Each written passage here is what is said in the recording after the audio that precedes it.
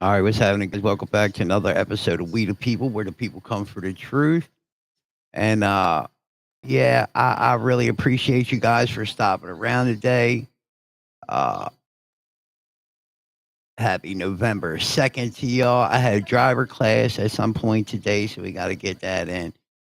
Yeah, let's go. All right, let's get back to the YouTube. We're going to close this. I'll do it off my phone. Actually, let's share. Let's copy the link so we got it. Now we close it. And what I want to do is this. And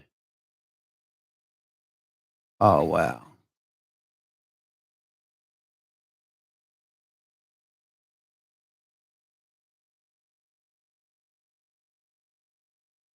Um wow, I thought I was able to play that. I didn't know I was gonna have to.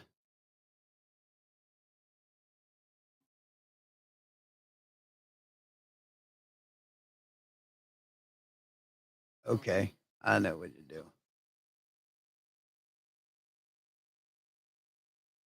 All right, so first thing I wanna get out of here real quick. All right. Damn headphones are falling off. Ain't got nobody on here yet anyway, so let's go over. Oh, I was on that. Okay. New tab, YouTube.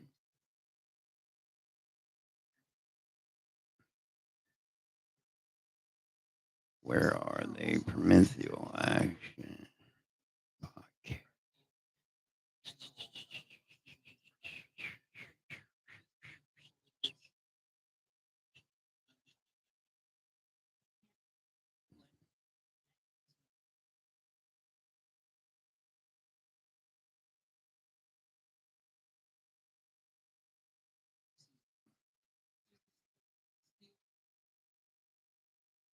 I don't want please.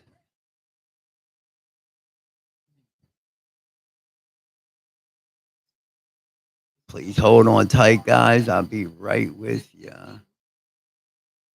Um, Damn it.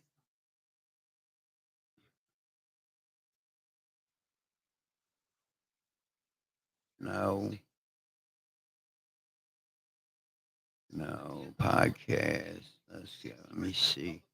I should have them in here. I don't want to have to do the dads.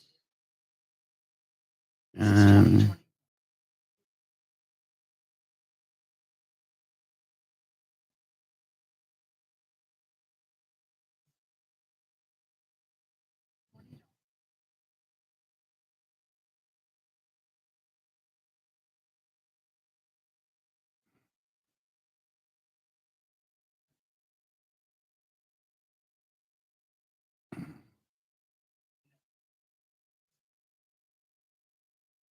it's the BCC. That's not who I'm looking for. Come on, man. Any other time, they're always on here. It's my chicks, man.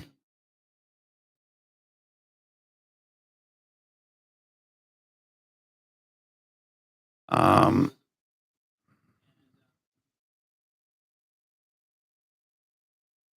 Action Justice Warriors, no. Penny Johnson, no. I don't even watch that.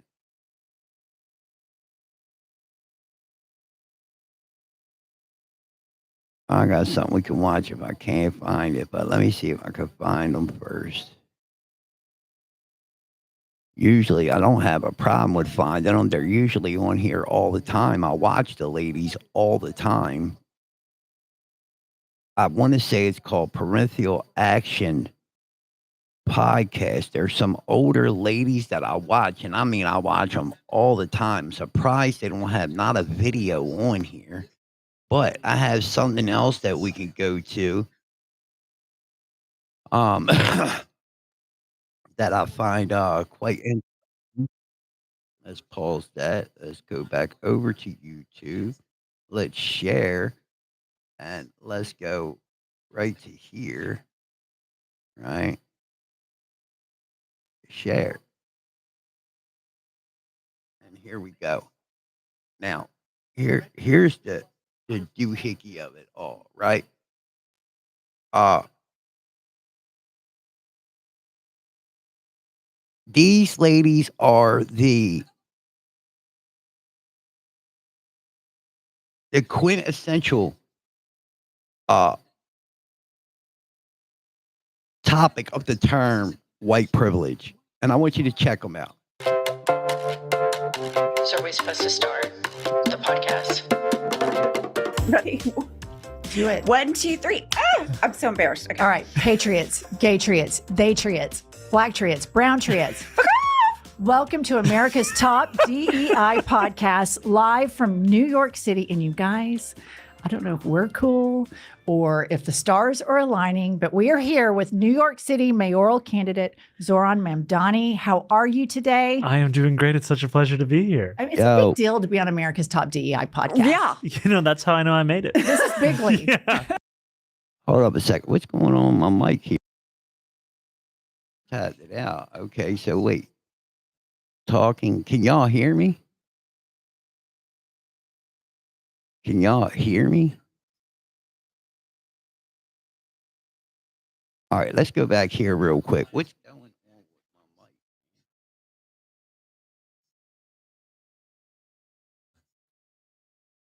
mic? I don't seem to be playing here. Am I playing? Oh, yeah, my mic's working just fine. My mic's working just fine. So I don't understand. Can you hear me on the stream? Where is let me get my phone.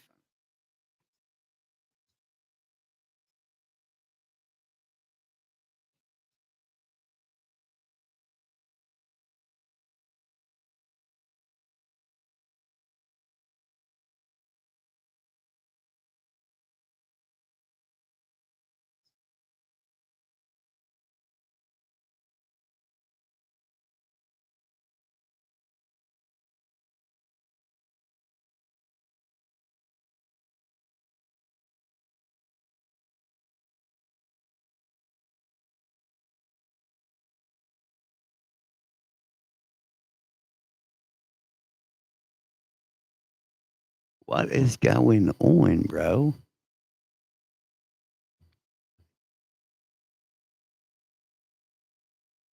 Is there no video?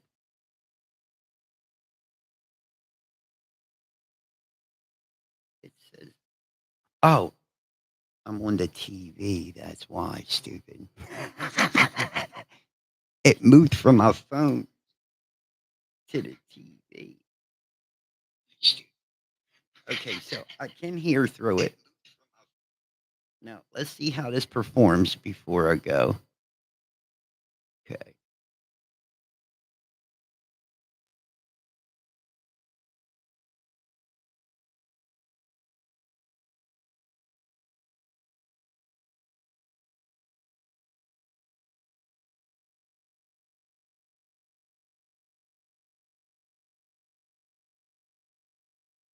Regardless of what happens. It's not the you primary win. That's No. right. We're right here. This is it. This is where it's all happening. Okay, we like to ask all of our guests what they've had it with. So, Zohran, what have you had it with?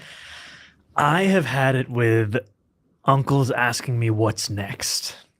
So everyone will be well acquainted with that moment in your life where you think you've done something, and there will always be an uncle who whispers in your ear, "Where are you headed to next?" Yeah. And so we've been doing photos, and there'll be an uncle who whispers to me, "Are you going to Senate, governor, Right. Yeah. president?" I'm like, this is a great place to be. Right. Why can't we just celebrate this moment? Do they also ask you, like, are there any kids in the works? Right. Yeah, Yes. this is a common question. But Yes. my parents are thankful that now the press corps gets to ask me the questions that they used to ask me. They can just listen. Just thinking, when Yeah, is it's he like, going to have you his know first more get kid? engaged. They're like, when are you going to have When are you kids? get- It's like, yeah. do I have to do all this right Just like, now? just take a break.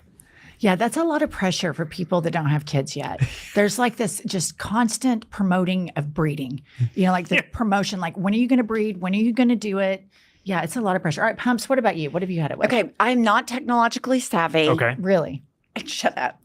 And what I've had it with is I always put in my wrong password. And then my computer says, do you want to save this password? And I'm like, no, because it's wrong. So then I have like 4 tries of different passwords and I never get it right.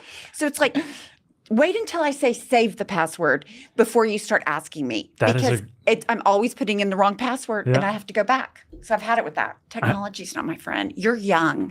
So Let you me tell you, understand technology. I feel like I do, but even I'm already starting to feel a little bit out of it. Like left behind. Yeah. When I started practicing law, there was no such thing as emails. That's how, or Okay, well, internet. okay. So We are in different places. She's a lot older. Yeah, I'm not going to So say we're like in the same Instagram boat. is like a Yeah. huge. I remember on the cell phone. I remember doing like Wait, the AAA. you had no Yeah. email when you started practicing when I started law? practicing law, there was no email. This is It was- not only Wow. This is like America's. pre Palm Pilot. Yes, pre BlackBerry, pre all of it. We had those little things you would get at Best Buy. I think then it was Circuit City, where you kept your calendar. The Epstein files are not going anywhere. And the Epstein files are not going anywhere. And every single day, the director of the FBI, Kash Patel, wakes up and proves how breathtaking. So are we supposed to start the podcast? Ready? Do it. 1, 2, 3. Ah, I'm so embarrassed. Okay. All right. Patriots, gay triots, they triots, black triots, brown triots. Welcome to America's top DEI podcast, live from New York City. And you guys, I don't know if we're cool or if the stars are aligning, but we are here with New York City mayoral candidate Zoran Mamdani. How are you today? I am doing great. It's such a pleasure to be here. I mean, it's a big deal to be on America's top DEI podcast. Yeah. You know, that's how I know I made it. This is big league. Yeah. Regardless of what happens. It's not you the primary win. That's No. right. We're right here. This is it. This is where it's all happening. Okay, we like to ask all of our guests what they've had. Let me tell you what I've had it with. Please. I have had it with politicians that think that they're badass and they act like they have courage. And in fact, I think they put on what I would call a profile in cowardice. One example would be Lil Marco Rubio, who, I don't know, for years, there is a video record of him having clarity about authoritarianism, clarity about Vladimir Putin. And you can go on and on. You know, J.D. Vance, who we call Lil Smokey because of the smoky eye. And, you know, there's a lot of these right now. But one, particularly when I think of New York, that could put on a profile in cowardice is your opponent, Andrew Cuomo. Yes. And I just cannot believe the 180-degree turn where he's trying to act like this manosphere tough guy. Yeah. And he has abandoned all progressive beliefs that he had before. Like so many people, once they open up to Donald Trump, once they capitulate, they become worse and worse and worse. And Andrew Cuomo has capitulated to Donald Trump. And the moral rot has just absolutely followed.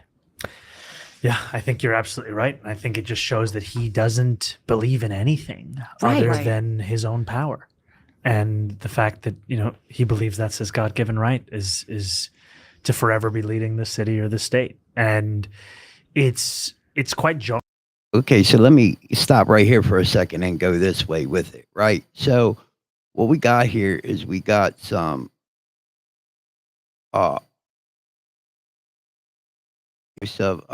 no. Okay. Now, what we got here is we got some white ladies that are in their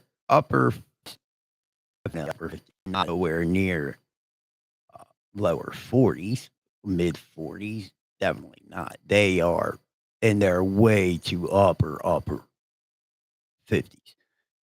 You can tell by all the Botox and the plastic surgery, right? But these, I'm quite sure, unmarried, unhinged, white privileged white women. That's what they, you know, that this is where the term white privilege comes from stupid people like this. But you know, they just feel like they can speak for all white people and critique the words of all white people and just say what whatever they please. It'll be awesome. You know? I mean, what do you want from it? You understand what I'm saying? Like, I mean, you're dealing with this, right? Uh, that you could just say anything on, right? We could just say anything on our podcast, and I mean, it is what it is, right? And you'll get these people that'll try to lead you the wrong way, right? Like what is it? Democratic socialist? Ain't that what they call us? A democratic socialist. That's what they say they are. Well, how do you get a democratic socialist? First of all, socialism don't even mix with capitalism at all. So I'd just like to hear from you guys what you think about this, and I would like to hear from you guys what you think about Zoran Mondani. Um, I am I am clearly not a fan. I wish I could get something on this green screen. I got to figure out how to do that, man. But needless to say, we're here this fine Saturday morning, and we're gonna let you hear these women from the I've Had It podcast, because they've had it, and that's what counts most of all, because you know they're white and they've had it. It's it's insane what you get when you get some upper 50s ladies that get a bottle of wine and an opinion, and they just run with it. They just run that pecker record, boy. They do not stop. It just keeps on going. Bop, bop, bop, bop, bop, bop, bop, bop, bop, bop, bop. Shut up. Let's hear what they got to say, though. And old Zoran. Jarring Old moron Zondami back again, boys. for many who spent, like me and like all of you, months hearing from someone about how they would be the best person to take on Donald Trump, and now have that same guy be the one who's on the phone with Donald Trump talking about how to stop our campaign. Think about You're a mayor, moron. how failed as a politician you would have to be to call a man who clearly, in my opinion, I'm not a doctor, has full-blown dementia, who tried to give a microphone a blowjob on the campaign trail. Donald Trump did this. And he has to have a Did you see the expression on his face when her stupid ass just said that? To give a microphone a blowjob. He did that. He did that. Yeah, he did that. No, shut up, stupid. Dementia, huh? I'm looking at you on screen right now, and it clearly looks to me like you have dementia. You and your busted ass nose. a 3-hour meeting where everybody tells him he's so great because he's that insecure. So how much has Andrew Cuomo fallen that right now, currently, he thinks the best thing for New Yorkers to do is to call a demented man with muffin top cankles, bruises all over his hands, and an army of sycophants around him? I mean, how on earth is that going to help New Yorkers? And then that makes me. My question is, though, they call us as Trump supporters sycophants, right? But here's my thing. If we're such sycophants, then why is it that they know that Joe Biden was the one who was out of it the whole time, right? They knew it. They knew Joe Biden was out of it the whole time, including these dumbasses right here, right? But even still, wow, the chat is alive. I guess ain't nobody even trying to come in and say what's up today, man. No messages. 2 people, me and somebody else. Well, thanks for stopping by. But something better on here, bro.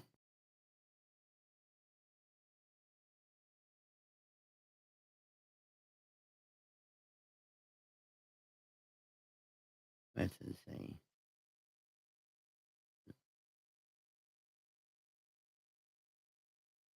So, yeah, well, I don't know. We just going to keep on pumping it through and seeing what we get. Me question his judgment. It makes me question Andrew Cuomo's judgment because I wouldn't call Donald Trump if he were the last person on the planet for advice. And calling him not just for advice, but for help. Right. Because Andrew Cuomo's path in his mind is that Donald Trump intervenes in this race and makes what is a 4-person race into a 2-person race. And he does that by getting Eric Adams and Curtis Sliwa out of it, such that it's a one-on-one with Andrew Cuomo. Now, it's difficult for Andrew Cuomo to understand, but he would also lose that race as well. Right. But still, he is trying everything he can do, not just to ask Donald Trump, but to say, can you help me? Can you actually? Well, Zoran, actually, I think your lies are kind of catching up with you. Right? And the reason why I say that is because, well, let's be frank. Don't nobody like you, bro. And nobody really, no real Americans anyway, at least ones that believe in their country and that believe in what our forefathers built for us in this country. And that I got grandparents, bro, that were in the military that fought in World War II, bro. And you think I would just smack my dead grandfather in the face by putting a socialist into power? Do you really think that I would put my vote on that? Come on, dude. Come on, dude. You got to have better common sense than that, let me tell you, because that's not happening. I'm a patriot. I love my family. And let me stop for a second here, guys, just to say, if you guys don't already have it, check out vidIQ. If you are a creator and you're working on growing your channel, vidIQ is the way to go. vidIQ will help you to grow your whatever you want to specify on. I believe you could specify on all things: your views, your engagements, and your subscriber base. It helps you to amplify your voice and get heard and seen by more people. vidIQ is the way to go. You could pay yearly for it, or you could pay monthly. I have a link in my description. Check that link out and go check out vidIQ if you're a creator, and let me know how it goes. I really appreciate it. But please use my link below. I'm an affiliate now. I really appreciate that. And well, let's get back into it. So yeah, the ladies on here, they just well, let's see how drunk they are. This could get comical. Really make this a race that is easier for me. But when you think about it, Donald Trump has a history of sexual abuse or sexual misconduct allegations. Andrew Cuomo has the exact same history. Neither really believe in anything except for being liked. And there's no, again, it's a profile in cowardice. I don't see either one of them standing for anything. They just accept who has the biggest check right now. Who can write me the biggest check? And it's so obvious once you open up your eyes to it. But when you think about all the people surrounding Trump, it's almost like by design, it's a prerequisite that you have some sort of moral collapse in your background to be able to even talk to him. And I think Andrew Cuomo has this. I mean, this is a I tweet think this will be a from little June more. 2020 from Mr. Mom. I think this will be a little more exciting to watch. This is Dad Saves America, and I like the way he breaks the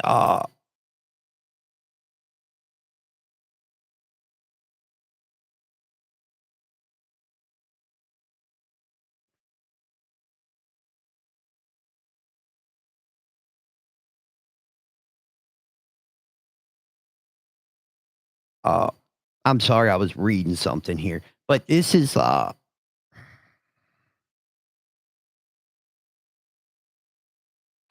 Dad saves America, and the reason why I chose to click over to this instead of stick with that is because, well, and them chicks really just get on my nerves, man. The things that they say make no sense. It's all crap. What I'd like to do actually is do this. Let me see. I should have had this done before I went on to any of this.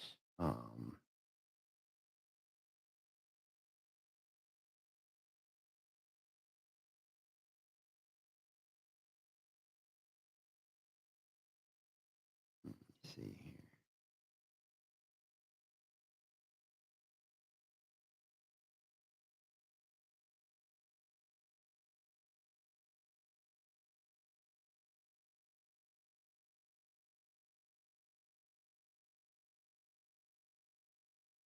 Assessment Annex. John Brennan lied, and he denied using this dossier in this intelligence assessment that President Obama ordered because he knew it was discredited. It was a politically motivated, manufactured document. He directed senior CIA officials to use it anyway. CIA officer told the House Intelligence Committee staff as they investigated this, quote, "The director of the CIA, John Brennan, refused to remove it, and when confronted with the dossier's many flaws, responded, quote, 'Yes, but doesn't it ring true?'" Even the bipartisan Senate Select Committee on Intelligence report published in 2020 criticized the FBI's handling of the Steele dossier, noting its completely unverified nature and purposeful sidestepping of intelligence community procedures in its use. Now, President Obama, Hillary Clinton, John Brennan, James Clapper, James Comey, and others, including their mouthpieces in the media, knowingly lied as they repeated the contrived narrative that was created in this January 2017 intelligence community assessment with high confidence as though it were fact. John Brennan, as CIA director, stated in a memo to his agency staff in December of 2016, saying, quote, "There is strong consensus among us on the scope, nature, and intent of Russian interference in our presidential election." This was reported by NBC News, confirming that Brennan, along with James Clapper and James Comey, agreed with the CIA's assessment that Russia intervened to help Trump win the presidency. As Obama's Director of National Intelligence, James Clapper was tasked with overseeing the creation of this assessment in January of 2017 by President Obama, and he expressed confidence in its findings. In a 2018 interview with the Harvard Gazette, he talked about how he provided Trump with the same classified assessment that President Obama received, which included the high confidence judgment that Putin directly ordered the hacking and election interference. Clapper then went on to add, "I think they, the Russians, actually influenced the outcome."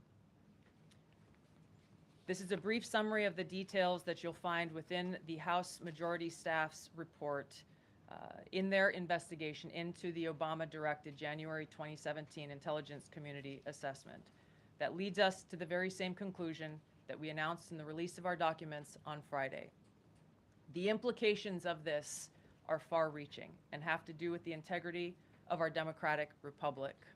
It has to do with an outgoing president taking action to manufacture intelligence to undermine and usurp the will of the American people in that election and launch what would be a years-long coup against the incoming President of the United States, Donald Trump. Thank you.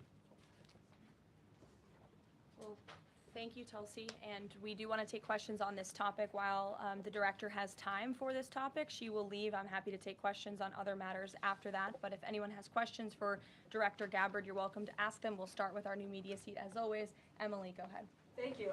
And Director Gabbard, this one is for you. Do you believe that any of this new information implicates former President Obama in criminal behavior?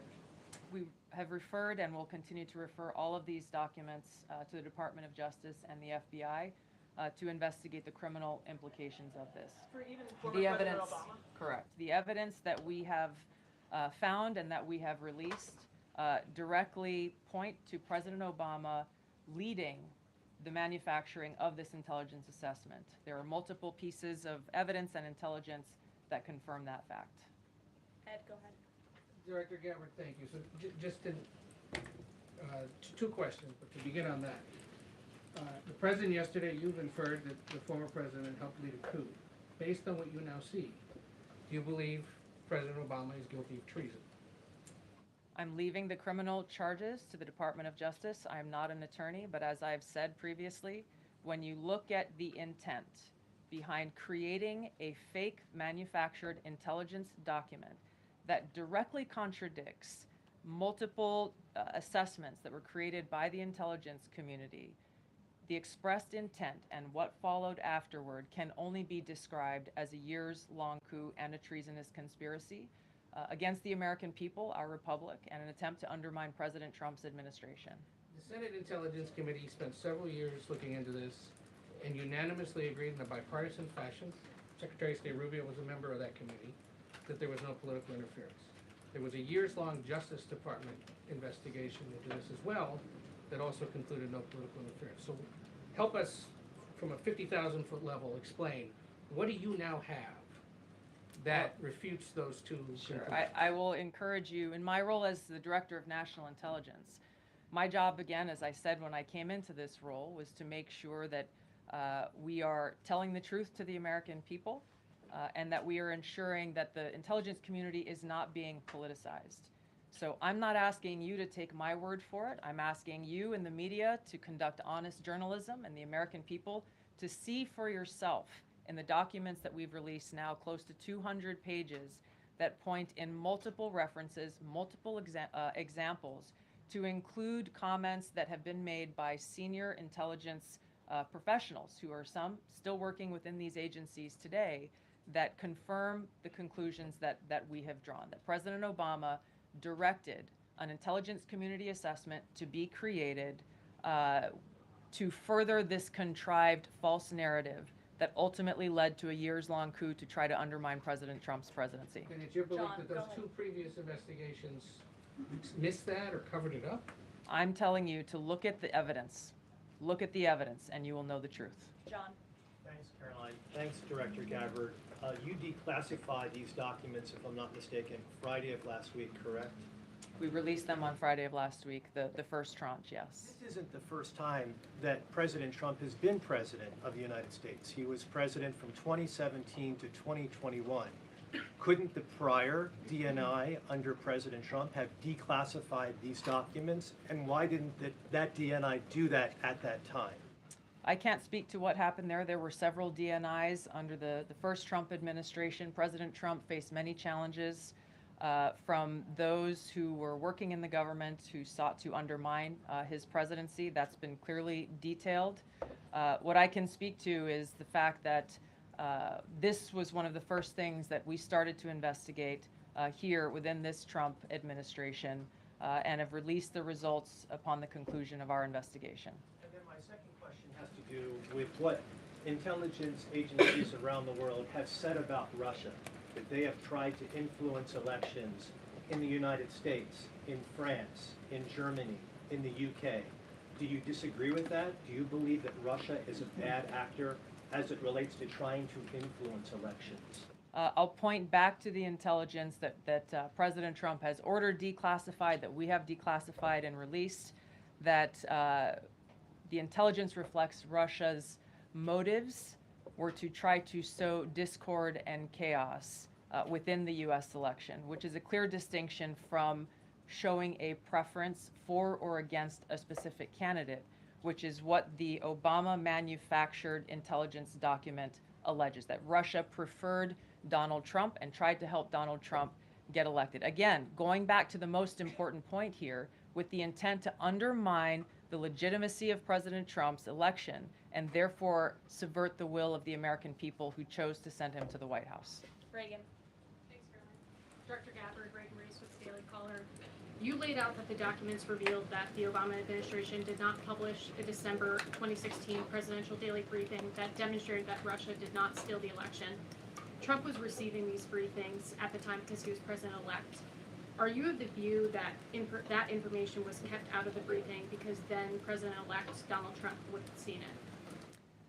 I don't have any documents that speak to exactly what the new guidance was that was given as the reason for pulling that document, which, by the way, still has never been published until we released it last week, Friday. One could assume that they didn't want President Trump to see a document that came from the intelligence community that would contradict the Russia hoax narrative that began through the Hillary campaign. One more. The president said yesterday that Obama committed treason. Do you or the White House believe that the Supreme Court's immunity decision protects Obama from prosecution? Look, I can speak to the president's feelings on this matter. He spoke to all of you yesterday in the Oval Office, but I also spoke to him about this morning. And he wants to see all those who perpetuated this fraud against our country, who betrayed our country and the Constitution, to be thoroughly investigated and held accountable.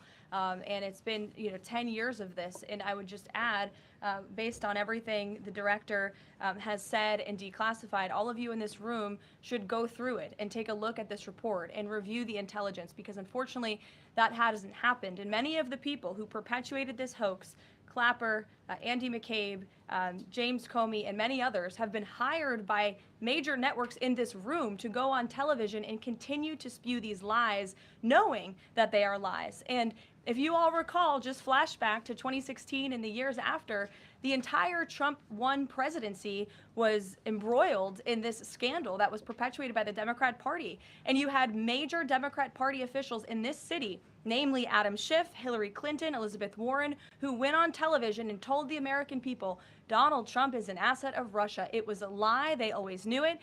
Hillary Clinton herself said that President Trump would be a puppet for Putin. Senator Tim Kaine at the time called President Trump Vladimir Putin's defense lawyer. Adam Schiff stated, and one of the worst things a lawmaker can do is to tell the American people, I know something you don't know, it's just classified and I can't tell you. And that's what he said. I can tell you that the case is more than that. I can't go into the particulars, but there is more than circumstantial evidence now.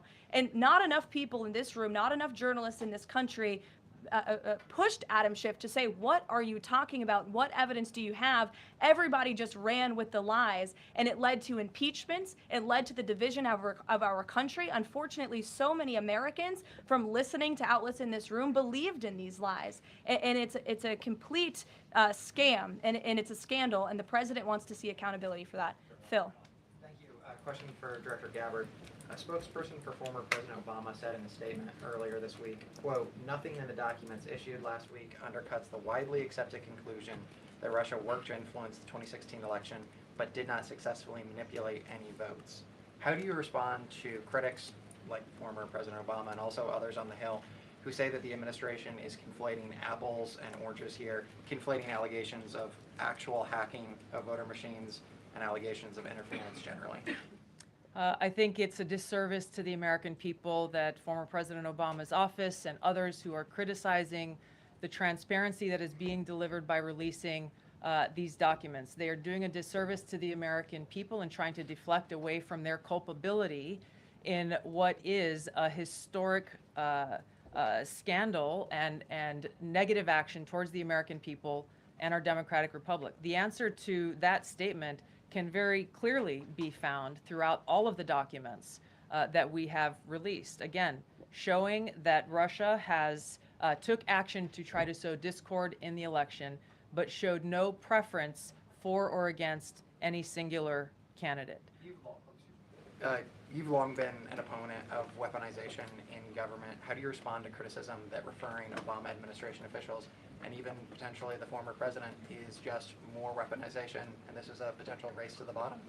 I think that's a very disrespectful attack on the American people who deserve the truth. They deserve to have faith and trust in the integrity of our democratic republic, which has been undermined by President Obama through his direction of this manufactured fake intelligence document, knowing that it was filled with lies and knowing that it would and could then be used for all of the actions that came after. And I would just add, there needs to be accountability for that weaponization, Phil, that we've seen. And no one has been a victim of the weaponized government more than President Trump, not just because of this political scandal. You all recall his house was raided. So I think, it's very disingenuous for people to say, how dare they speak of former President Obama about this based on evidence and based on intelligence, when the former president of the United States, Donald Trump's home was raided, when he was forced to sit in a Manhattan courtroom and many other courtrooms across the country for crimes he never committed, when he was impeached and indicted, and the entire country witnessed that. That's the weaponization of justice. Now the president is back because the American people see the truth. Nearly 80 million Americans reelected him back to this office, and he believes that we need to have justice and accountability. And I think the nearly 80 million Americans who reelected him agree with that. Caitlin. Thank you, Caroline. Two questions for Director Gabbard, just on this. Director Gabbard, you referenced the past intelligence reports and assessments on this, including that 2017 one that was signed off, as Ed noted, by every Republican on the Senate Intelligence Community, including the acting chair of the time, now Secretary of State Marco Rubio, who said in a statement that they did not find any evidence of Russian collusion, but they did find, however, is very troubling, and they found irrefutable evidence of Russian meddling. One, are you saying that he's wrong in that statement that he made then? And secondly, what would you say to people who believe that you're only releasing these documents now to improve your standing with the president after he said that your intelligence assessments were wrong? Well, first, I want to correct something that you stated, which was citing the Senate Intelligence Committee's report as being one and the same. I think you said the intelligence community. The Senate Intelligence Committee has a very different function than the Office of the Director of National Intelligence. The evidence and the intelligence that has been declassified and released is irrefutable. I'm going to let Caroline speak to Secretary Rubio. I'll speak to both questions. First, on Secretary Rubio, he put out a statement in 2020 following that Senate Intelligence Committee report, and he said what they found is troubling. We found irrefutable evidence of Russian meddling, which the Director of National Intelligence just confirmed for all of you, that Russia was trying to sow distrust and chaos. But what's the outrage in this that Secretary Rubio did not say at the time, the Democrats were saying at the time, is the fact that the intelligence community was concocting this narrative that the president colluded with the Russians, that the president's son was holding secret meetings with the Russians, all of these lies that were never true. And he also said at that time, we discovered deeply troubling actions taken by the FBI under Comey, particularly their acceptance and willingness to rely on the Steele dossier without verifying its methodology or sourcing. The Steele dossier that many outlets in this room ran as the gospel truth, and it was cooked up and paid for by the Clinton campaign.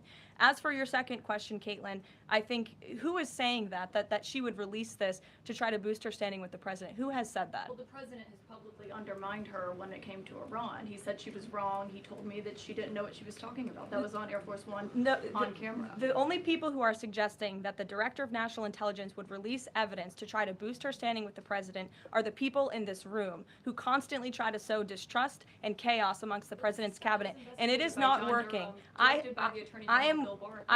will just answer your question directly. I am with the President of the United States every day. He has the utmost confidence in Director Gabbard. He always has. He continues to. And that is true of his entire cabinet, who is all working as one team to deliver on the promises this president made. Does anyone else have questions for Director Gabbard? And then we'll turn it over to a couple other questions. Christian, go ahead. Yeah, thank you. Director Gabbard, two follow-ups on questions that had been asked. You mentioned the previous DNIs during the president's first term.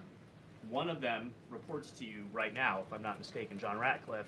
So have you not spoken to him about why this information was not declassified during the first term? He was in that position for a very short period of time. The work that began back then, we have picked up and absolutely completed. We are continuing to investigate this. Additional whistleblowers are now coming forward because they see an opportunity for the truth to come to light. And as Caroline said, for real accountability to be brought forward. The accountability is the essential part of this. We can show the truth, reveal the truth. The accountability needs to occur to be able to start to restore that trust in the integrity of our democracy. And then just quickly, I know you said you would leave the charging to DOJ, but the statute of limitations on conspiracy is 5 years. So what else could they possibly pursue besides treason?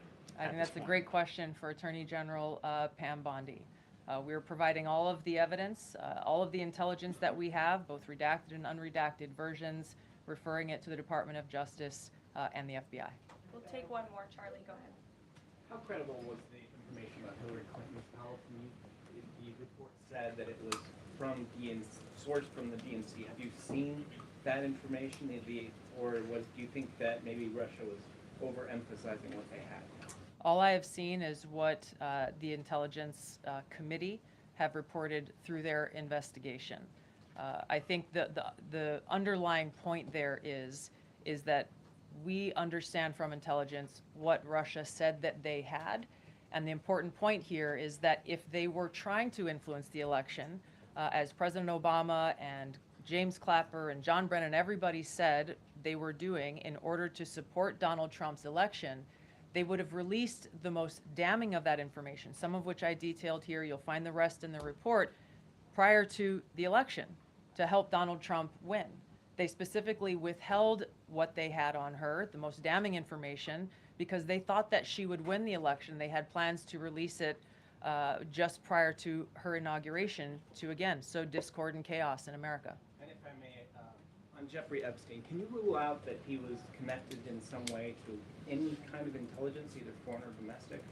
I haven't seen any evidence or information that reflects that.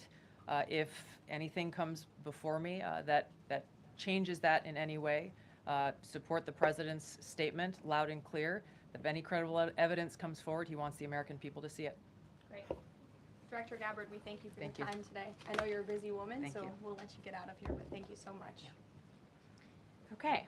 I know there's many issues going on today across the world and here at home. If you have any other further questions, I'm happy to take them. Ed, why don't you go ahead? Yeah, thank you, Caroline. So the Japan trade deal, is that Japan trade deal the start of this number of trade deals that the Treasury Secretary says we're going to see by August 1st? I think it is. I mean, as you said, we had Japan yesterday. We also had Indonesia, and we had the Philippines as well. The president announcing all three. He came in as the closer in all three of those. I've said many times from this podium that the president's trade team has been in active talks and discussions with many countries around the world, and you've all been anxiously awaiting what those countries were. Now you know 3 of them, and there's many more to go. We have now sent 25 letters to countries around the world. But just to reiterate this Japan deal, for those at home who may have missed it, Japan will now pay a 15% tariff versus the reciprocal rate of 24% that they initially had. Auto and auto parts tariffs have been reduced to 15%, but the centerpiece of this deal now is the president got Japan to commit to $550 billion in investments to revitalize American industries. And these funds will be spent at President Trump's discretion and direction into key industries such as energy, semiconductors, critical minerals, pharmaceuticals, and shipbuilding.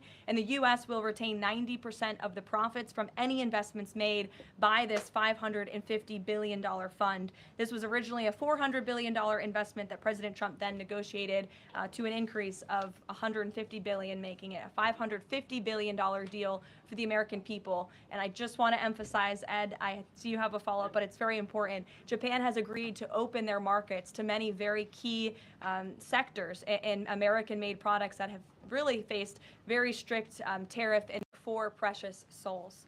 We are so sorry for the grief and the pain you have experienced at the hands of such a vicious and evil killer. Our nation grieves with you, and we will never forget the precious souls who were lost in this horrific act of evil. If it were up to the president, he would have forced this monster to publicly explain why he chose to steal these innocent souls. May God bless and watch over everyone affected by this unimaginable tragedy, especially the parents who lost their children. Let me begin with a few scheduling items off the top. Later this afternoon, President Trump will deliver the keynote address at the Winning the AI Race Summit here in Washington, D.C. President Trump believes it is non-negotiable that the United States wins the AI race, which is why today, President Trump will announce a bold and comprehensive AI action plan to sustain and enhance America's global AI dominance. Under President Trump's leadership, our country will lead the world in AI to secure a brighter future for all Americans, massively grow our economy, and protect our national security.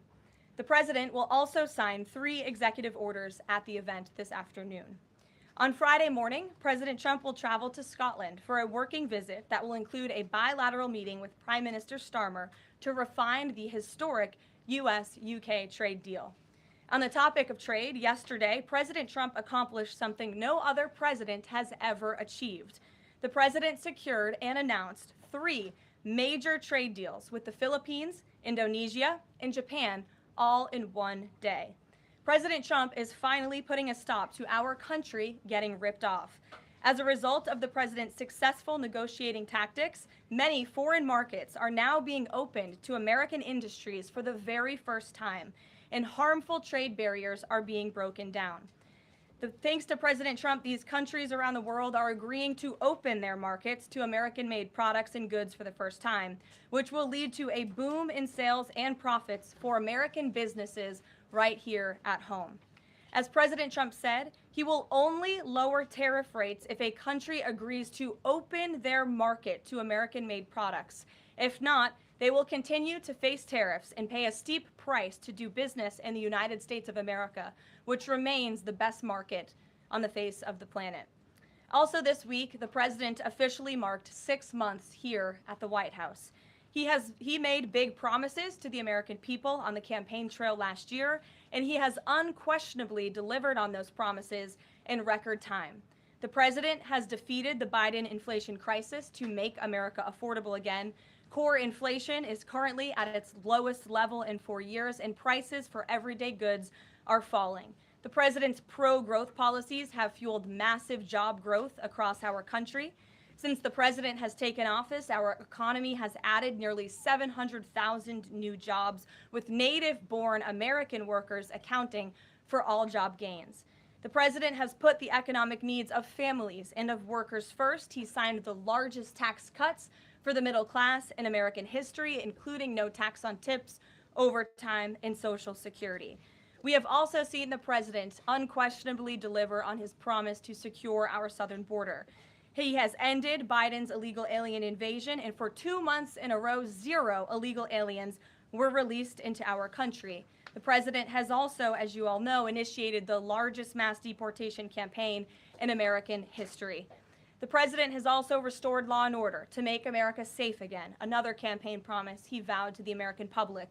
The United States of America is currently on track for its lowest murder rate on record, following this shift from the last administration to the Trump administration. The president has also ended Joe Biden's reckless war on American energy. U.S. oil and natural gas production are now surging, and summer gas prices reached their lowest level since 2021. The president has also rebuilt our military, another campaign promise. He just signed the largest military investment in decades to modernize our armed forces with cutting-edge technology to replenish our stockpiles and provide American troops with the best equipment in the world. The U.S. Army, Navy, Air Force, and Space Force have all reached their recruitment goals months in advance.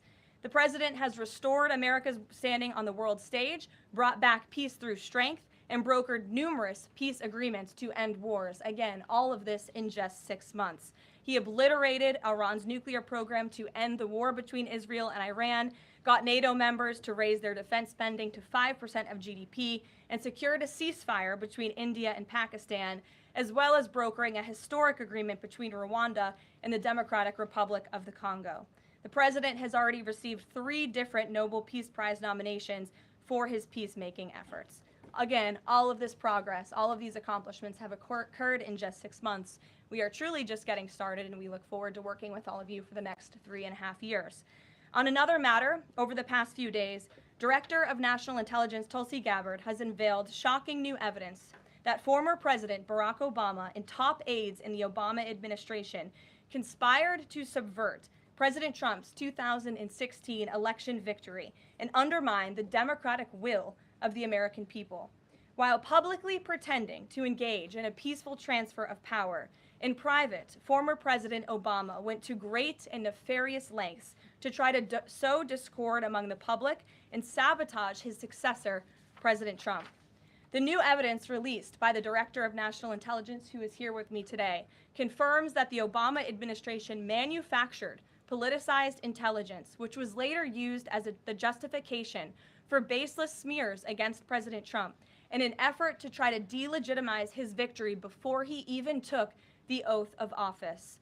The truth is that President Trump never had anything to do with Russia, and the Russia collusion hoax was a massive fraud perpetuated on the American people from the very beginning. And the worst part of this is Obama knew that truth, and so did all of the other corrupt officials involved in this scam, including former CIA Director John Brennan, former Director of National Intelligence James Clapper, former FBI Director James Comey, former Deputy Director Andrew McCabe, and many others. Director of National Intelligence Gabbard's report further confirms what we already knew. There was no collusion, no corruption, except on the part of Barack Obama and the weaponized intelligence agencies at the time. The Russia hoax was a blatant lie, all ginned up by Democrat political operatives that were signed off on by then President Obama and leaked to the news media to launch a years-long witch hunt against President Trump and his first administration. Allies of the president, including his own son, Donald Trump Jr., were disgustingly smeared as Russian assets, and some even had their lives destroyed because of this vicious lie. The president's first 2 years in office had this fake distraction hanging over it, and endless resources, time, and political capital were spent having to debunk these lies from the highest levels of our government. Now, nearly 10 years later, thanks to the declassification of documents by Director Gabbard, the truth has finally come to light. And this truth vindicates President Trump, his family, and his many allies and associates who were smeared with defamatory lies. President Trump was right from the beginning about all of this, and we are grateful that justice can be served. Now, we have even more damning evidence implicating those who tried to sabotage a duly elected president and did grave material harm to our republic. Thanks to additional important work done by CIA Director Ratcliffe, Committee Chairman Rick Crawford over the past few months, a newly declassified 2020 report prepared by the House Permanent Select Committee on Intelligence, which DNI Director Gabbard has declassified, found that the intel community did not have any direct information that Russian President Vladimir Putin wanted to help elect President Trump in 2016. And in fact, Russia was actively preparing for a Hillary Clinton victory. But at the unusual direction of Barack Obama at the time, the intel community published implausible intelligence suggesting otherwise. Why? To sabotage the incoming president. This is truly one of the greatest political scandals in American history. And reporters at legacy outlets, some of which are sitting in this room today, like the New York Times and the Washington Post, were ridiculously awarded Pulitzer Prizes for their perpetuation of this hoax. It's well past time for those awards to be stripped from the journalists who receive them. It is not journalism to propagate political disinformation in service of the Democrat Party and those in the intelligence community who hand over out of context and fake intelligence to push a false political narrative. I will now pass it over to the Director of National Intelligence, Tulsi Gabbard, to speak more about all of this, and then we will open it up for questions afterwards. Tulsi, thank you for being here. Thank you very much. Good afternoon. At President Trump's direction and with the support and coordination with the House Intelligence Committee Chairman Rick Crawford, today we've released a declassified Oversight Majority Staff report that was produced in September of 2020. The stunning revelations that we are releasing today should be of concern to every American. This is not about Democrats or Republicans. This has to do with the integrity of our democratic republic and American voters having faith that the votes cast will count. There is irrefutable evidence that detail how President Obama and his national security team directed the creation of an intelligence community assessment that they knew was false. They knew it would promote this contrived narrative that Russia interfered in the 2016 election to help President Trump win, selling it to the American people as though it were true. It wasn't. The report that we released today shows in great detail how they carried this out. They manufactured findings from shoddy sources. They suppressed evidence and credible intelligence that disproved their false claims. They disobeyed traditional tradecraft intelligence community standards and withheld the truth from the American people. In doing so, they conspired to subvert the will of the American people who elected Donald Trump in that election in November of 2016. They worked with their partners in the media to promote this lie, ultimately to undermine the legitimacy of President Trump and launching what would be a years-long coup against him and his administration. We're here today because the American people deserve the truth, they deserve accountability, and they deserve justice. The records that we released on Friday that were ODNI records Senator Chuck Grassley's release on Monday of what is known as the Clinton Annex, which was an appendix to the Department of Justice Office of Inspector General's 2018 report, as well as the House Intelligence Committee's majority oversight report that we're releasing today, all come back to and confirm the same report. There was a gross politicization and manipulation of intelligence by the Obama administration intended to delegitimize President Trump even before he was inaugurated, ultimately usurping the will of the American people. I'm going to go over the key findings from the House Intelligence Report, which investigated the claims that were made by an intelligence community assessment ordered by President Obama and published in January of 2017. First, Putin's principal interests relating to the 2016 election were to undermine faith in the U.S. democratic process, not show any preference of a certain candidate. In fact, this report shows Putin held back from leaking compromising material on Hillary Clinton prior to the election, instead planning to release it after the election to weaken what Moscow viewed as an inevitable Clinton presidency. In the January 2017 intelligence community assessment that President Obama ordered, John Brennan, who was CIA director at the time, and the intelligence community intentionally suppressed intelligence that showed Putin was saving the most damaging material that he had in his possession about Hillary Clinton until after her potential and likely victory. The report goes into great detail about the information that Russia and Putin had on Hillary Clinton, which included possible criminal acts like secret meetings with multiple named U.S. religious organizations in which State Department officials offered, in exchange for supporting Secretary Clinton's campaign for the presidency, significant increases in financing from the State Department. They also had documents that showed the patronage of the State Department to State Department employees who would go and support Hillary Clinton's presidential campaign. There were high-level DNC emails that detailed evidence of Hillary's, quote, psycho-emotional problems, uncontrolled fits of anger, aggression, and cheerfulness, and that then Secretary Clinton was allegedly on a daily regimen of heavy tranquilizers. Then CIA Director Brennan and the intelligence community mischaracterized intelligence and relied on dubious substandard sources to create a contrived false narrative that Putin developed a quote-unquote clear preference for Trump.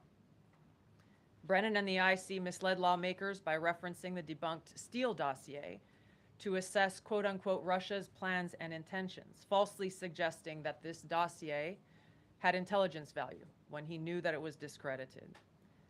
The intelligence community excluded significant intelligence and ignored or selectively quoted reliable intelligence that contradicted the intelligence community assessment's key findings on Putin's alleged support for Trump. Including this intelligence reporting would have exposed the ICA's claim as implausible, if not ridiculous.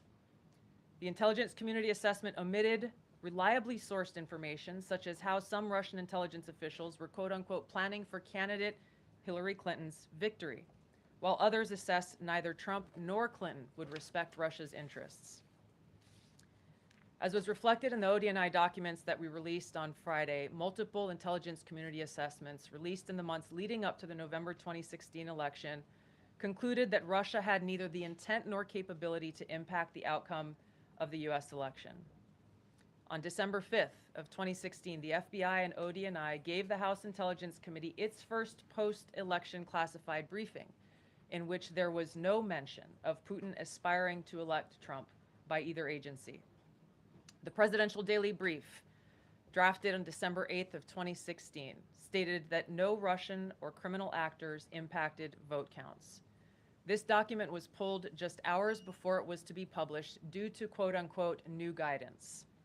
If it had been published, it would have been briefed to both President Obama and President-elect Donald Trump.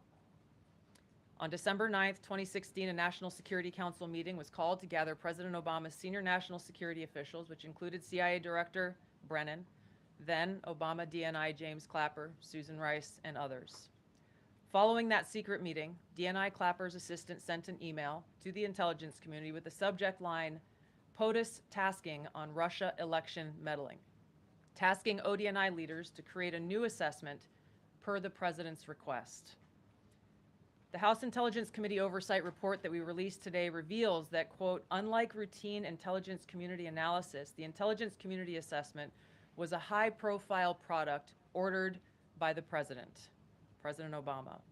It directed senior intelligence community agency heads and created an intelligence community assessment limited to just 5 analysts using one principal drafter.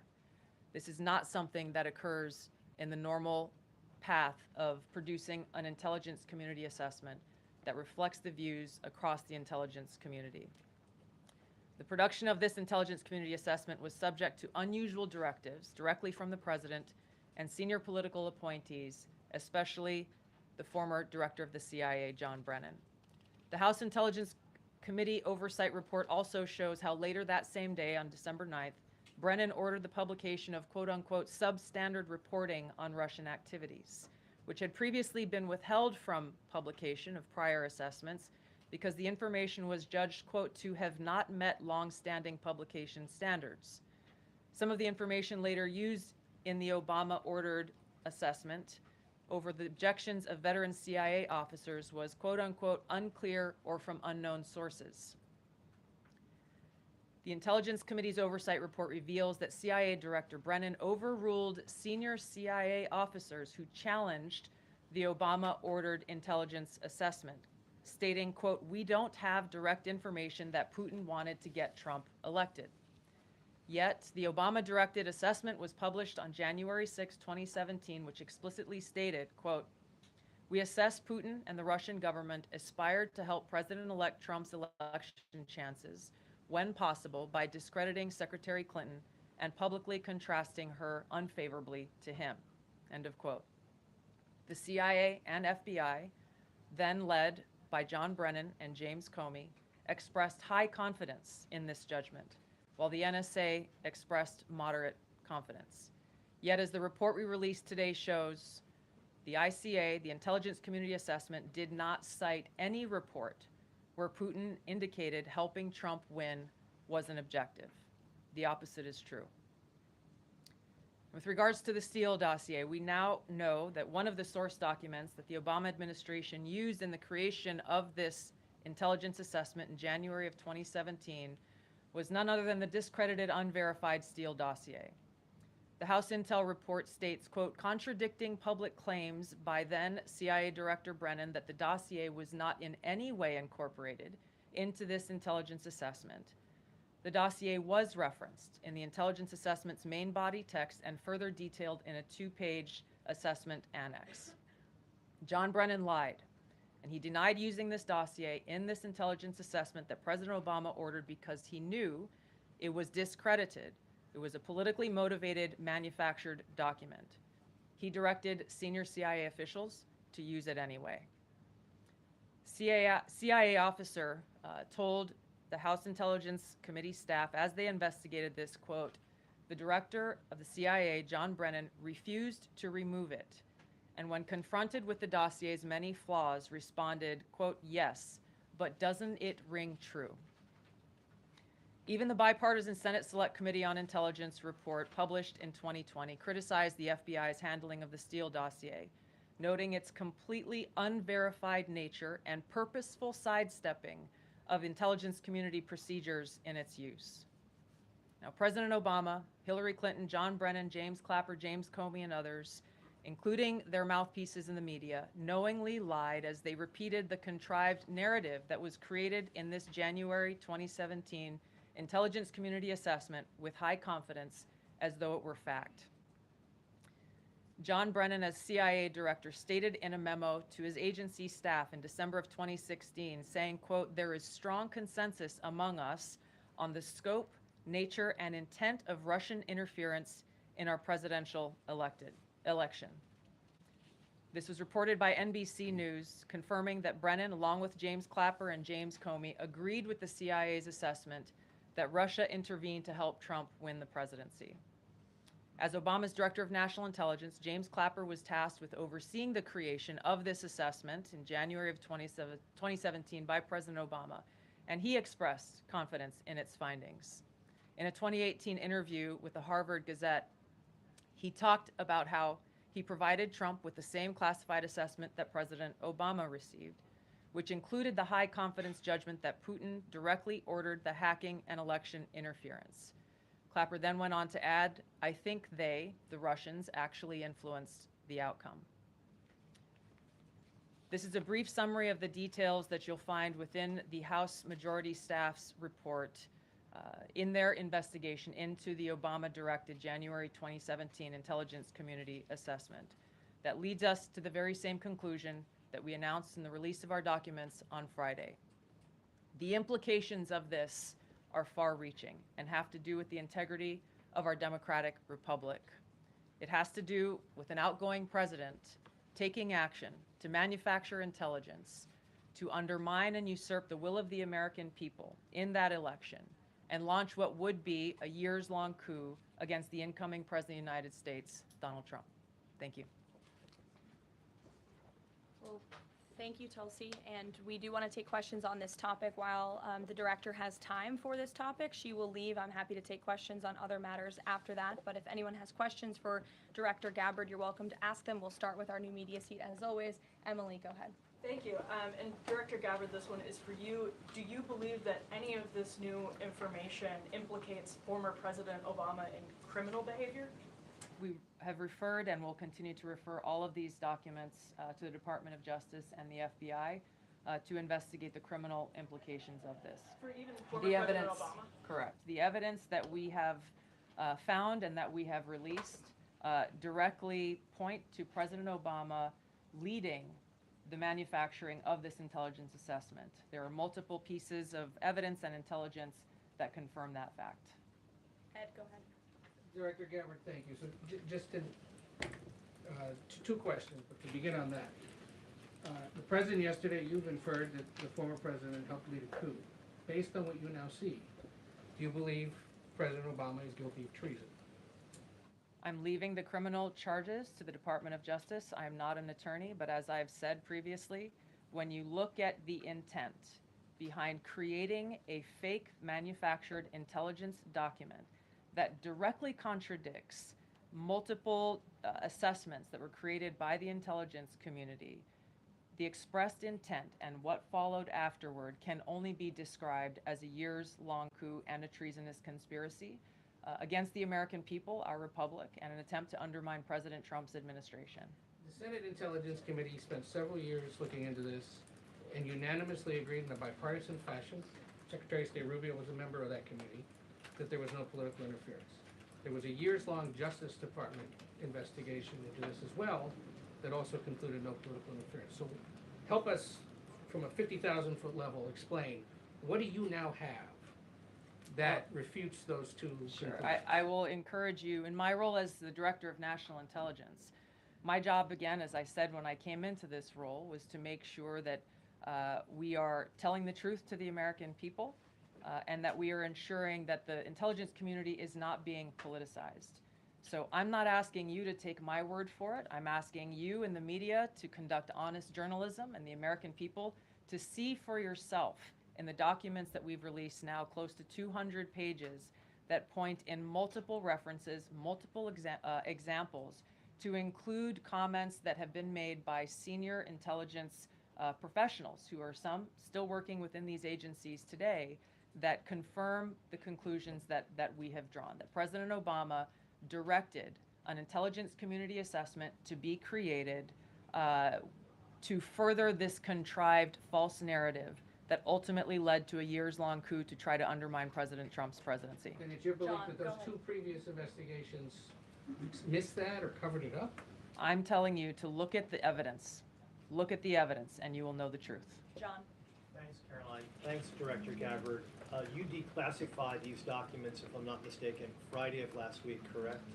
We released them on Friday of last week, the first tranche, yes. This isn't the first time that President Trump has been president of the United States. He was president from 2017 to 2021. Couldn't the prior DNI under President Trump have declassified these documents? And why didn't that DNI do that at that time? I can't speak to what happened there. There were several DNIs under the first Trump administration. President Trump faced many challenges from those who were working in the government who sought to undermine his presidency. That's been clearly detailed. What I can speak to is the fact that this was one of the first things that we started to investigate here within this Trump administration and have released the results upon the conclusion of our investigation. And then my second question has to do with what intelligence agencies around the world have said about Russia, that they have tried to influence elections in the United States, in France, in Germany, in the UK. Do you disagree with that? Do you believe that Russia is a bad actor as it relates to trying to influence elections? I'll point back to the intelligence that President Trump has ordered declassified, that we have declassified and released, that the intelligence reflects Russia's motives were to try to sow discord and chaos within the U.S. election, which is a clear distinction from showing a preference for or against a specific candidate, which is what the Obama manufactured intelligence document alleges, that Russia preferred Donald Trump and tried to help Donald Trump get elected. Again, going back to the most important point here, with the intent to undermine the legitimacy of President Trump's election and therefore subvert the will of the American people who chose to send him to the White House. Reagan. Thanks, Caroline. Director Gabbard, Reagan Reese with Daily Caller. You laid out that the documents revealed that the Obama administration did not publish a December 2016 presidential daily briefing that demonstrated that Russia did not steal the election. Trump was receiving these briefings at the time because he was president-elect. Are you of the view that that information was kept out of the briefing because then President-elect Donald Trump would have seen it? I don't have any documents that speak to exactly what the new guidance was that was given as the reason for pulling that document, which, by the way, still has never been published until we released it last week, Friday. One could assume that they didn't want President Trump to see a document that came from the intelligence community that would contradict the Russia hoax narrative that began through the Hillary Clinton campaign with the Steele dossier. One more. Maybe either for you or Caroline. The president said yesterday that Obama committed treason. Do you or the White House believe that the Supreme Court's immunity decision protects Obama from prosecution? Look, I can speak to the president's feelings on this matter. He spoke to all of you yesterday in the Oval Office, but I also spoke to him about this morning.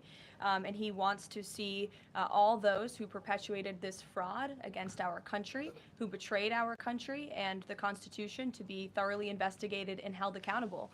And it's been 10 years of this. And I would just add, based on everything the director has said and declassified, all of you in this room should go through it and take a look at this report and review the intelligence, because unfortunately that hasn't happened. And many of the people who perpetuated this hoax, Clapper, Andy McCabe, James Comey, and many others, have been hired by major networks in this room to go on television and continue to spew these lies, knowing that they are lies. And if you all recall, just flashback to 2016 and the years after, the entire Trump 1 presidency was embroiled in this scandal that was perpetuated by the Democrat Party. And you had major Democrat Party officials in this city, namely Adam Schiff, Hillary Clinton, Elizabeth Warren, who went on television and told the American people, Donald Trump is an asset of Russia. It was a lie. They always knew it. Hillary Clinton herself said that President Trump would be a puppet for Putin. Senator Tim Kaine at the time called President Trump Vladimir Putin's defense lawyer. Adam Schiff stated, and one of the worst things a lawmaker can do is to tell the American people, I know something you don't know, it's just classified and I can't tell you. And that's what he said. I can tell you that the case is more than that. I can't go into the particulars, but there's more than circumstantial evidence now. And not enough people in this room, not enough journalists in this country pushed Adam Schiff to say, what are you talking about? What evidence do you have? Everybody just ran with the lies, and it led to impeachments. It led to the division of our country. Unfortunately, so many Americans, from listening to outlets in this room, believed in these lies. And it's a complete scam, and it's a scandal, and the president wants to see accountability for that. Phil. Thank you. Question for Director Gabbard. A spokesperson for former President Obama said in a statement earlier this week, quote, nothing in the documents issued last week undercuts the widely accepted conclusion that Russia worked to influence the 2016 election, but did not successfully manipulate any votes. How do you respond to critics like former President Obama and also others on the Hill, who say that the administration is conflating apples and oranges here, conflating allegations of actual hacking of voter machines and allegations of interference generally. I think it's a disservice to the American people that former President Obama's office and others who are criticizing the transparency that is being delivered by releasing these documents. They are doing a disservice to the American people and trying to deflect away from their culpability in what is a historic scandal and negative action towards the American people and our democratic republic. The answer to that statement can very clearly be found throughout all of the documents that we have released. Again, showing that Russia has took action to try to sow discord in the election, but showed no preference for or against any singular candidate. You've long been an opponent of weaponization in government. How do you respond to criticism that referring Obama administration officials and even potentially the former president is just more weaponization and this is a potential race to the bottom? I think that's a very disrespectful attack on the American people who deserve the truth. They deserve to have faith and trust in the integrity of our democratic republic, which has been undermined by President Obama through his direction of this manufactured fake intelligence document, knowing that it was filled with lies and knowing that it would and could then be used for all of the actions that came after. And I would just add, there needs to be accountability for that weaponization, Phil, that we've seen. And no one has been a victim of the weaponized government more than President Trump, not just because of this political scandal. You all recall his house was raided.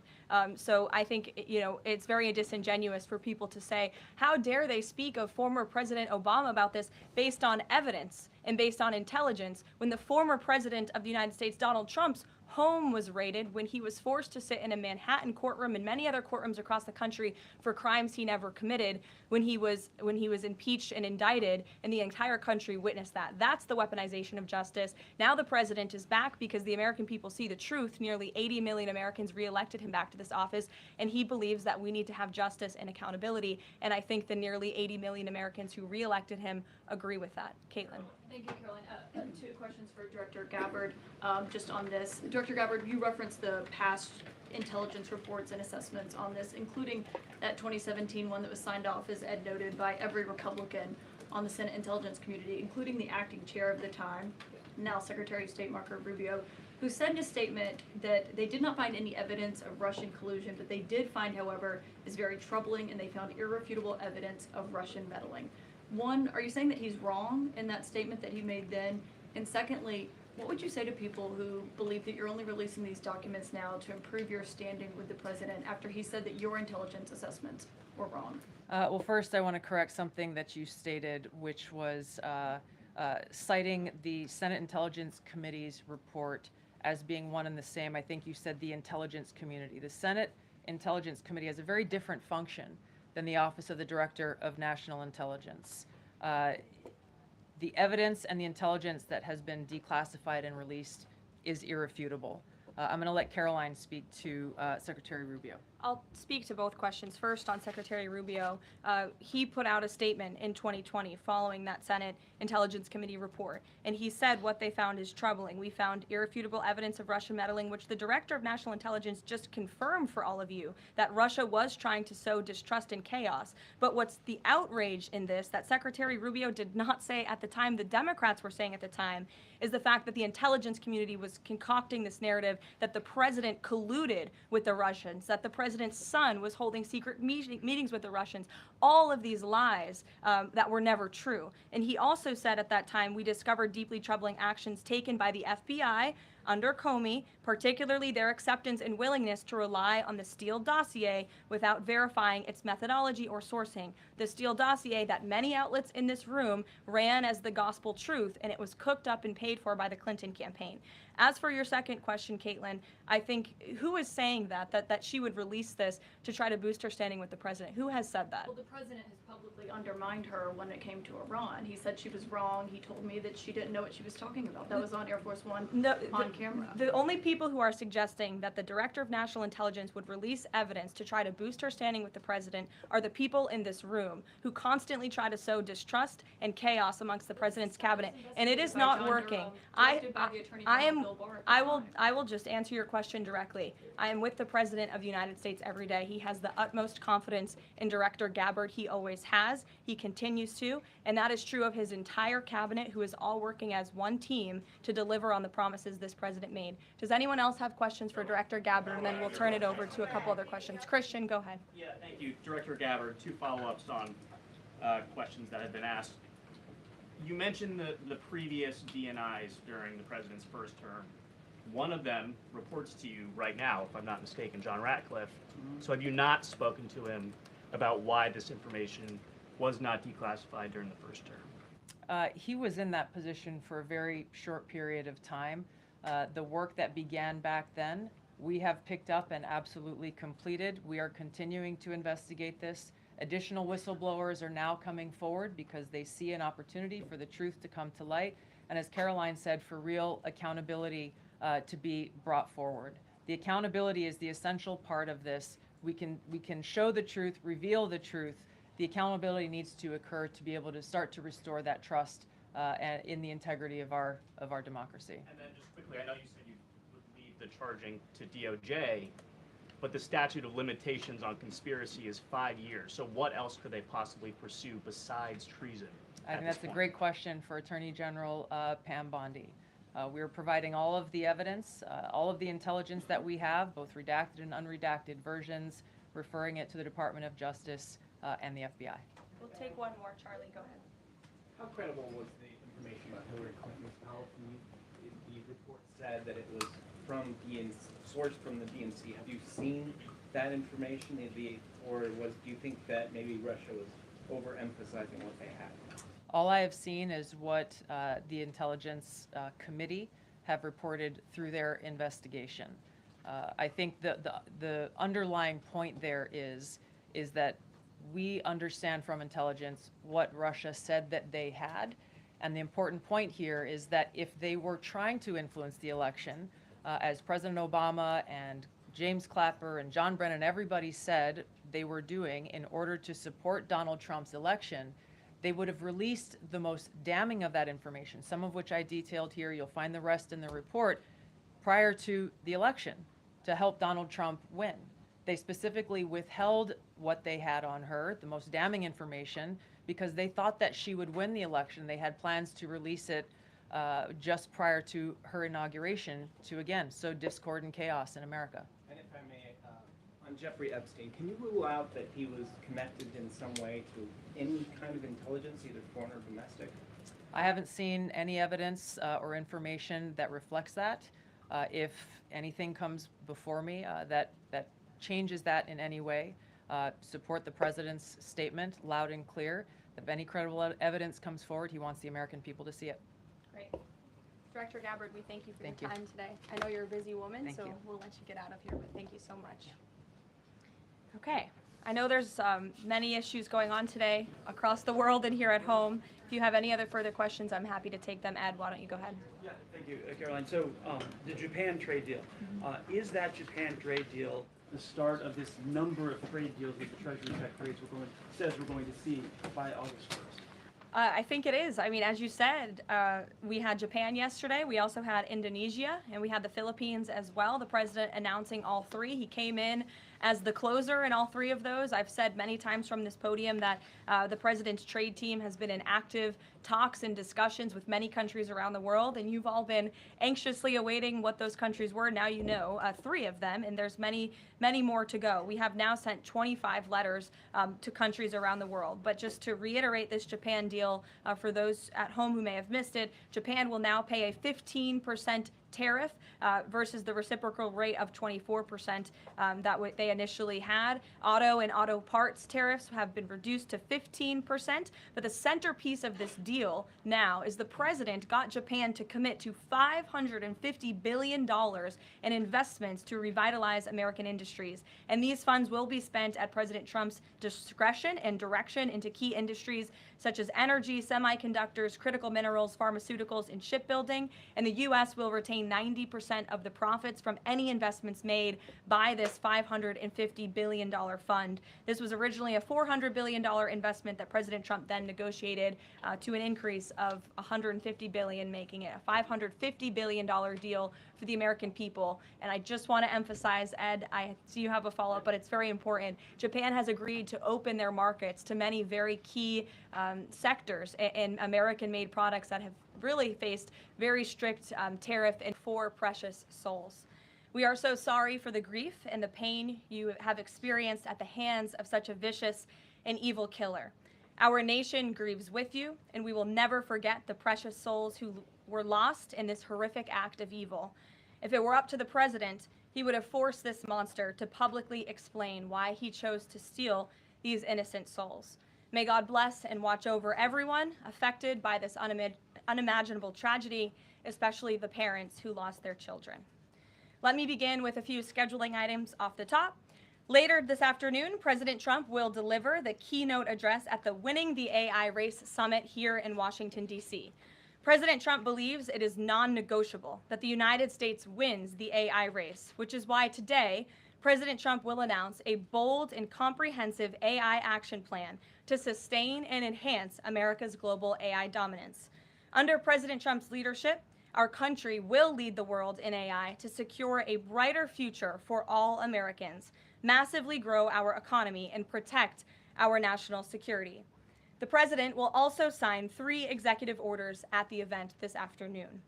On Friday morning, President Trump will travel to Scotland for a working visit that will include a bilateral meeting with Prime Minister Starmer to refine the historic U.S.-UK trade deal. On the topic of trade, yesterday, President Trump accomplished something no other president has ever achieved. The president secured and announced 3 major trade deals with the Philippines, Indonesia, and Japan, all in one day. President Trump is finally putting a stop to our country getting ripped off. As a result of the president's successful negotiating tactics, many foreign markets are now being opened to American industries for the very first time, and harmful trade barriers are being broken down.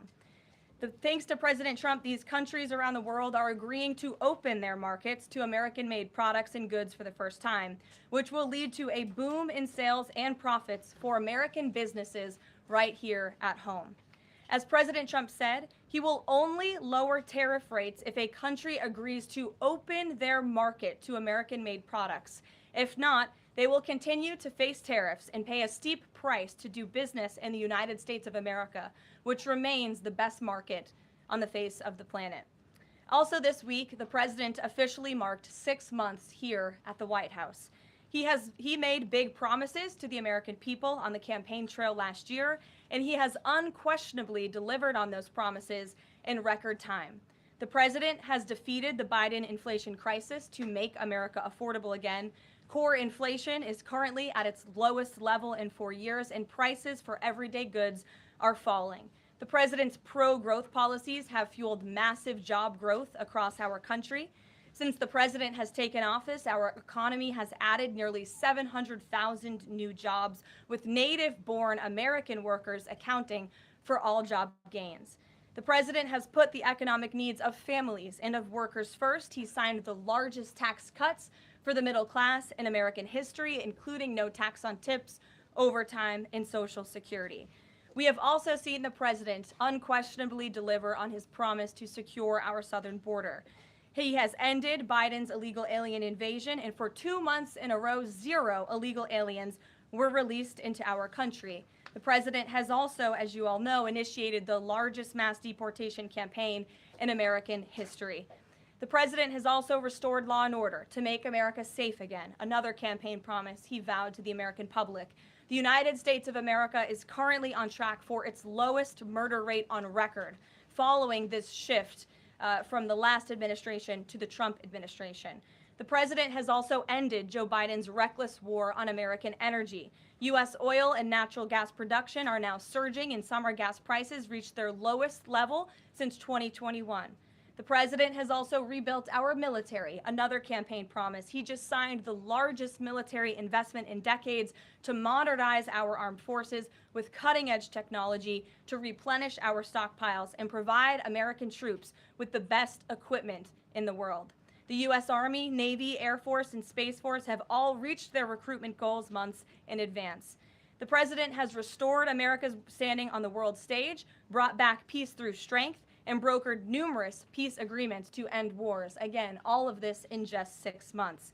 He obliterated Iran's nuclear program to end the war between Israel and Iran, got NATO members to raise their defense spending to 5% of GDP, and secured a ceasefire between India and Pakistan, as well as brokering a historic agreement between Rwanda and the Democratic Republic of the Congo.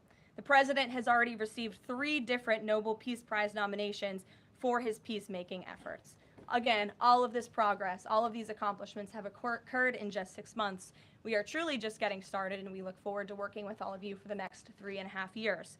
On another matter, over the past few days, Director of National Intelligence Tulsi Gabbard has unveiled shocking new evidence that former President Barack Obama and top aides in the Obama administration conspired to subvert President Trump's 2016 election victory and undermine the democratic will of the American people.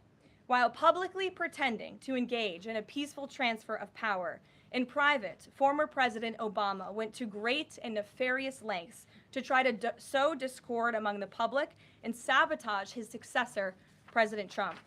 The new evidence released by the Director of National Intelligence, who is here with me today, confirms that the Obama administration manufactured politicized intelligence, which was later used as the justification for baseless smears against President Trump in an effort to try to delegitimize his victory before he even took the oath of office.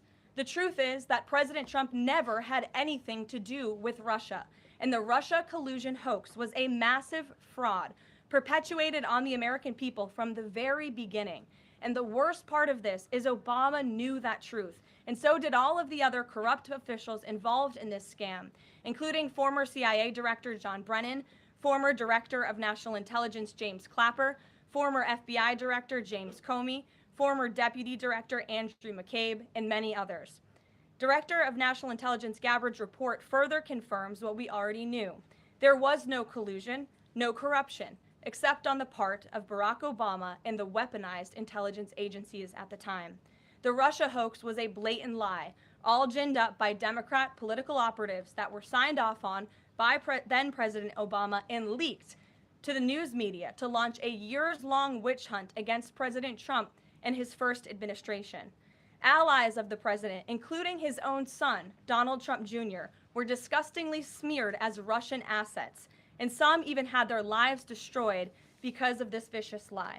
The president's first 2 years in office had this fake distraction hanging over it, and endless resources, time, and political capital were spent having to debunk these lies from the highest levels of our government. Now, nearly 10 years later, thanks to the declassification of documents by Director Gabbard, the truth has finally come to light. And this truth vindicates President Trump, his family, and his many allies and associates who were smeared with defamatory lies.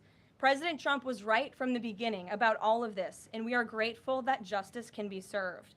Now, we have even more damning evidence implicating those who tried to sabotage a duly elected president and did grave material harm to our republic. Thanks to additional important work done by CIA Director Ratcliffe, Committee Chairman Rick Crawford over the past few months, a newly declassified 2020 report prepared by the House Permanent Select Committee on Intelligence, which DNI Director Gabbard has declassified, found that the intel community did not have any direct information that Russian President Vladimir Putin wanted to help elect President Trump in 2016. And in fact, Russia was actively preparing for a Hillary Clinton victory. But at the unusual direction of Barack Obama at the time, the intel community published implausible intelligence suggesting otherwise. Why? To sabotage the incoming president. This is truly one of the greatest political scandals in American history. And reporters at legacy outlets, some of which are sitting in this room today, like the New York Times and the Washington Post, were ridiculously awarded Pulitzer Prizes for their perpetuation of this hoax. It's well past time for those awards to be stripped from the journalists who receive them. It is not journalism to propagate political disinformation in service of the Democrat Party and those in the intelligence community who hand over out of context and fake intelligence to push a false political narrative. I will now pass it over to the Director of National Intelligence, Tulsi Gabbard, to speak more about all of this, and then we will open it up for questions afterwards. Tulsi, thank you for being here. Thank you very much. Good afternoon. At President Trump's direction and with the support and coordination with the House Intelligence Committee Chairman Rick Crawford, today we've released a declassified Oversight Majority Staff report that was produced in September of 2020. The stunning revelations that we are releasing today should be of concern to every American. This is not about Democrats or Republicans. This has to do with the integrity of our democratic republic and American voters having faith that the votes cast will count. There is irrefutable evidence that detail how President Obama and his national security team directed the creation of an intelligence community assessment that they knew was false. They knew it would promote this contrived narrative that Russia interfered in the 2016 election to help President Trump win, selling it to the American people as though it were true. It wasn't. The report that we released today shows in great detail how they carried this out. They manufactured findings from shoddy sources. They suppressed evidence and credible intelligence that disproved their false claims. They disobeyed traditional tradecraft intelligence community standards and withheld the truth from the American people. In doing so, they conspired to subvert the will of the American people who elected Donald Trump in that election in November of 2016. They worked with their partners in the media to promote this lie, ultimately to undermine the legitimacy of President Trump and launching what would be a years-long coup against him and his administration. We're here today because the American people deserve the truth, they deserve accountability, and they deserve justice. The records that we released on Friday that were ODNI records, Senator Chuck Grassley's release on Monday of what is known as the Clinton Annex, which was an appendix to the Department of Justice Office of Inspector General's 2018 report, as well as the House Intelligence Committee's majority oversight report that we're releasing today, all come back to and confirm the same report. There was a gross politicization and manipulation of intelligence by the Obama administration intended to delegitimize President Trump even before he was inaugurated, ultimately usurping the will of the American people. I'm going to go over the key findings from the House Intelligence report, which investigated the claims that were made by an intelligence community assessment ordered by President Obama and published in January of 2017. First, Putin's principal interests relating to the 2016 election were to undermine faith in the U.S. democratic process, not show any preference of a certain candidate. In fact, this report shows Putin held back from leaking compromising material on Hillary Clinton prior to the election, instead planning to release it after the election to weaken what Moscow viewed as an inevitable Clinton presidency. In the January 2017 intelligence community assessment that President Obama ordered, John Brennan, who was CIA director at the time, and the intelligence community intentionally suppressed intelligence that showed Putin was saving the most damaging material that he had in his possession about Hillary Clinton until after her potential and likely victory. The report goes into great detail about the information that Russia and Putin had on Hillary Clinton, which included possible criminal acts like secret meetings with multiple named U.S. religious organizations in which State Department officials offered, in exchange for supporting Secretary Clinton's campaign for the presidency, significant increases in financing from the State Department. They also had documents that showed the patronage of the State Department to State Department employees who would go and support Hillary Clinton's presidential campaign. There were high-level DNC emails that detailed evidence of Hillary's, quote, psycho-emotional problems, uncontrolled fits of anger, aggression, and cheerfulness, and that then Secretary Clinton was allegedly on a daily regimen of heavy tranquilizers. Then CIA Director Brennan and the intelligence community mischaracterized intelligence and relied on dubious substandard sources to create a contrived false narrative that Putin developed a quote-unquote clear preference for Trump. Brennan and the IC misled lawmakers by referencing the debunked Steele dossier to assess quote-unquote Russia's plans and intentions, falsely suggesting that this dossier had intelligence value, and he knew that it was discredited. The intelligence community excluded significant intelligence and ignored or selectively quoted reliable intelligence that contradicted the intelligence community assessment's key findings on Putin's alleged support for Trump. Including this intelligence reporting would have exposed the ICA's claim as implausible, if not ridiculous. The intelligence community assessment omitted reliably sourced information, such as how some Russian intelligence officials were quote-unquote planning for candidate Hillary Clinton's victory, while others assessed neither Trump nor Clinton would respect Russia's interests. As was reflected in the ODNI documents that we released on Friday, multiple intelligence community assessments released in the months leading up to the November 2016 election concluded that Russia had neither the intent nor capability to impact the outcome of the US election.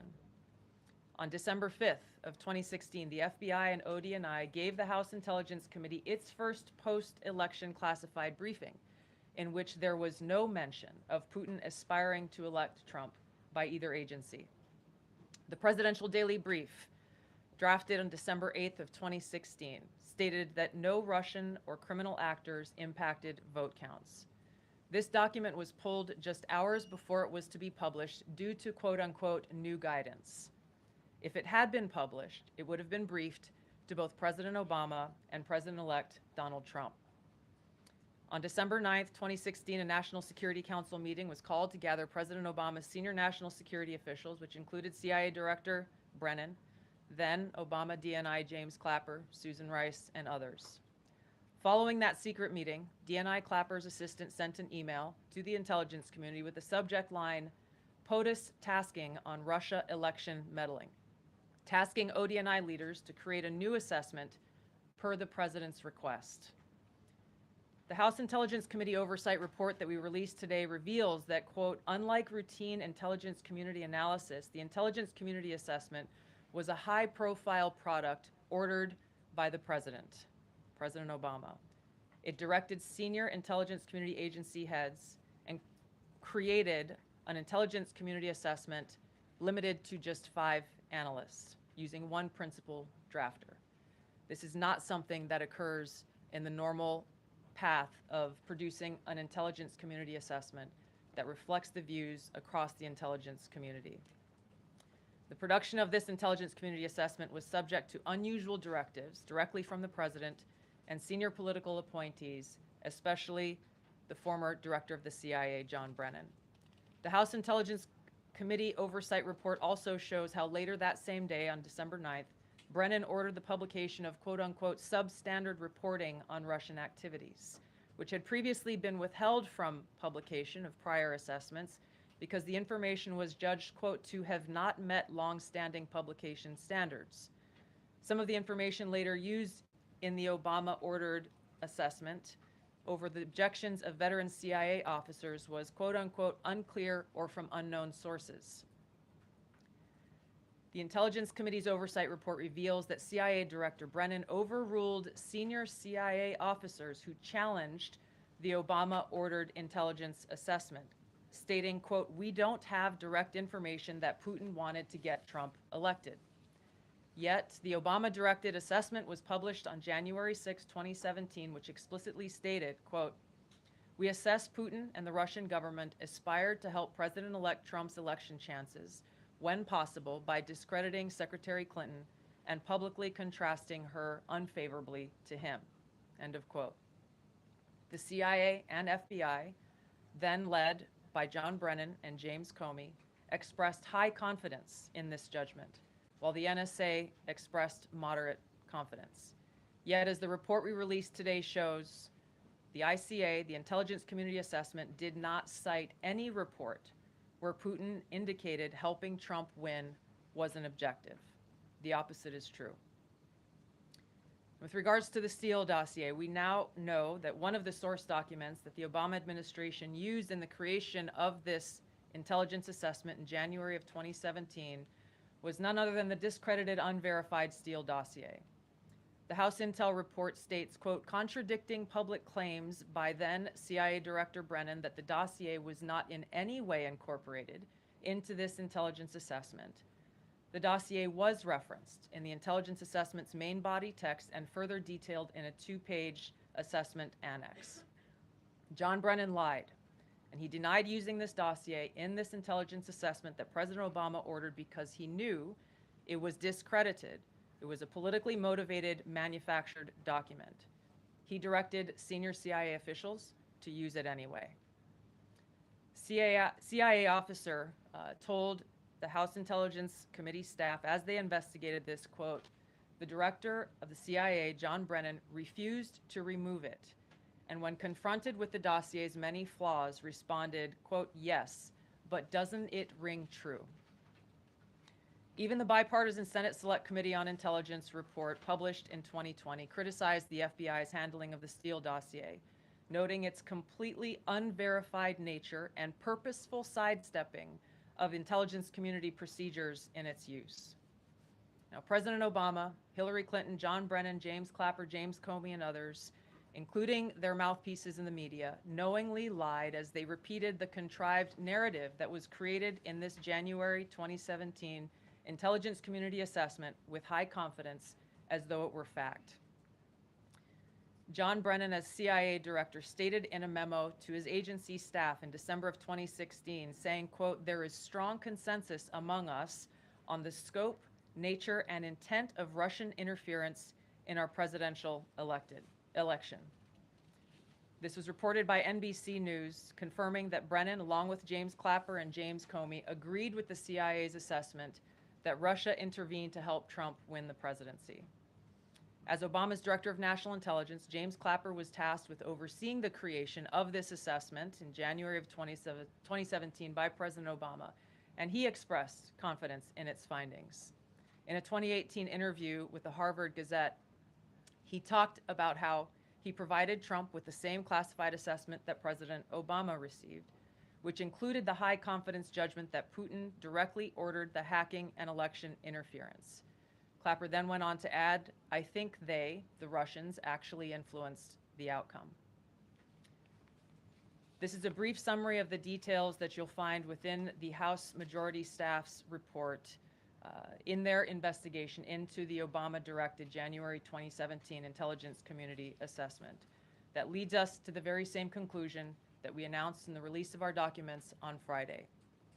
The implications of this are far-reaching and have to do with the integrity of our democratic republic. It has to do with an outgoing president taking action to manufacture intelligence to undermine and usurp the will of the American people in that election and launch what would be a years-long coup against the incoming President of the United States, Donald Trump. Thank you. Well, thank you, Tulsi. And we do want to take questions on this topic while the director has time for this topic. She will leave. I'm happy to take questions on other matters after that. But if anyone has questions for Director Gabbard, you're welcome to ask them. We'll start with our new media seat as always. Emily, go ahead. Thank you. And Director Gabbard, this one is for you. Do you believe that any of this new information implicates former President Obama in criminal behavior? We have referred and will continue to refer all of these documents to the Department of Justice and the FBI to investigate the criminal implications of this. For even former President Obama? Correct. The evidence that we have found and that we have released directly point to President Obama leading the manufacturing of this intelligence assessment. There are multiple pieces of evidence and intelligence that confirm that fact. Ed, go ahead. Director Gabbard, thank you. So just to, two questions, but to begin on that. The president yesterday, you've inferred that the former president helped lead a coup. Based on what you now see, do you believe President Obama is guilty of treason? I'm leaving the criminal charges to the Department of Justice. I am not an attorney, but as I've said previously, when you look at the intent behind creating a fake manufactured intelligence document that directly contradicts multiple assessments that were created by the intelligence community, the expressed intent and what followed afterward can only be described as a years-long coup and a treasonous conspiracy against the American people, our republic, and an attempt to undermine President Trump's administration. The Senate Intelligence Committee spent several years looking into this and unanimously agreed in a bipartisan fashion, Secretary of State Rubio was a member of that committee, that there was no political interference.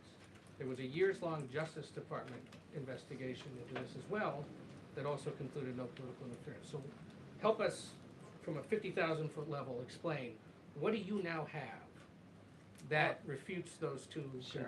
I will encourage you, in my role as the Director of National Intelligence, my job, again, as I said when I came into this role, was to make sure that we are telling the truth to the American people and that we are ensuring that the intelligence community is not being politicized.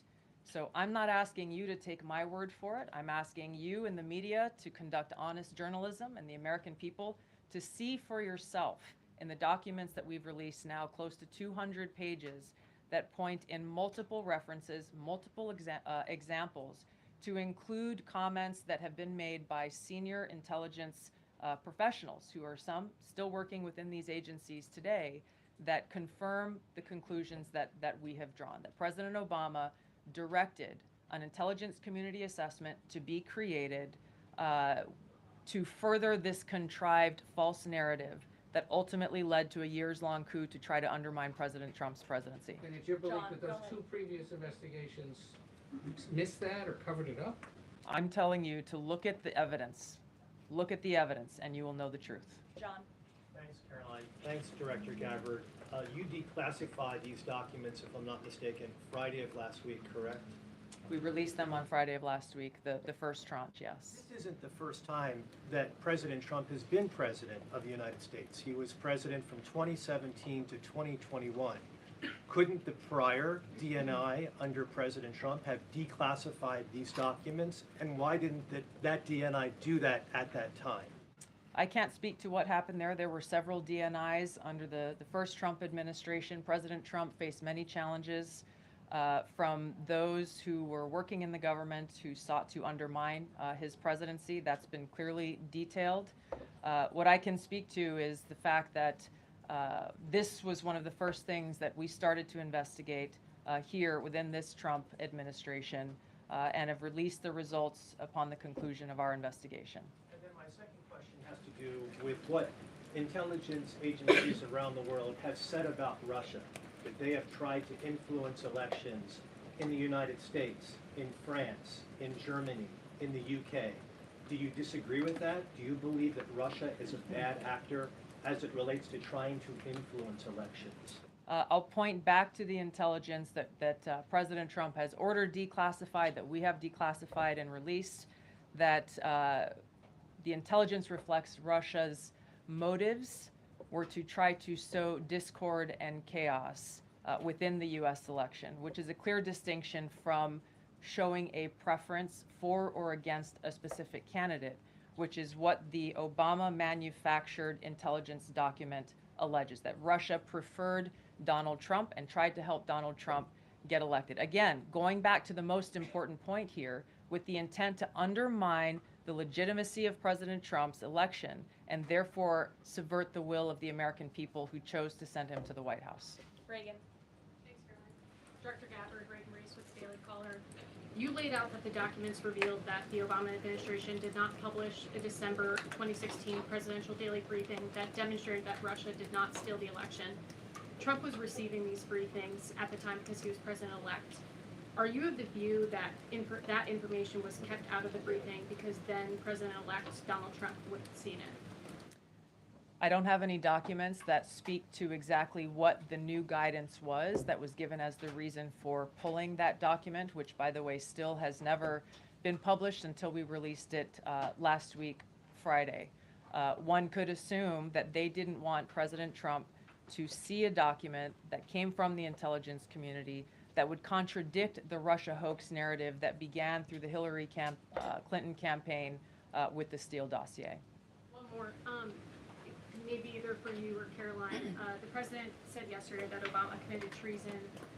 Do you or the White House believe that the Supreme Court's immunity decision protects Obama from prosecution? Look, I can speak to the president's feelings on this matter. He spoke to all of you yesterday in the Oval Office, but I also spoke to him about this morning. And he wants to see all those who perpetuated this fraud against our country, who betrayed our country and the Constitution, to be thoroughly investigated and held accountable. And it's been 10 years of this. And I would just add, based on everything the director has said and declassified, all of you in this room should go through it and take a look at this report and review the intelligence, because unfortunately that hasn't happened. And many of the people who perpetuated this hoax, Clapper, Andy McCabe, James Comey, and many others, have been hired by major networks in this room to go on television and continue to spew these lies, knowing that they are lies. And if you all recall, just flashback to 2016 and the years after, the entire Trump 1 presidency was embroiled in this scandal that was perpetuated by the Democrat Party. And you had major Democrat Party officials in this city, namely Adam Schiff, Hillary Clinton, Elizabeth Warren, who went on television and told the American people, Donald Trump is an asset of Russia. It was a lie. They always knew it. Hillary Clinton herself said that President Trump would be a puppet for Putin. Senator Tim Kaine at the time called President Trump Vladimir Putin's defense lawyer. Adam Schiff stated, and one of the worst things a lawmaker can do is to tell the American people, I know something you don't know, it's just classified and I can't tell you. And that's what he said. I can tell you that the case is more than that. I can't go into the particulars, but there's more than circumstantial evidence now. And not enough people in this room, not enough journalists in this country pushed Adam Schiff to say, what are you talking about? What evidence do you have? Everybody just ran with the lies, and it led to impeachments. It led to the division of our country. Unfortunately, so many Americans, from listening to outlets in this room, believed in these lies. And it's a complete scam, and it's a scandal, and the president wants to see accountability for that. Phil. Thank you. Question for Director Gabbard. A spokesperson for former President Obama said in a statement earlier this week, quote, nothing in the documents issued last week undercuts the widely accepted conclusion that Russia worked to influence the 2016 election, but did not successfully manipulate any votes. How do you respond to critics like former President Obama and also others on the Hill who say that the administration is conflating apples and oranges here, conflating allegations of actual hacking of voter machines and allegations of interference generally? I think it's a disservice to the American people that former President Obama's office and others who are criticizing the transparency that is being delivered by releasing these documents. They are doing a disservice to the American people and trying to deflect away from their culpability in what is a historic scandal and negative action towards the American people and our democratic republic. The answer to that statement can very clearly be found throughout all of the documents that we have released. Again, showing that Russia has took action to try to sow discord in the election, but showed no preference for or against any singular candidate. You've long been an opponent of weaponization in government. How do you respond to criticism that referring Obama administration officials and even potentially the former president is just more weaponization, and this is a potential race to the bottom? I think that's a very disrespectful attack on the American people who deserve the truth. They deserve to have faith and trust in the integrity of our democratic republic, which has been undermined by President Obama through his direction of this manufactured fake intelligence document, knowing that it was filled with lies and knowing that it would and could then be used for all of the actions that came after. Caroline? And I would just add, there needs to be accountability for that weaponization, Phil, that we've seen. And no one has been a victim of the weaponized government more than President Trump, not just because of this political scandal. You all recall his house was raided.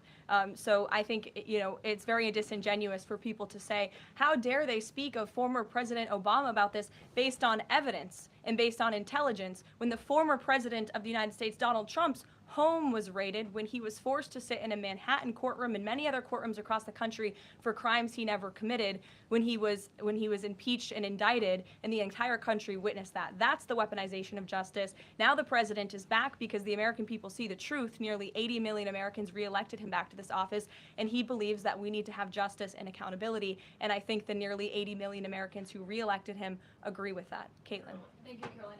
Two questions for Director Gabbard, just on this. Director Gabbard, you referenced the past intelligence reports and assessments on this, including that 2017 one that was signed off, as Ed noted, by every Republican on the Senate Intelligence Community, including the acting chair of the time, now Secretary of State Marco Rubio, who said in a statement that they did not find any evidence of Russian collusion, but they did find, however, is very troubling, and they found irrefutable evidence of Russian meddling. One, are you saying that he's wrong in that statement that he made then? And secondly, what would you say to people who believe that you're only releasing these documents now to improve your standing with the president after he said that your intelligence assessments were wrong? Well, first, I want to correct something that you stated, which was citing the Senate Intelligence Committee's report as being one and the same. I think you said the intelligence community. The Senate Intelligence Committee has a very different function than the Office of the Director of National Intelligence. The evidence and the intelligence that has been declassified and released is irrefutable. I'm going to let Caroline speak to Secretary Rubio. I'll speak to both questions. First, on Secretary Rubio, he put out a statement in 2020 following that Senate Intelligence Committee report, and he said what they found is troubling. We found irrefutable evidence of Russian meddling, which the Director of National Intelligence just confirmed for all of you, that Russia was trying to sow distrust and chaos. But what's the outrage in this that Secretary Rubio did not say at the time, the Democrats were saying at the time, is the fact that the intelligence community was concocting this narrative that the president colluded with the Russians, that the president's son was holding secret meetings with the Russians, all of these lies that were never true. And he also said at that time, we discovered deeply troubling actions taken by the FBI under Comey, particularly their acceptance and willingness to rely on the Steele dossier without verifying its methodology or sourcing. The Steele dossier that many outlets in this room ran as the gospel truth, and it was cooked up and paid for by the Clinton campaign. As for your second question, Caitlin, I think who is saying that she would release this to try to boost her standing with the president? Who has said that? Well, the president has publicly undermined her when it came to Iran. He said she was wrong. He told me that she didn't know what she was talking about. That was on Air Force One on camera. The only people who are suggesting that the Director of National Intelligence would release evidence to try to boost her standing with the president are the people in this room who constantly try to sow distrust and chaos amongst the president's cabinet, and it is not working. I will just answer your question directly. I am with the President of the United States every day. He has the utmost confidence in Director Gabbard. He always has. He continues to, and that is true of his entire cabinet, who is all working as one team to deliver on the promises this president made. Does anyone else have questions for Director Gabbard? And then we'll turn it over to a couple other questions. Christian, go ahead. Yeah, thank you, Director Gabbard. Two follow-ups on questions that have been asked. You mentioned the previous DNIs during the president's first term. One of them reports to you right now, if I'm not mistaken, John Ratcliffe. So have you not spoken to him about why this information was not declassified during the first term? He was in that position for a very short period of time. The work that began back then, we have picked up and absolutely completed. We are continuing to investigate this. Additional whistleblowers are now coming forward because they see an opportunity for the truth to come to light. And as Caroline said, for real accountability to be brought forward. The accountability is the essential part of this. We can show the truth, reveal the truth. The accountability needs to occur to be able to start to restore that trust in the integrity of our democracy. And then just quickly, I know you said you would leave the charging to DOJ, but the statute of limitations on conspiracy is 5 years. So what else could they possibly pursue besides treason? I think that's a great question for Attorney General Pam Bondi. We're providing all of the evidence, all of the intelligence that we have, both redacted and unredacted versions, referring it to the Department of Justice and the FBI. We'll take one more. Charlie, go ahead. How credible was the information about Hillary Clinton's powerful the report said that it was from sourced from the DNC. Have you seen that information, or do you think that maybe Russia was overemphasizing what they had? All I have seen is what the Intelligence Committee have reported through their investigation. I think the underlying point there is that we understand from intelligence what Russia said that they had. And the important point here is that if they were trying to influence the election, as President Obama and James Clapper and John Brennan, everybody said they were doing in order to support Donald Trump's election, they would have released the most damning of that information, some of which I detailed here. You'll find the rest in the report, prior to the election to help Donald Trump win. They specifically withheld what they had on her, the most damning information, because they thought that she would win the election. They had plans to release it just prior to her inauguration to, again, sow discord and chaos in America. And if I may, on Jeffrey Epstein, can you rule out that he was connected in some way to any kind of intelligence, either foreign or domestic? I haven't seen any evidence or information that reflects that. If anything comes before me that changes that in any way, support the president's statement loud and clear. If any credible evidence comes forward, he wants the American people to see it. Great. Director Gabbard, we thank you for Thank your you. time today. I know you're a busy woman, Thank so you. we'll let you get out of here, but thank you so much. Okay. I know there's many issues going on today across the world and here at home. If you have any other further questions, I'm happy to take them. Ed, why don't you go ahead? Yeah, thank you, Caroline. So the Japan trade deal, is that Japan trade deal the start of this number of trade deals that the Treasury Secretary says we're going to see by August 1st? I think it is. I mean, as you said, we had Japan yesterday. We also had Indonesia, and we had the Philippines as well. The president announcing all three. He came in as the closer in all three of those. I've said many times from this podium that the president's trade team has been in active talks and discussions with many countries around the world, and you've all been anxiously awaiting what those countries were. Now you know three of them, and there's many, many more to go. We have now sent 25 letters to countries around the world. But just to reiterate this Japan deal, for those at home who may have missed it, Japan will now pay a 15% tariff versus the reciprocal rate of 24% that they initially had. Auto and auto parts tariffs have been reduced to 15%, but the centerpiece of this deal now is the president got Japan to commit to $550 billion in investments to revitalize American industries. And these funds will be spent at President Trump's discretion and direction into key industries such as energy, semiconductors, critical minerals, pharmaceuticals, and shipbuilding. And the U.S. will retain 90% of the profits from any investments made by this $550 billion fund. This was originally a $400 billion investment that President Trump then negotiated to an increase of $150 billion, making it a $550 billion deal for the American people. And I just want to emphasize, Ed, I see you have a follow-up, but it's very important. Japan has agreed to open their markets to many very key sectors and American-made products that have really faced very strict tariff and for precious souls. We are so sorry for the grief and the pain you have experienced at the hands of such a vicious and evil killer. Our nation grieves with you, and we will never forget the precious souls who were lost in this horrific act of evil. If it were up to the president, he would have forced this monster to publicly explain why he chose to steal these innocent souls. May God bless and watch over everyone affected by this unimaginable tragedy, especially the parents who lost their children. Let me begin with a few scheduling items off the top. Later this afternoon, President Trump will deliver the keynote address at the Winning the AI Race Summit here in Washington, D.C. President Trump believes it is non-negotiable that the United States wins the AI race, which is why today, President Trump will announce a bold and comprehensive AI action plan to sustain and enhance America's global AI dominance.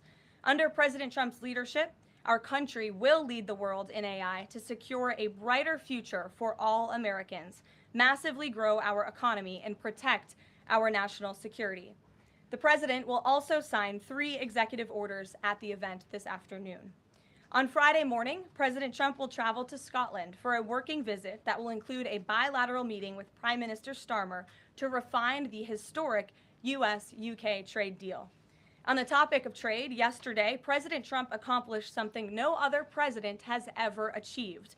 The president secured and announced 3 major trade deals with the Philippines, Indonesia, and Japan, all in one day. President Trump is finally putting a stop to our country getting ripped off. As a result of the president's successful negotiating tactics, many foreign markets are now being opened to American industries for the very first time, and harmful trade barriers are being broken down. Thanks to President Trump, these countries around the world are agreeing to open their markets to American-made products and goods for the first time, which will lead to a boom in sales and profits for American businesses right here at home. As President Trump said, he will only lower tariff rates if a country agrees to open their market to American-made products. If not, they will continue to face tariffs and pay a steep price to do business in the United States of America, which remains the best market on the face of the planet. Also this week, the president officially marked 6 months here at the White House.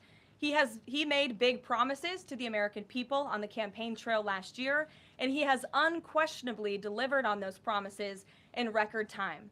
The president has defeated the Biden inflation crisis to make America affordable again. Core inflation is currently at its lowest level in 4 years, and prices for everyday goods are falling. The president's pro-growth policies have fueled massive job growth across our country. Since the president has taken office, our economy has added nearly 700,000 new jobs, with native-born American workers accounting for all job gains. The president has put the economic needs of families and of workers first. He signed the largest tax cuts for the middle class in American history, including no tax on tips, overtime, and Social Security. We have also seen the president unquestionably deliver on his promise to secure our southern border. He has ended Biden's illegal alien invasion, and for 2 months in a row, 0 illegal aliens were released into our country. The president has also, as you all know, initiated the largest mass deportation campaign in American history. The president has also restored law and order to make America safe again, another campaign promise he vowed to the American public. The United States of America is currently on track for its lowest murder rate on record, following this shift from the last administration to the Trump administration. The president has also ended Joe Biden's reckless war on American energy. U.S. oil and natural gas production are now surging, and summer gas prices reached their lowest level since 2021. The president has also rebuilt our military, another campaign promise. He just signed the largest military investment in decades to modernize our armed forces with cutting-edge technology to replenish our stockpiles and provide American troops with the best equipment in the world. The U.S. Army, Navy, Air Force, and Space Force have all reached their recruitment goals months in advance. The president has restored America's standing on the world stage, brought back peace through strength, and brokered numerous peace agreements to end wars. Again, all of this in just 6 months. He obliterated Iran's nuclear program to end the war between Israel and Iran, got NATO members to raise their defense spending to 5% of GDP, and secured a ceasefire between India and Pakistan, as well as brokering a historic agreement between Rwanda and the Democratic Republic of the Congo. The president has already received 3 different Nobel Peace Prize nominations for his peacemaking efforts. Again, all of this progress, all of these accomplishments have occurred in just 6 months. We are truly just getting started, and we look forward to working with all of you for the next 3.5 years. On another matter, over the past few days, Director of National Intelligence Tulsi Gabbard has unveiled shocking new evidence that former President Barack Obama and top aides in the Obama administration conspired to subvert President Trump's 2016 election victory and undermine the democratic will of the American people. While publicly pretending to engage in a peaceful transfer of power, in private, former President Obama went to great and nefarious lengths to try to sow discord among the public and sabotage his successor, President Trump. The new evidence released by the Director of National Intelligence, who is here with me today, confirms that the Obama administration manufactured politicized intelligence, which was later used as the justification for baseless smears against President Trump in an effort to try to delegitimize his victory before he even took the oath of office. The truth is that President Trump never had anything to do with Russia, and the Russia collusion hoax was a massive fraud perpetuated on the American people from the very beginning. And the worst part of this is Obama knew that truth, and so did all of the other corrupt officials involved in this scam, including former CIA Director John Brennan, former Director of National Intelligence James Clapper, former FBI Director James Comey, former Deputy Director Andrew McCabe, and many others. Director of National Intelligence Gabbard's report further confirms what we already knew. There was no collusion, no corruption, except on the part of Barack Obama and the weaponized intelligence agencies at the time. The Russia hoax was a blatant lie, all ginned up by Democrat political operatives that were signed off on by then President Obama and leaked to the news media to launch a years-long witch hunt against President Trump and his first administration. Allies of the president, including his own son, Donald Trump Jr., were disgustingly smeared as Russian assets, and some even had their lives destroyed because of this vicious lie. The president's first 2 years in office had this fake distraction hanging over it, and endless resources, time, and political capital were spent having to debunk these lies from the highest levels of our government. Now, nearly 10 years later, thanks to the declassification of documents by Director Gabbard, the truth has finally come to light. And this truth vindicates President Trump, his family, and his many allies and associates who were smeared with defamatory lies. President Trump was right from the beginning about all of this, and we are grateful that justice can be served. Now, we have even more damning evidence implicating those who tried to sabotage a duly elected president and did grave material harm to our republic. Thanks to additional important work done by CIA Director Ratcliffe, Committee Chairman Rick Crawford over the past few months, a newly declassified 2020 report prepared by the House Permanent Select Committee on Intelligence, which DNI Director Gabbard has declassified, found that the intel community did not have any direct information that Russian President Vladimir Putin wanted to help elect President Trump in 2016. And in fact, Russia was actively preparing for a Hillary Clinton victory. But at the unusual direction of Barack Obama at the time, the intel community published implausible intelligence suggesting otherwise. Why? To sabotage the incoming president. This is truly one of the greatest political scandals in American history. And reporters at legacy outlets, some of which are sitting in this room today, like the New York Times and the Washington Post, were ridiculously awarded Pulitzer Prizes for their perpetuation of this hoax. It's well past time for those awards to be stripped from the journalists who receive them. It is not journalism to propagate political disinformation in service of the Democrat Party and those in the intelligence community who hand over out of context and fake intelligence to push a false political narrative. I will now pass it over to the Director of National Intelligence, Tulsi Gabbard, to speak more about all of this, and then we will open it up for questions afterwards. Tulsi, thank you for being here. Thank you very much. Good afternoon. At President Trump's direction and with the support and coordination with the House Intelligence Committee Chairman Rick Crawford, today we've released a declassified Oversight Majority Staff report that was produced in September of 2020. The stunning revelations that we are releasing today should be of concern to every American. This is not about Democrats or Republicans. This has to do with the integrity of our democratic republic and American voters having faith that the votes cast will count. There is irrefutable evidence that detail how President Obama and his national security team directed the creation of an intelligence community assessment that they knew was false. They knew it would promote this contrived narrative that Russia interfered in the 2016 election to help President Trump win, selling it to the American people as though it were true. It wasn't. The report that we released today shows in great detail how they carried this out. They manufactured findings from shoddy sources. They suppressed evidence and credible intelligence that disproved their false claims. They disobeyed traditional tradecraft intelligence community standards and withheld the truth from the American people. In doing so, they conspired to subvert the will of the American people who elected Donald Trump in that election in November of 2016. They worked with their partners in the media to promote this lie, ultimately to undermine the legitimacy of President Trump and launching what would be a years-long coup against him and his administration. We're here today because the American people deserve the truth, they deserve accountability, and they deserve justice. The records that we released on Friday that were ODNI records Senator Chuck Grassley's release on Monday of what is known as the Clinton Annex, which was an appendix to the Department of Justice Office of Inspector General's 2018 report, as well as the House Intelligence Committee's majority oversight report that we're releasing today, all come back to and confirm the same report. There was a gross politicization and manipulation of intelligence by the Obama administration intended to delegitimize President Trump even before he was inaugurated, ultimately usurping the will of the American people.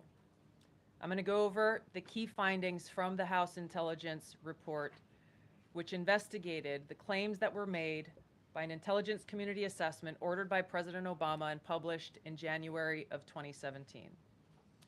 First, Putin's principal interests relating to the 2016 election were to undermine faith in the U.S. democratic process, not show any preference of a certain candidate. In fact, this report shows Putin held back from leaking compromising material on Hillary Clinton prior to the election, instead planning to release it after the election to weaken what Moscow viewed as an inevitable Clinton presidency. In the January 2017 intelligence community assessment that President Obama ordered, John Brennan, who was CIA director at the time, and the intelligence community intentionally suppressed intelligence that showed Putin was saving the most damaging material that he had in his possession about Hillary Clinton until after her potential and likely victory. The report goes into great detail about the information that Russia and Putin had on Hillary Clinton, which included possible criminal acts like secret meetings with multiple named U.S. religious organizations in which State Department officials offered, in exchange for supporting Secretary Clinton's campaign for the presidency, significant increases in financing from the State Department. They also had documents that showed the patronage of the State Department to State Department employees who would go and support Hillary Clinton's presidential campaign. There were high-level DNC emails that detailed evidence of Hillary's, quote, psycho-emotional problems, uncontrolled fits of anger, aggression, and cheerfulness, and that then Secretary Clinton was allegedly on a daily regimen of heavy tranquilizers.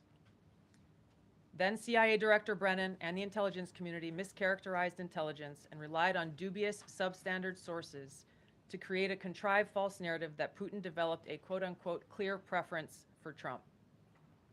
Brennan and the IC misled lawmakers by referencing the debunked Steele dossier to assess quote-unquote Russia's plans and intentions, falsely suggesting that this dossier had intelligence value when he knew that it was discredited. The intelligence community excluded significant intelligence and ignored or selectively quoted reliable intelligence that contradicted the intelligence community assessment's key findings on Putin's alleged support for Trump. Including this intelligence reporting would have exposed the ICA's claim as implausible, if not ridiculous. The intelligence community assessment omitted reliably sourced information, such as how some Russian intelligence officials were quote-unquote planning for candidate Hillary Clinton's victory, while others assessed neither Trump nor Clinton would respect Russia's interests. As was reflected in the ODNI documents that we released on Friday, multiple intelligence community assessments released in the months leading up to the November 2016 election concluded that Russia had neither the intent nor capability to impact the outcome of the U.S. election. On December 5th of 2016, the FBI and ODNI gave the House Intelligence Committee its first post-election classified briefing, in which there was no mention of Putin aspiring to elect Trump by either agency. The Presidential Daily Brief, drafted on December 8th of 2016, stated that no Russian or criminal actors impacted vote counts. This document was pulled just hours before it was to be published due to quote-unquote new guidance. If it had been published, it would have been briefed to both President Obama and President-elect Donald Trump. On December 9th, 2016, a National Security Council meeting was called to gather President Obama's senior national security officials, which included CIA Director Brennan, then Obama DNI James Clapper, Susan Rice, and others. Following that secret meeting, DNI Clapper's assistant sent an email to the intelligence community with the subject line, POTUS tasking on Russia election meddling, tasking ODNI leaders to create a new assessment per the president's request.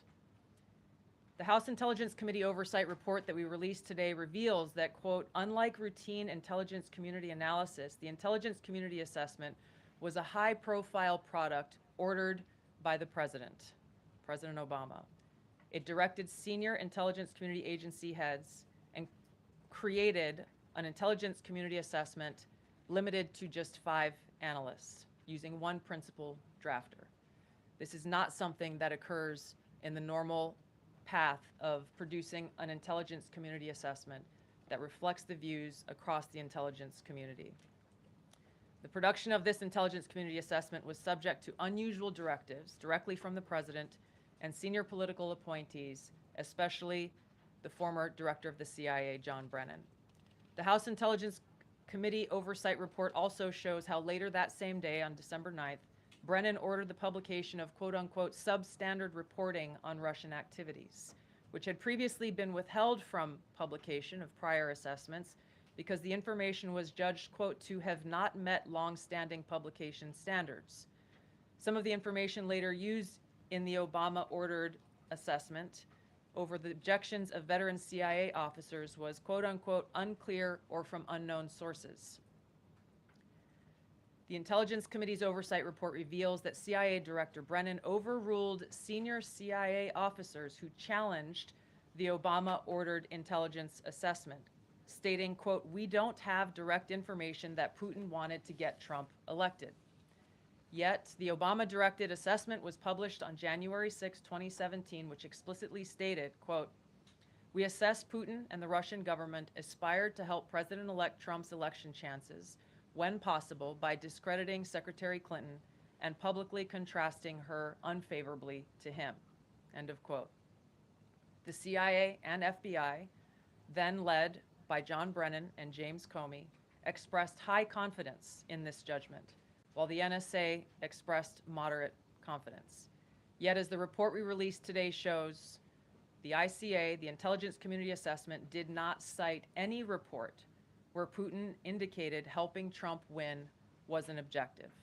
The opposite is true.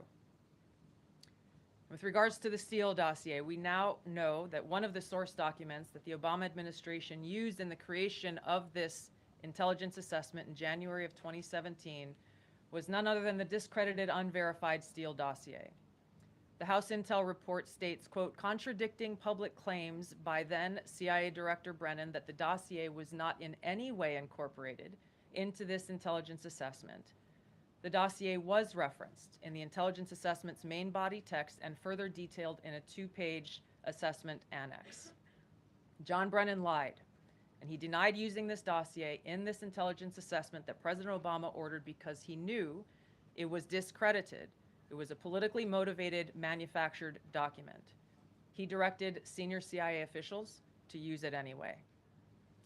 CIA officer told the House Intelligence Committee staff as they investigated this, quote, the director of the CIA, John Brennan, refused to remove it, and when confronted with the dossier's many flaws, responded, quote, yes, but doesn't it ring true? Even the bipartisan Senate Select Committee on Intelligence report published in 2020 criticized the FBI's handling of the Steele dossier, noting its completely unverified nature and purposeful sidestepping of intelligence community procedures in its use. Now, President Obama, Hillary Clinton, John Brennan, James Clapper, James Comey, and others, including their mouthpieces in the media, knowingly lied as they repeated the contrived narrative that was created in this January 2017 intelligence community assessment with high confidence as though it were fact. John Brennan, as CIA director, stated in a memo to his agency staff in December of 2016, saying, quote, there is strong consensus among us on the scope, nature, and intent of Russian interference in our presidential election. This was reported by NBC News, confirming that Brennan, along with James Clapper and James Comey, agreed with the CIA's assessment that Russia intervened to help Trump win the presidency. As Obama's Director of National Intelligence, James Clapper was tasked with overseeing the creation of this assessment in January of 2017 by President Obama, and he expressed confidence in its findings. In a 2018 interview with the Harvard Gazette, He talked about how he provided Trump with the same classified assessment that President Obama received, which included the high confidence judgment that Putin directly ordered the hacking and election interference. Clapper then went on to add, I think they, the Russians, actually influenced the outcome. This is a brief summary of the details that you'll find within the House Majority Staff's report in their investigation into the Obama-directed January 2017 Intelligence Community Assessment that leads us to the very same conclusion that we announced in the release of our documents on Friday. The implications of this are far-reaching and have to do with the integrity of our democratic republic. It has to do with an outgoing president taking action to manufacture intelligence to undermine and usurp the will of the American people in that election and launch what would be a years-long coup against the incoming President of the United States, Donald Trump. Thank you. Well, thank you, Tulsi. And we do want to take questions on this topic while the director has time for this topic. She will leave. I'm happy to take questions on other matters after that. But if anyone has questions for Director Gabbard, you're welcome to ask them. We'll start with our new media seat as always. Emily, go ahead. Thank you. And Director Gabbard, this one is for you. Do you believe that any of this new information implicates former President Obama in criminal behavior? We have referred and will continue to refer all of these documents to the Department of Justice and the FBI to investigate the criminal implications of this. For even former The President evidence, Obama? correct. The evidence that we have found and that we have released directly point to President Obama leading the manufacturing of this intelligence assessment. There are multiple pieces of evidence and intelligence that confirm that fact. Ed, go ahead. Director Gabbard, thank you. So just to, two questions, but to begin on that. The president yesterday, you've inferred that the former president helped lead a coup. Based on what you now see, do you believe President Obama is guilty of treason? I'm leaving the criminal charges to the Department of Justice. I am not an attorney, but as I've said previously, when you look at the intent behind creating a fake manufactured intelligence document that directly contradicts multiple assessments that were created by the intelligence community, the expressed intent and what followed afterward can only be described as a years-long coup and a treasonous conspiracy against the American people, our republic, and an attempt to undermine President Trump's administration. The Senate Intelligence Committee spent several years looking into this and unanimously agreed in a bipartisan fashion, Secretary of State Rubio was a member of that committee, that there was no political interference. There was a years-long Justice Department investigation into this as well that also concluded no political interference. So help us, from a 50,000-foot level, explain, what do you now have that refutes those two Sure. conclusions? I will encourage you, in my role as the Director of National Intelligence, my job, again, as I said when I came into this role, was to make sure that we are telling the truth to the American people and that we are ensuring that the intelligence community is not being politicized. So I'm not asking you to take my word for it. I'm asking you in the media to conduct honest journalism and the American people to see for yourself in the documents that we've released now, close to 200 pages, that point in multiple references, multiple examples, to include comments that have been made by senior intelligence professionals who are some still working within these agencies today that confirm the conclusions that we have drawn, that President Obama directed an intelligence community assessment to be created to further this contrived false narrative that ultimately led to a years-long coup to try to undermine President Trump's presidency. And it's your belief John, that go those ahead. two previous investigations missed that or covered it up? I'm telling you to look at the evidence. Look at the evidence and you will know the truth. John. Thanks, Caroline. Thanks, Director Gabbard. You declassified these documents, if I'm not mistaken, Friday of last week, correct? We released them on Friday of last week, the first tranche, yes. This isn't the first time that President Trump has been president of the United States. He was president from 2017 to 2021. Couldn't the prior DNI under President Trump have declassified these documents? And why didn't that DNI do that at that time? I can't speak to what happened there. There were several DNIs under the first Trump administration. President Trump faced many challenges from those who were working in the government who sought to undermine his presidency. That's been clearly detailed. What I can speak to is the fact that this was one of the first things that we started to investigate here within this Trump administration and have released the results upon the conclusion of our investigation. And then my second question has to do with what intelligence agencies around the world have said about Russia, that they have tried to influence elections in the United States, in France, in Germany, in the UK. Do you disagree with that? Do you believe that Russia is a bad actor as it relates to trying to influence elections? I'll point back to the intelligence that President Trump has ordered declassified, that we have declassified and released, that the intelligence reflects Russia's motives were to try to sow discord and chaos within the U.S. election, which is a clear distinction from showing a preference for or against a specific candidate, which is what the Obama manufactured intelligence document alleges, that Russia preferred Donald Trump and tried to help Donald Trump get elected. Again, going back to the most important point here, with the intent to undermine the legitimacy of President Trump's election and therefore subvert the will of the American people who chose to send him to the White House. Reagan. Thanks, Caroline. Director Gabbard, Reagan Reese with Daily Caller. You laid out that the documents revealed that the Obama administration did not publish a December 2016 presidential daily briefing that demonstrated that Russia did not steal the election. Trump was receiving these briefings at the time because he was president-elect. Are you of the view that that information was kept out of the briefing because then President-elect Donald Trump would have seen it? I don't have any documents that speak to exactly what the new guidance was that was given as the reason for pulling that document, which, by the way, still has never been published until we released it last week, Friday. One could assume that they didn't want President Trump to see a document that came from the intelligence community that would contradict the Russia hoax narrative that began through the Hillary Clinton campaign with the Steele dossier. One more. Maybe either for you or Caroline. The president said yesterday that Obama committed treason. Do you or the White House believe that the Supreme Court's immunity decision protects Obama from prosecution? Look, I can speak to the president's feelings on this matter. He spoke to all of you yesterday in the Oval Office, but I also spoke to him about this morning. And he wants to see all those who perpetuated this fraud against our country, who betrayed our country and the Constitution, to be thoroughly investigated and held accountable.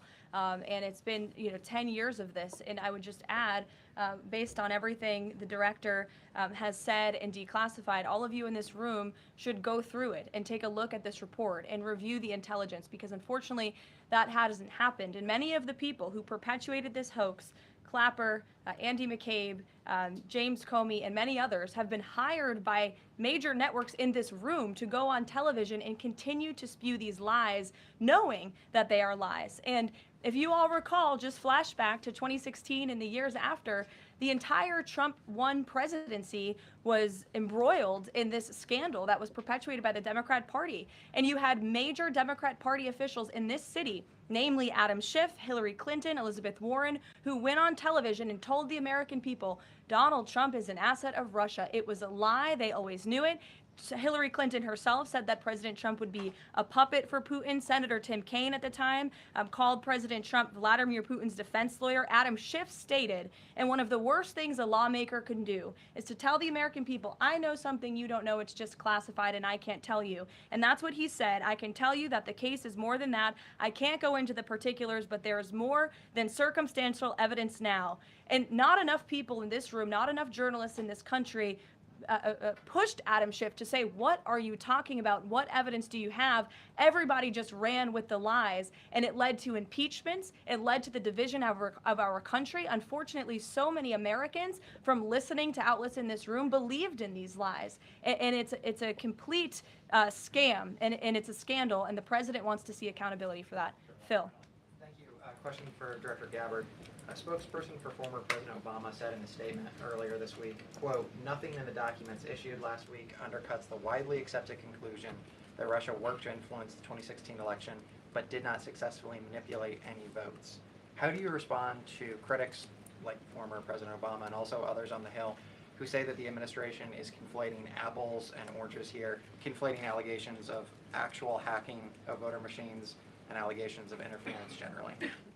I think it's a disservice to the American people that former President Obama's office and others who are criticizing the transparency that is being delivered by releasing these documents. They are doing a disservice to the American people and trying to deflect away from their culpability in what is a historic scandal and negative action towards the American people and our democratic republic. The answer to that statement can very clearly be found throughout all of the documents that we have released. Again, showing that Russia has took action to try to sow discord in the election, but showed no preference for or against any singular candidate. You've long been an opponent of weaponization in government. How do you respond to criticism that referring Obama administration officials and even potentially the former president is just more weaponization and this is a potential race to the bottom? I think that's a very disrespectful attack on the American people who deserve the truth. They deserve to have faith and trust in the integrity of our democratic republic, which has been undermined by President Obama through his direction of this manufactured fake intelligence document, knowing that it was filled with lies and knowing that it would and could then be used for all of the actions that came after. Caroline, and I would just add, there needs to be accountability for that weaponization, Phil, that we've seen. And no one has been a victim of the weaponized government more than President Trump, not just because of this political scandal. You all recall his house was raided. So I think, it's very disingenuous for people to say, how dare they speak of former President Obama about this based on evidence and based on intelligence when the former president of the United States, Donald Trump's home was raided when he was forced to sit in a Manhattan courtroom and many other courtrooms across the country for crimes he never committed, when he was impeached and indicted, and the entire country witnessed that. That's the weaponization of justice. Now the president is back because the American people see the truth. Nearly 80 million Americans reelected him back to this office, and he believes that we need to have justice and accountability. And I think the nearly 80 million Americans who reelected him agree with that. Caitlin. Thank you, Caroline.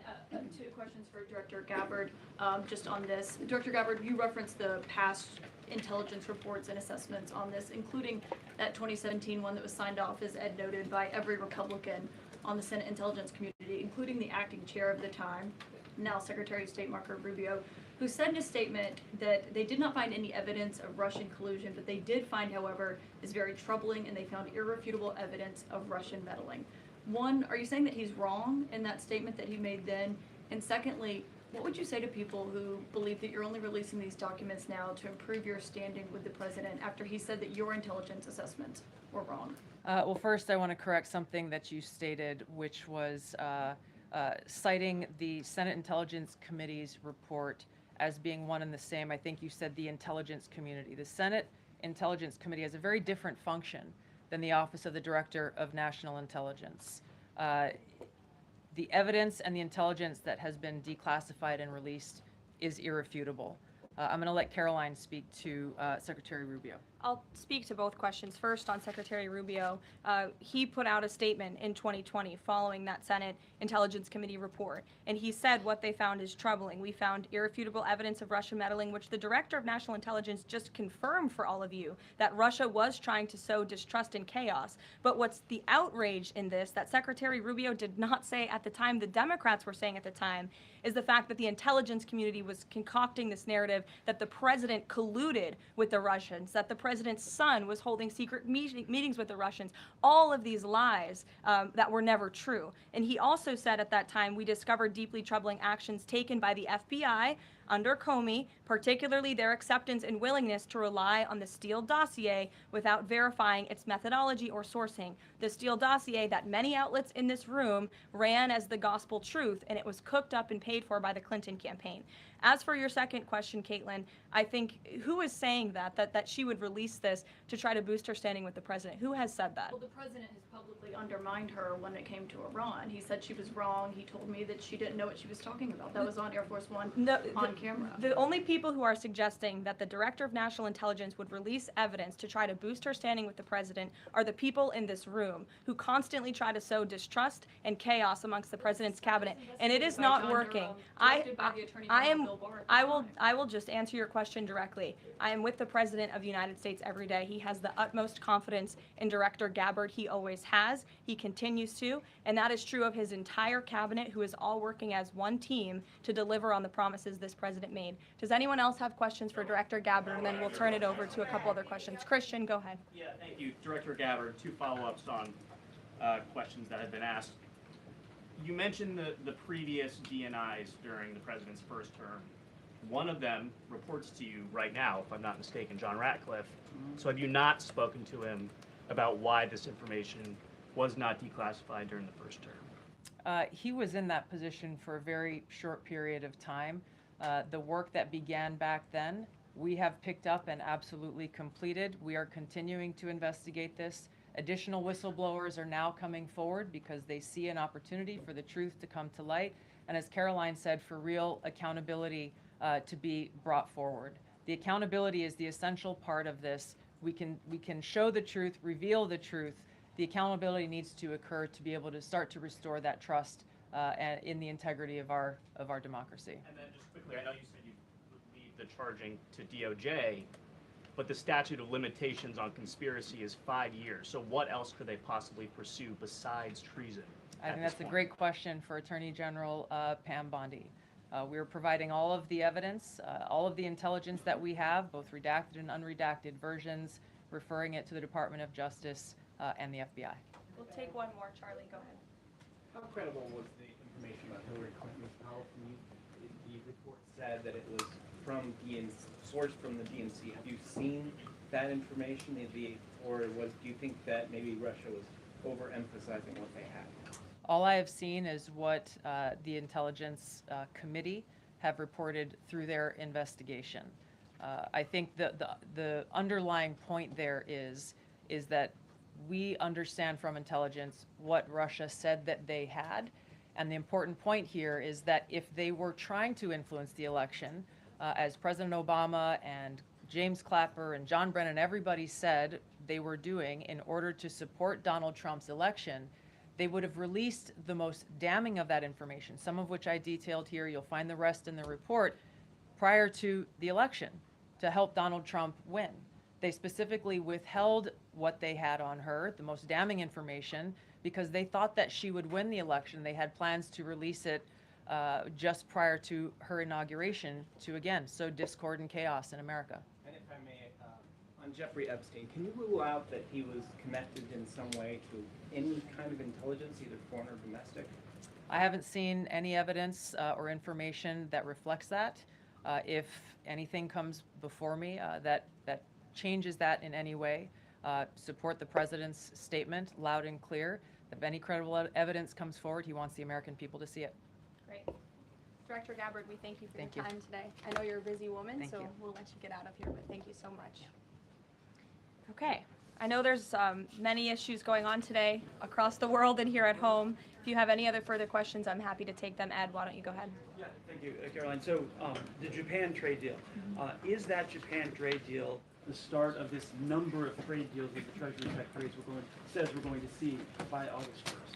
I think it is. I mean, as you said, we had Japan yesterday. We also had Indonesia, and we had the Philippines as well. The president announcing all three. He came in as the closer in all three of those. I've said many times from this podium that the president's trade team has been in active talks and discussions with many countries around the world, and you've all been anxiously awaiting what those countries were. Now you know three of them, and there's many, many more to go. We have now sent 25 letters to countries around the world. But just to reiterate this Japan deal, for those at home who may have missed it, Japan will now pay a 15% tariff versus the reciprocal rate of 24% that they initially had. Auto and auto parts tariffs have been reduced to 15%, but the centerpiece of this deal now is the president got Japan to commit to $550 billion in investments to revitalize American industries. And these funds will be spent at President Trump's discretion and direction into key industries such as energy, semiconductors, critical minerals, pharmaceuticals, and shipbuilding.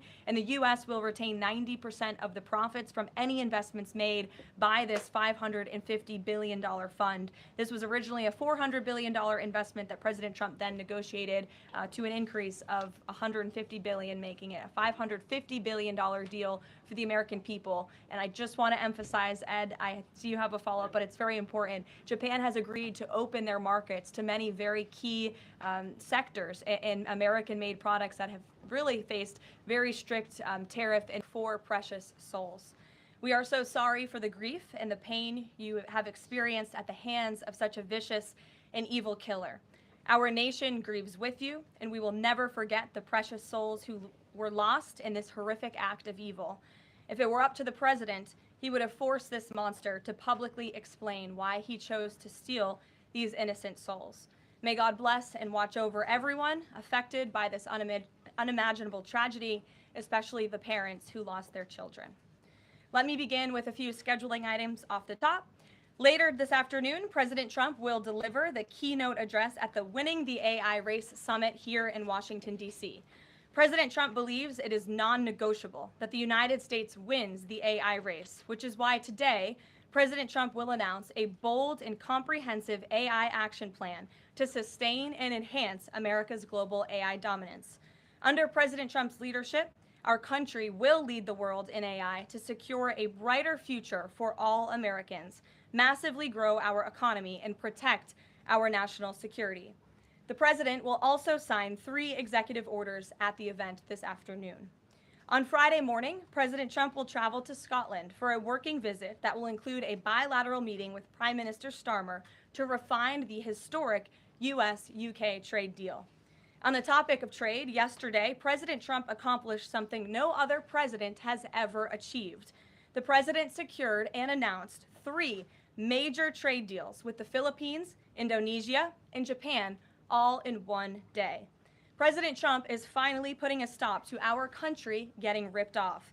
As a result of the president's successful negotiating tactics, many foreign markets are now being opened to American industries for the very first time, and harmful trade barriers are being broken down. Thanks to President Trump, these countries around the world are agreeing to open their markets to American-made products and goods for the first time, which will lead to a boom in sales and profits for American businesses right here at home. As President Trump said, he will only lower tariff rates if a country agrees to open their market to American-made products. If not, they will continue to face tariffs and pay a steep price to do business in the United States of America, which remains the best market on the face of the planet. Also this week, the president officially marked 6 months here at the White House. He made big promises to the American people on the campaign trail last year, and he has unquestionably delivered on those promises in record time. The president has defeated the Biden inflation crisis to make America affordable again. Core inflation is currently at its lowest level in 4 years, and prices for everyday goods are falling. The president's pro-growth policies have fueled massive job growth across our country. Since the president has taken office, our economy has added nearly 700,000 new jobs, with native-born American workers accounting for all job gains. The president has put the economic needs of families and of workers first. He signed the largest tax cuts for the middle class in American history, including no tax on tips, overtime, and Social Security. We have also seen the president unquestionably deliver on his promise to secure our southern border. He has ended Biden's illegal alien invasion, and for 2 months in a row, 0 illegal aliens were released into our country. The president has also, as you all know, initiated the largest mass deportation campaign in American history. The president has also restored law and order to make America safe again, another campaign promise he vowed to the American public. The United States of America is currently on track for its lowest murder rate on record, following this shift from the last administration to the Trump administration. The president has also ended Joe Biden's reckless war on American energy. U.S. oil and natural gas production are now surging, and summer gas prices reached their lowest level since 2021. The president has also rebuilt our military, another campaign promise. He just signed the largest military investment in decades to modernize our armed forces with cutting-edge technology to replenish our stockpiles and provide American troops with the best equipment in the world. The U.S. Army, Navy, Air Force, and Space Force have all reached their recruitment goals months in advance.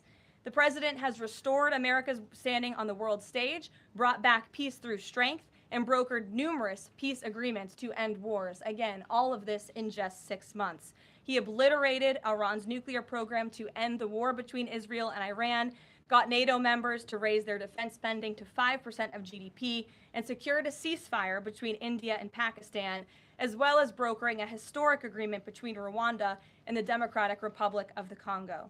The president has already received 3 different Nobel Peace Prize nominations for his peacemaking efforts.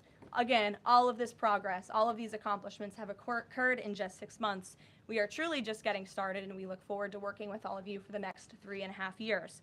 On another matter, over the past few days, Director of National Intelligence Tulsi Gabbard has unveiled shocking new evidence that former President Barack Obama and top aides in the Obama administration conspired to subvert President Trump's 2016 election victory and undermine the democratic will of the American people. While publicly pretending to engage in a peaceful transfer of power, in private, former President Obama went to great and nefarious lengths to try to sow discord among the public and sabotage his successor, President Trump. The new evidence released by the Director of National Intelligence, who is here with me today, confirms that the Obama administration manufactured politicized intelligence, which was later used as the justification for baseless smears against President Trump in an effort to try to delegitimize his victory before he even took the oath of office. The truth is that President Trump never had anything to do with Russia, and the Russia collusion hoax was a massive fraud perpetuated on the American people from the very beginning.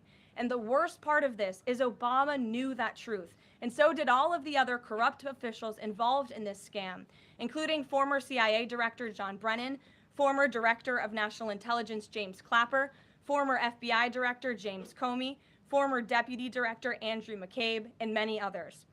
Director of National Intelligence Gabbard's report further confirms what we already knew. There was no collusion, no corruption, except on the part of Barack Obama and the weaponized intelligence agencies at the time. The Russia hoax was a blatant lie, all ginned up by Democrat political operatives that were signed off on by then President Obama and leaked to the news media to launch a years-long witch hunt against President Trump and his first administration. Allies of the president, including his own son, Donald Trump Jr., were disgustingly smeared as Russian assets, and some even had their lives destroyed because of this vicious lie. The president's first 2 years in office had this fake distraction hanging over it, and endless resources, time, and political capital were spent having to debunk these lies from the highest levels of our government. Now, nearly 10 years later, thanks to the declassification of documents by Director Gabbard, the truth has finally come to light. And this truth vindicates President Trump, his family, and his many allies and associates who were smeared with defamatory lies. President Trump was right from the beginning about all of this, and we are grateful that justice can be served. Now, we have even more damning evidence implicating those who tried to sabotage a duly elected president and did grave material harm to our republic. Thanks to additional important work done by CIA Director Ratcliffe, Committee Chairman Rick Crawford over the past few months, a newly declassified 2020 report prepared by the House Permanent Select Committee on Intelligence, which DNI Director Gabbard has declassified, found that the intel community did not have any direct information that Russian President Vladimir Putin wanted to help elect President Trump in 2016. And in fact, Russia was actively preparing for a Hillary Clinton victory. But at the unusual direction of Barack Obama at the time, the intel community published implausible intelligence suggesting otherwise. Why? To sabotage the incoming president. This is truly one of the greatest political scandals in American history. And reporters at legacy outlets, some of which are sitting in this room today, like the New York Times and the Washington Post, were ridiculously awarded Pulitzer Prizes for their perpetuation of this hoax. It's well past time for those awards to be stripped from the journalists who received them. It is not journalism to propagate political disinformation in service of the Democrat Party and those in the intelligence community who hand over out of context and fake intelligence to push a false political narrative. I will now pass it over to the Director of National Intelligence, Tulsi Gabbard, to speak more about all of this, and then we will open it up for questions afterwards. Tulsi, thank you for being here. Thank you very much. Good afternoon. At President Trump's direction and with the support and coordination with the House Intelligence Committee Chairman Rick Crawford, today we've released a declassified Oversight Majority Staff report that was produced in September of 2020. The stunning revelations that we are releasing today should be of concern to every American. This is not about Democrats or Republicans. This has to do with the integrity of our democratic republic and American voters having faith that the votes cast will count.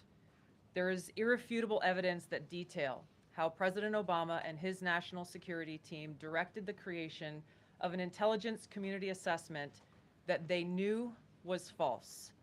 They knew it would promote this contrived narrative that Russia interfered in the 2016 election to help President Trump win, selling it to the American people as though it were true. It wasn't. The report that we released today shows in great detail how they carried this out. They manufactured findings from shoddy sources. They suppressed evidence and credible intelligence that disproved their false claims. They disobeyed traditional tradecraft intelligence community standards and withheld the truth from the American people. In doing so, they conspired to subvert the will of the American people who elected Donald Trump in that election in November of 2016. They worked with their partners in the media to promote this lie, ultimately to undermine the legitimacy of President Trump and launching what would be a years-long coup against him and his administration. We're here today because the American people deserve the truth, they deserve accountability, and they deserve justice. The records that we released on Friday that were ODNI records, Senator Chuck Grassley's release on Monday of what is known as the Clinton Annex, which was an appendix to the Department of Justice Office of Inspector General's 2018 report, as well as the House Intelligence Committee's majority oversight report that we're releasing today, all come back to and confirm the same report. There was a gross politicization and manipulation of intelligence by the Obama administration intended to delegitimize President Trump even before he was inaugurated, ultimately usurping the will of the American people. I'm going to go over the key findings from the House Intelligence report, which investigated the claims that were made by an intelligence community assessment ordered by President Obama and published in January of 2017. First, Putin's principal interests relating to the 2016 election were to undermine faith in the U.S. democratic process, not show any preference of a certain candidate. In fact, this report shows Putin held back from leaking compromising material on Hillary Clinton prior to the election, instead planning to release it after the election to weaken what Moscow viewed as an inevitable Clinton presidency. In the January 2017 intelligence community assessment that President Obama ordered, John Brennan, who was CIA director at the time, and the intelligence community intentionally suppressed intelligence that showed Putin was saving the most damaging material that he had in his possession about Hillary Clinton until after her potential and likely victory. The report goes into great detail about the information that Russia and Putin had on Hillary Clinton, which included possible criminal acts like secret meetings with multiple named U.S. religious organizations in which State Department officials offered, in exchange for supporting Secretary Clinton's campaign for the presidency, significant increases in financing from the State Department. They also had documents that showed the patronage of the State Department to State Department employees who would go and support Hillary Clinton's presidential campaign. There were high-level DNC emails that detailed evidence of Hillary's, quote, psycho-emotional problems, uncontrolled fits of anger, aggression, and cheerfulness, and that then Secretary Clinton was allegedly on a daily regimen of heavy tranquilizers. Then CIA Director Brennan and the intelligence community mischaracterized intelligence and relied on dubious substandard sources to create a contrived false narrative that Putin developed a quote-unquote clear preference for Trump. Brennan and the IC misled lawmakers by referencing the debunked Steele dossier to assess quote-unquote Russia's plans and intentions, falsely suggesting that this dossier had intelligence value when he knew that it was discredited. The intelligence community excluded significant intelligence and ignored or selectively quoted reliable intelligence that contradicted the intelligence community assessment's key findings on Putin's alleged support for Trump. Including this intelligence reporting would have exposed the ICA's claim as implausible, if not ridiculous. The intelligence community assessment omitted reliably sourced information, such as how some Russian intelligence officials were quote-unquote planning for candidate Hillary Clinton's victory, while others assessed neither Trump nor Clinton would respect Russia's interests. As was reflected in the ODNI documents that we released on Friday, multiple intelligence community assessments released in the months leading up to the November 2016 election concluded that Russia had neither the intent nor capability to impact the outcome of the US election. On December 5th of 2016, the FBI and ODNI gave the House Intelligence Committee its first post-election classified briefing, in which there was no mention of Putin aspiring to elect Trump by either agency. The Presidential Daily Brief, drafted on December 8th of 2016, stated that no Russian or criminal actors impacted vote counts. This document was pulled just hours before it was to be published due to quote-unquote new guidance. If it had been published, it would have been briefed to both President Obama and President-elect Donald Trump. On December 9th, 2016, a National Security Council meeting was called to gather President Obama's senior national security officials, which included CIA Director Brennan, then Obama DNI James Clapper, Susan Rice, and others. Following that secret meeting, DNI Clapper's assistant sent an email to the intelligence community with the subject line, POTUS tasking on Russia election meddling, tasking ODNI leaders to create a new assessment per the president's request. The House Intelligence Committee oversight report that we released today reveals that, quote, unlike routine intelligence community analysis, the intelligence community assessment was a high-profile product ordered by the president, President Obama. It directed senior intelligence community agency heads and created an intelligence community assessment limited to just 5 analysts using one principal drafter. This is not something that occurs in the normal path of producing an intelligence community assessment that reflects the views across the intelligence community. The production of this intelligence community assessment was subject to unusual directives directly from the president and senior political appointees, especially the former director of the CIA, John Brennan. The House Intelligence Committee oversight report also shows how later that same day, on December 9th, Brennan ordered the publication of quote-unquote substandard reporting on Russian activities, which had previously been withheld from publication of prior assessments because the information was judged, quote, to have not met long-standing publication standards. Some of the information later used in the Obama-ordered assessment over the objections of veteran CIA officers was, quote-unquote, unclear or from unknown sources. The Intelligence Committee's oversight report reveals that CIA Director Brennan overruled senior CIA officers who challenged the Obama-ordered intelligence assessment, stating, quote, we don't have direct information that Putin wanted to get Trump elected. Yet, the Obama-directed assessment was published on January 6, 2017, which explicitly stated, quote, we assess Putin and the Russian government aspired to help President-elect Trump's election chances when possible by discrediting Secretary Clinton and publicly contrasting her unfavorably to him, end of quote. The CIA and FBI, then led by John Brennan and James Comey, expressed high confidence in this judgment, while the NSA expressed moderate confidence.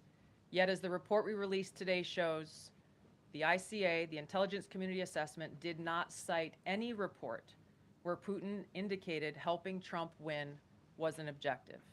The opposite is true. With regards to the Steele dossier, we now know that one of the source documents that the Obama administration used in the creation of this intelligence assessment in January of 2017 was none other than the discredited, unverified Steele dossier. The House Intel report states, quote, contradicting public claims by then CIA Director Brennan that the dossier was not in any way incorporated into this intelligence assessment. The dossier was referenced in the intelligence assessment's main body text and further detailed in a 2-page assessment annex. John Brennan lied, and he denied using this dossier in this intelligence assessment that President Obama ordered because he knew it was discredited. It was a politically motivated, manufactured document. He directed senior CIA officials to use it anyway.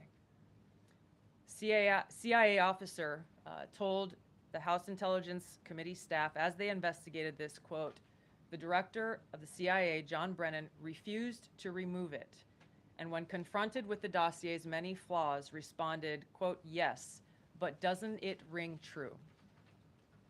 Even the bipartisan Senate Select Committee on Intelligence report published in 2020 criticized the FBI's handling of the Steele dossier, noting its completely unverified nature and purposeful sidestepping of intelligence community procedures in its use.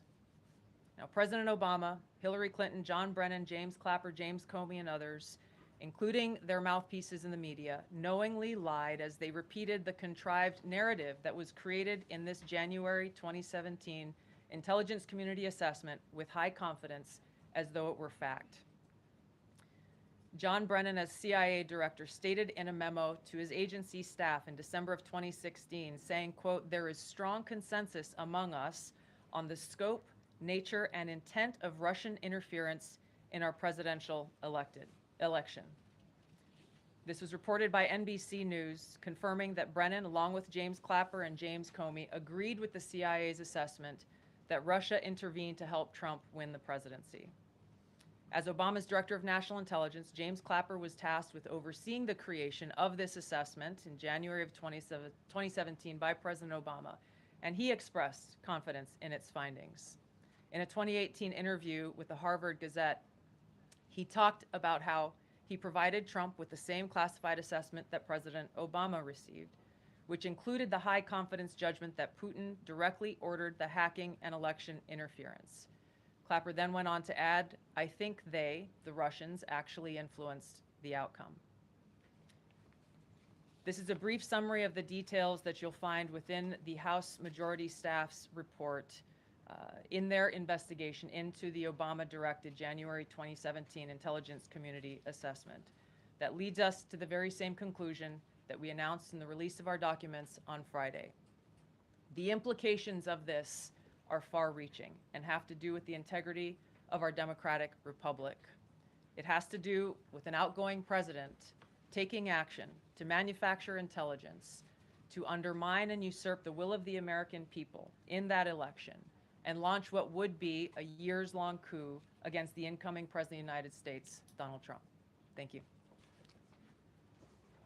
Well, thank you, Tulsi. And we do want to take questions on this topic while the director has time for this topic. She will leave. I'm happy to take questions on other matters after that. But if anyone has questions for Director Gabbard, you're welcome to ask them. We'll start with our new media seat as always.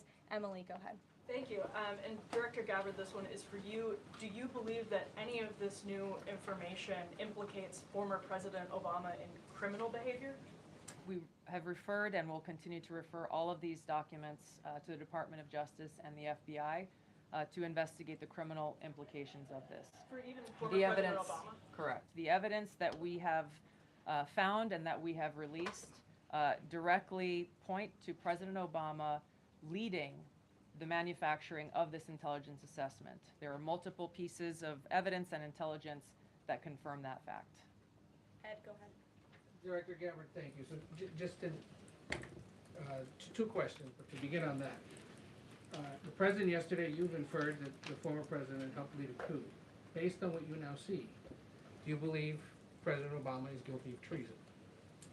I'm leaving the criminal charges to the Department of Justice. I am not an attorney, but as I've said previously, when you look at the intent behind creating a fake manufactured intelligence document that directly contradicts multiple assessments that were created by the intelligence community, The expressed intent and what followed afterward can only be described as a years-long coup and a treasonous conspiracy against the American people, our republic, and an attempt to undermine President Trump's administration. The Senate Intelligence Committee spent several years looking into this and unanimously agreed in a bipartisan fashion, Secretary of State Rubio was a member of that committee, that there was no political interference. There was a years-long Justice Department investigation into this as well that also concluded no political interference. So help us, from a 50,000-foot level, explain, what do you now have that refutes those two Sure. conclusions? I will encourage you, in my role as the Director of National Intelligence, my job, again, as I said when I came into this role, was to make sure that we are telling the truth to the American people and that we are ensuring that the intelligence community is not being politicized.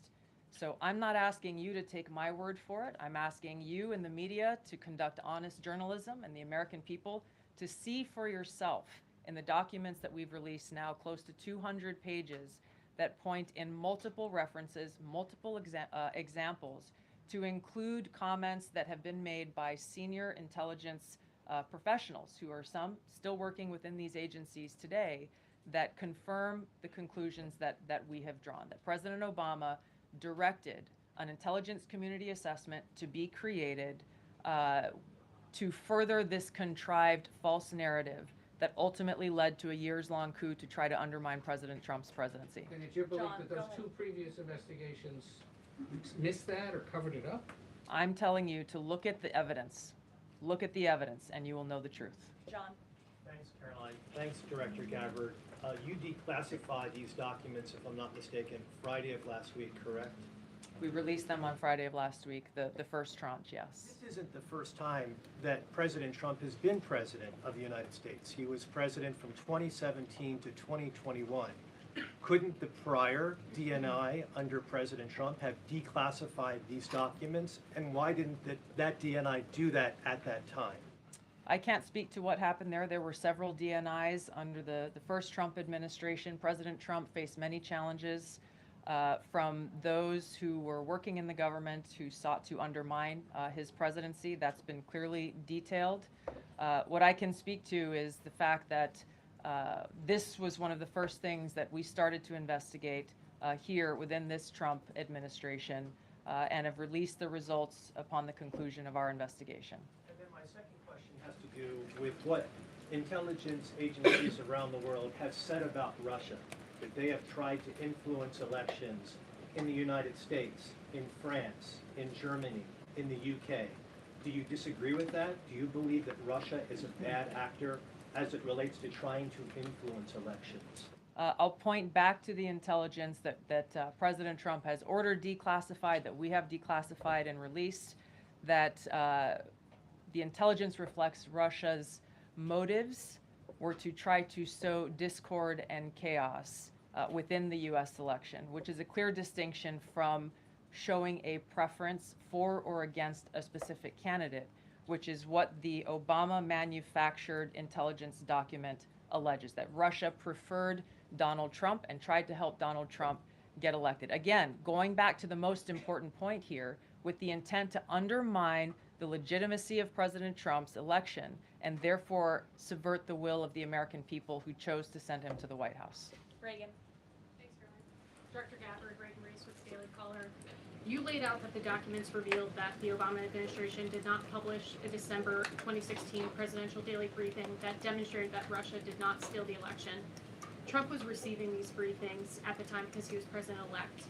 Are you of the view that that information was kept out of the briefing because then President-elect Donald Trump would have seen it?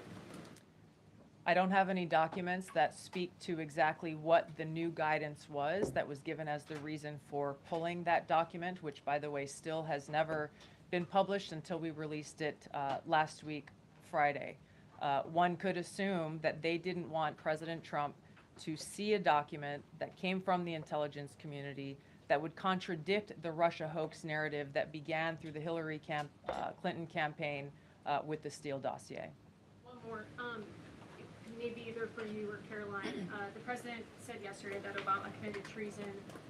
Do you or the White House believe that the Supreme Court's immunity decision protects Obama from prosecution? Look, I can speak to the president's feelings on this matter. He spoke to all of you yesterday in the Oval Office, but I also spoke to him about this morning. And he wants to see all those who perpetuated this fraud against our country, who betrayed our country and the Constitution, to be thoroughly investigated and held accountable.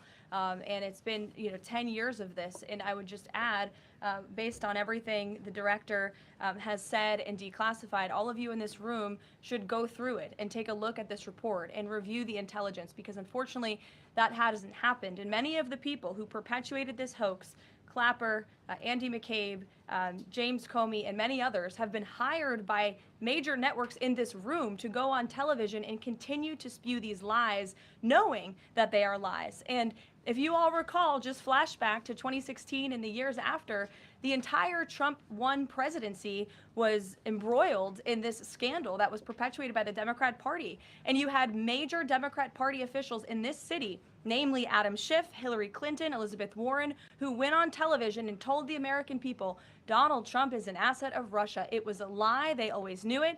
Hillary Clinton herself said that President Trump would be a puppet for Putin. Senator Tim Kaine at the time called President Trump Vladimir Putin's defense lawyer. Adam Schiff stated, and one of the worst things a lawmaker can do is to tell the American people, I know something you don't know, it's just classified and I can't tell you. And that's what he said. I can tell you that the case is more than that. I can't go into the particulars, but there is more than circumstantial evidence now. And not enough people in this room, not enough journalists in this country pushed Adam Schiff to say, what are you talking about? What evidence do you have? Everybody just ran with the lies, and it led to impeachments. It led to the division of our country. Unfortunately, so many Americans, from listening to outlets in this room, believed in these lies. And it's a complete scam, and it's a scandal, and the president wants to see accountability for that. Phil. Thank you. Question for Director Gabbard. A spokesperson for former President Obama said in a statement earlier this week, quote, nothing in the documents issued last week undercuts the widely accepted conclusion that Russia worked to influence the 2016 election, but did not successfully manipulate any votes. How do you respond to critics like former President Obama and also others on the Hill who say that the administration is conflating apples and oranges here, conflating allegations of actual hacking of voter machines and allegations of interference generally? I think it's a disservice to the American people that former President Obama's office and others who are criticizing the transparency that is being delivered by releasing these documents. They are doing a disservice to the American people and trying to deflect away from their culpability in what is a historic scandal and negative action towards the American people and our democratic republic. The answer to that statement can very clearly be found throughout all of the documents that we have released. Again, showing that Russia has took action to try to sow discord in the election, but showed no preference for or against any singular candidate. You've long been an opponent of weaponization in government. How do you respond to criticism that referring Obama administration officials and even potentially the former president is just more weaponization and this is a potential race to the bottom? I think that's a very disrespectful attack on the American people who deserve the truth. They deserve to have faith and trust in the integrity of our democratic republic, which has been undermined by President Obama through his direction of this manufactured fake intelligence document, knowing that it was filled with lies and knowing that it would and could then be used for all of the actions that came after. Caroline, and I would just add, there needs to be accountability for that weaponization, Phil, that we've seen. And no one has been a victim of the weaponized government more than President Trump, not just because of this political scandal. You all recall his house was raided. So I think, it's very disingenuous for people to say, how dare they speak of former President Obama about this based on evidence and based on intelligence when the former president of the United States, Donald Trump's home was raided, when he was forced to sit in a Manhattan courtroom and many other courtrooms across the country for crimes he never committed, when he was impeached and indicted, and the entire country witnessed that. That's the weaponization of justice. Now the president is back because the American people see the truth. Nearly 80 million Americans reelected him back to this office, and he believes that we need to have justice and accountability. And I think the nearly 80 million Americans who reelected him agree with that. Caitlin. Thank you, Caroline. Two questions for Director Gabbard just on this. Director Gabbard, you referenced the past intelligence reports and assessments on this, including that 2017 one that was signed off, as Ed noted, by every Republican on the Senate Intelligence Community, including the acting chair of the time, now Secretary of State Marco Rubio, who said in a statement that they did not find any evidence of Russian collusion, but they did find, however, is very troubling, and they found irrefutable evidence of Russian meddling. One, are you saying that he's wrong in that statement that he made then? And secondly, what would you say to people who believe that you're only releasing these documents now to improve your standing with the president after he said that your intelligence assessments were wrong? Well, first, I want to correct something that you stated, which was citing the Senate Intelligence Committee's report as being one and the same. I think you said the intelligence community. The Senate Intelligence Committee has a very different function than the Office of the Director of National Intelligence. The evidence and the intelligence that has been declassified and released is irrefutable.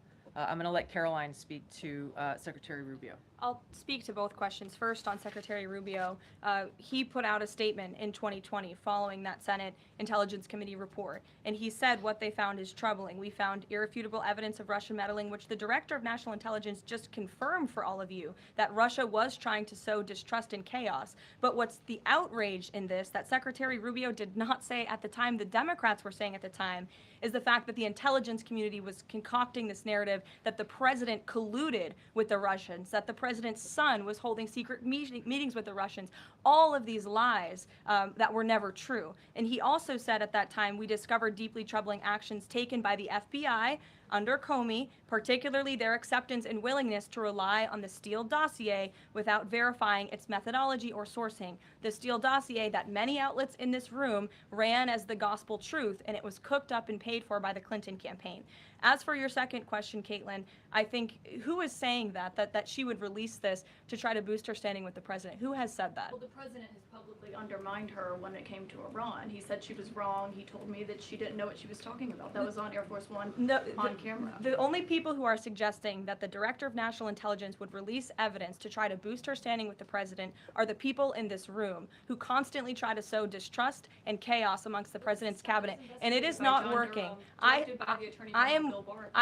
will just answer your question directly. I am with the President of the United States every day. He has the utmost confidence in Director Gabbard. He always has. He continues to, and that is true of his entire cabinet, who is all working as one team to deliver on the promises this president made. Does anyone else have questions for Director Gabbard? And then we'll turn it over to a couple other questions. Christian, go ahead. Yeah, thank you, Director Gabbard. Two follow-ups on questions that have been asked. You mentioned the previous DNIs during the president's first term. One of them reports to you right now, if I'm not mistaken, John Ratcliffe. So have you not spoken to him about why this information was not declassified during the first term? He was in that position for a very short period of time. The work that began back then, we have picked up and absolutely completed. We are continuing to investigate this. Additional whistleblowers are now coming forward because they see an opportunity for the truth to come to light. And as Caroline said, for real accountability to be brought forward. The accountability is the essential part of this. We can show the truth, reveal the truth.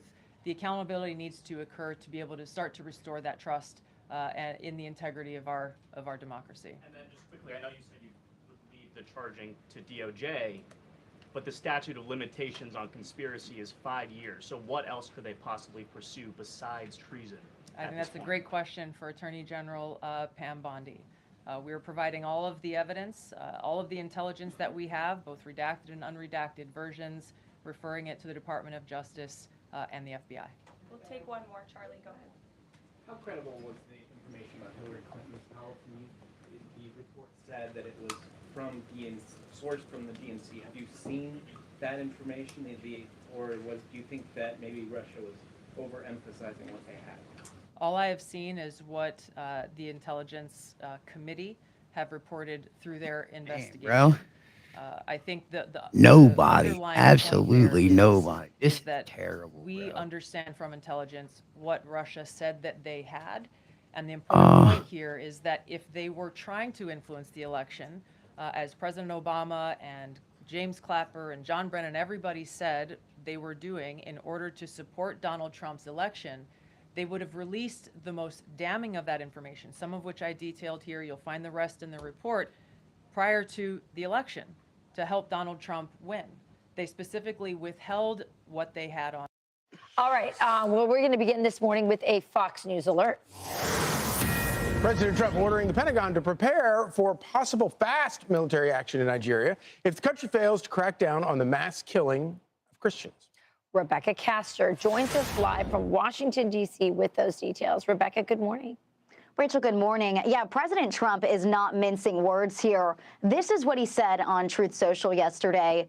If the Nigerian government continues to allow the killing of Christians, the USA will immediately stop all aid and assistance to Nigeria and may very well go into the now disgraced country at guns a-blazing to completely wipe out the Islamic terrorists who are committing these horrible atrocities. I'm hereby instructing our Department of War to prepare for possible attack. If we attack, it will be fast, vicious, and sweet, just like the terrorist thugs attack our cherished Christians. Secretary of War Pete Hegseth got the message and says the Department of War is preparing for action. The response comes as the persecution of Christians in Nigeria has reached crisis levels. Islamist militants have burned down churches and Christian schools. And international civil rights groups estimate more than 50,000 Christians have been murdered in the country since 2009. But the president of Nigeria claims the reports of violence are misleading and says on X the characterization of Nigeria as religiously intolerant does not reflect our national reality, nor does it take into consideration the consistent and sincere efforts of the government to safeguard freedom of religion and beliefs for all Nigerians. And our administration is committed to working with the United States government and international community to deepen understanding and cooperation of communities of all faiths. President Trump also recently redesignated Nigeria as a country of concern after former President Biden removed it from the list in 2021. Rachel, Charlie, and Griff, back to you. All right, Rebecca, thank you very much. Thank you, Rebecca. Well, it's really hard to tell what's going on. We understand that they are Muslim rebels of sorts. There's all kinds of unrest in these countries, and it's not just in Nigeria. It's in Sudan, it's in Chad, it's in the Congo. I mean, it's all over Africa. And, it's out of control, and it is very targeted at Christians. You look at that number in just one country, 50,000, and then he says, well, there's no targeted attack. It's kind of crazy. But we've been hearing this from, groups like Boko Haram since the Obama days. Remember when they kidnapped those girls, and there was this whole campaign to bring back the girls, and many of those girls are still in captivity. This is a gentleman named Paul Adamu. He is Nigerian. He is a Christian, and he was kidnapped by Boko Haram. And this is what he had to say in an op-ed with Fox News recently. He said, these are not random acts of violence. They are systematic, coordinated attempts to erase Christian communities from the region. As someone who has walked through the burned villages and prayed with survivors, I can tell you the reality is even worse than the statistics suggest. The United States and other Western nations cannot look away. They have both the moral obligation and the diplomatic tools to press Nigeria towards real accountability. By the way, he is also going to be on our show later on today, and we'll hear from him.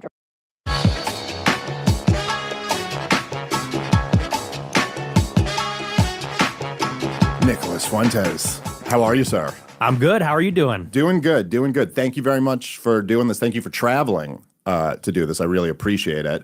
I've wanted to do this for a while. I felt like this was a show that was supposed to happen, which I don't often feel, but I've been feeling this way for a while. So I really appreciate you doing this. Me and you, we were just talking about it outside. I believe it was 2019. You did my podcast. We were like, Twitter had convinced I think it was something like people on Twitter were like, you'll never debate Nick the Knife or whatever. And I was like, in my mind, I was like, I'm scared of Nick Fuentes. Okay, I'll go debate. And I didn't know much about you. I thought we had a really good show. We ended up not really debating. We ended up just nerding out on the stuff that we both enjoy. And then you came back on my show. It was like right after you had got kicked off YouTube, I think. So that was like the thing. And then we did a debate, like a very broad kind of authoritarianism versus liberty type debate. And I want to say it was, I think, late 2020. Yeah, that sounds right. Because it was right at the end, I think, of the year. We were like talking about the year of the lockdowns and stuff like that. So that was five years ago. And both of us in the last 5 years have really pretty dramatically risen in stature, whatever, much bigger audiences, much more, just bigger audiences, more big moments, more, and so it just kind of seemed like a thing that should happen. And also on top of that, we are both, I don't know exactly like what percentage it would be, but I think we have a lot of overlap in our audience. Like I hear a lot of people who are like, you two are the guys that I listen to. And we both kind of had this weird thing where, so like after I had you on, again, even though you were not nearly as big as you are now, but it was still like, what I got all this, outrage. I was constantly asked to denounce you. And then given my personality, I was always like, fuck you, I denounce you. Like, what? And then, of course, more recently, when you were going on Candace's show, I was a topic of conversation there. So, and as I said to you when I first reached out to you about doing this, you were like, well, yeah, I mean, everyone's always asking you about me and everyone's always asking me about you. So really, it seems like we probably should just be talking to each other. And I kind of, in a weird way, and this is something where I just feel like I know this about you. When I first thought, I was like, oh, I think we should do this. And I think we should do it in person. And I think we should do I knew that you were going to say yes. I just kind of knew, like I knew you were going to be like, fuck yeah, let's do it. Like, anyway, I appreciate that very much. Absolutely. Yeah, likewise. No, I feel the same way. I mean, and we both are from the Israel critical side and always have been, and kind of representing different factions, I think. Yeah. Because you obviously, your stories, you were the Ron Paul revolution guy, libertarian, and you come at it from the perspective of the wars, that the neocons are pro-Israel and they're driving the foreign conflict. And I come at it from the far-right Trump revolution. So it's like a generational thing. It's an ideological thing.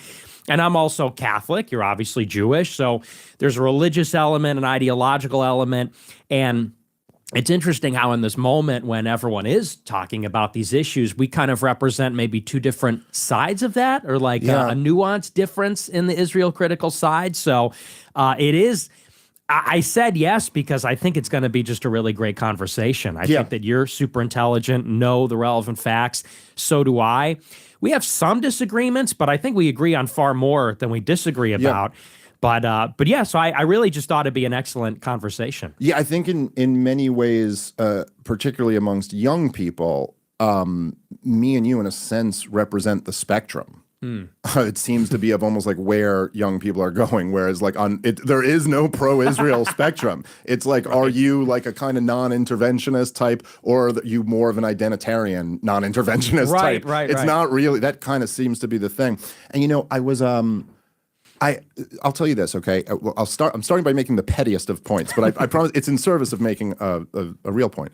But so, because it might come up, like you've been doing a lot of big shows lately. You just did Patrick Bet-David's show, you did Glenn Greenwald's show, several others, and it may come off like that's why I'm now having you on. But just to be clear, as you will back up, I reached out to you before you had done those shows, and this is actually, when I started thinking about it, was when Jordan Peterson went on the Joe Rogan Experience, I believe the last time he was on. And it was a couple days after I had debated Douglas Murray, which still to this day is the most viewed show I've ever done, and might be for a very long time. I mean, it's got there's like 5 million views on YouTube, and then got another 10 on Spotify, and then clips everywhere. I mean, we'll see if we can beat it, but I don't know that. That was a high bar. But so there was this big thing, and it kind of became like, the topic of conversation for a little bit. And so then Jordan Peterson comes in. And so I was real interested in that because, obviously he's working at the Daily Wire now. And so it was like, I know this is going to come up. I'm kind of curious what his take on this is going to be. Now, I bring this up literally, I'm not trying to trash Jordan Peterson. I respect Jordan Peterson. I think there's many aspects of his work that were very valuable. I mean, I have a baby brother around your age, not a baby, but I still call him that. But and I bought Jordan Peterson's book for him. Like I thought his work was great for young men, and obviously I don't love so much the stuff he's been doing lately. But so Jordan Peterson comes on. I was curious what his take on the debate was going to be. I knew he was going to get asked.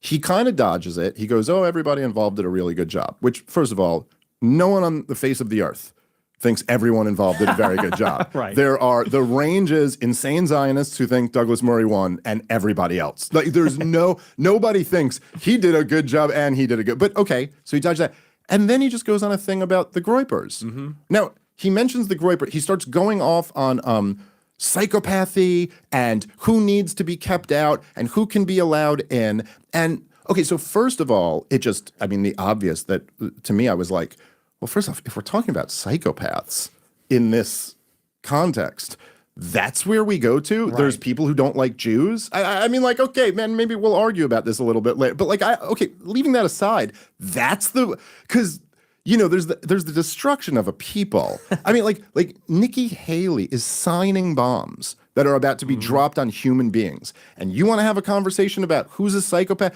And then also, I thought, like, to invoke you, without mentioning your name, but to mention Groypers, like, those are your fans. Like, it means your fans. So just mention the guys. It'd be like if you were like, there's a real problem with people who listen to Dave Smith's podcast. Yeah. They're like, well, then say.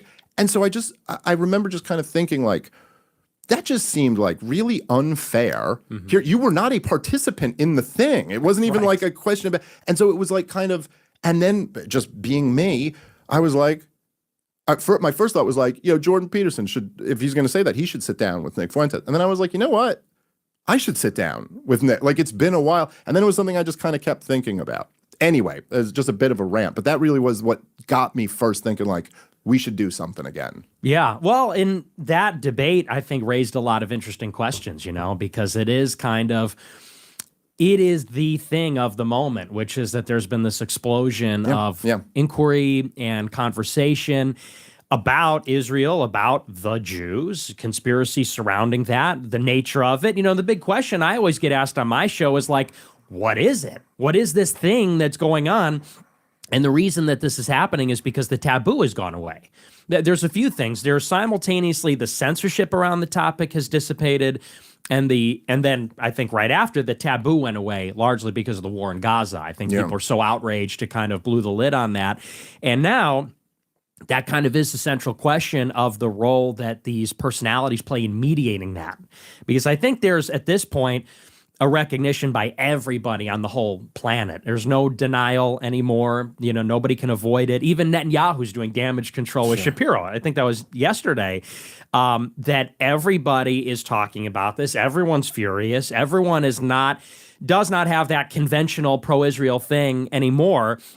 And now I feel like there are people like a Peterson or a Shapiro or even a Charlie Kirk, which I'm sure we'll get into, that are trying to they recognize that the reality has already changed. Yeah.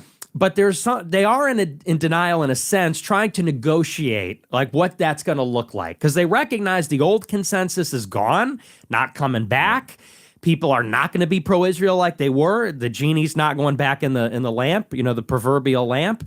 But they also recognize that, is there a limiting principle to the conversation? Is there something outside the Overton window? And if you've lost all your credibility, how can you now step in and say, okay, we were lying before, but now go no further? Right. And I think it's an open question where it goes from here that everybody's asking. Yeah, I think that's right. And I think there's, with a lot of those guys, I think there was just a moment that, and I didn't plan on the Douglas Murray thing being that. I'm a libertarian, so I'm half autistic. Like, I'm a day walker, which is why I'm the best libertarian, but I'm half that. And so I just went, oh, dude, we're going to debate the war in Gaza and the war in Ukraine. This is great. Like, this is going to be a huge show. It'll be out. And I did not expect it to become a referendum on experts and the new media, partially just because it was such a bad strategy for Douglas. I mean, it was a way to avoid the debate that I think he thought he couldn't win. Right. But it was obviously not going to work out well.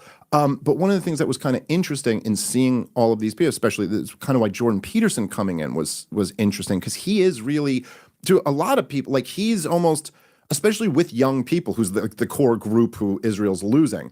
Well, this is a guy who really shaped a lot of young people's minds. And so if anybody was kind of position to be able to reel them back in, it might be him. And even that didn't kind of work. And I think something fundamental to it was that it was like with all these guys, with Sam Harris and Jordan Peterson and Ben Shapiro, your whole calling card was we have these conversations. We don't shut voices out. You have to win the argument. We're against cancel culture. And then they're like, to watch them going on these tours of like, Rogan shouldn't have Daryl Cooper on anymore and all this. You're like, yeah, but come on, dude. Now, what are you? You just kind of, you exposed yourself for being exactly what you claim not to be. And that is something that people don't get over easily. Right. Well, and no one's really on their side on that, because Douglas Murray, when he said, well, have you been to Gaza and all these other types, the appeal to authority, it's like, in a way, this is just another chapter and kind of like a larger saga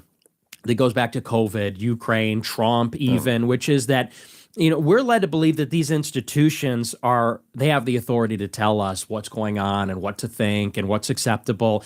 And we know that they lied about all that, lied about the facts, the opinions. They were probably not even in good faith. And now they want to come out and tell us, well, but like you said, we can't have that conversation, or Daryl Cooper's too far, or they're doing the same thing to him that they did to you, where they said, well, you're not a historian. And it's like, okay, well, and neither is really anybody. Does anybody have the right to critically think, or to read books or to offer an opinion? Or are we literally just going to be told this is what you're allowed to think because, we're the experts? Well, it's also the other thing, dude, because I'm like, I got in this, well, I guess not. I mean, you were doing your thing, I think, at the time too. But for whatever reason, I got in like at not really in, but I was doing shows at Fox News for a while. There were like a few particular hosts who were really good to me and had me on. It was like Kennedy and she had a libertarian show there, so it made sense. And then Greg Gutfeld used to put me on. Tom Shalhoub used to put me on. So this is like back even in the day. And then I've done a bunch of their shows since. And it's like, one of the things that just bugs me about the whole conversation too is you're like, look, I'm not saying there's a lot of garbage online, so I'm not like defending, there's dumb political commentators online. But when you're talking about like the elite level, or like I'm just saying, objectively speaking, I used to do those panels. If you go back and look at any of the panels I was on, out there somewhere, it's just always me carving everybody up because they don't know anything. Like it was, dude, me and you are, compared to the old guard, elite level. Like they maybe would occasionally get someone in there. Occasionally you'd have Pat Buchanan on a segment. You'd have someone who, like Ron Paul, or someone who really knew what they were talking about. But like every day on cable news. So the idea of being like, well, you're not an expert. Daryl Cooper's not an expert. Do you know what you're hearing on cable news? Do you know how much more Daryl Cooper knows than 99.99% of people talking about the topic? So there was something about that really bugged me. But I also think specifically with Jordan Peterson, I just thought it was like, dude, you're talking about a young man. You're talking about a following of young people. I thought your whole thing was like sticking up for them, not calling them the tetrad of evil or something like that. And not like as if you've done something unforgivable that you are now. It's like, I thought, like, it just seems like, okay, so then if you're saying that Nick Fuentes is leading these young men down the wrong path, well, then, okay, maybe they could use some Jordan Peterson in their life then, right? Right. Like what, maybe you should take that. Maybe it's really important. I thought you're supposed to speak up for the voiceless and get all emotional and all that. Like, where did all that shit go? All of a sudden there's one thing that's like a subject you're not allowed to talk about. And I just think that's bullshit. Yeah, well, and Jordan, he even took it a step further. I don't know if you saw his tweets about me, but he called me a rat. He said, Nick Fuentes is a rat. And then he came back and amended it and said, no, wait, he's not a rat because rats are odious by their nature. He said, Nick chooses to be a rat. He's lower than rat. And it's like, and by the way, isn't his whole thing like about totalitarianism and like dehumanizing people? And I said to him, I really was more just like astounded, like you said, because he is different than the others. That's like, he's always been different. Shapiro is like an insane Zionist, like operative of Israel, whatever you want to say. But Peterson, like you said, he really was very influential for young men. And I know that because I was one of them at one point, and I had close friends that loved his Bible lecture series, his podcast, Maps of Meaning, which was his original book. Pulled a lot of young kids away from atheism. Major, and towards Christianity and towards conservatism and all of it. And you're right, his claim to fame was that he was supposed to be this like lodestar for the disaffected young men of the Trump generation. And who represents that more than me? I'm kind of like that archetypal guy leading those people. And I agree, if he's got some issue with me, first of all, why not just call me out? It's this weird like thing that the left does where they say, we don't want to platform him. We don't want to give him attention. But like you say, what then happened to that whole deal where it's like, it's a free marketplace. We have to just talk or else we'll fight. We have to, have this marketplace. So there's just layers of hypocrisy and no one's buying. Nobody's buying into that nonsense. And it's sad because I think he lost a lot of credibility by doing that. I completely agree. And I agree it's sad. And I think, and I'm not saying this again to pick on Jordan Peterson. It's just like, I think he's an important figure. It's an important topic. And it does, and this kind of goes to the heart of, back in the before we ever met. I mean, we just met in person for the first time, but before I ever had you on my show, I had talked to some of the alt-right guys. Like I had Christopher Cantwell on my show, I think a couple times, and I had Richard Spencer on, and I had like some of those guys, and people at the time, it was like it was a somewhat risky move. It was still in the world where you're like, I don't want to get my channel banned and stuff like that. At least at the moment, that feels a little bit safer. But one of the reasons why I liked talking to those guys, or one of the reasons why I did the shows with them, was that, well, first of all, I did kind of find the ideas interesting. And I'm interested in the ideas. That's why we do these things. That's why we do what we do. And there was also, I guess I've always thought there was, from my perspective as like a libertarian, but a right-wing libertarian, I think. And at least comparatively speaking, I always thought that there was this weird, like I used to talk about this way back in the day when I in like 2012, I was doing podcasts. No one's listening, but I was doing podcasts. And I used to talk about this. This is like totally in the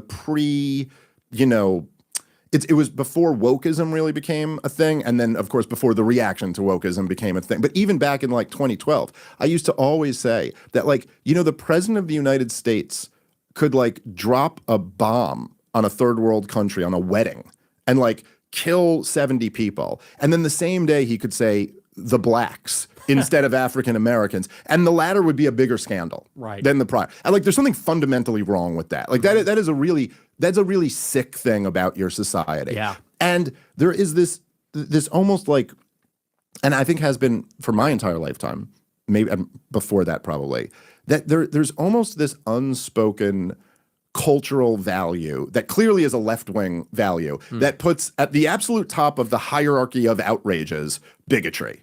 Like bigotry is supposed to be up here at the absolute. That's the worst thing in the world that you can be. When in fact, like that is just not my moral outlook on the world.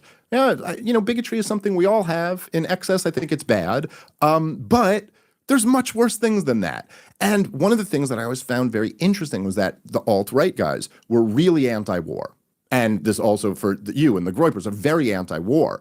And so to me, in my world, like war is really a much worse thing than racism. I'm not sure how there's a counter argument to that, although we treat it like war is that's just policy, and this is the worst thing you can do. And so I immediately rejected that. And so in fact, with the Jordan Peterson thing, I'll leave him alone after this, but it's like, you want to talk about psychopaths? Like, sir, you were on record saying, give them hell.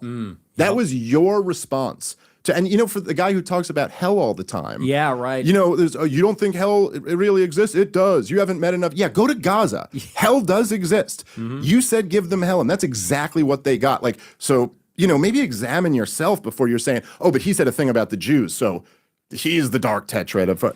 But then it just seemed to me on top of that. So that's like my worldview. Like, I don't actually think bigotry is the worst thing. I think it can be bad, but I don't think it's the worst thing. But then even from like, say, a liberal worldview, like, isn't like Daryl Davis like the big hero story? And I'm not like claiming that that's what I'm doing with you. It's not. Right. But like the idea of like, you're like, even the guy who you say is the famous guy who like converted all the Klansmen, well, he did it by talking to him and being decent. Just be cool. That's like rule number one. Like always, and that always seems so obvious to me, particularly as a Jewish person, but I just like as a Jew, I didn't say that. But that you're just like, oh, there's these people who hate Jews. I was like, well, I should probably be cool. Because it's kind of hard for people to hate someone who's cool to them. And it's just so weird to me that everybody else's opinion is like, no, this is the one thing that's unacceptable, bigotry. Anything, the government just passed a law that says they can detain you without charges, whatever. But like, no one's being a bigot about it, right? They're doing it to whites and blacks equally. Like, okay. And then number two, like, what is this thing that we ought to shut people out of the conversation? It seems so counterproductive and stupid. Well, and it's not even just bigotry. In particular, it's words. It's not like you even have to do a bigoted thing, like you beat up a black person for being black or you discriminate actively. It's like if you have said something that sounds racist, is racist, that is worse than murder, war, etc.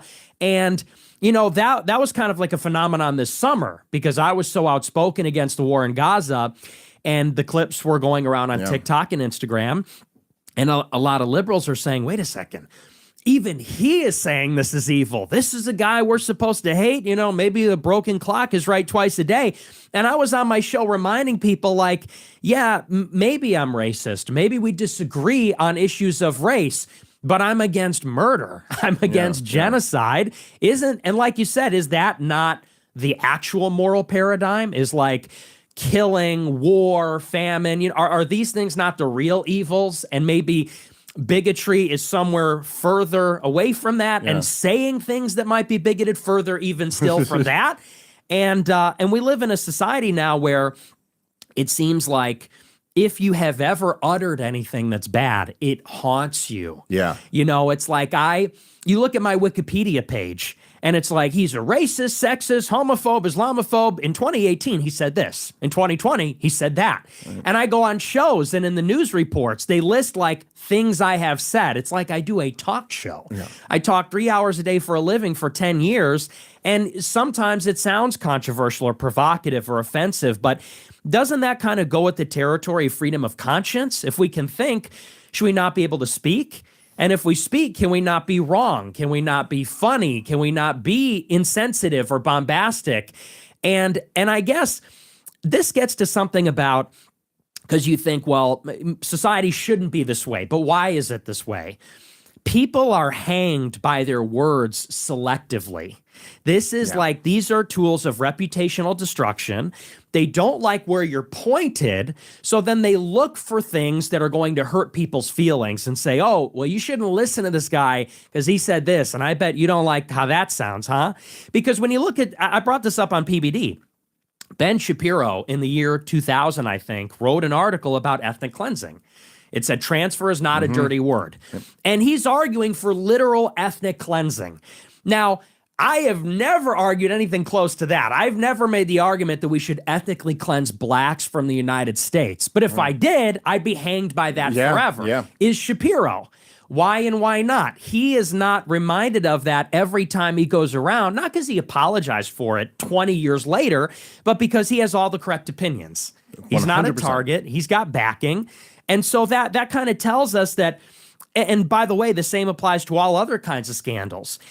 If we want to have an open society, and that's ironic coming from me, but we do need libertarian Nick Fuentes. Yeah, sort of. It's like you do need some level of tolerance, actually, to inoculate yourself from using reputational destruction for political control, because that's what I've come to realize about it. Dude, you're 100% right. Dude, I used to talk about this all the time because, you know, as you mentioned, I was a big Ron Paul supporter when he was running for president. And when he was running for president, which is, looking back at it now in 2025 is so goddamn funny, but they'd always bring up the racist Ron Paul newsletters. The racist newsletters, which, by the way, if you look at that, it was so tame compared to like anything. Like, I mean, it was literally like, I think one of the things was they said, one guy in the newsletter said the LA riots only stopped because they needed their welfare check or something. Right. Which is like, but anyway, but so you're just, and they would Ron Paul of all people to try to paint him as a hater of some sort, a dude who does not have like a hateful, it's just like a Christian baby doctor who's been married to the same woman for 60 something years, like just and they would try to pull that up, and then you'd notice like, oh, okay, but like, you look at the things Joe Biden has said in his day, look at things Hillary Clinton has said, look at all the, oh no, they don't ever get hit for that. In fact, the greatest libertarian theorist of all time, Murray Rothbard, in one of his most controversial articles, and we talked about this, I think, the first time we podcasted together, but he wrote this thing about David Duke, and he was making the point how they're like, well, why is it that they hate David Duke so much? And I go, oh, you say because he used to be in the Klan? And I go, well, Robert Byrd, the Lion of the Senate, like he used to be in the Klan. No one has a problem with that. And so you realize, yes, oh, this is, you make the rules so vague and so narrow that they apply to everyone, and then you choose who's going to get hit. And who always happens to get hit, very coincidentally, the people who don't support Israel in the permanent warfare state. Yep. Always. It's even like with the woke right term. You know, the definition they're working off of is you awoken to something. That makes you woke. And by the way, here's a list of all the woke right people, and they completely coincidentally happen to be all of the right wingers who don't support Israel and don't support the warfare state. Like that's always what it is. And it's the one comment, and that's another. It's a real problem of the kind of the racist thing being what you ruin people over. Right. Because again, we're all a little bit racist. People just don't want to admit it. But that's one thing. Growing up in New York City, you learn when you're around different people. It's not racism isn't something that belongs to old white men. It's something that every group has. And actually, minorities in this country are quite willing to be open about it. Yes. Which is something that is, not discussed in like liberal academia, but like you go over to like your Asian friend's house and his dad will tell you exactly how black people are, how Latino people are, how white people are. Anyway, so, even when I was talking to those alt-right guys back in the day, and part of the reason, and I never, I did always find the conversations interesting. But although I didn't, I always thought like the ethno state thing was just like a retarded non-starter of like a, you're going to turn America into it. Like what? But I guess I want to say this the right way because I know people will judge me for saying this. But in some ways, I kind of thought that the alt-right and then in some ways the Groypers, in a way, they were the most honest expression of the Trump moment. Yeah. Because I think there's through years of kind of like political correctness, the post-war consensus, like all of these things, it's almost like the older generation was there was an inability to just say it because it was perceived as racist in order to say it. So there's always code words. It's like we have too much illegal immigration. We have too much of the we need, and when really what the issue was about was that America was being transformed racially. I mean, that it was being transformed from a majority white country, which it's always been through its entire history, and that's being changed. And it just seemed to me that, like, it's pretty obvious that if you, whatever, like the things the alt-right guys all used to say, if you went to Italy and said, hey, we have some demographic projections, this place is going to be 90% French in a few years. Isn't that wonderful? I think most of them would go, no, it's not wonderful because we want this to be Italy. And so, you have this drastic change that was completely forced on the American. But there was never a choice. There was never a referendum on like, should America become a majority minority country? And that referendum wouldn't have done too good in 1960, Like if you had asked those people, or 65, whenever the bill was, if you had asked those people, it would have been, everybody, including all the black people, would have been like, no, we don't, you would have got 99% voting against it. This happened against the will of the Americans. And during that, it's not even like, they're like, hey, the people never asked for this, but we're transforming your society anyway, but we're going to be really cool about it. They didn't even throw that last one in there. They went, you didn't ask for this. It's happening anyway. And fuck you and everything you hold dear. And also your son's a girl. Like it's like on every level. And I think that was guaranteed to create a pushback. And I think it's crazy to not engage with that. Yeah, absolutely. And I agree. That's how I interpreted the Trump revolution. When I was 18 and Trump won the election, and by we, I mean me and my followers at the time, or whoever I considered a fellow traveler, we viewed the Trump revolution as an implicit white identitarian movement. And that is what was loaded behind every slogan. Make America great again. Okay, when was America great? Was it great 15 years ago, or are you talking about like the 80s? And what was America like in the 80s? You know, it was a different color, it was a different flavor. We're going to say Merry Christmas again. Okay, what does that mean? Who doesn't say Merry Christmas? Liberals and all these people that practice different religions, Muslims and Jews for that matter, although Trump was always pro-Israel. And we saw Trump as basically just an implicit expression of that, and over time would become more explicit as the changes became sort of ignorable, the demographic changes, the cultural changes. And I do agree with your point, because as someone like myself, these were the conversations I was having as maybe like a higher IQ. Obviously, I'm not just like a resentful, angry white man who doesn't like change. I was looking at this and saying, like you said before, it's not maybe desirable that America changes. You recognize this is in progress. It is happening. It, in some sense, has happened. And as maybe a young person, though, and being precocious and also impulsive and immature, I was trying to find the vocabulary and language to talk about these things. And I was interested in opinions on this. And I did talk to people at the time who were willing to engage with me. They were few and far between. And they would say, is it really practical, an ethno-state? You know, and clearly there's going to be diversity, but how are we going to live with that? How can we preserve some semblance of our way of life? And I feel like if there was more of a recognition that we deserve that we deserve engagement, a conversation, recognition, you know, that our grievances are valid, that it's okay to not be okay with the things that are happening, maybe the movement would have taken a different direction, or maybe it wouldn't be so much rage and conflict and division. But it's like you said, people were told, this is the way it's going to be. Your neighborhood is destroyed. It's irreversibly changed. If you have a problem with that, it's because you're a bad person. If that makes you angry, we're just going to take away your voice. And if you riot, then we're just going to throw you in jail and ruin your life. And it was just kind of like, I said this on my show, doubling down, always doubling down, ignoring intolerance. I know that's like trite at this point, but ironically, you know, the proponents of tolerance were intolerant of anyone that wasn't on board and anyone that didn't look like the new American they wanted to make.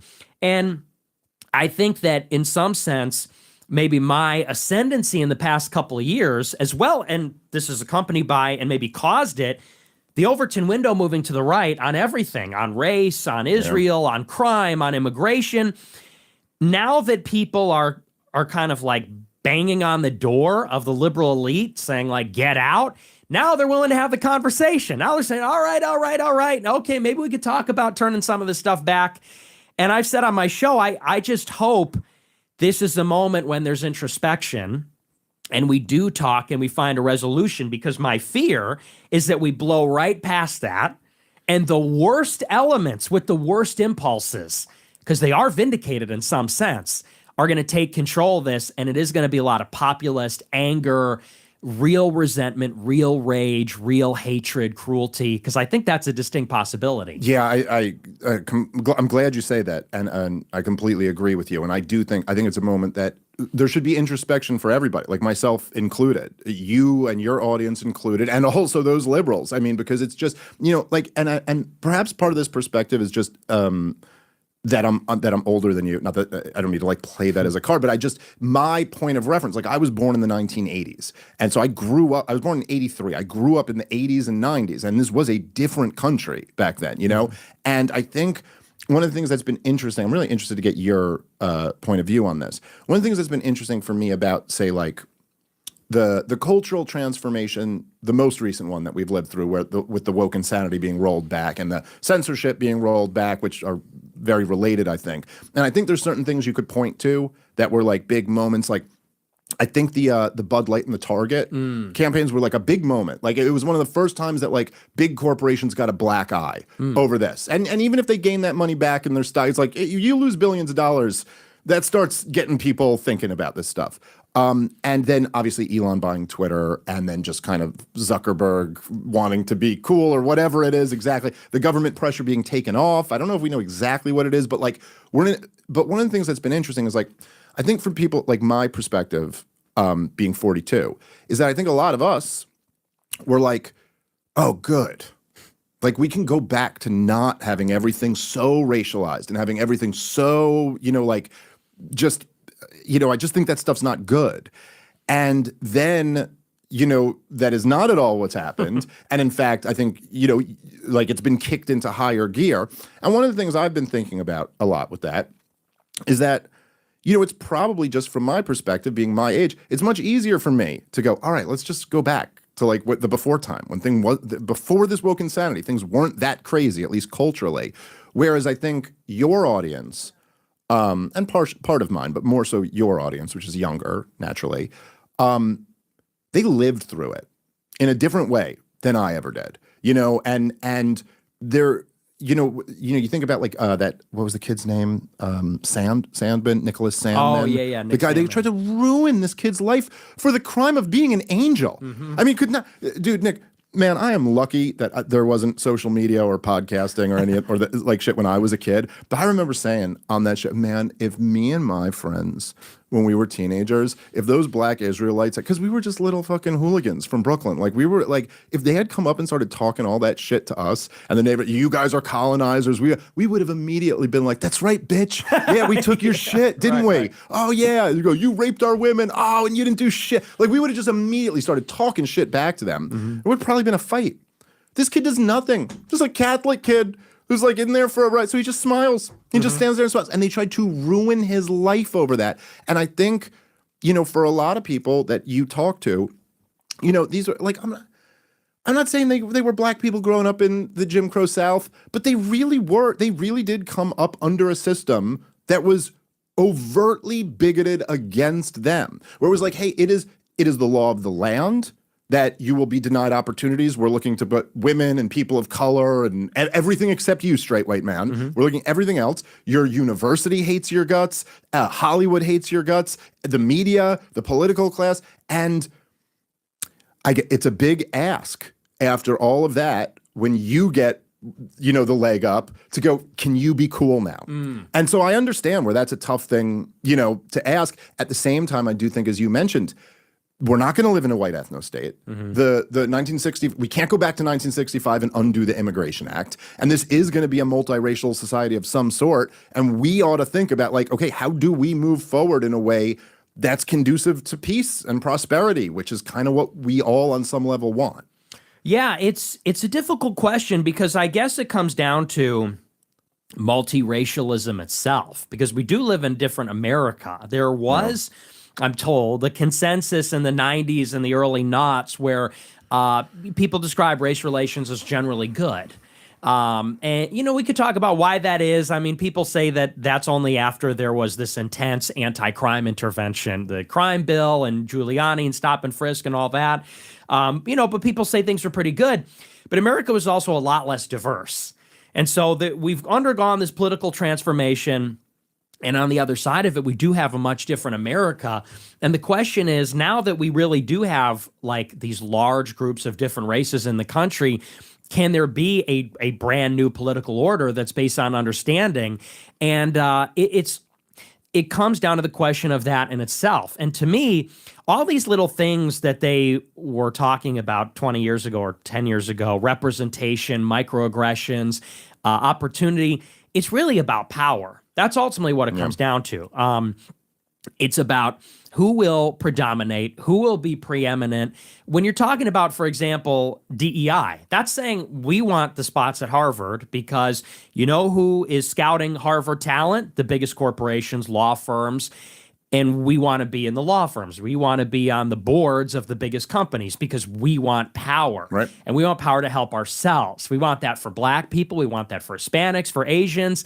And so it does come down ultimately to power sharing. And power sharing and even wealth sharing, it comes down to the distribution or allocation of resources. It's contentious because whites are necessarily losing power. They used to have all of it, and now they're sharing it. Now they're going to have half of it or a quarter of it. And what's more is if another group has power over you, there's like an inherent suspicion because it's like, well, this guy's not really looking out for me because he doesn't look like me and he didn't come from where I came from and he's not like me.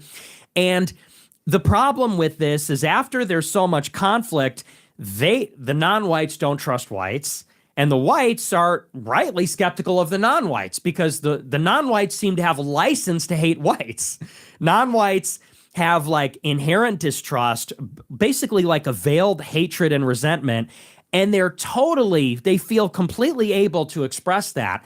And so the fundamental question is, how now do the races share power in a way that isn't contentious? How do we find an understanding? And I don't know if that's even possible, because the concern from the alt-right was always, in particular in a democracy, in an open society, when politics gets racialized, it basically just becomes like a race war. Yeah. It turns into like a soft form of a racial war. And, now they're saying woke right. I think the reason they're doing that, and they want to, just kind of get rid of identity politics and find a consensus, is because they want for the whites now not to fight the non-whites. They want a situation where, like you said, we're going to have happy liberal whites, blacks, Hispanics, Asians all living together. I just don't know how possible that is at this point. And that's where people start to talk about, can we disintegrate? We were forcibly integrated with immigration and after Civil Rights Act. Can we now go our separate ways? I don't know that that's actually even a good thing, though. I don't know that that's even like a good answer. But I would say where it starts is just with honesty. Ultimately, there's got to be a recognition that there are legitimate grievances on both sides, and there are illegitimate grievances. Right. There are legitimate voices expressing those grievances that actually, because I said this on the Charlie Kirk show, after Charlie got shot, I think there was a real threat of like war. I think there still is, because left-wingers are shooting people and blowing stuff up, and eventually a right-winger is going to retaliate. And then is it going to be like the 60s and 70s? That's a question. But I said on my show after Charlie died, the important thing is, let's get a new consensus of people that don't want that, that don't want war, that don't want their opponents to die, that don't want to murder each other. I said, I'm Christian. I don't believe in murder. I don't believe in revenge. I said, and not all people are Christian, and not all Christians believe that, actually. And so I think moving forward, there needs to be an uncomfortable coming together of people that have grievances, legitimate grievances with each other, but who both want harmony, want to live in peace, don't want bloodshed, leaders from both sides to come together. But I'm not optimistic. I think that the most cynical, calculating people rise to the top. They will incite and exploit the divisions and try to vie for control. And I think, conflict is more likely than peace at this point. Yeah, it's very hard. It's very hard to keep those, because it's so easy. It's so easy, And by the way, just because you mentioned it, and I did say this publicly a bunch, but I really did appreciate your episode after Charlie Kirk. Thank you for that. So it was. It reminds. I was on Piers Morgan debating that Brandon Tatum, the cop guy, and that was what he was. He said, I was a terrible person for giving you credit for that show. And then his whole argument was like, he's like, Nick is disingenuous. Like, he doesn't mean that. And it's just like, whatever. I didn't even like spend that much time on it in the thing, but it was just funny. It was like in my head, I was like, wait, so in your worldview, like Nick is this disingenuous, he's the leading neo-Nazi. It's like, okay, so the leading neo-Nazi is calling for peace? Like, is that not, could we at least acknowledge that's preferable to like the other outcome? But on the broader topic, I agree with your assessment, unfortunately, that it's kind of less likely that this has a positive outcome than a negative one. But I do think that, I look at it like I was born in 1983, which, to me does not feel like that long ago. I still feel like you, man, except my knees. My knees really don't feel like you. But, so I was born in 1983. This is 20 years, less than 20 years, 19 years after the Civil Rights Act, right? So it's like, it kind of does make sense in a way that perhaps there was like a different outlook only 20 years after the Civil Rights, and now it's 2025. Like, this is actually quite a bit further. This is 60 years after the Civil Rights Act now. And I do think that, like, in order to move forward, the only way to do this would be to declare, and man, I hate saying this word, but actual equality of some sense. Like, it would actually have to be like, look, nobody's getting discriminated against under the law. Either nobody has a right to have their special, their group interest, their group idea, or everybody gets to do it.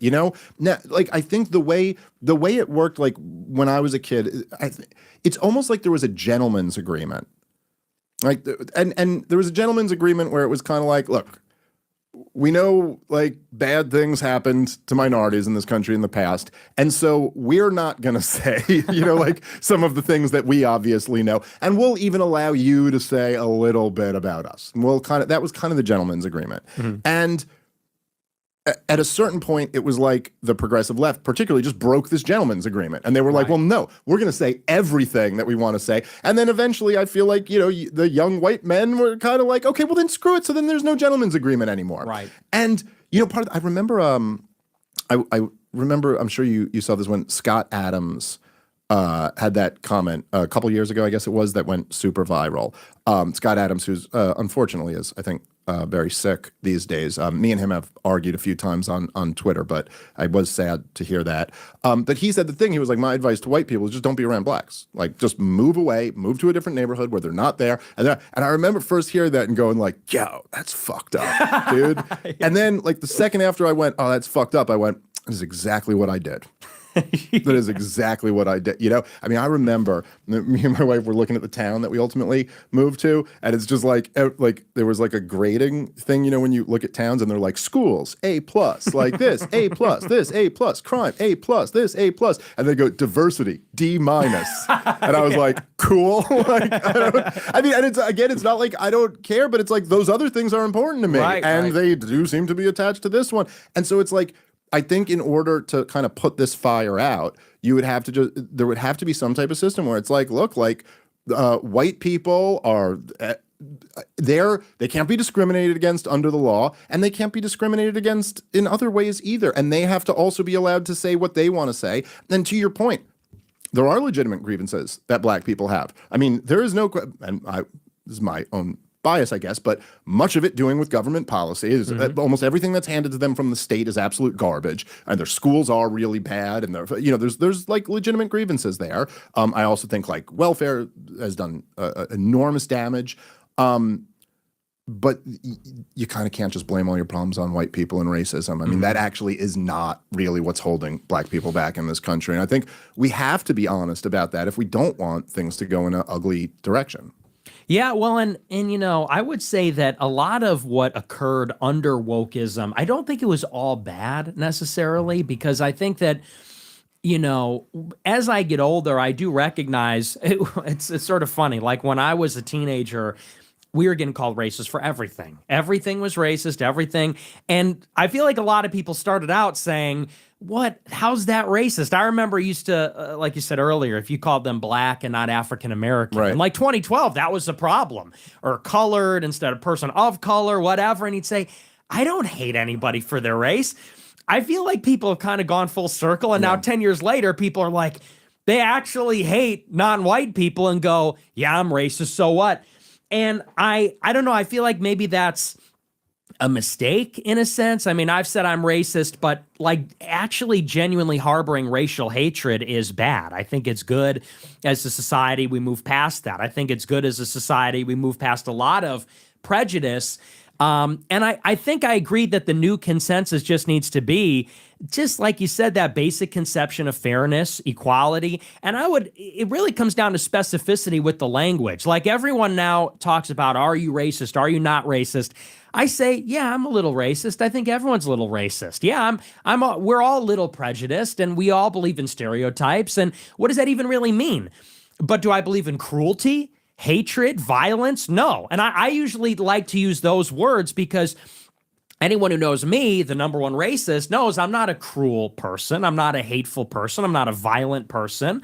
Unless I'm put in a self-defense situation at my front door, let's say, because that is, forgot about that. Tends to happen, and I think that as a country, we could survive being racist. We can't survive like ontologically hating each other and not wanting the best for each other and wanting to kill and destroy each other. And that's why I think it's really important. It's like I said after that show, like we are going to need to fight. I do believe there is going to need to be like an intense political battle, and people are going to need to choose what side they're going to be on. And what side I'm not on is the side where someone gets shot in the neck and you celebrate, or someone gets stabbed in the neck with a knife and you make excuses for it, or even in Gaza, people are being blown to smithereens and you say, give them hell, they deserve it, whatever. It's like we need to find a way where, and I'm Christian, of course, but we need to take most of the right and some of the left even against the kind of nihilistic element on the far left, because I really believe they are the problem. I think they are driving a lot of the issues here. Yeah, well, I think there's a lot of truth to that, and I do agree with you that there was something, you know, it was one of those examples that really pushes you up to the limit of like speech versus inciting violence. But like, there is something like dude, there was just a major political assassination. This is a dangerous moment for this country, and you're just making a video about how great it was, and I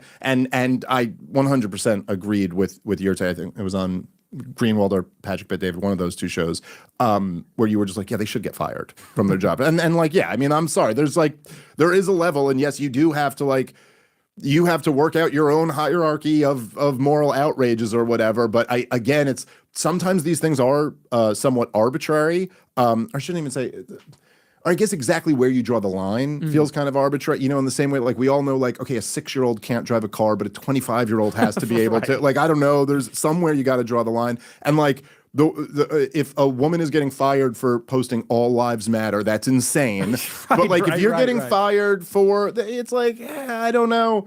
You know, I had a buddy of mine, who made he got fired from his job because he made a video singing Kanye West's Heil Hitler song, and it was like, well, yeah, dude, you know, like, I don't know, like, yeah, a lot of employers are gonna look at that and be like, yeah, dude, I can't have people doing that, and that's not nearly as bad as celebrating someone who just got murdered. By the way, I know you're friends with Kanye. Gotta say, dude, Kanye's album College Dropout spoke to my soul. It was the year I dropped out of college. He made this album, College Dropout. And I always loved, there's this one really beautiful song on there called Family Business. And I heard it earlier today. And man, it hits different after Cousins. The whole story is about his cousin. And I always thought it was such a nice song. But after Cousins, you're like, man, this one has a whole different tone to it. Anyway. All right, guys, let's take a moment and thank our sponsor for today's show, which is Crowd Health, a company I've been telling you guys about for many years. I love what they're doing. They're really creating an alternative to the broken health insurance system. And now they have the Black Swan membership. It's the healthcare alternative for people who want autonomy over their care, their costs, and their lifestyle. They just need a little help with the Black Swan events that happen in life. So now for just $95 a month, you get access to a team of health bill negotiators, low-cost prescription and lab testing tools, and a database of low-cost, high-quality doctors vetted by Crowd Health. You stay in control without insurance and their networks dictating your care. And what if something major happens? You pay the first $15,000, and then the Crowd steps in to help fund the rest. It feels like the options that we used to have before Obamacare came in and messed everything up. And now, if you use the promo code POTP, it's only $80 for the first 3 months. Go check them out at joincrowdhealth.com. And remember, for that deal, $80 a month for the first 3 months, you got to use the promo code POTP. Crowd Health is not insurance. Opt out. Take your power back. This is how we win. All right, guys, let's take a moment and thank our sponsor for today's show, which is Body Brain Coffee. Go grab some at bodybraincoffee.com. Fellas, let's be honest, testosterone isn't just a hormone. It's the fuel that makes real men who they are. It's what lets you take action, lead your household, and be the kind of man who shows up at work and at home. And we have a major problem in our society that testosterone levels have been tanking for decades. And that is why Body Brain Coffee is so awesome. And I got to tell you guys, I've been drinking it for weeks now. It is delicious and I feel great. And of course, it is the brainchild of my brother, Louis J. Gomez, who has been the guy who's been supporting me, my comedy career. He's the guy who encouraged me to start comedy, to start podcasting, really been the guy who was behind the scenes, making part of the problem happen for so many years. And now he's got this amazing product. So I want all of us to go blow it up at bodybraincoffee.com. This is already a huge success. People are loving Body Brain Coffee, but now the part of the problem children, we're really going to blow it up, and we're going to make sure that Louis knows that he owes all of his success to us by going to bodybraincoffee.com and using the promo code DAVE20. Also, that will get you 20% off your order. Step up, fuel your mind, fuel your body, lead from the front. Bodybraincoffee.com, promo code DAVE20 for 20% off. All right, let's get back into the show. So I want to this is something else because I texted you. I wanted to talk about this, and so I wanted to kind of because this was another thing that I heard you bring up recently, and it's one that particularly frustrates me. And whenever something particularly frustrates me, I'm always like, okay, what? Yeah, and then I got to figure out why exactly. I remember one time back in the day, Glenn Greenwald. This was when he broke the Snowden story, and he went on Lawrence O'Donnell's show, and Lawrence O'Donnell said to him, he was like, Glenn, I've read all your reporting, and honestly, like, I just don't care. Like, I got nothing to hide. Like, I don't care if the government wants to look through my phone. I got nothing to hide. I remember Glenn was talking about it, and he was like, there was something about it that just made me so angry, and I kind of couldn't figure out what it was. And then it dawned on me that it was like, well, yeah, obviously you have nothing to fear, Lawrence O'Donnell. It's only the journalists who do real journalism who have anything to worry about, you know?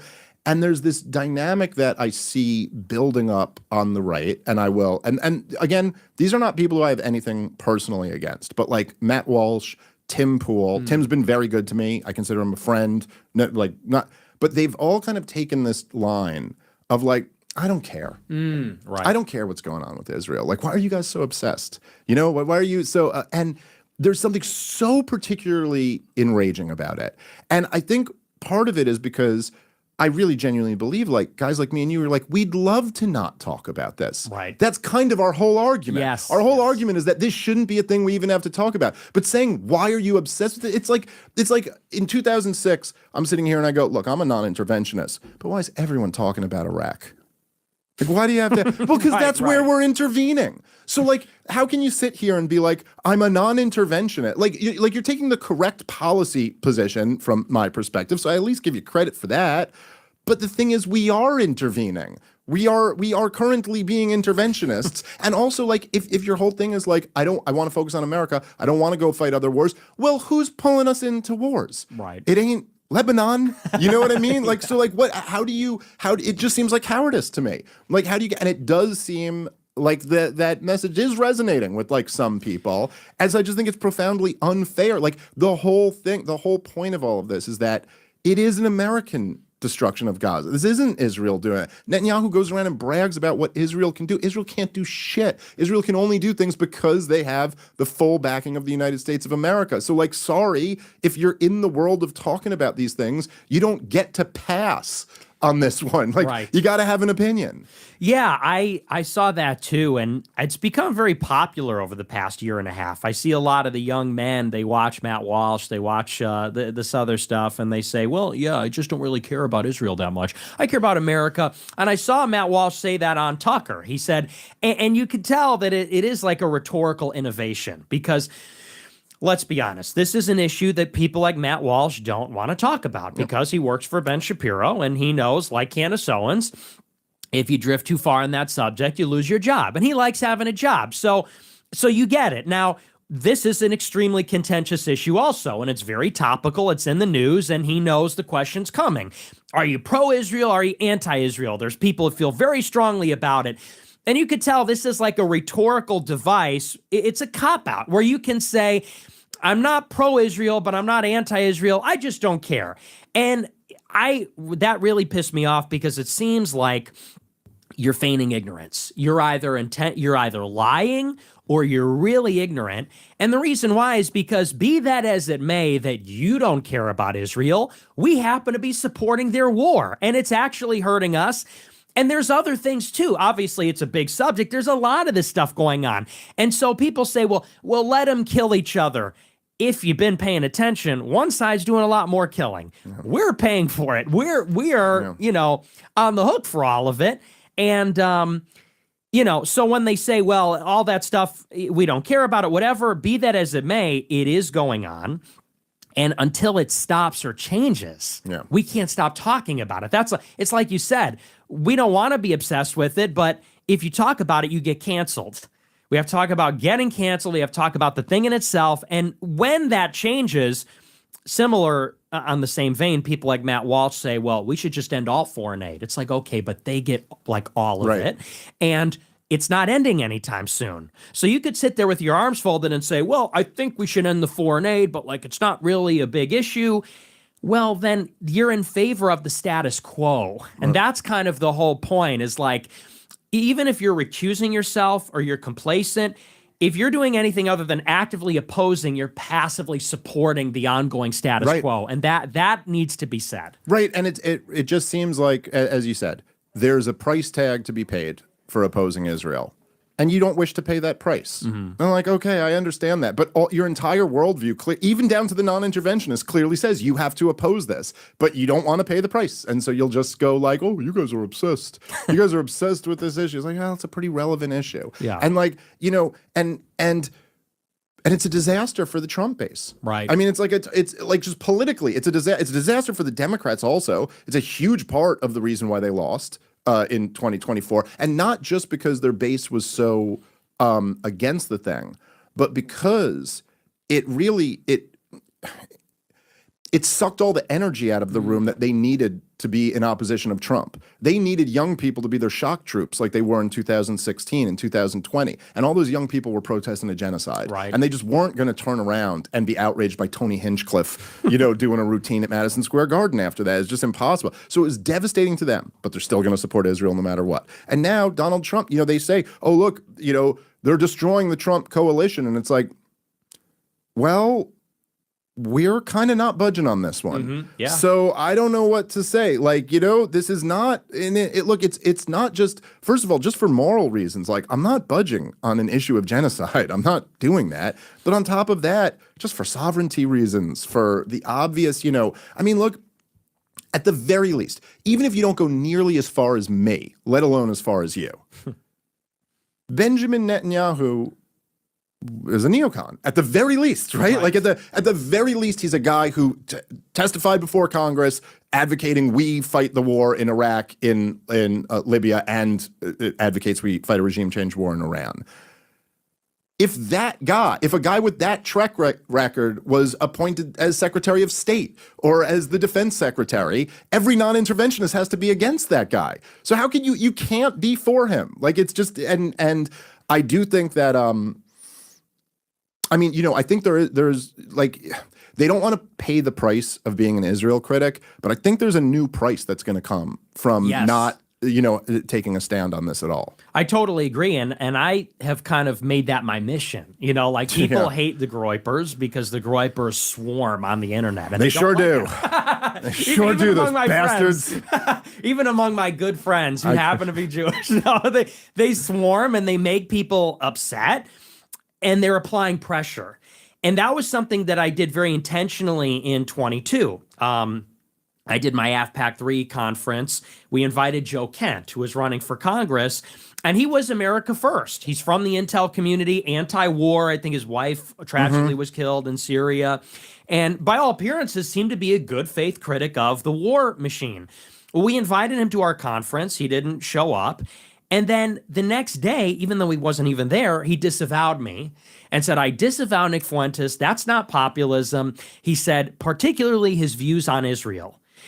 And I said, see, that's the problem, because, and this is going on to this day, whether it's Kent, Trump, Biden, Charlie Kirk, if you go against Israel, they make you pay a heavy price. You know, AIPAC is coming in with the berserkers, the ADL's coming in, like, you're going to pay. So what do? Hey, I got to get them off my back. I got to disavow you. I have to sign the letter. It's easier. It's the path of least resistance.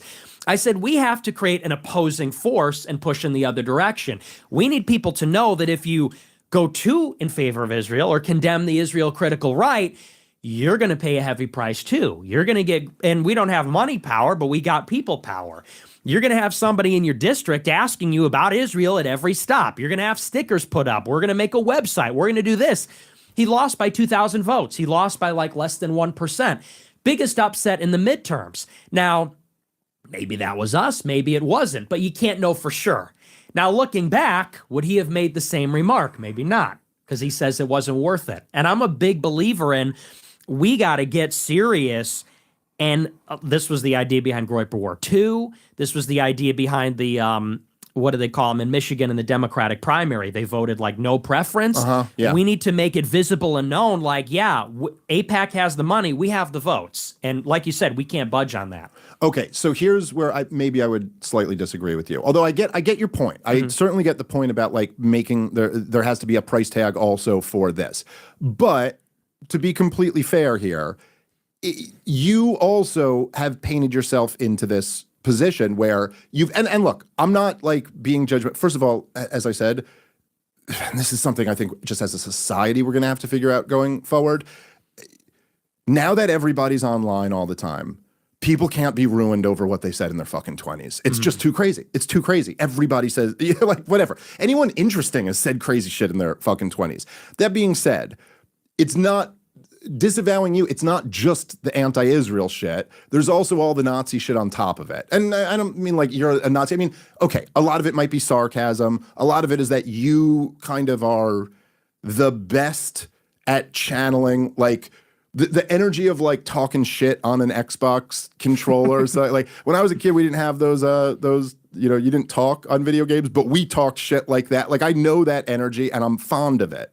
But I could see where like anybody who's got to get anywhere in politics is like, listen, I have to, like, I can't take all that baggage. So in other words, there is a difference between, say, disavowing just the anti-Israel position and disavowing like all the extra shit on top of that. Right. Does that make sense? Yeah, and I get what you mean, but in that particular case, he went out of his way. Like he wasn't even associated with me.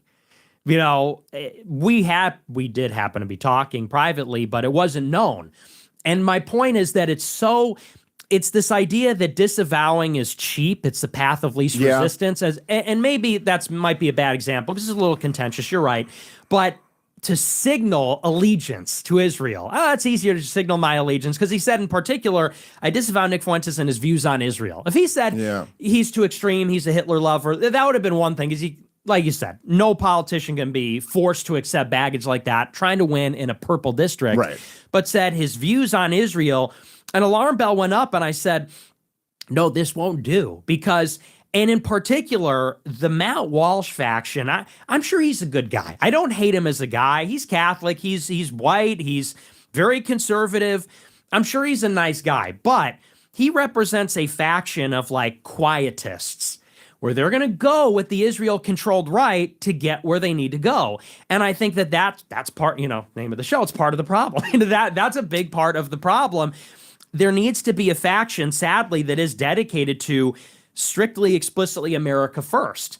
Because like you said, I mean, what even motivated me is that tension where Trump said, no, the new doctrine's America first, not small government conservatism, it's this. And I said, yeah, but there's one glaring exception to that, it seems. And they're trying to tell us, well, forget about it. Except that's the most important exception. That's the exception that proves the rule. So that's why I'm very insistent and militant on the right wing that people kind of make it known where they stand, because it's a betrayal. Well, I do as well. I agree with that. I mean, I think that there's got to be some type of pressure, because otherwise it's all going in the other direction, you know? And I agree with you. And I try my best. There's like, even when I said with Jordan Peterson, like, I think Matt Walsh is, as silly as it is, I thought the what is a woman thing was really important, you know? Yeah, It was like, I agree. it did a lot of good for the culture. And so you try to give those people credit, but at the same time, yeah, you're right. I mean, this is a very big issue of national sovereignty, and American interests. And you're right. He's quite willing to go along with it. And I do want to, you know, I'll say that, and I swear, I'm not just like saying this to preface it, but so there was, because I do want to talk a little bit about, you know, the stuff that because we kind of had a bit of a public feud. No, like, and I don't care about like feelings and stuff, but I want to talk about the issues. But I will say this, right?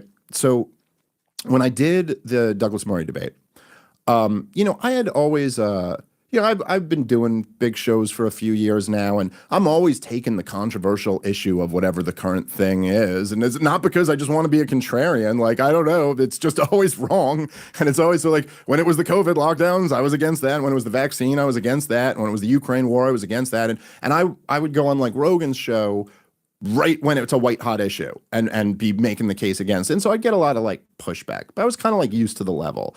But then after the Douglas Murray one, I mean, I really rose up on Israel's most wanted list, and I was swarmed and in what seemed to be kind of coordinated, but you know, I don't know, but there just all of a sudden, like, my Twitter experience changed, and it's everybody with, you know, like everyone with Hebrew, you know, letters in their name is furious at me and all this. And I had never really been like, I had never quite had that before. I'd never quite had like a mob after me like that. And here we are. This is happening. It's this year. I'm 42. I was under no real concern. You know, like at this point, it's like the censorship regime seems to have been rolled back. Joe Rogan's got my back. Tucker Carlson has my back. I'm kind of fine. Like I never actually thought Douglas Murray was going to get me canceled, you know? So like I'm fine. I'm 42. I got a great job. I'm making really good money. I got a hot wife. I got beautiful kids, and I'm Jewish.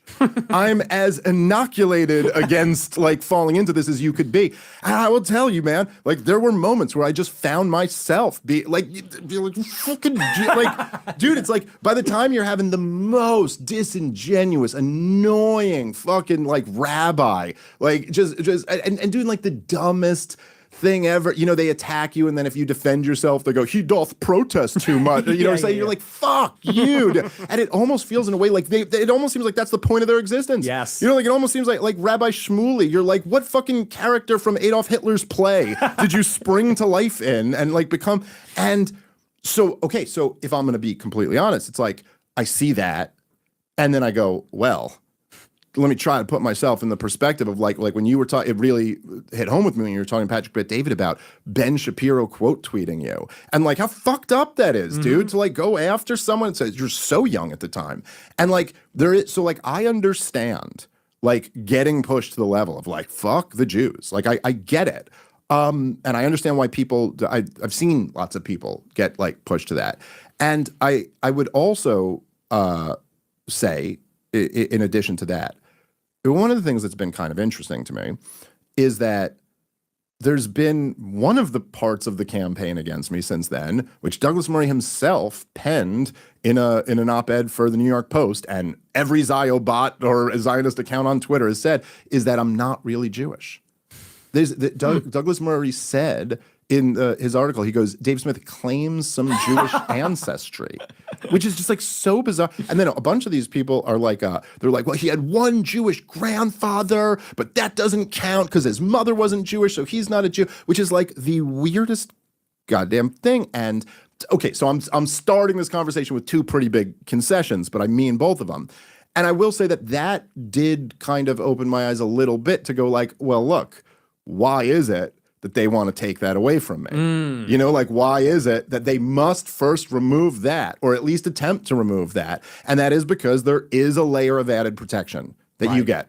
There is, and look, part of this is natural. It is tougher to convince people that a black guy hates black people. Now, you could be a black guy who hates black people, but it's just like a lot less likely. Yes. You know, we all kind of giggle at, what's his name out in California, the blackface of white supremacy type shit. But I certainly would at least concede that there is at least a layer of protection to being a Jewish guy who criticizes Israel, and that's bullshit. Like, that's bullshit. It shouldn't be like that.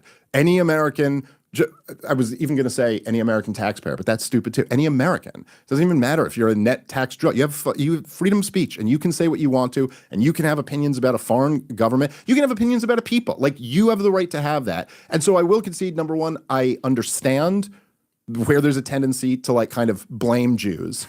I also understand that there's an unfair degree of protection that you get.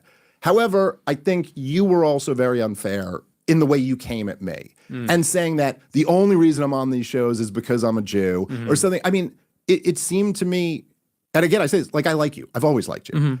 I say this, it seemed insane to come at me over that.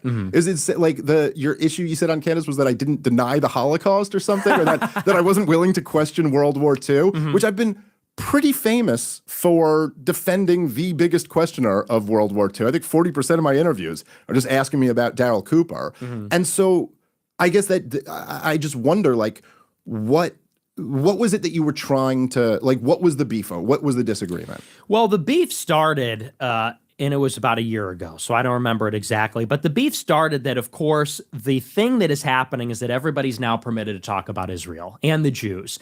And everybody also knows that, and I know the world doesn't revolve around me, but I famously got, like, martyred for that, in a sense.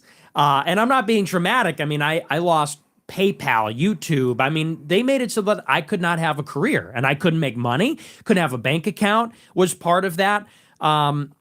on some level. I mean, that had a lot to do with January 6th, but I mean, being banned from PayPal is a pretty big deal, you know, and the rest of them, Venmo, like I can't get reimbursed if I buy a friend dinner or something like that. And got blacklisted from all the circles, CPAC, all the shows, Republican Party, whatever. And I recognize that it's not only my criticism of Israel, but the way that I do it. But of course, that's at the center of it, is that in principle, I'm against Jewish power, influence, the Israel lobby, etc. And I guess the biggest anxiety or insecurity about this, which I've talked about on my show, and we talked about a little bit earlier too, is this idea that now they're going to step in to kind of mediate this conversation. And in other words, they're going to try and draw a big red line that keeps me on the other side of it. And not just me. I would describe it, I'll give you a concession because I think you're being fair and you're being honest and I'm being honest. There's a big insecurity. And by insecurity, I don't mean like I'm not the prettiest girl at the ball. I mean insecurity in the sense of there is this mass awakening. This is a moment where we can really get these issues into the conversation. And someone like myself is in the Overton window, let's say. And not just that I can have a career, but my ideas can really take off. And the biggest concern when this was happening, and what it appeared to me to look like, is that you and a few other more elevated Israel critics were going to kind of slam the door shut behind. They were going to kind of bring you in. And the reason they would bring you in is because you're Jewish, and that's part of it. Who was bringing me in, you think? Like you were on Joe Rogan.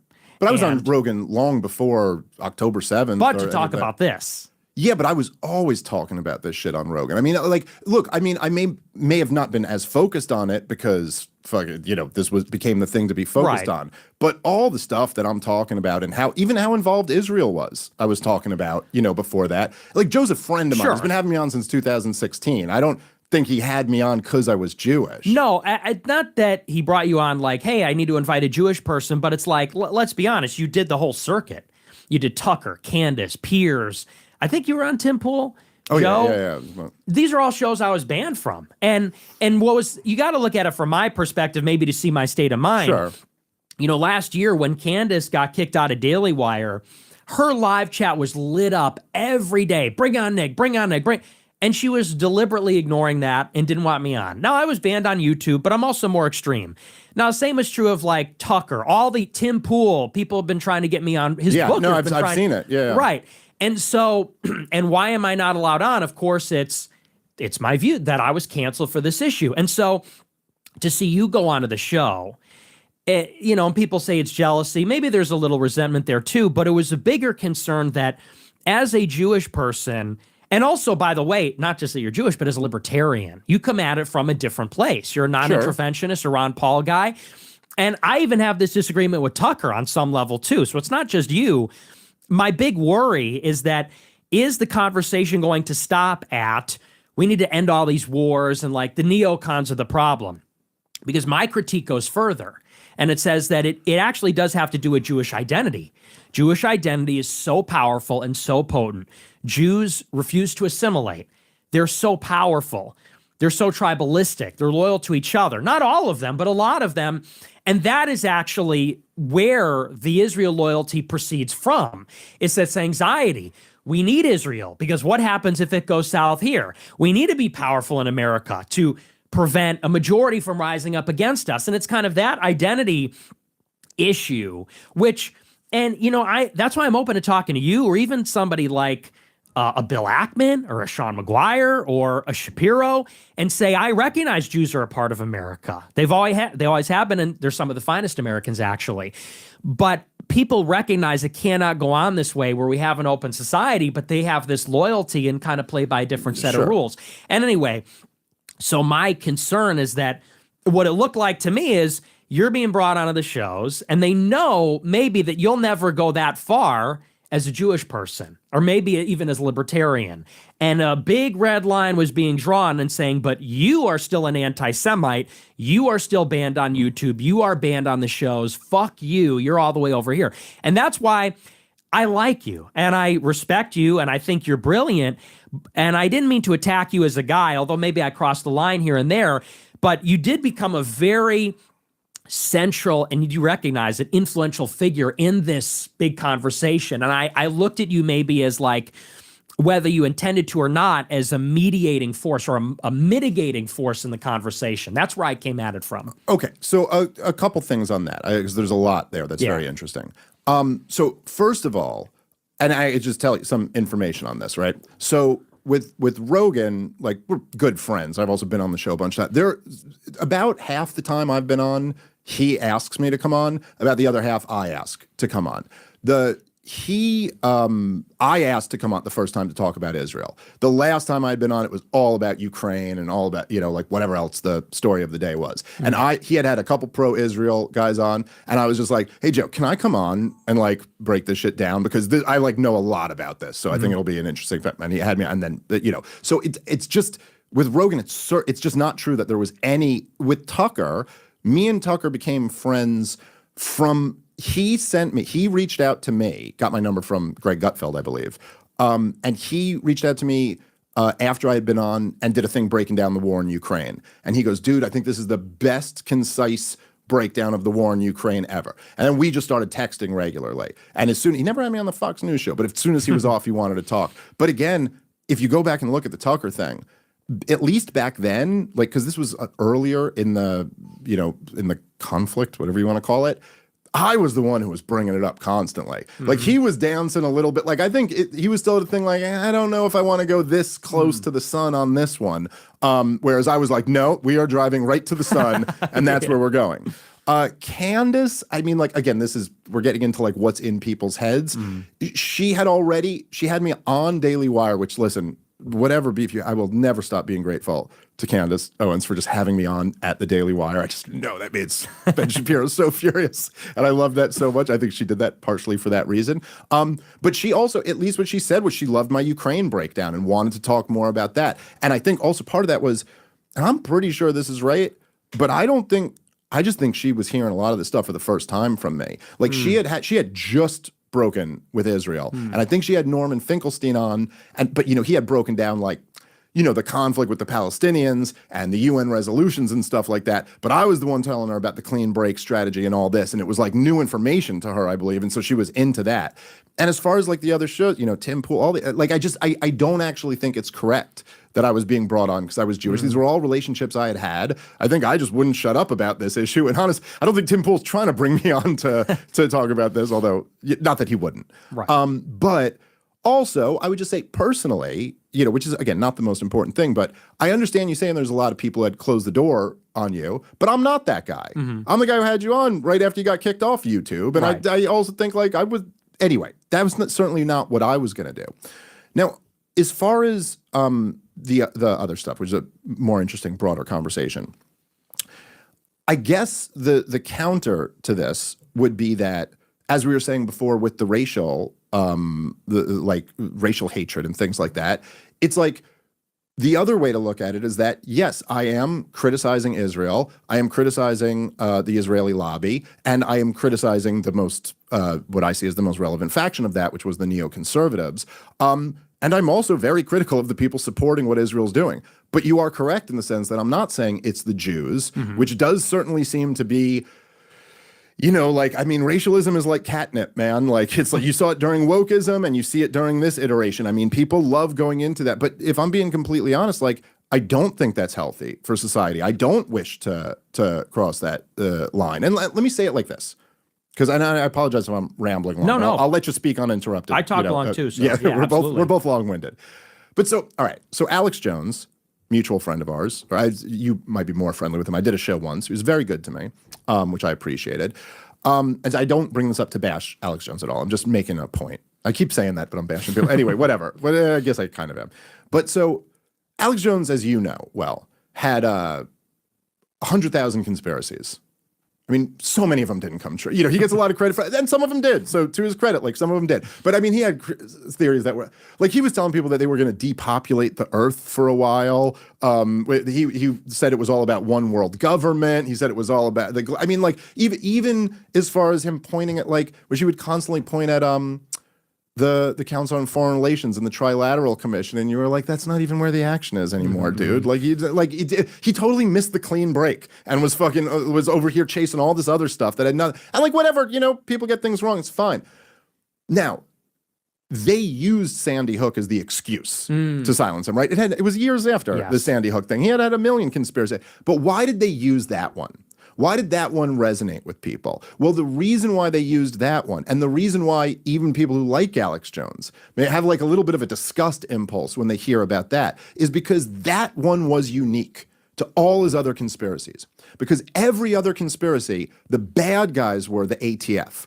The bad guys were the feds. The bad guys were, if you blame the ATF for something and you turn out to be wrong, like whatever, they deserve it anyway. It doesn't really matter, right? Right. But in this case, the target was people. It was just regular people, and regular people who had just lost their little children. It was like, geez, you can't miss on that one. And so I do think one of the things that concerns me with what you're doing, and I guess concerns me with the fact that I think you're winning in a lot of ways. And I don't, but I do worry about this disaster there, is that I do think so much of the energy you're harnessing does get pointed at just regular people. Like until the Jordan Peterson clip, when I first started realizing we were going to have to do this, I had kind of just been like, the reason I was like, I don't think I'll do another podcast with Nick was never because I didn't like you. I always liked you when we talked. I always thought the conversations were really interesting, as this one is. The thing was just, it's just like an incentives issue almost. We're like, well, I don't know, everyone on this side is going to lose their goddamn shit, and then I have to answer a million questions about that, but fuck them, so that's not enough to get me to stop doing it. But then half your audience is just going to call me a fucking Jew anyway, and so it's like, what's the point here? And I think that, like, look, and I want to get into this more, but like, yeah, there are questions of Jewish identity. There are questions. Obviously, there's a relationship there. But the fact is that, say, look, the worst thing in my lifetime that Israel's done to the United States of America, as I'm not sold on the 9/11 stuff. There's some questions there, but I think it's far from as conclusive. I think people are way out over their skis saying they know for a fact Israel did 9/11, but that's a topic for another day. But it was the war in Iraq. The war in Iraq is no question, and Coleman Hughes can try to argue with me about this, there's just no question that the neoconservatives and the Likud party and the whole Bush administration, this was pushed in a direction. It's not the only factor, but it is more than what made the difference. Like, the war does not happen without the neocons and without Netanyahu. It just doesn't. And yet at the same time, Jewish Americans were either the best or one of the best groups on that issue. Jews opposed the war in Iraq way ahead of the general public. And like right-wing Christians were like the worst group on that. And so, but again, my target isn't them. My target isn't the people. Right. My target is like the people who propagandized them into believing that. And so if the thing is like, hey, I stopped short at like actually naming the Jews, it's like, well, yeah. Because I don't think that's right. And I don't, like, yes, there, and we can get into more of this, but like, no, like Barry the dentist has nothing to do with any of this. And he, I think on some level, maybe I'm wrong, but I also don't think you're really trying to gin up hatred toward that guy. And so maybe that's why I stopped short of blaming the Jews. I think it's sloppier and not as accurate.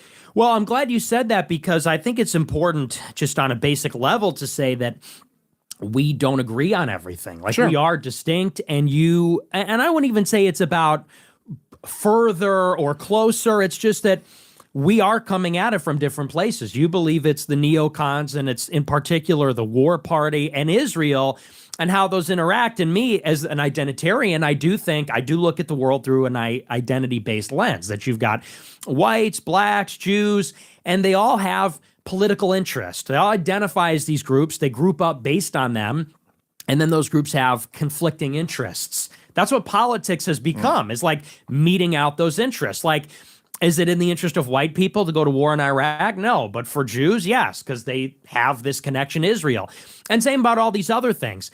And so, even getting back to our beef, we could quibble about, I don't think there's some conspiracy. I don't think they got together and said, let's invite Dave because, he's going to like maintain censorship and Jewish control. Like, I don't believe that.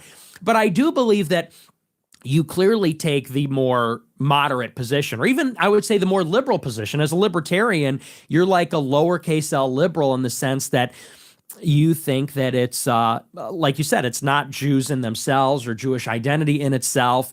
It is particular people in power, in particularly the state, that are doing these violent policies. Whereas me, it is maybe a more radical rejection of liberalism. And I think that, maybe you're informed by your Jewish identity, or you're just ideologically believe that.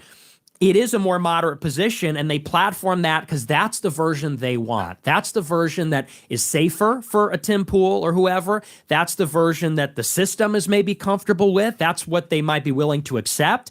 And they don't want to take it to the place of the Jews for the reason, maybe for the good reason you described. And by the way, I'll give you another concession because I want to be objective. There are people that are legitimately hating Jews right now. There are. I saw in Florida, they're pulling up on Jews with like water pistols and spraying them with water. And I got on my show and I said, fuck that. Yeah, I said, and I appreciate that. Yeah, because I don't believe in that. I'm not a piece of shit. If I saw Ben Shapiro on the street, I saw him on the street and I said, hey, man, why did you do a speech? You didn't say my name. I didn't run up and try and fight him. Yeah. And I don't believe in attacking. They made it out like you did. Yeah, right. Like I attacked his kids or something. Yeah. Human shields, right? But he picked up his kid when he walked across the street. It's like, okay, bro. but I don't believe in picking on random people. I'm not a cruel or hateful guy. And you do see that. And that video bothered me in particular because if people start to think it's okay to do that, the ADL isn't necessarily wrong about the idea that it is slippery slope. You pull up on somebody with a water pistol. Okay, what if it's a paintball gun next time? Is that really okay? That people are going to be harassed and like shot at with a airsoft gun or a paintball gun? No, that's bullshit. And that's denying basic dignity, basic rights. That's not Christian. That's not American. And there is an excess of that. And I agree that it should be sort of contained. But I think there's a fine line between that and saying that it is a bigger issue than the neocons because, when it comes to these influential Jews, like Larry Ellison, let's say, he's not religious, but he's tight with Netanyahu. Jeffrey Epstein was tight with the left in Israel. And to the extent that you're right, Jews were the biggest critics of the Iraq war, in many cases, yeah, there's liberal Jews, but they're liberal because that's a strategy for Jews to succeed. They have these debates. What is best for the Jews? And like Brett Stevens at the New York Times, he mentored Bari Weiss. He says, Trump, God, I hate him so much. And he sucks. He's a neocon, case in point. Yeah, I got in a big fight with him on Gutfeld's show years ago. He was such a smarmy prick. Anyway, whatever. But oh God, it's the worst. The worst. Yeah, but he says in 16 or 17, he goes, Trump is bad for the Jews because he is opposing the liberal values that have been so good to us as Jews. And it's like that sort of encapsulates when, like the ADL, for example, gets criticized. They say, well, the ADL is making Jews look bad. Or they're going after people like Shapiro and protecting people like Ilhan Omar. In other words, they're attacking Jewish Zionists, but they're not hard enough on the progressive left. And what I see there is still a distilled Jewish self-interest, which is okay because we're all people and we're all advocating for the most for ourselves.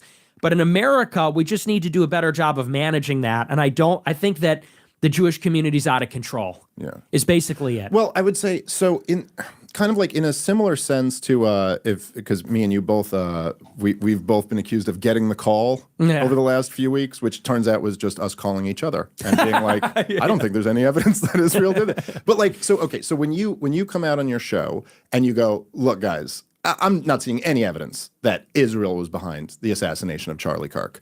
And then people go, oh, it looks like Nick got the call. You're like, okay, but like the much easier answer is that he just doesn't see any evidence that Israel, right? And like people, it's like you're jumping to a conclusion. And I will say, I think you might be guilty of doing a little bit of that too. When you go like, well, look, they want the conversation controlled. It's like, or an easier answer might just be that like they've seen your hits. And they go, yeah, well, I don't want to bring a guy who's saying Hitler has aura on the show. Like, I'm open to, I do think what's horrible, what's happening to the Palestinians, but like, no, I don't think we need to go like that. So I think there's like probably, look, dude, you make your bed. You were nobody, I don't think that I know, is denying that you were like horrendously mistreated when you were very young. But also since then, like there's an energy that you harness when you do that shit, and you know what you're doing with it, you know. And that's not to say you're being disingenuous. I don't mean that at all. I just mean like you understand.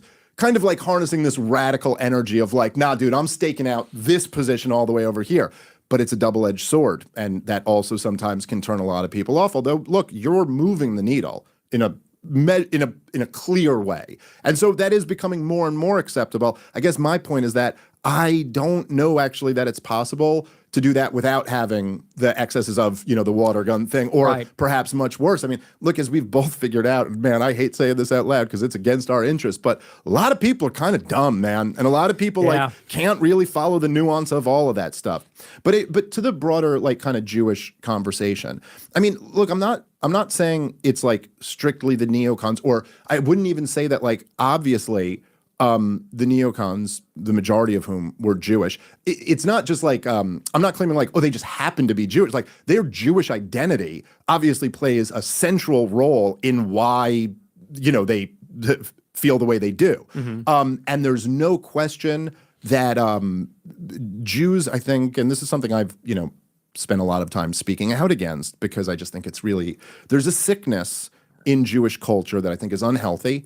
I think it's part of it is fundamentally built into the religion, that like it's about past suffering, you know, is like a big part of it. But the Holocaust looms so large in particularly like my parents' generation and up. I think not as much with the younger generation, but it looms so large, and there is this kind of like feeling of like, look, the Holocaust happened, and then we created our own state so that it never happens again. And anything short of that means another Holocaust happening, you know. And then it's not right. Like it just doesn't make any sense. There's no reason to think, and I've been saying this for years, that I'm like, look, like I'm a Jewish American. I've never had one obstacle put in my way because of my Jewishness. Like never once, you know. I've had people say, literally, your fans saying shit on Twitter is the greatest struggle of my life for being Jew. You know, I've had greater struggles, but not because I was Jewish.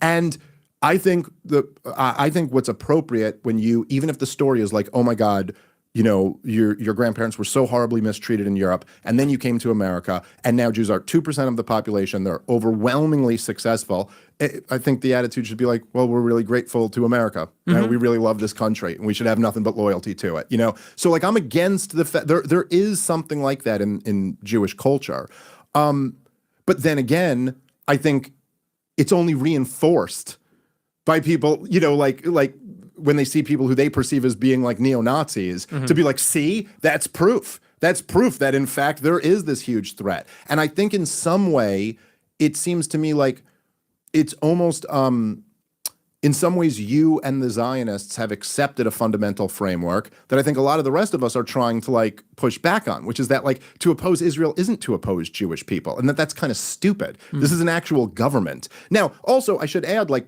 all these things are complicated and intertwined. There is no question that part of the reason why Israel has become so dominant, you know, like say the Mossad has become so dominant, is because there was a diaspora. It was an advantage that almost no other intelligence agency had, that you had pockets of people who you could reach out and touch, who could at least somewhat reliably, if they were called to do something for Israel, would take that as like, okay, I'm, you know, in some way preventing another Holocaust. Like that was a huge advantage for them. And so like, again, I'm not saying like there's more complex and interesting questions. I guess, you know, again, I'm not trying to like Big Brother you or anything on this. Yeah. I guess it's just like even that message that you were just sending of like, hey, we're not trying to target, you know, people. I think like if you are to win the day on this, and we want to avoid something really bad happening that, you know, I think none of us want to see, I think stressing that is probably important. And also, you know, it's just like you see it. I mean, I know because you talk about it, like the low IQ slop shit, where it's just kind of like, dude, this is okay. I know forever you weren't allowed to touch that button, and so you're touching the button because you weren't allowed to. But a stupid point, it's like you're allowed to touch it now, dude. Yes, and it's just not that impressive. It's kind of like a silly argument. Although I will admit it's quite funny at times. Well, yeah, I mean, the edgelording, even for me, has lost its appeal. It just seems passé because 10 years ago, you couldn't say that stuff, and that's what made it provocative. Yeah. And now you can say it. So, and also it's been done for 10 years. So internet edgelord, oh, you've never met someone like me before. It's like, we've all seen that. But I would say that here's how I would characterize the issue, because I hear that a lot, that the Zionists and the anti-Semites are sort of in the self-reinforcing loop.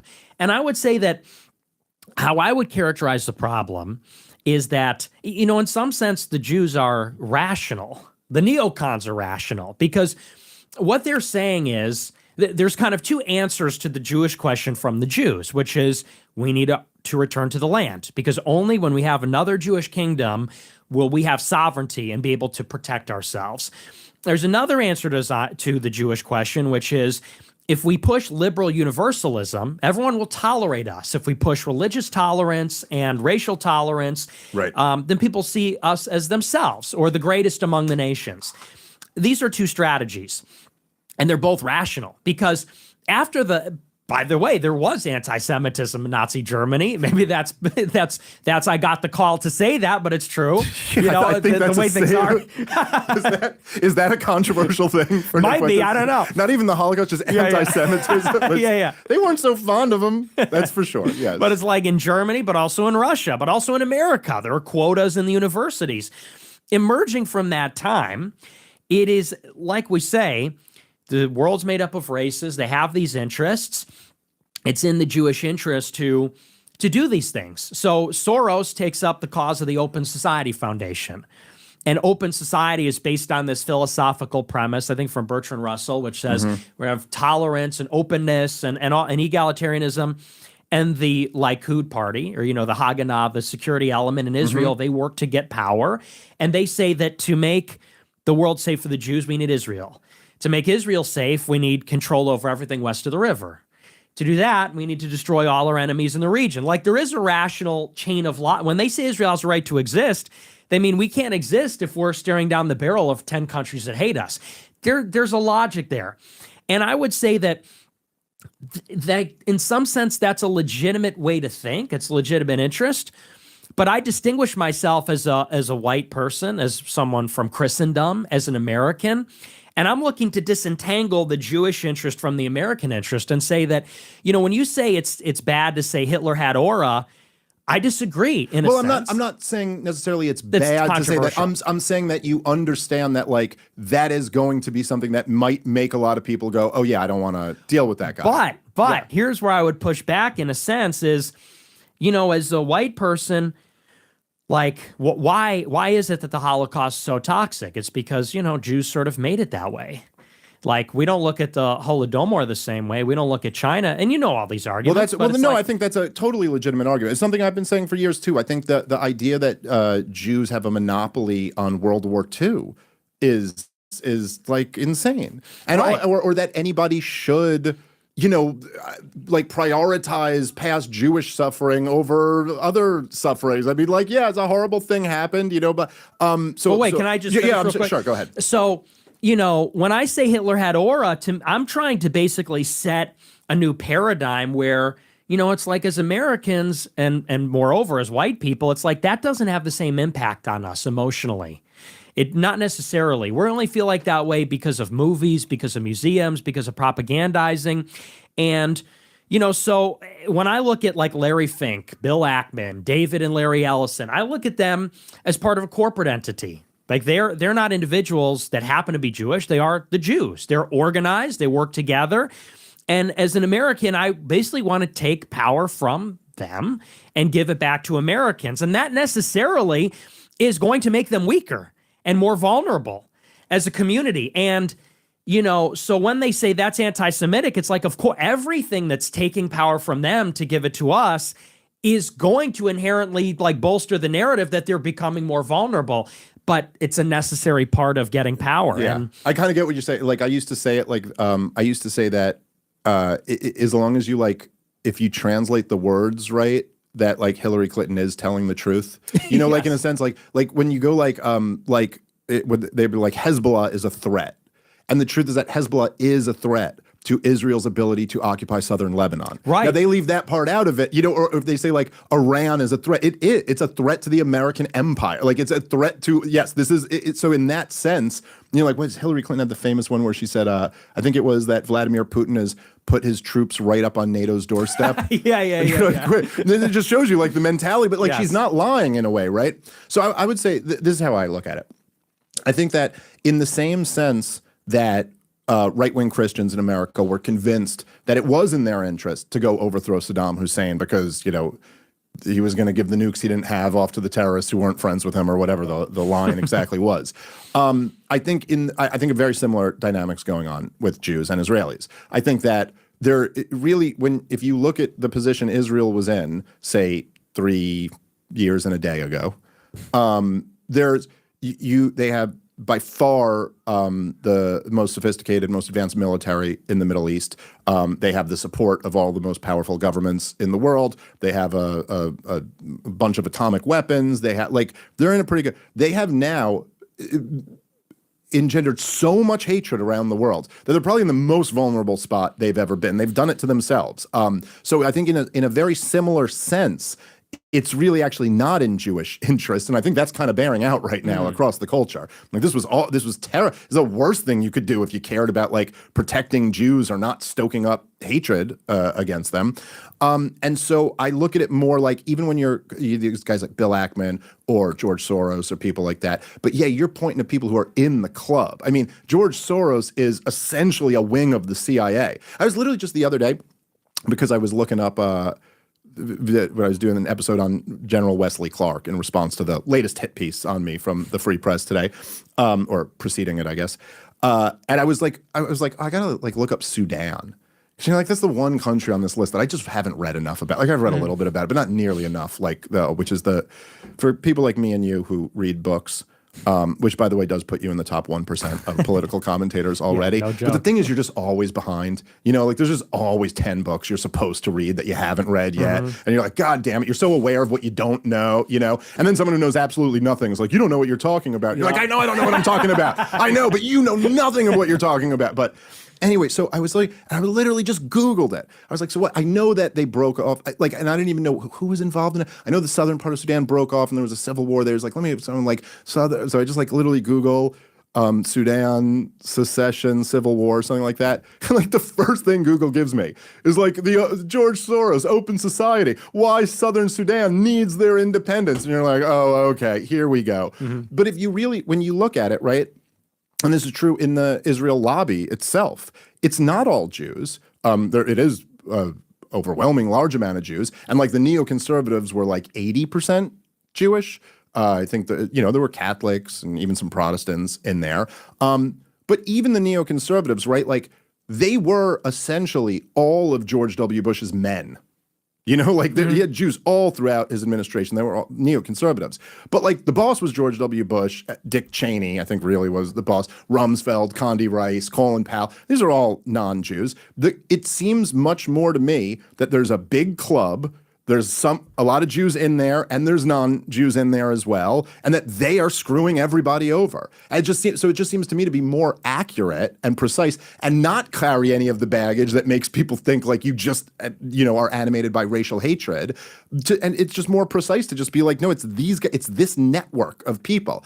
And even when you're looking at like, something like it's difficult, and we are all guilty of this at some point, of like assuming the conclusion, of starting the argument with the end result that we have. So even when you look at like, okay, well, this Jew is pursuing this strategy, or this one is pursuing this strategy, the overwhelming majority of Jews are pursuing the same strategy that most people are pursuing, which is like, I want to raise my kids. I want to have decent health care. I want to have a decent life. I want to hang out with my buddy. I don't think they're pursuing these grand political strategies. I mean, no more so than anybody is who just like, they have their disposition to like, I'm liberal or I'm conservative or I'm this.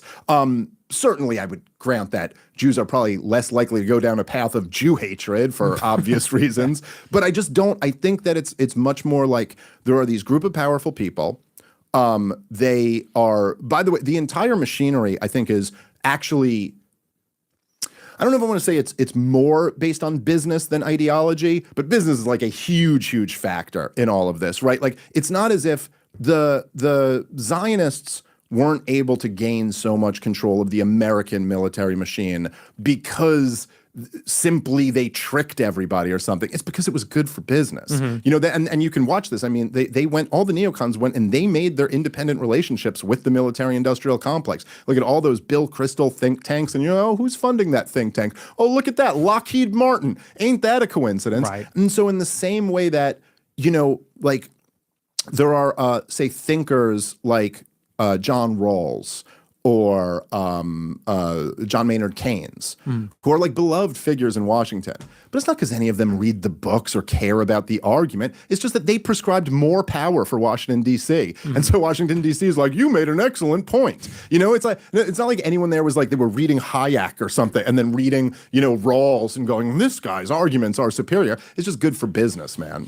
Yeah. That's a big part of it, at least. Well, I don't disagree at all, because that's sort of the nature of institutions. They're self-perpetuating. You know, they'll prescribe themselves bigger budgets and more missions and things. So I totally agree with that. That's the professional managerial class, what they do. Right.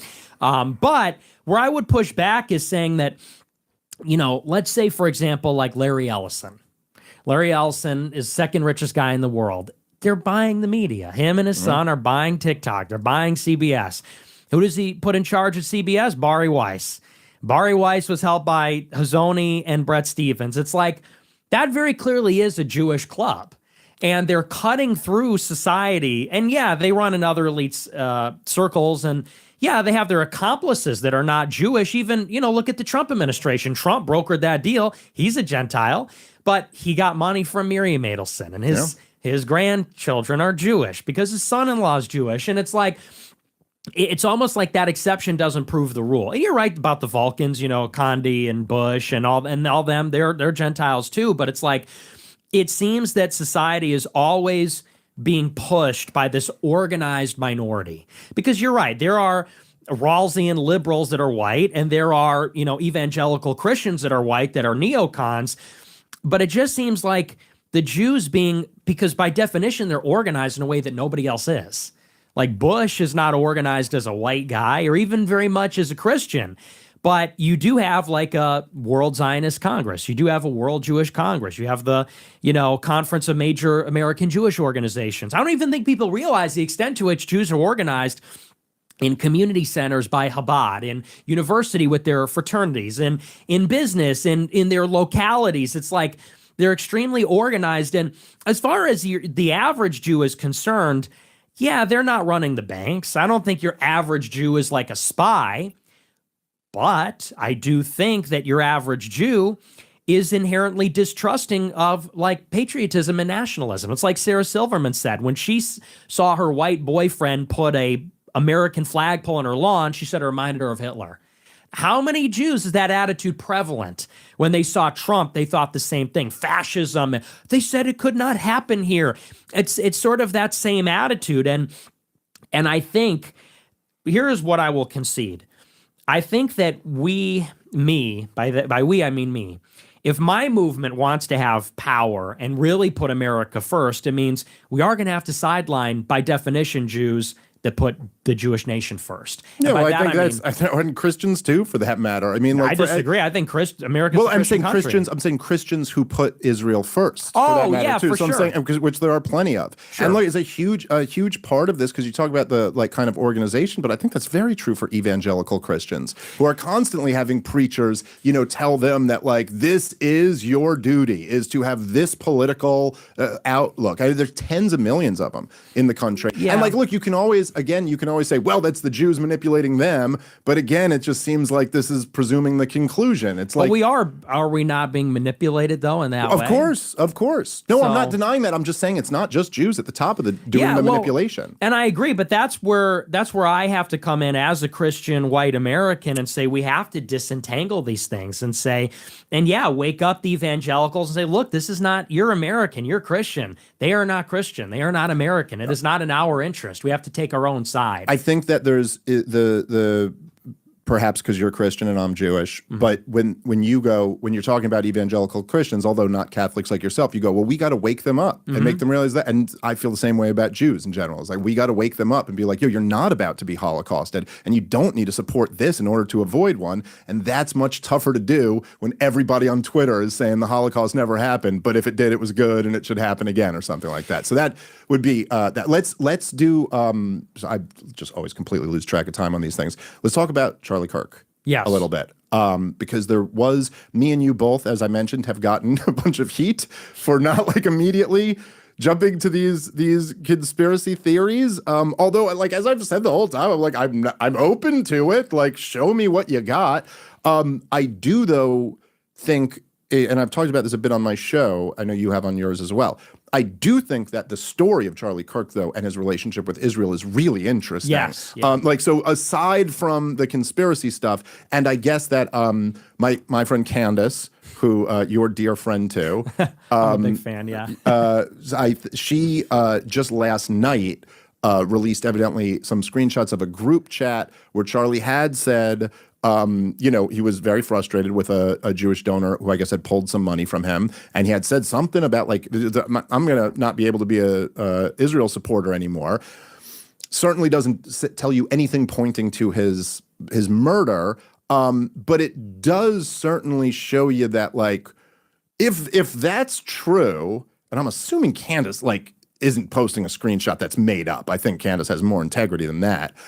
So if that's true, man, Josh Hammer and these guys have been being really dishonest about what really happened with Charlie Kirk. And I will tell you this story. I don't know if you've heard this before. I apologize to the fans because I have told them this before. But so my only experience where I debated Josh Hammer twice, I think I was telling you this outside and then we got distracted. But so the second time I debated him is at this Charlie Kirk event.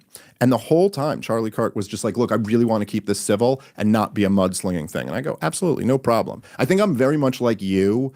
In that sense, I think we're very similar, that we're both kind of guys who actually really do care about the ideas and the issues. And if you approach us with like, let's debate these, it will 100% of the time be a substantive conversation. However, if you want to be vicious, like, we're also okay with playing that game. Yep. Like, and you're like, I will be more vicious than you. I mean, maybe not you, but just about everybody else. You're not going to, and like, maybe I should be a little more mature than that at this age, but that is how I am. So I went, sure, no problem. So we go in the back, we're in like the green room. So me and Charlie and his, I'm blanking on his name, but his guy, who's the guy on his show now, who's kind of like his right-hand man. Andrew Colvin? Yes, I believe that was him. So it was the three of us, and we talked for a while, and then Josh Hammer came in. And we're just talking, everybody's just being friendly and talking. We were kind of talking about every issue except Israel, because like we're about to go debate that. So we were talking about immigration and started talking about family stuff at one point, just like everyone having a nice conversation. And Charlie, and there's like, okay, we're going to go have this debate. And I was not sure what I was walking into there. Like it was very, very interesting because like half the crowd might have been like your people. I mean, like it was at a Charlie Kirk event, it was striking that it was like, I mean, or it's just like my people. But I came out, the first thing Charlie says when I come out onto stage, so he introduces me and he goes, "Oh, we got a lot of Dave Smith fans here." Like he was kind of surprised that like half the crowd was thrilled to see me there. And then like 20% of them hated my fucking guts, but it was 20% to half. Like it was clearly the majority was, because it's young people, man. And that's where they are right now. But so Josh Hammer goes out there after this, and he has the first opening. And the final thing he says in his opening is that he's disgusted to be sharing a stage with me. And I just thought there was something about that I was like, what a fucking snake you are. Mm-hmm. If it was the last communication I ever had with Charlie Kirk was me texting him, what a fucking snake that guy was after all that. And then Charlie just said something diplomatic back. He was like, it was aggressive or something like that. Yeah. But I just thought on like a dude level, and I guess maybe this is part of the reason why me and you always kind of had like a mutual respect and liked each other. There's just something where you're like, who does that? Yeah. Like, who the fuck does that? Like, you're so comfortable being duplicitous that you'd sit down. Like, if I was about to go on a show with you right now and do this and be like, I'm disgusted that you're across the table, I wouldn't have had that 20 minutes of nice chit chat with you outside. It would have been like, no, we're doing it like that. So anyway, I say all of that to just say, I don't trust that guy one little bit. I'm curious, what do you make of the new revelations or this dynamic with Charlie Kirk? It's a weird spot for you to be in, being such a like rival and antagonist of a person, and then they're killed in this horrible way. And so it's a weird spot. It's but awkward, yeah. Yeah. What are your thoughts on this latest? Well, I agree with how you said it, which is, look, I mean, if someone other than Tyler Robinson killed Charlie Kirk, I'd of course be very interested in that, but I just don't see evidence for that. And people are trying to. It's like anything. In hindsight, you can look at every person's reaction in the crowd and say they're a decoy or an operative, whatever. There's really nothing hard or conclusive that proves anything other than that happened yet. And I'm open to possibilities. What is interesting, but a different conversation, maybe related, is the Israel thing. And I think very clearly, as you and Tucker and Candace and others have, and Max Blumenthal have said, there's ample evidence that at the minimum, there was something dynamic there. He was a pro-Israel guy for many years. Now, seems like that was in flux. And a lot of the evidence has kind of been knocked out. This Bill Ackman retreat, Bill Ackman produced the texts and Charlie arranged the whole thing. And it was a forum where I'm sure disagreement was expressed, but it showed generally they were still aligned. More interesting was his interview with Megyn Kelly. Yeah. Where clearly he platformed Tucker and you, and it seemed that supporting Israel was in contention, which they hate that that's even on the table, because it matters how you set the table. It doesn't necessarily even matter what your position is, but they don't want that to be up for debate. Do we support Israel? Not a question they want people to ask. Well, especially when you're losing the debate. Yes. That doesn't help either. Yeah, especially when you get booed and killed in the debate. They don't like that either. And so even that, they were really pushing back on Charlie, threatening. I guess the new revelation is they took the money. They took the $2 million. It's a pretty big organization, but that's not a negligible chunk of change for Charlie and Turning Point USA. And he goes in the group chat, and assuming, like you said, that it's authentic, that is, I think, the most stark thing we've heard from him on the record, where he says, I have to leave the Israel camp. And I would say that's even different than what he said on Megyn Kelly. Because on Megyn Kelly, he said, oh, you're going to call me an anti-Semite? He sort of stopped himself. He said, well, you're going to lose me. That's what he was going towards. Yeah, you're not going to lose me. He goes, but I'm going to be deflated. In that text, he says, I'm out. And I would characterize that as I was his rival, and I'm very cynical about him. He was kind of caught between a rock and a hard place. He was really in the middle because, like you said, it's young people. They are Israel critical, and he had to go and defend the bullshit to them at the campus, in the arena, in the pit. So it's easy for them in the ivory tower to say, yeah, we love Israel still. He's actually having to get the shit, and 100 Groypers on the line saying, why do you still love Israel? And I think that he recognized it became a liability and started to try and accommodate everybody, Tucker and the other side, Candace and the other side, the Groypers, so to speak, or the Dave Smith people and the other side. And the other side wasn't having it. They said, you better get the fucking line or we're pulling the plug. And I think he defiantly said, I will not be bullied. I thought it would have been interesting to see where that would have went, but sadly we'll never know. Yeah, no, I completely agree. And I've always, I kind of took, I took what he was saying in that thread like a little differently than I guess some people did. I always thought the dynamic with Charlie Kirk was kind of that it was like, look, he's the guy who has to keep the young people on board. And he's, by definition, he has to be a big tent guy. Yes. Because he's trying to win. He's in a different game than me and you are in. Yes. It's a whole different thing to be like we're in the business of telling the truth as we see it. We're in the business of breaking down the ideas and how we view them. And as you said, at times, even like stretching the Overton window and maybe even accepting that, like, I'm going to be speaking to the remnant here. I'm going to be speaking to one group of people, but hopefully this group will move the broader conversation. A very different thing to be doing a get out the vote campaign. You need everybody involved. And I think that I think Josh Hammer is not lying when he says he was doing everything to keep you out. That was the goal, is like, we are going to cut the line here. But just with the new dynamics of where politics is now in this real, like, a revolution in media that me and you have both been living through and being, active participants in, it was like, okay, but you're big enough at this point that, like, okay, cutting Nick Fuentes out and then everything else is a big tent. Okay, you maybe could pull that off. But you're asking Tucker and Megyn Kelly too. Right. And I think Charlie just realized the tent now is like, there's no way this works.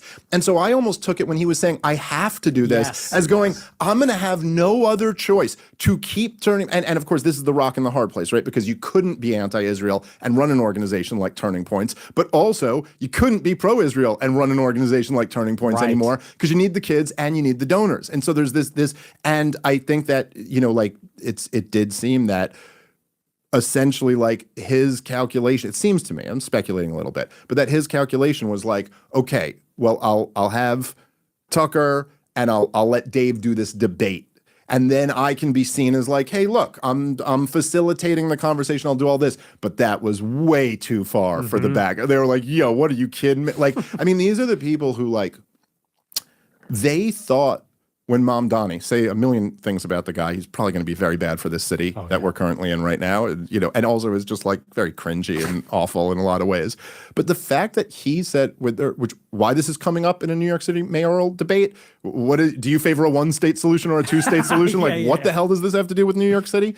But he goes, I favor one state with equal rights for all. And they went, Adolf Hitler. Because you fucking nuts. Like, that was supposed to be the gotcha. Like, in what world is the bad guy the guy who's going, I think everyone should have equal rights? It's just, but so to them, there is no distinction between any of us. You know what I mean? Like, it's all kind of the same thing. And yeah, I don't know. It is very interesting because there's something, you know, there's something revealing about the fact that even, say, people like Megyn Kelly and Charlie Kirk will get this same type of treatment when they step out of line. Right. Yeah, no, I totally agree. And people are, I think, misreading it a little bit. Like he was this, it's such an important point you made that we do something different, because when we go on our shows, we say, I think, I feel. He didn't really have that luxury. Right. Because he was not in the business actually of telling it like he sees it. He was in the business of, it was more political, getting everybody to vote, keeping everybody happy, pushing directionally towards the right. And so when people say he was going to be this rebel, he had this epiphany, he just had to get it out, I don't think that's it. I think, like you said, he was put in an impossible situation because the underlying reality had changed. The underlying political dynamic, the right-wing youth are what they are, and the donors are what they are. And as a matter of fact, I don't think he left Israel. I think Israel left him. And that's sort of what the text said. He said, they leave me with no choice. Yeah. After they pulled the money, they said, we cannot tolerate, so we're taking the money. And he said, well, I'm not going to be held hostage by your money. I have to side with the ever-growing tent of people that are either indifferent or critical or anti or whatever. And so that is how I read it. And I agree. I mean, to the broader point, even the earlier conversation, Israel is in a lot of trouble, it seems. I was sort of skeptical, but this is very much in flux because it is the right-wing youth. It's Tucker, it's Megyn Kelly, it's Charlie Kirk, it's France, it's Portugal, it's UK, it's Canada, it's like most of America. And, you know, I guess the question is what's on the other side of it? If they win, well, they will have unprecedented power. With Iran out of the picture, they'll be an enormously powerful, maybe the regional power in the Middle East. If they lose or if they don't get everything they want, then they might be in more peril than ever before. And I guess the remaining thing is kind of where it goes from here with Trump, you know, because it's so weird how everything, in a sense, I don't believe that they killed Charlie Kirk, and yet his death, by revealing what it did, is going to play a big role in this conversation. Because like you said, it shows that the right wing is literally breaking up over this. Like this issue is forcing this contradiction, and that contradiction is splitting the right, which is the ruling party, in the middle of the UN meeting, in the middle of the peace deal that's about to blow up. It's like, I think when all is said and done, we look at this 2-year period, it will contribute to that larger conversation. And then, you know, where's Trump going to go with this? Yeah, Because he's the decider. Well, that's right. And I thought it was so interesting, like the 12-day war, as it's been dubbed, which, you know, we seem to be at halftime of. But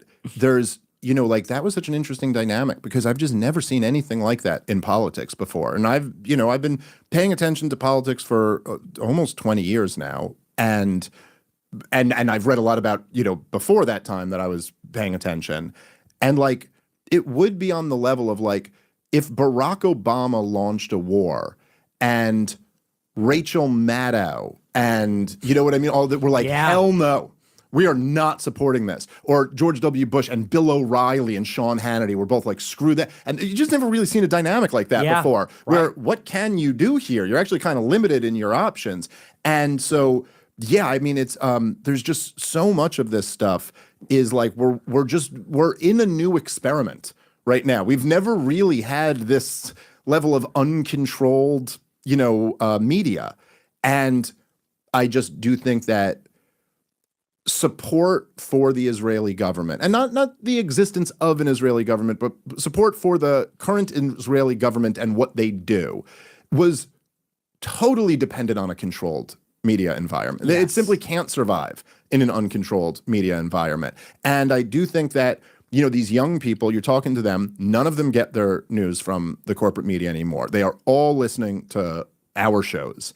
And it's almost like no matter what corner of, say, the internet media that you're in, you've just seen the debates have happened so many times. Like Piers Morgan has hosted so many of these debates. I did one on Joe Rogan. There's been on Lex Friedman. I saw you debated Dinesh D'Souza on that, and every single time, it's almost always the exact same thing. Yes. I mean, like I watched your I had seen clips of it, but I watched the full thing earlier today, and I was just such a one-side, like, I mean, and by the way, Dinesh, his stock went up in my book just from like the way he handled it. Yes. I thought like I appreciated that, but like on the substance of it, it's not even fair, man. Like it's not like you're like, one of these times I should have to switch and argue your side because it's just too ridiculous. Like it's so fucking indefensible, and you got to sit here and pretend like it's just.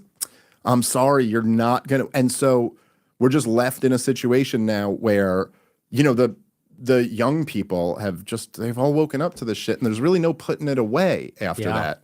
Yeah, and what's sort of unnerving is like, if they can't put it back in the bottle, which, they're going to try, and they are trying. That's what this TikTok and CBS, and even, they're not even taking it at CBS. Like, everybody knows what that is. I saw all the presenters on, like, 60 Minutes were leaking to the press how much they hate Bari Weiss, and, they don't want to go along with all this.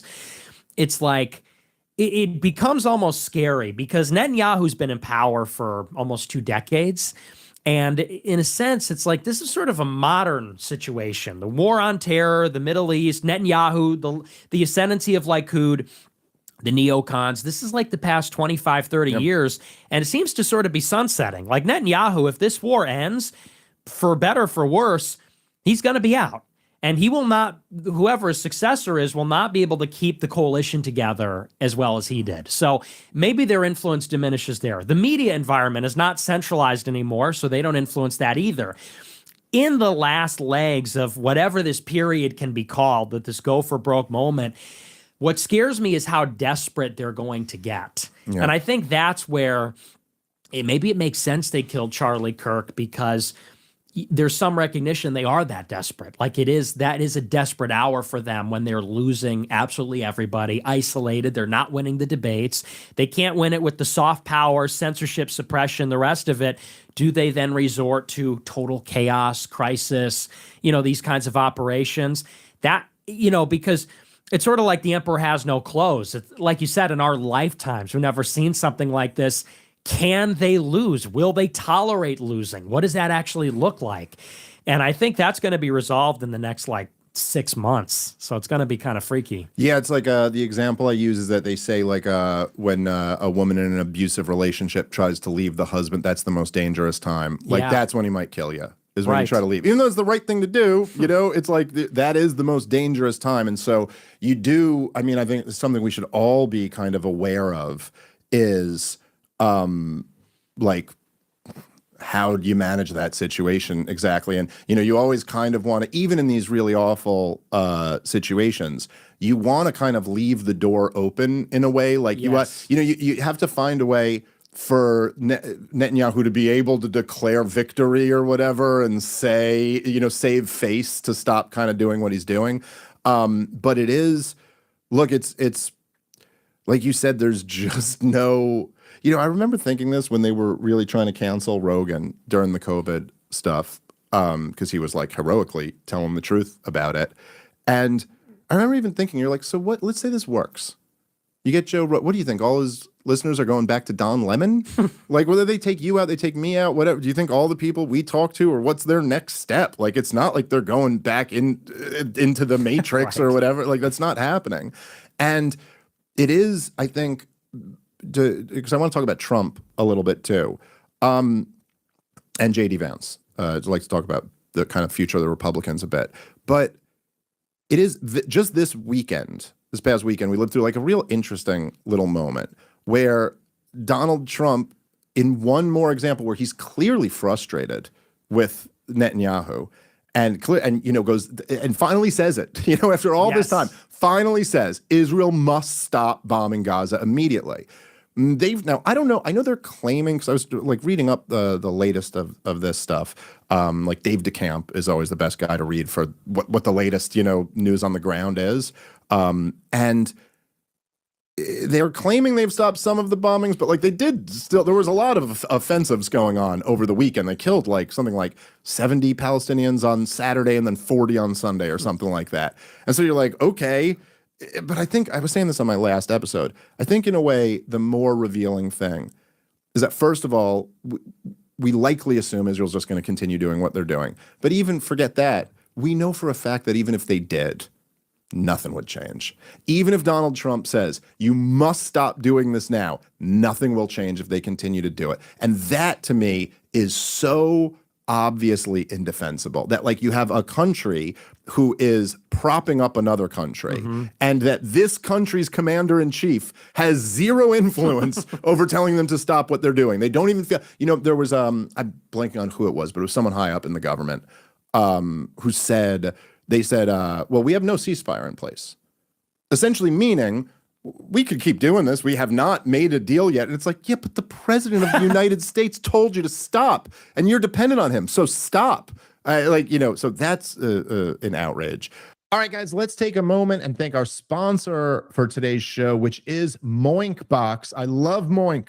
Moink is a great company doing a great service for Americans. They're not just delivering delicious meat to your doorstep, but they're also keeping family farms going. The Moink business is simple, okay? Moink meat comes from animals raised outdoors where a pig is free to be a pig. Their farmers are given an honest day's pay for an honest day's work, and they deliver meat straight to your doorstep at prices you can actually afford. Born, raised, harvested right here in the United States of America. And I can personally tell you their meat is delicious. I'm always looking for like the family farm where you can buy your own meat there, because I just don't trust the stuff in supermarkets. So I was really into Moink as a concept. I've had several different pieces of meat from them. They're absolutely excellent. I highly recommend them. Plus, you can support American family farms when you join the Moink movement, and join over at moinkbox.com/POTP right now, and you get free bacon for a year.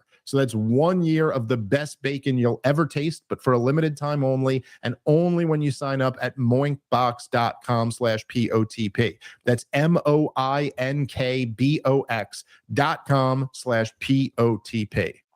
All right, guys, let's take a moment and thank our sponsor for today's show, which is Monetary Metals, an amazing company that is revolutionizing the way you invest in gold and silver. They have been paying interest in silver and gold for over 8 years, helping you grow your wealth in real tangible assets. Finally, there's a true alternative to saving in dollars, a yield on gold and silver with Monetary Metals. Look, here's the deal. A lot of you guys own precious metals. If you're owning precious metals, you're probably either keeping them physically at home, in which case they're just collecting dust, or you're having them professionally stored, in which case you're paying fees on your precious metals. But with Monetary Metals, you own precious metals that work for you. They generate interest paid in additional ounces. So this is just a no-brainer for people who own precious metals. This is the best way to do it. Go check them out at monetary-metals.com. That's monetary-metals.com. All right, let's get back into the show. More broadly speaking, so I find this to be kind of interesting. So me and you are actually opposite in terms of, I think you voted for Trump in 16 and 20, Yes. not in 24. I didn't in 16 and 20, but did in Really? 24. Although I think we have a lot of the same critiques of him. We kind of saw that different. But how do you, I think at this point, I think you've been very, what's the word I'm looking for? I think you've been very hampered about your criticism of Donald Trump. It seems to me like that's the appropriate thing to do now. I mean, I think there were like a few things where, I felt like when Donald Trump first got in, or right after the election was won, I tried to lead this like no Pompeo thing of like being like no Pompeo, because that was like he had spoken at the last Trump rally, and so I was talking to like Tucker and like all these other guys. I was like, dude, we should all go all in on this. Like Pompeo and Haley and all these awful people came out, and then he signed that letter saying Pompeo and Haley won't be in it, and then I was like, okay, not enough. All the neocons got to be kept out now, And then Donald Trump Jr. like quote tweeted me and was like, 100%, I'm on it, blah, blah, blah. And there was a moment there where I was like, fucking maybe, like I actually maybe want to believe. I mean, and part of it, and I know, I mean, I'm a libertarian. So like, I know that I've been through this, but I know all the talking points and how nothing ever changes. There's no government solutions and blah, blah, all this. But I was like, you know what? They did try to arrest this guy. They did try to do more than arrest this guy. Maybe again, I'm not trying to jump to a but there were some things about that really just don't add up. I'm still very, skeptical of the official story on that. But it's like maybe there's actually something. But after continuing to back Israel, the Epstein thing was a big one. The Iran thing was like a death blow. It was like, and at this point, it's not like there's another election coming up. We already kind of know what the Trump thing is. We've gotten some small wins. The border control is a big win. I shouldn't say that. That's not a small thing. He really did turn that around. He deserves credit for that. But everything else, Nick, everything else has just been a disaster. And so I don't know. I think we're in a similar place where it's like, no, fuck this. Yeah. I mean, you just can't tell me that it's like we have to just blindly support this while our country's still falling apart. Yeah, I mean, there's just no argument anymore. In 2024. I'm sorry, why don't you guys just grab me a water? Sorry, go ahead. Yeah, no. In 2024, there was at least this argument to be made that maybe it would be different this time. And like you said, you articulated the reasons why. They tried to kill him, they impeached him, they charged him. So the question was, is it going to be different this time? Did he learn? Is there going to be better people? And I get that. So I didn't begrudge people that did vote for him, but there were signs. Nikki Haley endorsed him, and he said we were going to go to war with Iran, basically. He said they were going to bring in the H-1Bs and all this stuff. And, and then they appointed the cabinet within 3 weeks. Rubio for Secretary of State. And I guess the interesting thing I have to say beyond what is obvious, which is that it's kind of crashing and burning, is I look at a guy like Kurt Mills, Kurt Mills at AmCon, and he seems like he's a good guy. Like he's 100% on board, maybe more with you than me, but he knows relevant facts. And I remember watching him during the negotiation between Trump and, or I should say, Witkoff and Araghchi or whoever it was on the Iranian side.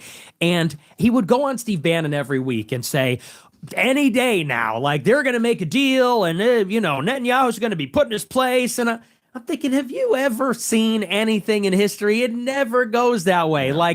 And it never goes that way because, like you said before, it's sort of axiomatic. Trump is not willing to shut them down. He's just not willing to resist them or go there. He doesn't care enough or whatever the reason is. It's hard to know what's in his heart or in his mind. He won't do it. And then, I think it was 3 days before we went to war, he goes, it's not on radar that Trump is going to attack Iran. That's not on radar. It's like, buddy, read the tea leaves. Of course he's going to go and bomb Iran. So, and I kind of get where you're coming from about the Pompeo. I was even skeptical about the Pompeo thing because I said they got a list of these people they're going to put in. And that's why I'm a big believer in this. It's not even, people say, are you going to vote for a Democrat? We got to think beyond that. To me, it's just about rejection. They set the table, and you can't really choose what's on the table, but you could choose whether to eat or not, whether you're going to play the game. And so my bigger idea is just reject. And I like what you said. It encapsulates it. It's bullshit. no, thank you. You're promising stuff, you're not going to deliver. When you put this stuff out there, the big beautiful bill, $150 billion for border enforcement, they're not deporting even 1,000 people a day. Like, it's nothing. And so I just look at these guys like Dan Caldwell crying on Tucker, at Kurt Mills, all that kind of stuff. People saying, we're going to hold their feet to the fire. We're going to pressure them. And I'm like, aren't you tired? We did that already. We did that in the first term, because I was kind of in that place in the first term where it's like, we're going to control the personnel. We're going to do this. And I knew people in the admin. I knew people on the campaign that didn't get hired because they were on the campaign, because the people in the admin were from the Rubio campaign or the Bush campaign. And it's like, we just need something that at the end of the day is what we want, not a compromise. I know it's not how politics works, but we just need something that is promising and intends on delivering what we really care about. And Trump was never that, in my opinion. Yeah, no, I agree. And it's it's a shame in a way. Is a friend of mine, Scott Horton, always says the country needed Ron Paul and we got Donald Trump, which is kind of how I see it. Maybe you would say more like Pat Buchanan or someone like that. But I think both of us would take either of those options if they were on the table. But it is, and I thought the Epstein one was a particular. It's interesting how much that really was devastating for Donald Trump. And it was more than just the Epstein story. I think it was like what that symbolized, that it was like right at the heart of his political raison d'etre, which was draining the swamp. Right. And it was like, come on, man, what's a better example of the swamp than this? Oh, we won't touch that? Okay. All right, then. So I guess we know how serious we are about this. And I got to say, I see nothing promising about J.D. Vance. I think my view of it seems to be that I do think that he's like maybe kind of sympathetic to my foreign policy views, and I think that he does seem to err more on that side, but I just don't think he has anywhere near the stones to stand up to anyone. I think he wants to be president more than he wants to care about that, and that right there that's the deal breaker then. Okay, then. So you're not, and again, to your point, I think, which I would just maybe modify, and I think you probably agree with this too, it's like, I'm not even against compromise. But there's got to be a compromise. Yes, there's got to be like a reasonable compromise. I am willing to compromise on a few things, but the compromise can't be I have to bend over and grab my ankles. That's not not a reasonable compromise that I'm trying to sign up to. So it's like I just don't, and I wonder. Because, there's always two ways to look at this. And the conventional political thinking, the Charlie Kirk thinking, would be like, well, any dissension here only helps the Democrats, right? So if we're not all rallying around them, then we get the Democrats who are the worst, biggest threat. But of course, I think our rejoinder to that would be that well, no, not releasing the Epstein files is what gives and when I say file, just not getting to the bottom of it. That's what gives them that. And what is J.D. Vance going to run on?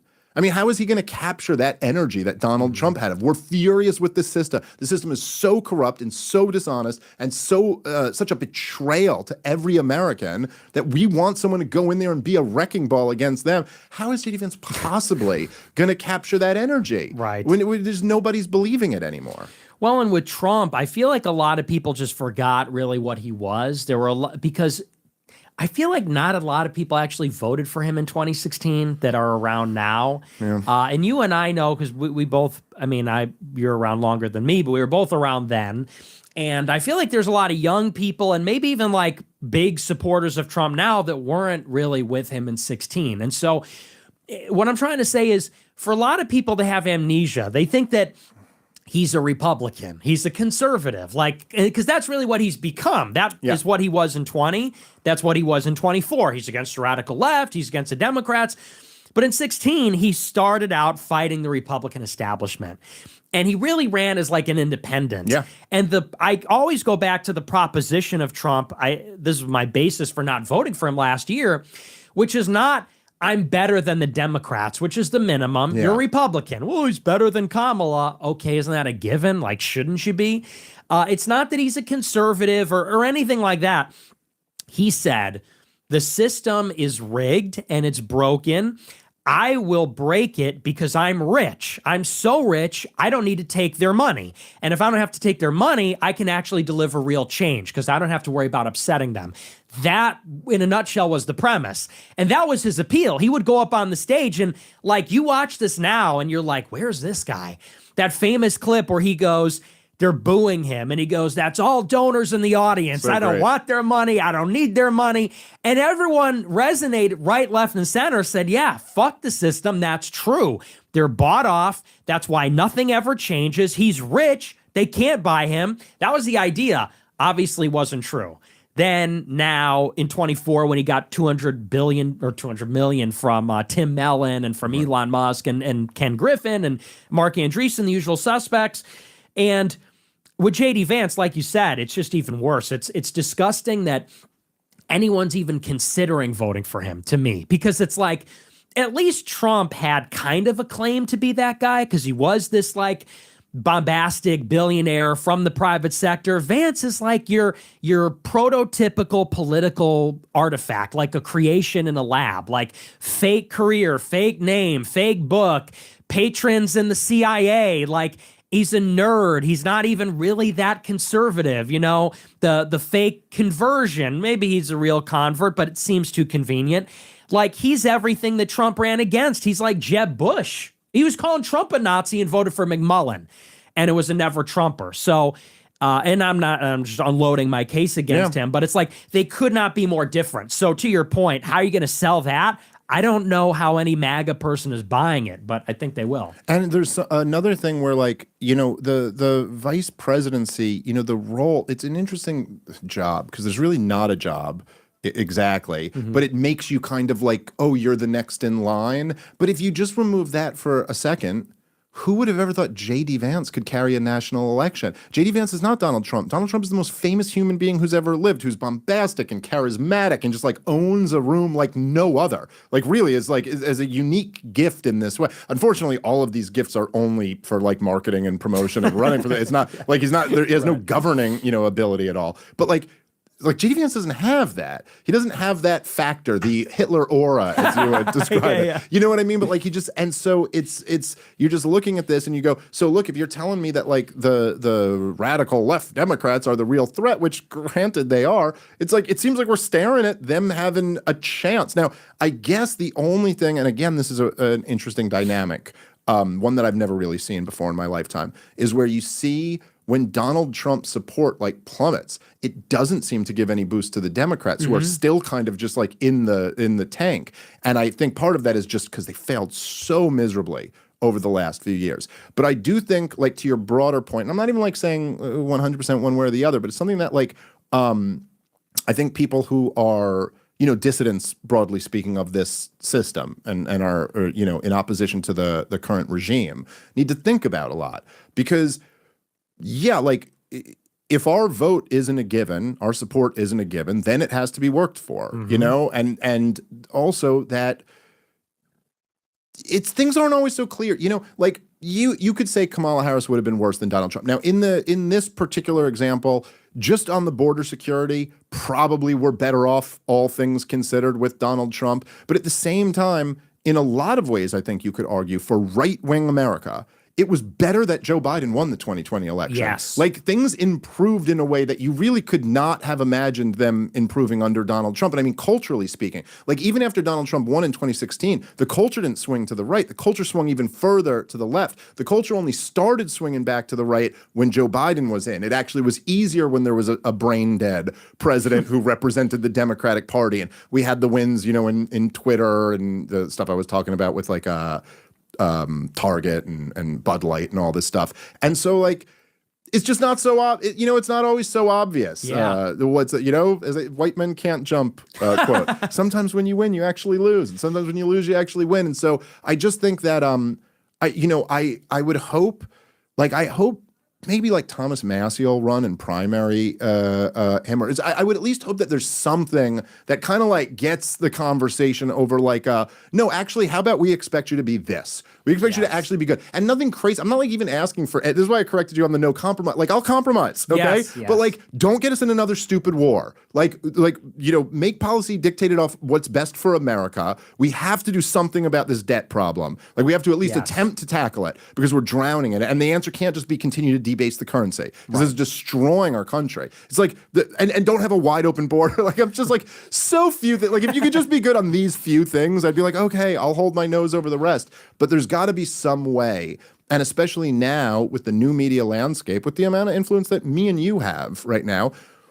I don't know, we've got some opportunities to say like, hey, no, we're not just going to go along with this. We ought to plant a flag at like one reasonable point and go, we're not bending on this. Yeah, I totally agree. I think we need to throw our weight around, and we'll have a much better opportunity to do that because in 28, it's an open field on both sides. In 2016, 2024, Trump was like the 10,000-pound gorilla in the room, immovable. Like you, me, all of us put together, like no one was going to knock him off that trajectory, which is why maybe it was naive for me to like withhold the vote outside of like reasons in principle or for rhetoric. But in 28, we can't shape the race because, like you said, I don't think Vance is a shoo-in at all. He's not a national figure. Very good chance he goes the way of DeSantis, where it's a failure to launch, it's a crash and burn situation. And then it's wide open. And I would say that, people say that I'm like a Democrat or like I wanted Kamala to win. And it's like, you think I don't know that Trump is better than Kamala. Everyone knows that. But I love what you said about these like knock-on second-order effects because you're 100% right. Biden winning and like Trump getting banned from YouTube and all that, that's probably why Elon bought Twitter. Like that maybe doesn't happen in a universe where Trump won the 2020 election and all the other downstream effects that took place. Trump being president now is sweeter than it would have been from 20 to 24. And you could have never predicted that, like you said, that Biden winning would force the pendulum to swing in the other direction. I think there was something true about, Trump and Kamala in 24. If Kamala inherited the war in Gaza and the Ukraine war, would we get something insanely radical in 28, like a real reset? Maybe. You can never know. What I would say, though, about 28, and this is maybe new, is like when you look at what Trump is doing, he's creating a lot of tension right now. The ICE raids, the militarization of law enforcement, the war everywhere in Venezuela, Ukraine, Iran, the advance of AI and technology. It's like, if a Democrat wins in 29, I'm moving to another country because whoever comes into power from the left is going to want blood because they're going to want vengeance for all. If they regroup, that's sort of presumptuous. If they regroup and reorganize, they're going to kill us because like in Chicago, I live right by where this is happening. They set up this detention facility. They're rounding people up, putting hype edits of it on Twitter. It's pissing liberals off. Liberals are going to the place, protesting. The cops are beating the shit out of them and laughing and taunting them. More protesters come. Now they're ramming cars into ICE cars.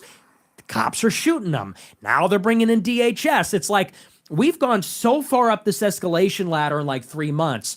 And what I fear is that Trump is not going to finish the job. He's not going to salt the earth and destroy Antifa. So all he's doing is pissing these people off. And that means the violence is going to get worse. They're going to organize. We're going to get like Mamdani for president in 28 or, something along that vein. And that's why I think it's really important that like a Republican does win, but it just can't be Vance. So like, that's kind of how I'm thinking about it because they're really barking up the wrong tree, in my opinion. They're signing checks they can't cash. Yeah, I mean, like, I wouldn't entirely close the door on Vance. I'm just like, he's got to show me something. Yeah. I got to see something that makes me go like, okay, I can get on board with this at least, which I just haven't seen yet. And I do worry about that a lot. I think it's something that, like, you should pay attention if you think about, say, like kind of the way the culture shifted over the last few years, which really is hard to like overstate how crazy it is, dude. Like me and you talked 5 years ago. We were living in a different world when me and you talked 5 years ago. It's not that long, you know? And there's and you could obviously see right now, like looking at where the culture is, you're like, oh, the woke progressives really overplayed their hand in a lot of ways, right? And then there's a lesson in there to be learned that like things can change very quickly. And I do worry about that. You know, you worry about like how far the Democrats went last time they were in power and what they might do again. It's also important to know that there were like a couple, for as much as I always say, like the American system is pretty broken and the Constitution is pretty destroyed, but there still are some things. And I think people don't appreciate enough the fact that the two major ones that got shut down. Number one was the OSHA vax mandate. Joe Biden had legislated that every company with 100 or more employees must fire anyone who doesn't get this vaccine. This would have been a huge event and massive control of government, you know, particularly, you know, okay, not explicitly targeting right-wingers, but who the hell wasn't getting the vax, you know? And then the other one was the Ministry of Truth, which ended up getting shut down. Now, both of these ended up getting struck down, but man, might we be living in a different world had they gone through. And so who knows what they would try to do again.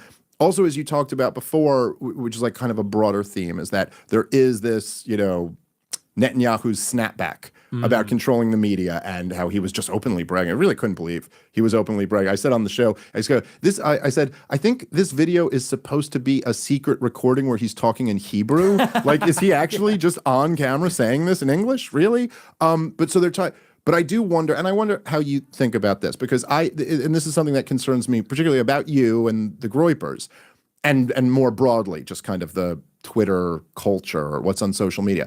It does seem to me like I'm slow motion, almost like watching this movie play out, where it's like it would have seemed impossible 5 years ago. You know, 5 years ago, or I guess 6 years ago, the second time you were on the podcast, you had just been kicked off YouTube. It was just ramping up that like, hey, you simply can't do these things on YouTube. Even like I'm going to put this up on YouTube. I guess we'll test it. We'll test where they're at now. But I just think you're doing other interviews that are up there. I figured, why not? I think it's okay. We're in a, like, you can say things on Twitter now that you couldn't have dreamed of saying. But now that the censorship regime has been rolled back and like Nazi shit is just flooding in, it does seem to me like, oh man, this is like setting up the pretext. It's setting up the pretext for like, hey, you guys wanted to have freedom of speech? Well, here's what it actually looks like. Now can we all agree that this must be shut down? And like, no, I'm not saying I know that's going to happen, but it's a real concern of mine. And I wonder what you think about all that. I totally agree. And the first time that kind of was clocking to me was when I think it was on Fresh and Fit. And I love Myron and I like Fresh too. But it was on their show where I think some like ghetto black woman said like, fuck F the Jews and we love it. And it went like super viral. And like, yeah, I think I saw this clip. Usual Suspects seized up on that. And it's like, and I didn't say anything to him privately, but you could see where that's going to go in very short order, where there's no shortage of stuff like that you can find, you know, that certain people are putting out there on a daily basis. And it's not measured. It's not nuanced. There's no point. It's just vulgar. It's vulgar. It is hateful. It definitely probably crosses a line. It doesn't like serve the conversation. Like, it's one thing to say Jewish identity, blah, blah, blah. It's another to say F these people. Like, that's different. And I 100% believe there's going to be another censorship push, and they're going to use shit like that to justify it. So that's why I've really tried, and I'm not the most disciplined person, but I've really been trying this year to be more restrained and measured. And that, you know, and the audience, they perceive everything as cucking. If you're not sprinting towards the most vulgar, extreme, fanatical, they say that you got the call. But it's so important because there is a window of opportunity here. And you and I have been around long enough to recognize that, because you're right. It was a different country in 2015, completely different country. And we don't want to squander that. But then again, you wonder how much of it is even in our control. Will they do it anyway? No, I think that's right. We should control what we can control. No, I think that's right. And I think that, it's something for us to even, always keep in mind too, because it's hard. Like when you start growing, I know I'm sure experienced this, right? But it's like like when you have a show and it's getting like 10,000 views a show, you can kind of know your audience. You're like, I know what my audience thinks. When you're getting like 500,000, views in a show, it's like, if 50,000 people are furious at you, it's like the whole lot. But actually, no, that's not the whole lot. There's a much bigger audience. And like, even as you've said, as you've been trying to, not moderate isn't the word, but like just be more careful or just be more mature, I guess, which is natural for all of us. I mean, I'm still a big child in a lot of ways.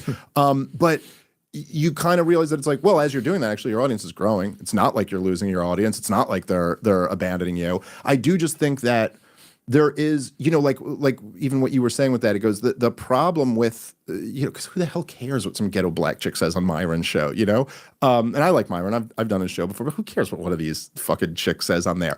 But the reason to care is because that is the type of thing that will convince normal, reasonable people that, you know what, in fact, you're right. This is too fucking insane. Like, they're praising Adolf Hitler. Like, this is, and so you just like, I don't know, like in the same like vein of these second and third order effects, it's like I just think you want to try to encourage people to be smart. You're right, we can't control what our audience says, and me and you have experienced that in the last couple of weeks. A very clear demonstration of that, and that's good. Our audience shouldn't just be taking our orders or anything, but we should exert influence where we can and go like, hey, think about this. Just like be smart and think about what you're setting up here, because of course, like there's no question that they're thinking about plugging up this hole. Now, what they're going to be able to do about it, who knows? It does feel to me like maybe this thing's gotten away from them, but it's not like they don't have a few tricks up their sleeves. And so we should. I mean, I think we should just think about these things and what the response to it might be,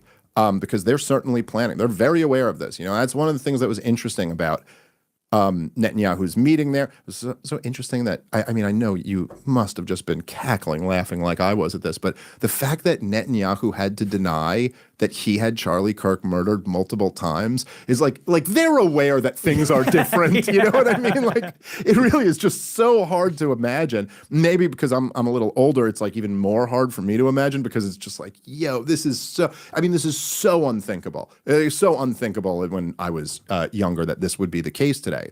But it is, and they've got their eye on this as well. So we're, like you said, we have an opportunity that feels almost like a trap. Yes. You know what I mean? Like, it just like has that feeling like you're like, wait a minute, this whole thing has been lifted and we're all cool now. It's like, wait, we all agree it's retarded to trans kids? Everyone agrees. Okay. That's kind of interesting. But at the same time, it does feel like, okay, the second act is coming, or the next act is coming, and I worry about what that's going to be. Yeah, I totally agree. You're waiting for the next shoe to drop, because we've experienced this like suffocating political control that seems like they almost know every permutation of how things are going to end up. And now it's like, so Mark Zuckerberg decided free speech is good now? Like, I don't believe that. I don't believe that there is an ulterior motive. And I think that I'm always just in favor of doing the thing that's unpredictable. Because if to the extent that they have power, it's because they can predict what will happen next or how we'll behave. And so that's why I try to just surprise people and do the thing they're not expecting me to do. Like, if they bring me back on Twitter and maybe there's an angle, it's because they're expecting me to be what they think I am, which is a troll or a hater or whatever. So maybe walk it back or be restrained or, and I think that we really need to be intentional and cautious. Like, after Charlie died, I called up a lot of people that I know that are like influencers. And I was like, we just really need to be careful to not step into a trap, because it seems like whenever there's a crisis, and you never think it's going to happen, but when there's a crisis, you get kind of riled up and you act in ways that are not smart, and by you, I mean anyone does, me, you, anyone, because emotions are high. Rationality goes out the window, and it's easy to forget all the hard-fought lessons we've learned over the years that have produced bad results for us. So, with all the violence, chaos, the uncertainty, unprecedented nature of where we are, we just have to be extremely cautious, vigilant, intentional about what we're doing, what we're saying. It just can't be sloppy, because if we're sloppy, the thing about Netanyahu and them, is they are really smart and they are you think they don't know? They know. Like you said, they know astutely. Even to the extent that Matt Walsh says, let them kill each other. That's a brilliant innovation because they knew the pro-Israel thing was losing. And you think they're just going to keep pressing that button until it doesn't work anymore. No, they switched up quick and said, we can't get him to support. We'll get him to say this line about, well, we don't want Muslims here.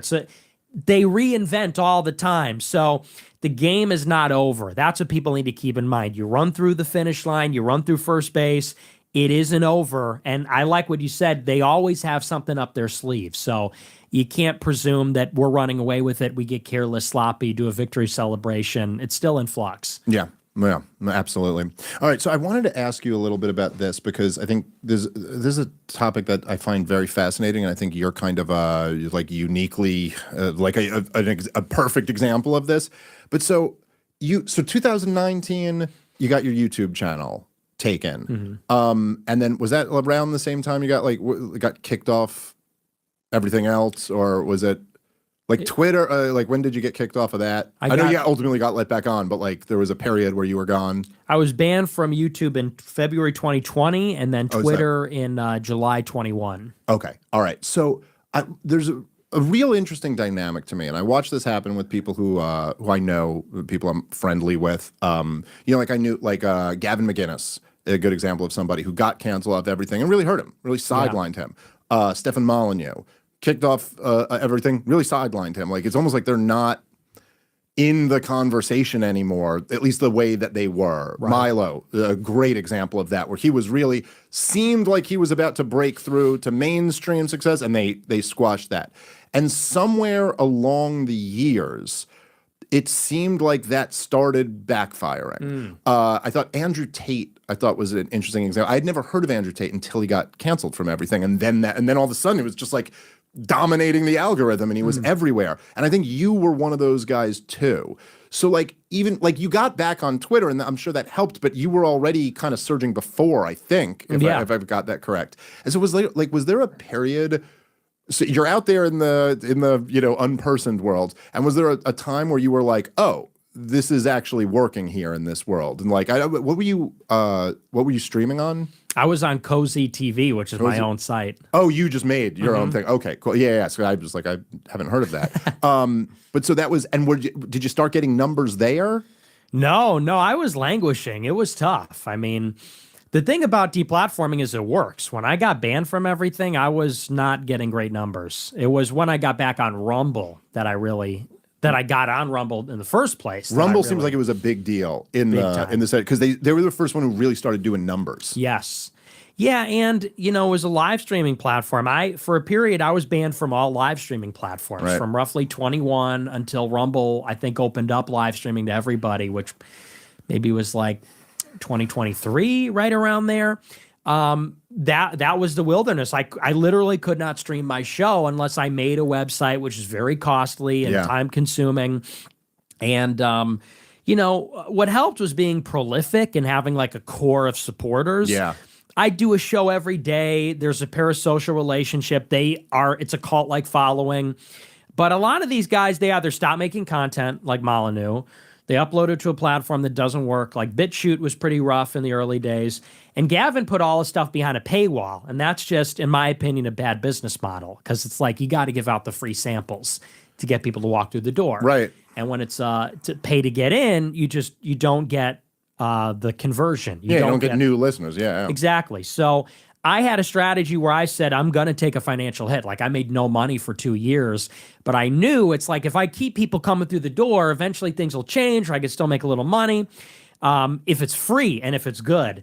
And that's how I was able to just kind of like survive, but I'm still dependent on platform access. Yeah, but it does. Okay, fair enough. But it does just seem like, like whatever, if the goal was to shut you up, well, that certainly didn't work out very well for them. And there does seem, I think there's just something interesting about the fact that it seems, at least like we were just saying, we're waiting for the other shoe to drop, but it seems at least for the time being that the cancel thing just stopped working and actually started like kind of injecting more life into the people who were getting canceled. Like I thought like obviously you're saying these years were rough, but on net, I think you may have benefited from that. And maybe I'm wrong, because maybe if you were just on YouTube and Twitter this whole time, you lost out on a lot from that. So like maybe I'm wrong about that, but at the very least, it seems to have not worked or something like that. And I thought Andrew Tate and Alex Jones too were like kind of examples of that, where it was just like, that's not, you didn't remove them from the conversation. They're more, like all three of you guys are more present than ever, whereas some of those other guys just like never kind of got back to where they were. I guess Gavin is back on Twitter now, I think. I think he just last week, I think. Yeah, to me, it's more, in my opinion, a function of your strategy and just kind of, it seems that the people that have survived the longest are the people with a show.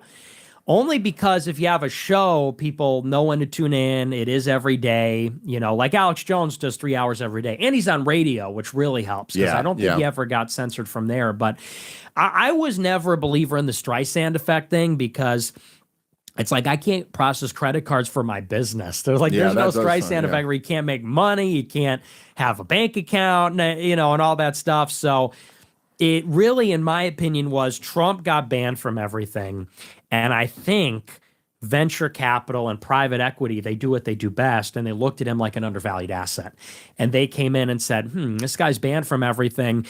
We can actually upset Silicon Valley and the market there if we make censorship-proof Rumble. It's like if I'm banned on Twitter, no one's going to build a new Twitter around me. But if Trump is banned on Twitter, you actually can build a Rumble, a True Social around him. And in a way, that explains to me 2024, because that is who came in. Little tech, it's Andreessen Horowitz, it's the Teal Club, it's Elon Musk.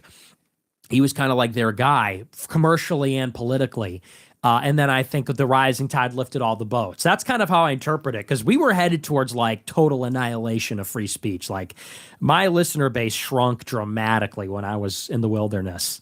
Yeah, wasn't it wild seeing like everybody flip out about the FCC chairman threatening Jimmy Kimmel? Yeah, and there's speech. Free speech is finally at risk in America after like the last 5 years. And you're like, really? Oh, really? Was this the one? Which, by the way, was a stupid thing for the FCC chair to say that. Totally, like, talk about seizing defeat from the jaws of victory. Yes. Like, okay, now you handed them a talking point. This guy is dying in the wilderness, this is a couple other things I want to talk about. I want to talk about censorship, and then I want to hit like Tucker Candace and some of that stuff. And but so there there's just been a lot of questions that are raised over the censorship stuff. And like I said, there's some areas that I struggle with myself, like how exactly I think I kind of landed about where you were on the Charlie Kirk thing. Like, look, like the government shouldn't be involved. They're not technically inciting violence, but like there really should be consequences for this. There should be some type of social consequences. And in fact, I'm a big believer in social consequences.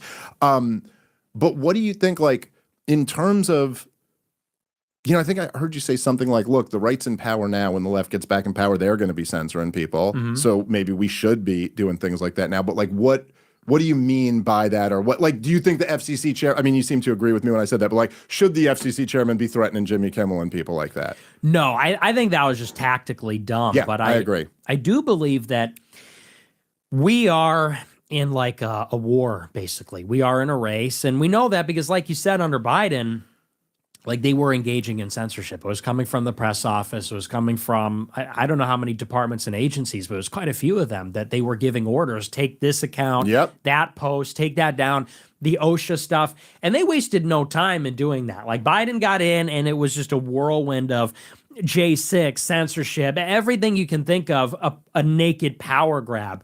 And I do believe that if Trump leaves office and a Democrat comes in, they're going to do it again. And so I'm a big believer that the right wing needs to really disempower the left institutionally. Like if they were doing it under a different pretense, I would like what they're doing at Harvard and Columbia. The problem is they're doing it. It's not on behalf of America. Right. For some other reason. But it's like, we should work to disorganize the left. We should work to go after their radicals like Antifa. We should put the pressure on them hard. We should put the pressure on the far left. We should put the pressure on their funding mechanisms, their stuff, because if we lose, they will do it to us indiscriminately. They have no qualms about it. and they'll be more competent about it. And like, then they'll make the country the way they want it to be. So yeah, I'm a big believer in like, we should use the levers of power. I don't know about like censoring them on Twitter, let's say, but institutionally, yeah, we should be playing to win. Yeah, I said on my show, and this is, from my particular strain of libertarianism or whatever, but I was like, I basically said the same thing as you. I was like, look, I don't view it as a free speech violation because like Jimmy Kimmel isn't a person anymore. Like you're part of the regime. Like once you, there is, and I know it's a bit of a gray area of where you draw the line when someone, I'm not going to say, hey, you pay your taxes, therefore you're part of the regime. But like, no, when you just become what Jimmy Kimmel is, you're no longer a citizen expressing their views. It just tactically, it was such a blunder. The guy's already done. We're killing him already. So like, what do we even? Me and you get better numbers than these guys get. So like, why do we need to make them a free speech martyr? Like it was just like shit. But I do think that, and it's one of the great disappointments of the Trump administration, is that, for all that talk about like Project 2025 and how he's going to be like permanently, he's going to overthrow democracy and all of this, it's like, okay, well, that was no, but there should have been like this time, like conservative and right-wing America should have been like, hey, we have to do something that like dismantles their mechanism. And I do think like, look, again, all of government's all of college is a government program. The whole thing's a government program. All of that. It's like, yeah, we should be shutting down as much of this stuff as we can. Just destroying it. So I don't really think, and maybe this is where me and you disagree, but I never believe that right-wingers are going to be able to capture and use these institutions. I think bureaucratic institutions are progressive by their very nature. They're egalitarian by their very nature. It's like that, but you can smash a lot of it, or at least attempt to, some attempt. I mean, maybe you get struck down by the courts, but like at least try. There seems to be no attempt to even be like, how do we make sure this doesn't happen to our guys next time? Right. And in fact, I think part of that's because Trump doesn't really even view them as his guys. Yeah. Like, Donald Trump, I thought one of them, and you were there on January 6th, so curious to ask you a little bit about that. But I thought one of the most disgusting things I ever saw Donald Trump do was when he threw the January 6th guys under the bus. Yes. Like days after it, or maybe the day after it even. And okay, ultimately he pardoned them after letting them languish in prison for years. Okay, so you don't get like that much credit from me for that. But like, look, man, I never bought all the leftist claims about January 6th were always like hyperbolic insanity. Like it wasn't an insurrection, and Donald Trump didn't incite violence. But at the same time, if you're a leader and you told everybody that they just stole this election from me, like, and then you said you're going to go there, and then your people did what would be reasonable to do if the election was stolen from them, right? Like, it is not the claim, just like the Democrats were making the claim with Russia. It's like, well, then we should be nuking Moscow. Like, according to what you're saying, we should be at war with them now. Well, according to what you're saying, Donald Trump, you should storm the Capitol if that's the case. And so he kind of led his people into this. And then literally, because at the end of the day, it does seem that really what motivates Donald Trump is his own ego, his own greatness. And if they were like, oh, you're going to get impeached or removed, or you're going to get this if you don't go. So he went, okay, fine. And then threw his own people under the bus. I thought that was like disgusting. Yeah, and he had the full power to pardon them in the first place. Right there. Could have done it. He had 3 weeks to do it, or 2 weeks, I guess is what it was. And yeah, at least for me, I was almost charged with conspiracy. They were considering charges against me. That was in the New York Times. And, and other people obviously did go to jail. And I was there because Trump told me to be, like Trump. And by that, I mean, I was going to be at the speech. I was not going to be at the Capitol building. The speech was at the Ellipse. Capitol was miles away. And Trump said, we are going to the Capitol to make our voices heard. I said, oh, well, Trump's going to be there. I guess it's cool. So I went there, and if I had been in jail, and other people were, is that not his fault? He saw no responsibility. And that is kind of the problem with that. If he's not in it to win it, then he's activating the enemy with no intention of following through. That's right. He got in office. He's like, oh, I won. So it's not that serious for him. And he can pardon himself when this is all over. And he's rich, so he can go. But if the country turns upside down, we're all going to be paying the price. And so that was my big beef with him, among others, in 24, is like, look, you guys don't understand. He did not learn his lesson. He never does. He hasn't changed at all. If anything, he's just more tired and cares less. And as a consequence, it's going to be just as inefficient as the first term, in which case we shouldn't even bother. In which case we're better off not poking the bear.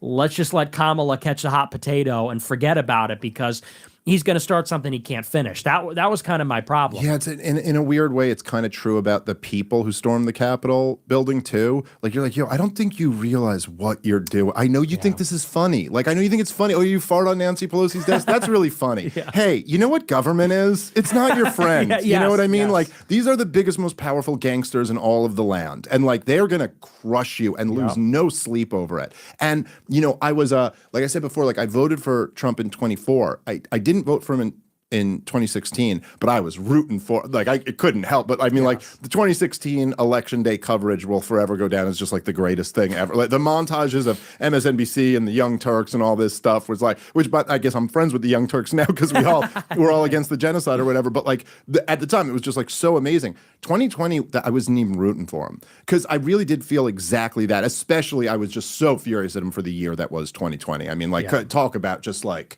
my God, what a failure. Like, in the moment of your life, you were in the seat of power and failed so hard. And just, you know, instituted totalitarianism in the United States of America. It's like the craziest shit ever. And I did feel exactly like you felt, which if people can remember back, I mean, 2020 was such a crazy year with the mass riots in the streets and the censorship and the lockdowns and all of this.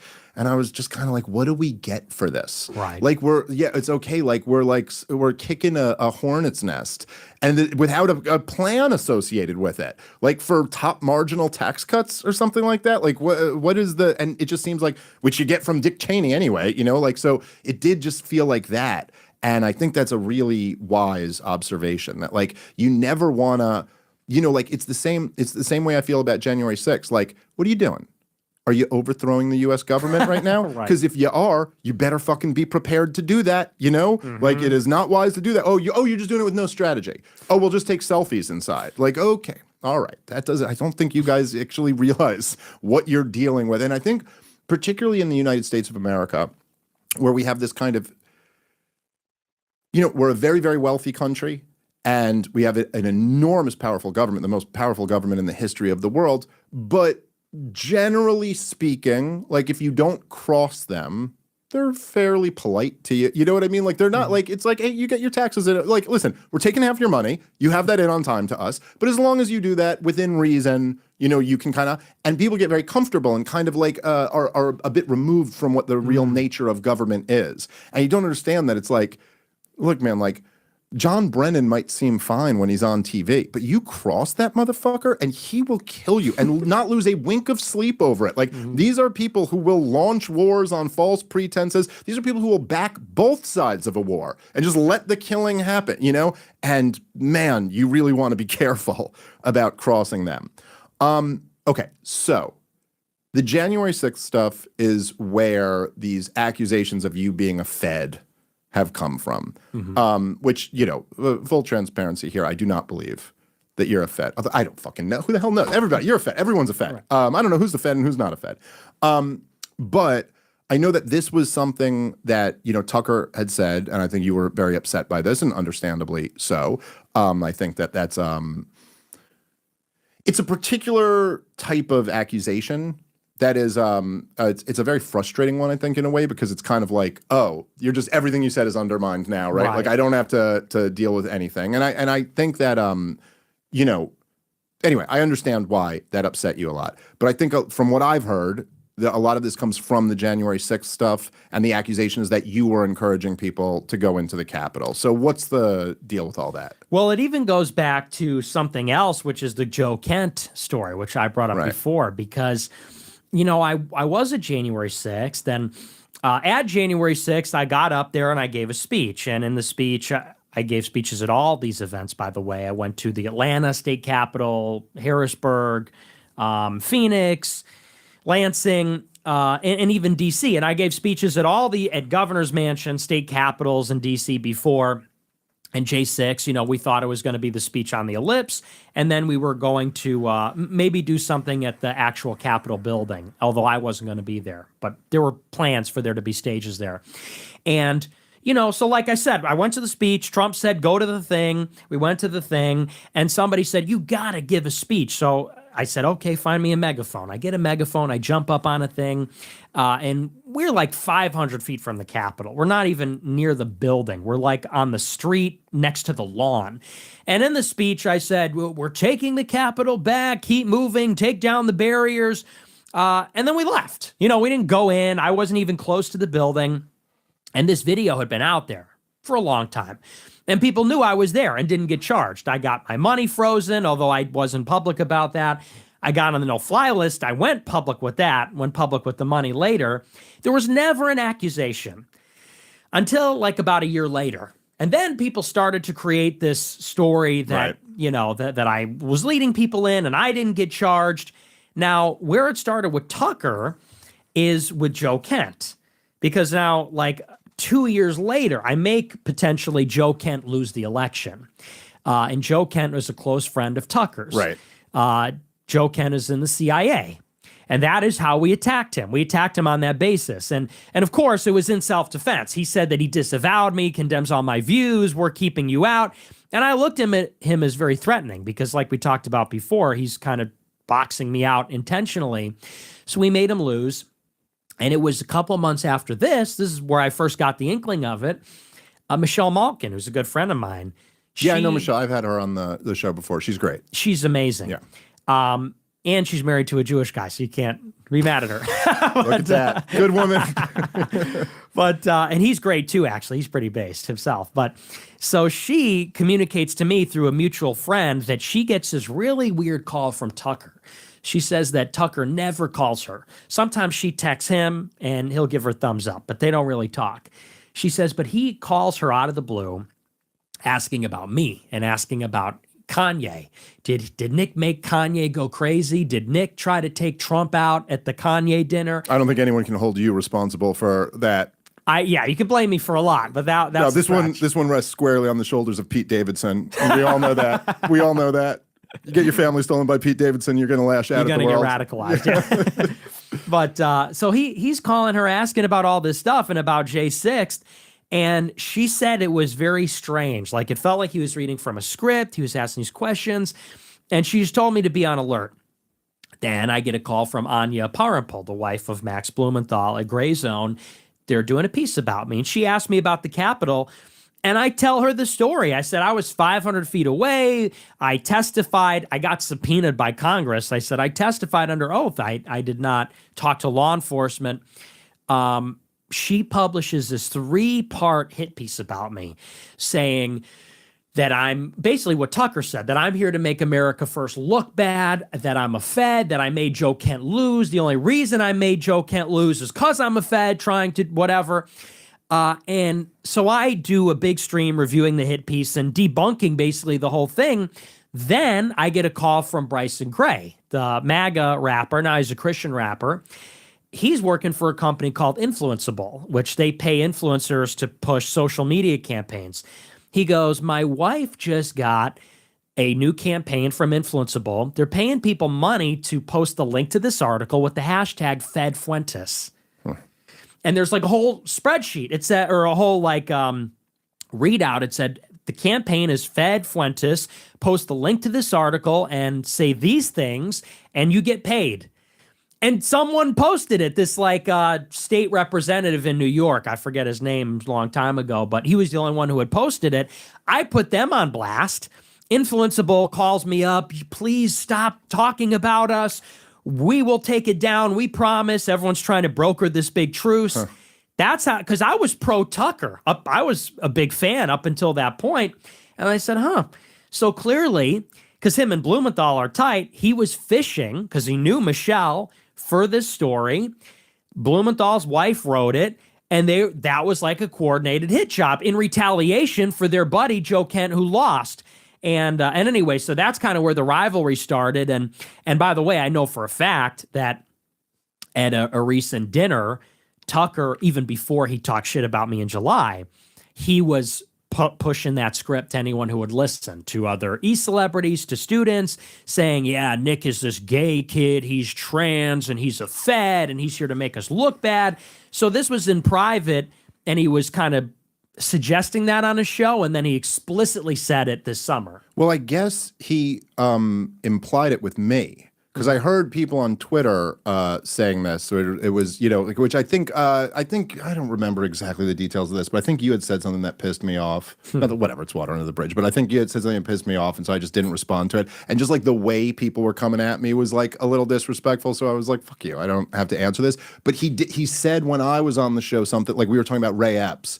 And then he was like, there's someone else who was on camera and he kind of put the words in my mouth. He went, as I'm sure you know. Yeah. And I did not even pick up on that until like people were showing me the clip of it. And I certainly never thought he was talking about you. And he never said anything to me about that. But then, of course, right, I did see with Candace where he did explicitly say it. And I think, I guess maybe the thing about it is that it does seem, just on the surface of it, and I'm not accusing you of being a Fed at all. Mm-hmm. Like, I don't think you're a Fed. But I guess just on the surface of if there's a video of you advocating people go into the Capitol and the way they were just getting everybody, and it does seem like, although you're obviously a lot bigger now than you were then, you still would have been a pretty nice scalp to be on their mantle. You know what I mean? Like, it would just be like, oh, wouldn't they go at you for that and try to find some charge or something like that? But is it the case that there's just nothing to charge you with, or what? There was nothing to charge me with. I mean, they looked at charging me, but I didn't trespass. I wasn't violent. And wouldn't that be inciting? Yeah, something? but my lawyer told me I'm protected by the First Amendment for that, because it wasn't like the language was such that it wouldn't be. And also, no one else got charged with incitement. The charges were trespassing, conspiracy, all things that didn't apply to me. Right. Okay. All right. Fair enough. I think maybe, it's like, and I think maybe this is partially why you get that rap, which I think is unfair. It's unfair to call people Feds, unless you really have fucking detailed, like, I have the evidence and I'm willing to show it. It's just like, it's an unfair accusation. I think, like, when Ray Epps, well, by the way, do you think he was a Fed? I don't know, to be honest. I'm skeptical, but it's possible. Yeah, I lean toward thinking he was. It's just the way the Democrats were defending him seemed so bizarre to me. But anyway. So, like, there's that famous video I'm sure you've seen, everyone's seen, where Ray Epps is in the crowd and he starts saying, we're going to storm the Capitol. And everyone immediately around him starts screaming Fed. Now, in that moment, they have no way of knowing that he's a Fed. But it's just like, dude, that's what Feds do. That's what Feds do. They come in here and do this. And I think the reason why you might get some of that is because, in the same sense, I think there's a certain feeling of like when people are opposing Israel and opposing the warfare state, and then someone else goes over, who's like, no, and we got to attach that to Nazi shit or something like that. Not that you literally say that. I'm using these terms loosely. But like there's a feeling of almost like that. Like just like with Ray Epps going, hey, come on, man. That's what they're trying to cast us as, not as this. And I think the other thing, and I want to preface this because I really do, I am not, look, I'm 15 years your senior and I do the same shit too. So I'm not like, I had, there was one with Dave Rubin recently where Dave Rubin was just talking shit about me on some shit. Like it was, I don't know why my name came up. Someone asked him a question and mentioned me. And then he goes, I think Dave Smith's a moron who doesn't know what he's talking about and blah, blah, blah. And so I just publicly challenged him to a debate. Now, truth be told, I don't really want to debate Dave Rubin. Who the fuck wants to, like, what is this even? But it's just like, I don't know, we're in this game, and like, what do you do when someone who has millions of followers is saying, I'm a moron and I don't know what I'm talking about? You're weaponizing your audience against me, and I only have one tool in my toolkit, which is I'll debate you. I can't fist fight you, like, so it's like, okay, so let's have a debate and we'll see who's a fucking moron. And now I weaponize the audience back against you, and he accepted but then refused to ever, he's like, a bunch of people have reached out. Patrick Bet-David tried to set it up. Charlie Kirk actually tried to set it up. Charlie Kirk wanted me to come debate, and I said, how about Dave Rubin? Because I know he lives in Florida and it was right when we were talking our shit. And then he was like, no answer from like, both of us. But so like, I get like, if someone attacks you feel the need to attack them back. It's kind of the game we're in. I do think though, when you're, it leads easy to the perception when you're kind of attacking me, attacking Tucker, attacking Candace, you go, well, what purpose are you really serving here? You know what I'm saying? And it's like, it seems like any voice that's critical of Israel, you know what I'm saying? Like you're going after, and then it does make people say like, do you get the point I'm making? It goes like, okay, so what, number one, you're saying we got to attach all this toxic baggage to our opposition of Israel. And then number two, anytime there's a critic of Israel who's resonating, it seems like you're trying to take him down a peg. You get what I'm saying? I do, and from the outside looking in, I get it. But I would say that with Tucker, it started before all that. It started before he was ever criticizing Israel. This was in 2023, at the beginning of 2023, before October 7th. And, Right. and, you know, Tucker had never said anything negative about Israel up to that point, with the exception of one thing he did about the ADL. And, you know, same thing with Candace. I mean, I supported Candace like I supported Tucker to the hilt. I had an account called Standis Owens. I stan Candace Owens. And we were like gassing her up during the whole thing. And all I ever said about Candace is that it felt like she was kind of blowing smoke up my ass about why she wouldn't do the show with me. And I didn't like that, you know, after she gets all this clout, she's clouded up, she then starts saying it's the Frankists. It's the Frankist. And I said, yeah, that's not true. Like, that's nonsense. And even this year, she invites me on her show, and I ask her, I said, well, is it going to be a hit piece? She goes, no, I don't set anybody up. I get all dressed up. I fly down there, look into, you know, she extended the olive branch, I accept. And she's motherfucking me about drama from a year ago, about you, about are you racist? Are you anti-Semitic? Why aren't you married? All this kind of stuff. It wasn't a friendly interview. I don't even think it was cordial. I think it was basically, it was an attempted hit job. And, you know, so like with you, I mean, look, we have disagreements and here we are talking about them. And I think I said during my show, like, I like you and I respect you, but I also speak freely. And if I disagree, I say something. And, you know, these other people got to recognize, like Tucker and Candace, they're more powerful than me. They have institutional backing. Tucker is from Fox. Candace is from Daily Wire. They never got censored from anything. Me, I never had any. They tried to throttle me in the crib. By they, I mean conservatives, from the time I was 18. And I've been banned from most things for 5 years. So it just, to me, it's like a little unfair. It's like when Ben Shapiro quote tweeted me with 1,000 followers. For Tucker, well, that's something else. I mean, I think it's similar. I mean, Tucker and Candace getting together and saying, oh, this guy's like a fed. It's like, yeah, well, you guys have millions and millions of followers that you accumulated serving the system that I was getting killed by for 5 years. So that's why I feel like I have a special license to attack, because it's punching up. But, you know, I don't know what to make of Tucker and Candace. I would say, if I was being charitable, that there's immense distrust on both sides. Yeah. And for obvious reasons, because I'm an unknown quantity on the outside who, you know, they probably don't watch everything. They don't know what's happening down here. And on the other side, they are exiting the institutions. So from someone on the outside, it's like, are you CIA? Where are your loyalties? What do you really believe? Are you concealing what you really believe, and to what extent? And so, you know, I guess when I gave Tucker a black eye, so to speak, and kind of retaliated very strongly, maybe at the minimum, it made him just kind of respect what I represent. But I'm open to all possibilities, making up with either of them. Well, that's good. I think it's good to be open to that. You know, I remember like that, and I don't know that this is true, right? Like, I don't know if David Duke is a Fed. I've never met David Duke. I don't know him, but I remember he used, in 2008 and 2012, he came out and endorsed Ron Paul for president. And then this was, of course, used against Ron Paul. And I remember I remember going, oh, you're a fucking Fed. Because, like, if you're not a Fed, then fucking don't endorse Ron Paul. Like, what are you doing? Do you hate him? Like, this would only make sense, like, if you, and so I think there's just something, and I'm saying, like, from the perspective of Tucker Carlson, who is in a different generation and a different time and a different, I think there might be something of that where it's like, dude, this looks, you know what I'm saying? Like, to me, like that. I also think, and this is something I've struggled with myself, maybe like a little bit of imposter syndrome or something, or just the fact that guys like me and you, it's a little bit weird when you're kind of like, you know, like you're grinding and you're doing your job. You're doing what you do. We do shows. And then like you kind of look up all of a sudden and you're like, oh, I'm like kind of up here in this. You know what I mean? Like there's a lot of like people who are doing shows who aren't like, and I think that, you know, like I had this when I was debating Alex Berenson, who just is fucking horrible. And I probably never should have done that. I got sucked at this. I'm embarrassed by it, you know.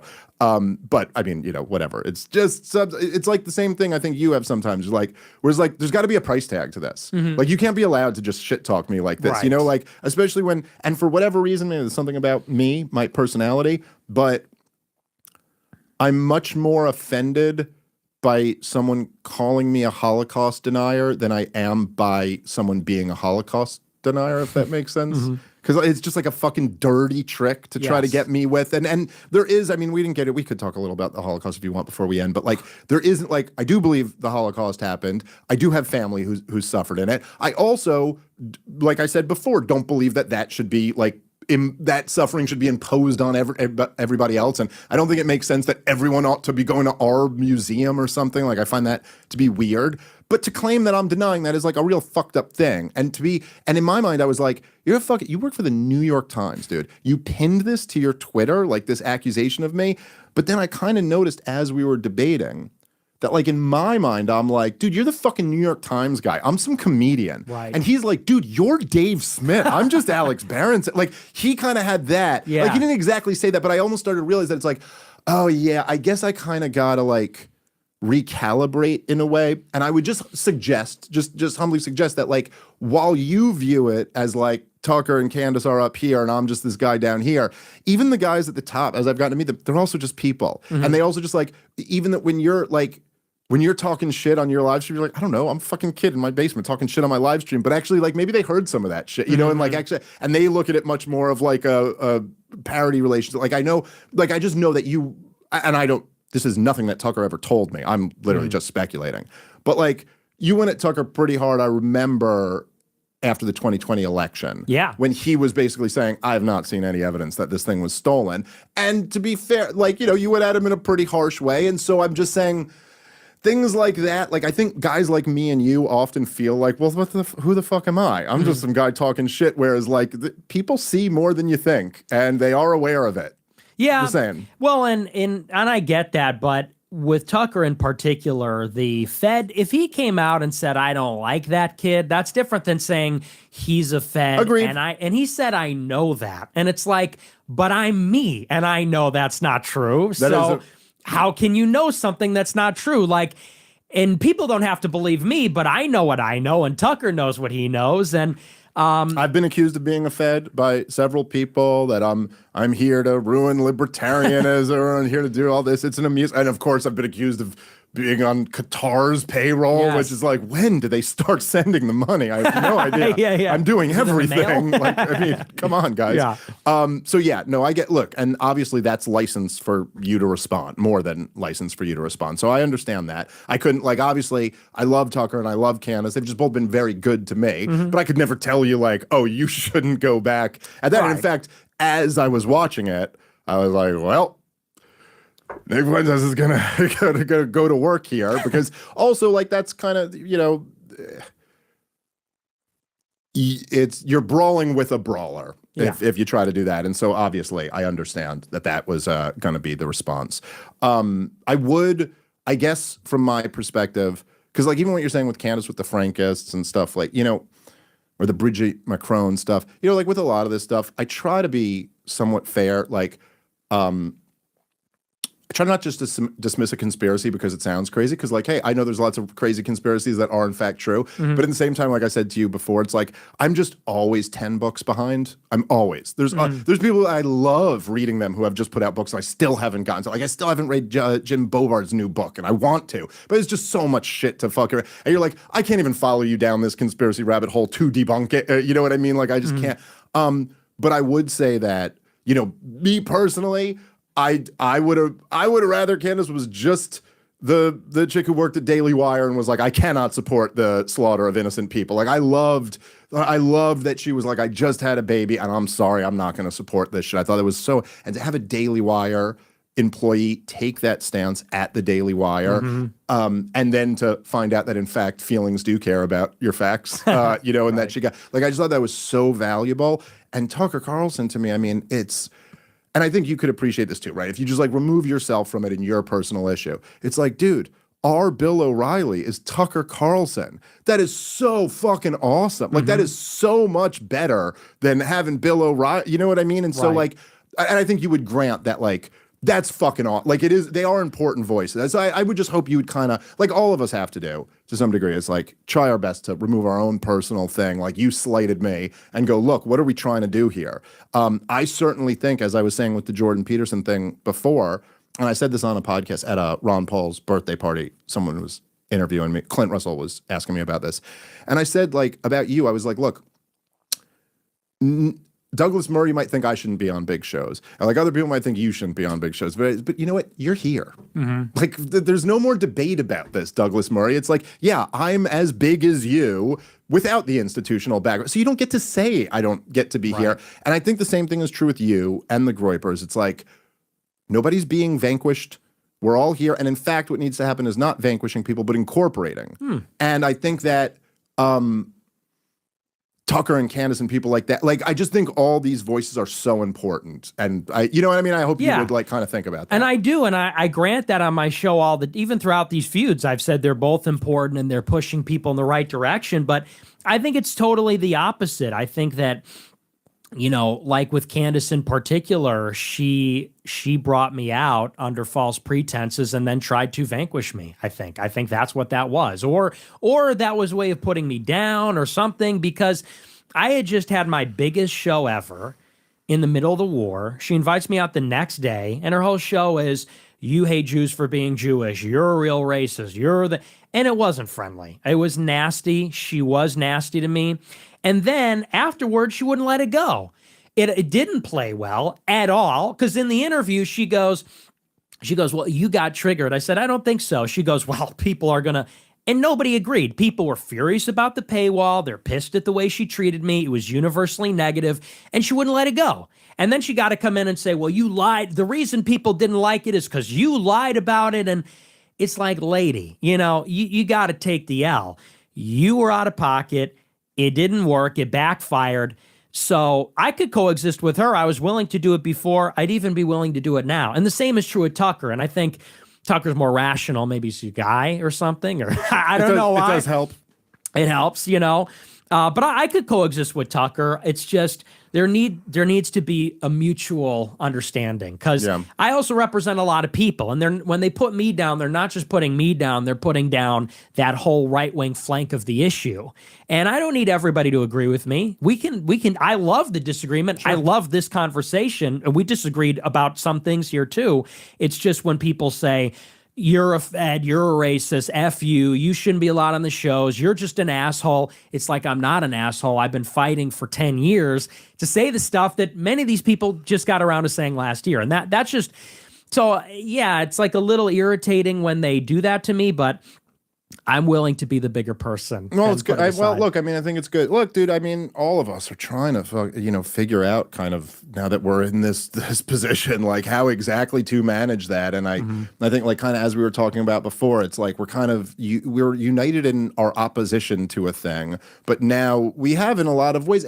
Look, it's been decentralized, so it's not like any one of us is exactly like the mainstream guy, but like we're the mainstream media now. You know, like it's us. It's like, I mean, honestly, like there's particularly like daytime shows, like you're lapping. It's like me too, you know. So it's an interesting thing. All right, so maybe we could talk about this a little bit and really test my YouTube channel. Because I think a lot of this, I remember when we first spoke, or one of the podcasts when we first spoke, the big controversy about you, that at least from what I heard from the other libertarians or whatever the world, was that you're a Holocaust denier, and that there was the cookie. There's a clip where like a fan makes the Cookie Monster joke, and then you like read it, like obviously laughing around and joking. I remember people sending me this and going, "This is clearly like he's joking around, at least to some degree." But then when you were criticizing me, you were talking about like me not, because my family was involved, not willing to challenge. What is your view simply like what we were saying before, that it's like, look, this happened, it was awful, but like also all of history doesn't have to revolve around this. Also, it was in the context of a war where like 50 million people died and Europe was destroyed, so like that? Or are you actually saying like, this didn't happen, the numbers are not, because this now is much with the general, whatever you want to call it, I hate using the word anti-Semitism because it's not even a good word, but with the general kind of like hostility toward Jewish people, this does seem to be something that's like really catching fire, and I just think is completely wrong. Like, I think it's like Israel killed Charlie Kirk. It's like, this just isn't actually right. It's not actually good history. And so anyway, I'm just curious what your thoughts are. Well, and I also, by the way, sorry, I'll let you go, but I also do recognize, I remember thinking this the last time I had you on, there's like this weird dynamic. I guess I feel feel a little freer now. But back then, I kind of wanted to ask you about it. But then I also realized that if you don't, you can't even say it because we'll all get fucking nuked. So it's like a weird conversation to have. But I am curious.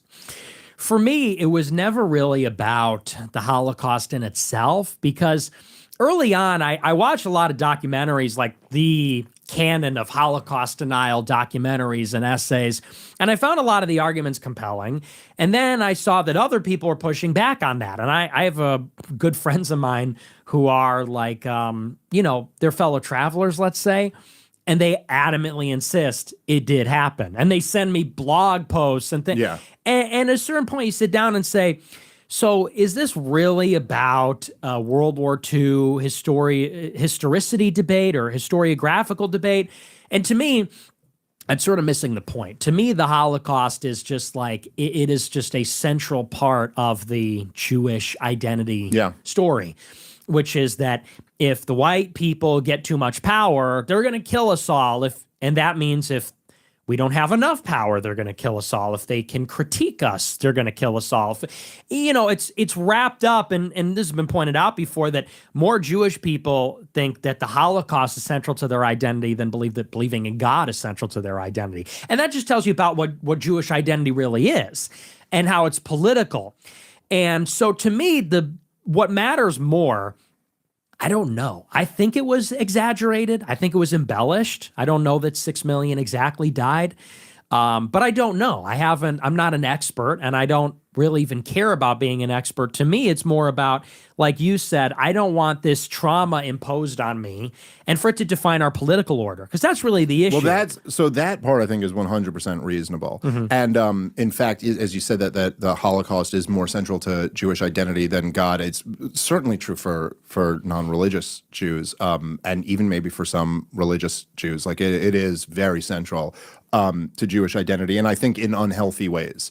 And I think absolutely you're right about this being kind of this. It's I love when Darryl Cooper made this point, but it was such a perfect way to put it. But where he was like, look, the founding fathers are Martin Luther King, and you know what I mean? Like it's Right. not like, and he goes, you could test that out. Like go desecrate a statue of George Washington, and then go desecrate a statue of Martin Luther King, Right. and see what has more of the reaction. And it is like, it's really like World War II and the civil rights movement have become like the American consciousness, and I think the Holocaust and World War II being the same for Jews. And of course, the story becomes this very ahistorical, weird version of it where it's like the creation of Israel stopped the Holocaust or something like that, which is like just not at all true. In fact, they had very similar goals, the Zionists and the Nazis at first, which is why the Zionists wanted to do business with them. I think it was the Nazis' anti-Semitism is the only reason why that didn't happen. But I do think it's like, and I mean, I've been down this rabbit hole a bit, but it's like, I really don't actually think it's that exaggerated. I mean, it's probably not 6 million to the person, but like, I think even David Irving, I think he put it between 4 and 5, like, and that was like on the low end estimate. Mm-hmm. And even as 4 or 5, it's like, what are we even fucking talking about here? It's all Right. the same thing.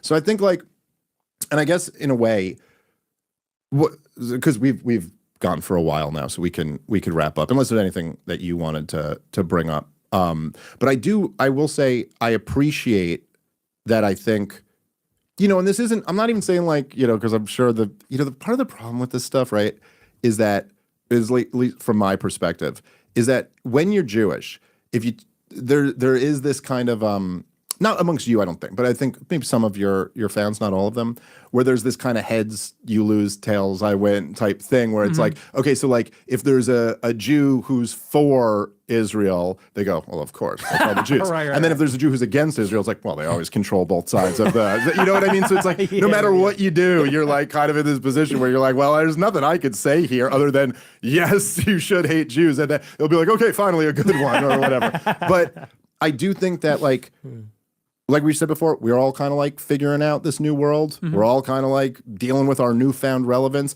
You're also, like, how old are you? 27. 27. So you're kind of like, you're approaching your late 20s and where it's at. And I do really appreciate you kind of like I really appreciated on Patrick Bet David when you said like, that you're like, I'm not a racialist, I'm a Christian. And that it's like, and that not that you might have some racialist views, but like that being a Christian is first and foremost like the most important part of your identity. I would just really encourage that. I think like that's what we need. I really think that's like, I told you when we spoke on the phone when we first planned this, and I told you the video that I saw of you, it was like a clip that was going super viral, which I think were touching on earlier today, where you were just like, where you were talking about how like a Christian just can't support killing people like this, and you were and you even said you were like, look, I don't want them living here, but like that we also can't support killing them over there. And I just thought there was something really powerful about that. It's like kind of because it's a paradigm shattering thing where someone would look at this and go like,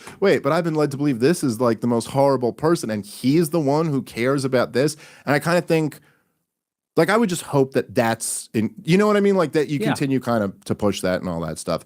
I will say, I really, really appreciate you coming out and traveling for this. I know it took us, it's hard. We're both busy, and so it's hard to schedule these things. Really, really enjoyed this conversation. I hope we do it again soon. Me too. Absolutely. And thanks for having me. And I will say, just to kind of close it off, what I love honesty. I like people that care about the country. I love people. And I think as long as that's the agreement, there won't be war. There won't be violence, and we can talk and we can get along. And that's really what it's about. So I enjoyed the conversation as well. So I'd be happy to do it again. All right. Maybe on my show. Oh, sure thing. All right. Everybody, thank you for listening. Catch you next time.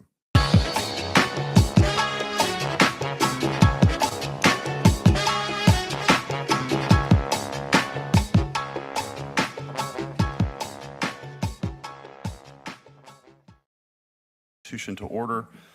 Hearing for today is on politically violent attacks and the threat to our constitutional order.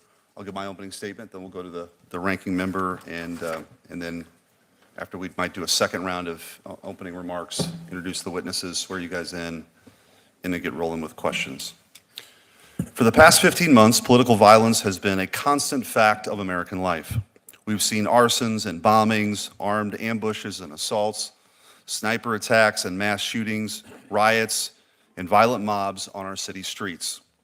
We've seen assassinations, we've seen murder, we've seen death. None of this is random. It's organized, coordinated political terror. The people behind this violence are not common street criminals. They're not driven by money or drugs or gangland turf disputes.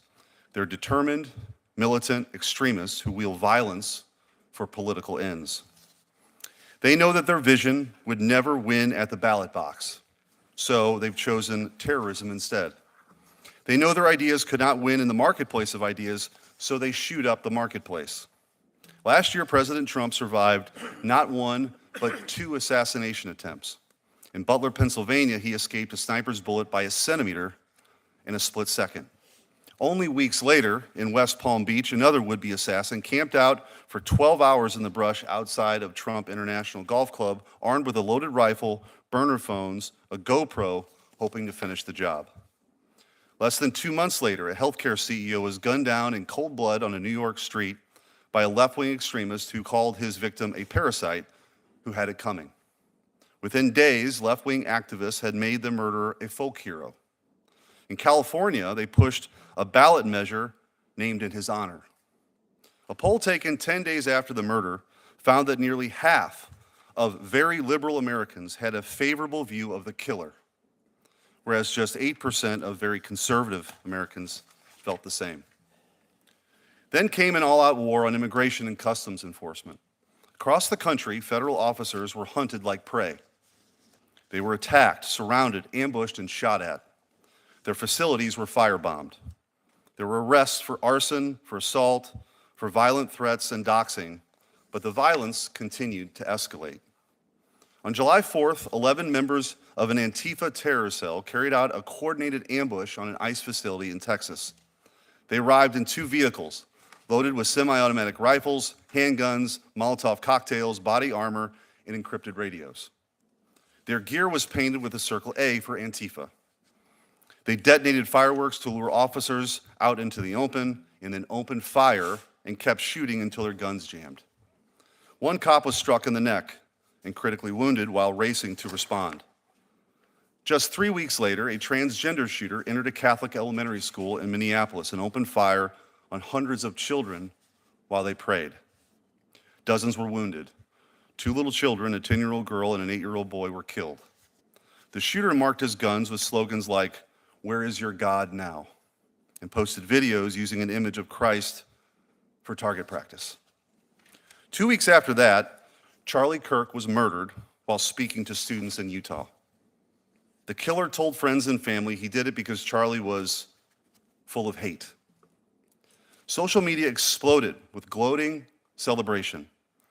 Thousands upon thousands of people, journalists, professors, and government employees could not contain their glee that a father of 2 young children had been gunned down in broad daylight. When Americans gathered to mourn him, they were attacked there too. In El Paso, an arsonist set fire to a church holding a vigil in his memory. A week later, a man opened fire into an ABC news station in Sacramento just days after the network suspended Jimmy Kimmel's show. Police found anti-Trump writings in his car and a handwritten note that read, "Patel, Bongino, and Pam Bondi, they're next." And just last week, an anarchist radical was arrested for placing a $45,000 bounty on Pam Bondi, posting an image of the Attorney General with a sniper dot on her head. The caption read, "Wanted, dead or alive, preferably dead." A week after the ABC shooting, a sniper opened fire on an ICE facility in Dallas, killing multiple people. Investigators recovered shell casings etched with the words anti-ICE. And this month, a man who flew across the country to murder Justice Brett Kavanaugh received a sentence of just 8 years. He brought a gun, ammunition, a knife, duct tape, and zip ties to kill a sitting Supreme Court justice in his own home while his wife and kids were present because he didn't like the way he might rule on gun control or abortion. This is the nature of political violence in America today. It's driven by a system far larger than the people who commit the act itself. We've seen this system in action. We have not forgotten what happened in 2020. 5 years ago, violent mobs burned and looted their way through our cities. The press called the riots mostly peaceful, though. Ivy League academics celebrated them as righteous acts of resistance. The wealthy corporations in the world donated billions to keep them going. Vice presidential candidates bailed rioters out of jail. Prosecutors declined charges. Judges released arsonists and anarchists just hours after their arrests. The same public health experts who banned funerals and shut down churches declared mass protests justified because racism is a public health crisis. Politicians reserve their outrage not for criminals torching police precincts, but for the officers trying to defend them. The largest cities in the nation slashed their police budgets by hundreds of millions of dollars, unleashing a deadly wave of violent crime on a scale not seen in decades, the largest single-year increase in murders in more than a century. The activists on the ground claim to be revolutionaries fighting the powers that be. But the truth is, they were backed by the full force of the ruling regime. The mobs that torch cities, the radicals who ambush ICE agents, the activists who terrorize judges at their homes, all of them are foot soldiers in the same regime. A regime whose foundational ideology is that we're born either as victims or oppressors, and is the duty of revolutionaries to impose their vision of equity upon us all. This sustained campaign of violence is explicitly and specifically political. It is motivated by a distinct and fanatical ideology, rabidly anti-American, anti-Western, and anti-civilization itself. It is a worldview that indicts the United States as an illegitimate nation born in evil. By now, most Americans have heard this language. It has dominated our public life for years. These are not fringe ideas any longer. They have not just been tolerated, but actively embraced, repeated, and amplified through the largest megaphones in our country. To my friends on the other side of the dais who may take offense with these categorizations, how often have we heard Democrats praise these radicals for their idealism? How many elected officials have called riots the language of the unheard? The violence stalking our streets today is a feature, not a bug. There is an evil but consistent logic to it. It's the natural and logical result of the ideology itself. If the violent elements' ideals were so praiseworthy, then the system which obstructs their fulfillment is to blame. And why work within a blameworthy system for praiseworthy ends? To these people and this movement, the only acceptable goal is the destruction of the system and its leaders. The central idea of every revolutionary project is that utopia must be achieved through any means necessary. If you truly believe that Charlie Kirk is an existential threat to your safety, and you've bought into the nonsense that words are violence, then silencing him by any means could seem necessary. If you believe that mass migration is an inalienable right, then opening the floodgates to uncontrolled immigration, tearing down the border and attacking those who defend it might look like justice to you. If you believe that America was conceived in murder and built on stolen land, then you feel no moral obligation to respect and obey its laws. If you truly believe the police are the armed enforcers of racist oppression who indiscriminately murder innocent victims in the streets, then you might see violence against an officer as an act of brave resistance. When Charlie Kirk was murdered, one of his killer's bullets was engraved with the message, "Hey fascist, catch." But who taught him that Charlie Kirk was a fascist? Who convinced him, I should say, that Charlie's hate made his murder a righteous act? Who told him over and over again that people who believe what Charlie Kirk believed are threats to our democracy? He didn't invent that worldview. He learned it, as did each and every one of the arsonists, assassins, and militants who came before him. Perhaps the people in power who said these things didn't really believe them, but clearly some of the people who listened to them did. And now they are taking those ideas to their final logical conclusion. Enough. We are faced with only two paths. Either we confront this political violence and end it, or it will end us. And I can think of no better person to introduce this topic than the late Charlie Kirk himself. I'm going to show a quick video before we go to the ranking member of him speaking on this precise subject, and I hope everyone would listen closely and heed his warning. Now on Thursday, more violence from the radical left, this time directed at Turning Point USA and their group on the campus of UC Davis. Here with more, Turning Point USA founder, CEO Charlie Kirk. It's interesting, we were texting, about a week ago? And I kept saying, you know, it takes a lot of courage for you and your group and these young kids to be setting up in these hostile environments on college campuses. And, you know, lo and behold, it's not the first time it's happened, but we'll show the video as you're speaking. Tell us everything that went on. Yeah, it's shocking stuff, and it's a pattern now. We're seeing this happening on more and more campuses. So at the University of California, Davis, our brave Turning Point USA chapter was set to host Brandon Tatum as a Prove Me Wrong event. Goes up, sets a table. Anyone can go and have free speech and dialogue if they disagree. Antifa showed up, full masked, black outfits. They came in, took our gear, destroyed our tables, basically made the students had to flee, and the police did nothing to intervene, nothing whatsoever. Our courageous students had such resolve and fortitude that after this incident happened, they regathered and tried to do the event still about an hour later, but it wasn't the same, of course. This is after one of our Turning Point USA students at University of Texas, Dallas, had a bike lock thrown at her and actually had to be hospitalized for this treatment. Sean, we are seeing a disturbing pattern from the radical left, and we have data to now support it. According to the National Contagion Research Institute, 48% of left of center respondents say that it's justified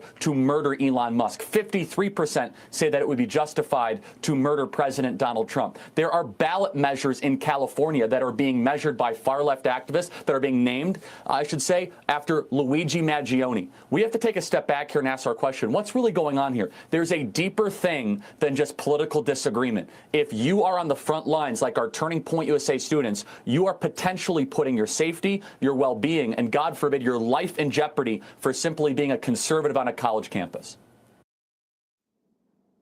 Ranking Member Welsh.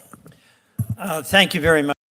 President Donald Trump has threatened military action in Nigeria over alleged killing of Christians. Now, Trump threatened to send U.S. forces into Nigeria with guns a-blazing if Nigeria does not stem what he described as the killing of Christians by Islamists. Now, the U.S. president said that he has asked the Pentagon to map out a possible plan of attack. Trump's warning came a day after he had said that Christianity was facing an existential threat in Nigeria. Trump said if the Nigerian government continues to allow the killing of Christians, United States will immediately stop all aid and assistance to Nigeria. He then went on to mention that there is a possibility of a military action to wipe out Islamic terrorists who are committing horrible atrocities. Trump's Secretary of War, Pete Hegseth, responded to Trump's post, saying that his department is preparing for action. He added, either the Nigerian government protects Christians or we will kill the Islamic terrorists who are committing these horrible atrocities. He did not add how US will target these alleged terrorists. Nigeria's President Bola Ahmed Tinubu had earlier pushed back on Trump, announcing the day before that he was designating the West African country a country of particular concern for allegedly failing to rein in the prosecution of Christians. In a social media statement on Saturday, Tinubu said that the characterization of Nigeria as a religiously intolerant country does not reflect the national reality. Several US lawmakers, including Senator Ted Cruz, have claimed that Christian genocide and persecution in Nigeria have been on the rise. Nigeria is divided between a Muslim-majority north and a largely Christian south. Figures show that between 2019 and 2023, nearly 17,000 Christians were killed in the country. In just the first 7 months of this year, more than 7,000 victims were reported. However, experts say that the violence is indiscriminate. The country is consumed by security issues. Its northeastern region is at the epicenter of a Boko Haram jihadist insurgency. According to the United Nations, it has killed more than 40,000 people and displaced more than 2 million since 2009. In central Nigeria, majority Muslim herders have repeatedly clashed with majority Christian farmers. The conflict is frequently portrayed as inter-religious, but generally stems from competition over land access.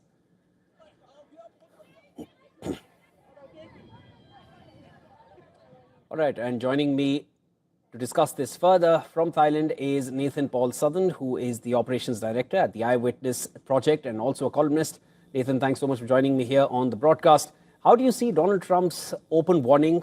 Is there weight here? Do you feel US will actually send and carry out military action in the region, or is it another one of those statements which come from Trump, which then eventually take a U-turn? How do you see this one?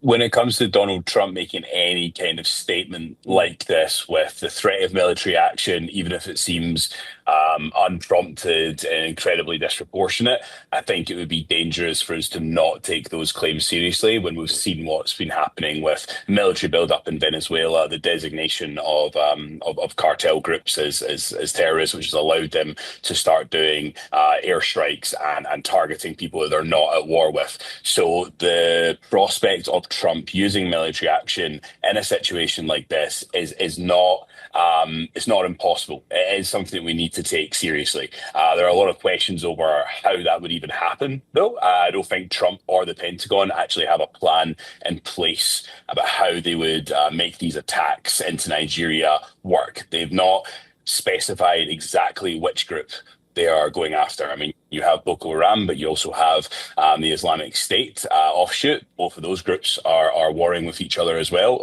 There's various ethnic groups that are Muslim that may also be involved in the killing of Christians, but also more probably Muslims, which are the larger casualty numbers of the various conflicts and security concerns in Nigeria.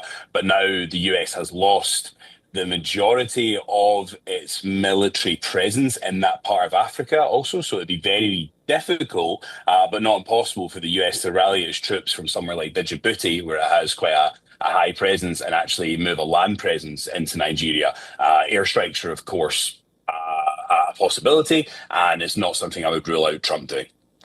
Nathan, when it comes to the factors which are driving violence in this region, there is land access, there is land grabbing, there are herders and farmers going at it. Then, of course, there is a major religious divide. You see all this, or is there more which is causing the violence?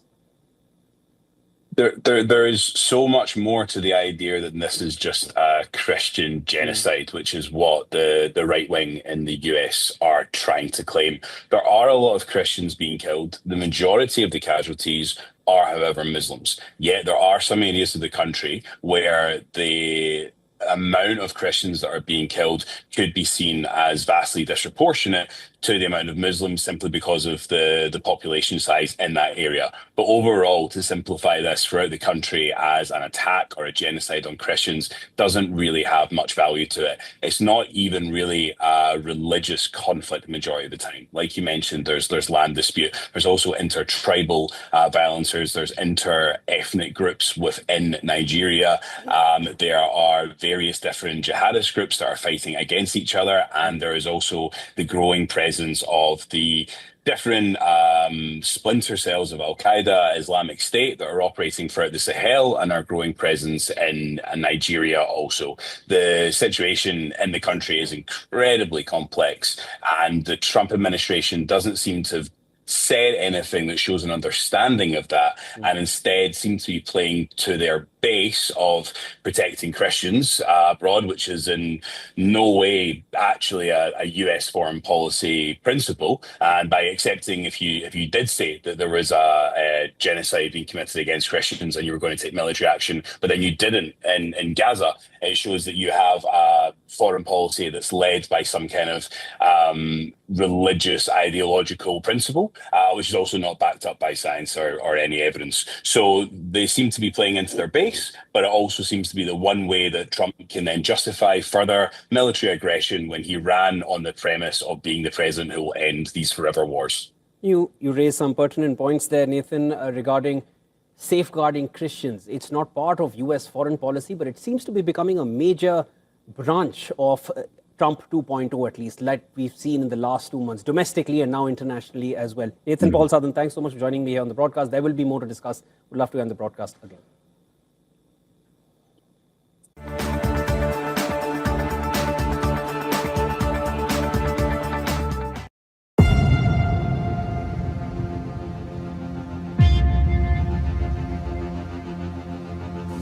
You know, it's obvious that you're intelligent. Let me ask you this. Who do you think was the most dangerous car at USP Canaan? The white boys. What? Why is that?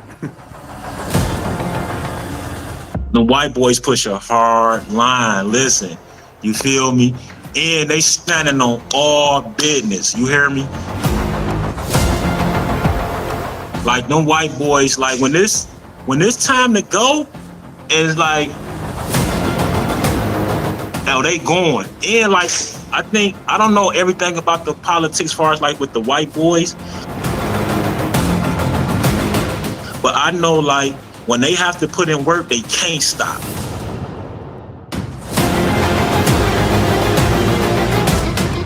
You know, they have to put in work to the point where somebody got to get maced.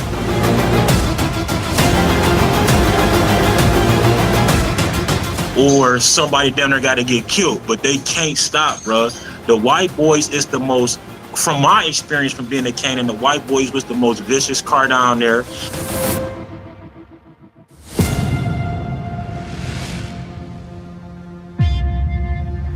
So MJ, you're going to USP Canaan, the first time in federal prison. You only got a little bit of time. What's going through your mind when they say, "Hey, you're going to USP Canaan"? Man, the only thing was going through my mind because I saw the stories and shit. I'm like, man, God. Then I say, man, I'm thinking like, man, how I'm gonna make it out of here? How I'm gonna survive, bro? Like, I knew I was legit, like far as like my paperwork and stuff was cool, and I ain't no chomo or nothing like that, but still, when I'm still hearing about the USPs, I'm like, oh my God, man, like this is about to be hell. So how old are you at the time that you're on your way to USP, Kanan? I'm 35 on my way up to USP. How much time are you sentenced to? I was sentenced to 30 months. So with 30 months, these people decide, you know what, we're going to send you to USP Canaan where people are getting brutalized, killed, cut, stabbed, all of that type of shit. Yeah. So I'm like, it threw me for a loop because, you know, the PO, the supervisor was like, you know, you ain't gonna go to no USP and nothing like that. So I'm thinking like, all right, cool. But when I got my designation that I'm going to USP Canaan, and reminds you, you know, somebody had just died in USP Canaan. Somebody just got killed in USP Canaan, like a year or two prior. So when they telling me I'm going to USP Canaan and shit like that, I'm like, bro, like, I told him like, man, it's a mistake. You know what I'm saying? I'm like, I got 30 months, bro. Like, I'm not, you know what I'm saying? I'm like, y'all got the wrong guy, like, far as like going here. But when it came back to it, that I was going into USP Canaan, that's just what it was. And it's like, I had to really kind of like, wait, you know what I'm saying? I had to lace my boots up, Chad. You talk about lacing your boots up, right? You're on your way to USP Canaan. What is going through your mind, though? Are you like, damn, man, I'm not trying to die in here. I got to get a knife. What are you thinking? Yeah, that's the thing, you know, because like, let's be honest, like, hand-to-hand combat is vicious. Like when you playing with that knife, when you playing with that steel, right? So that's a different type of animal. You know what I'm saying? Anybody can shoot somebody, but like that hand-to-hand combat with that steel, that's different, right? So on my way going into here, I'm like, damn, bro, like I ain't never stabbed nobody or nothing like that. I'm gonna keep it all the way 100 with you. So I'm like, man, I'm thinking to myself, like, bro, I hope that, you know what I'm saying, I don't get stabbed or I don't be the one that having to do the stabbing because I know my time's short, right? So I'm not trying to get stuck in here because if you know, like going to these USPs, like a lot of people don't make it out, Chad. And some people be in there that it's so easy to catch extra time, right? So my mindset was like, damn, I gotta make it back home to my people, bro. Like I can't, like I don't want to be that, you know what I'm saying, that guy that had to kill somebody or stab somebody. I'm like, damn, man, I hope I don't get stabbed. Like, so, you know, I had so much anxiety going through there, Chad, bro. I'm gonna keep it all the way 100, bro. I was scared, bro. I was scared, bro. So I ain't gonna lie to you, like it really had me shook, bro. And then I'm like, you hear about the USPs if you know, you've been to the feds, so you hear about the big Sandys, the Polacks, and all that stuff. And I'm like, damn, bro, like I got to make it out of here, bro. Like, but I was scared going into there, bro. You feel me? You know, and then, you know, I never been in no gang. So it's like I can fend for myself, right? But when you got 10, 15 people on your ass, that's a different type of thing. So you go into Canaan, a little bit nervous. Anybody that says they ain't scared of going to a USP is either absolutely nuts or they're lying. That's how I see it, right? Right. You get to USP Canaan. Let's talk about R&D. Let's give people a little run through at what that's like, right? You go into R&D. There's a bunch of people on the bus, I'm sure. Anybody checking in? Anybody check in? Like, man, I can't be here.